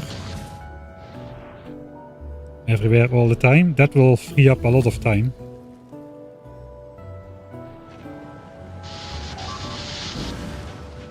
Because there is a limit to how much wall perimeter we can upkeep ourselves without problems.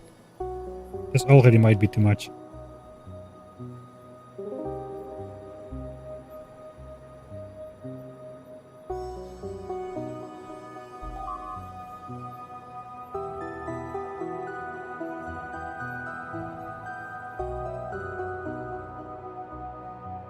Yeah, I think we do have a chance. We could research the tank. Tanks have an inventory grid these days, so they can become way faster or way stronger. They can have shields. They can have exoskeletons. We can just throw poison on the factions that give us the trouble. Lasers and fire. I think all the ones were resistant, right? These sappers. Yeah, sappers are 100% resistant against poison, but not against fire.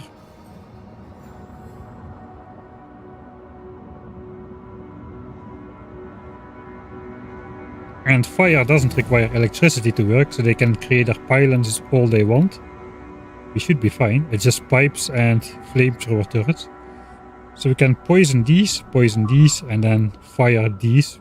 Seems doable to claim the missing resources. But that requires the blue signs up.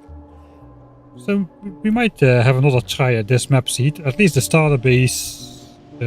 I can work on the blueprint perhaps off stream, and we can have another go at it with updated knowledge and updated plans, basically. This might still be salvageable.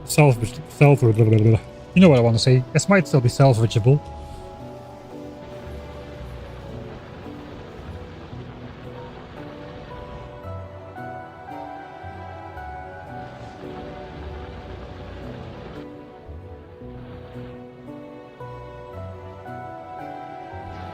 I think the next step though is we do need to design the blue signs then. Military and blue signs. I think even before that we need to make the modules. We have researched at least the efficiency module already.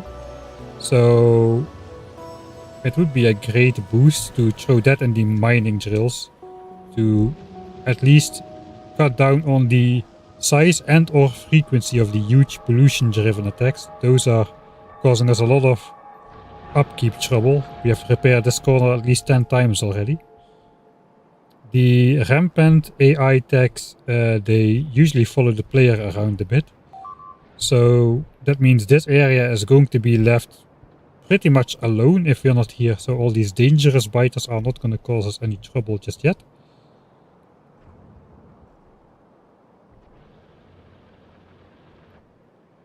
Alright, I think there's hope for this map actually. Yeah, I have changed my mind. I think we should continue this one.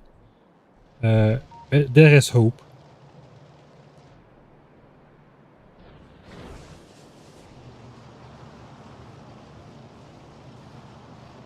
I think we have enough.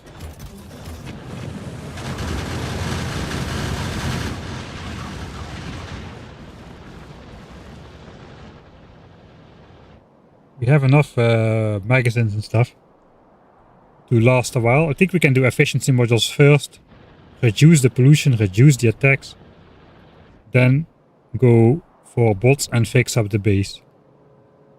Alright, all of that is gonna be for not today. So yeah, I'm gonna cut out. I've been going for too long already anyway. Kinda addicting, that rampant stuff, I have to say. So yeah. I guess we'll just speed up time a bit. This corner is gonna fall, the base is gonna fall as well. So enjoy the destruction. I hope you had a good evening, and I'll see you all next time.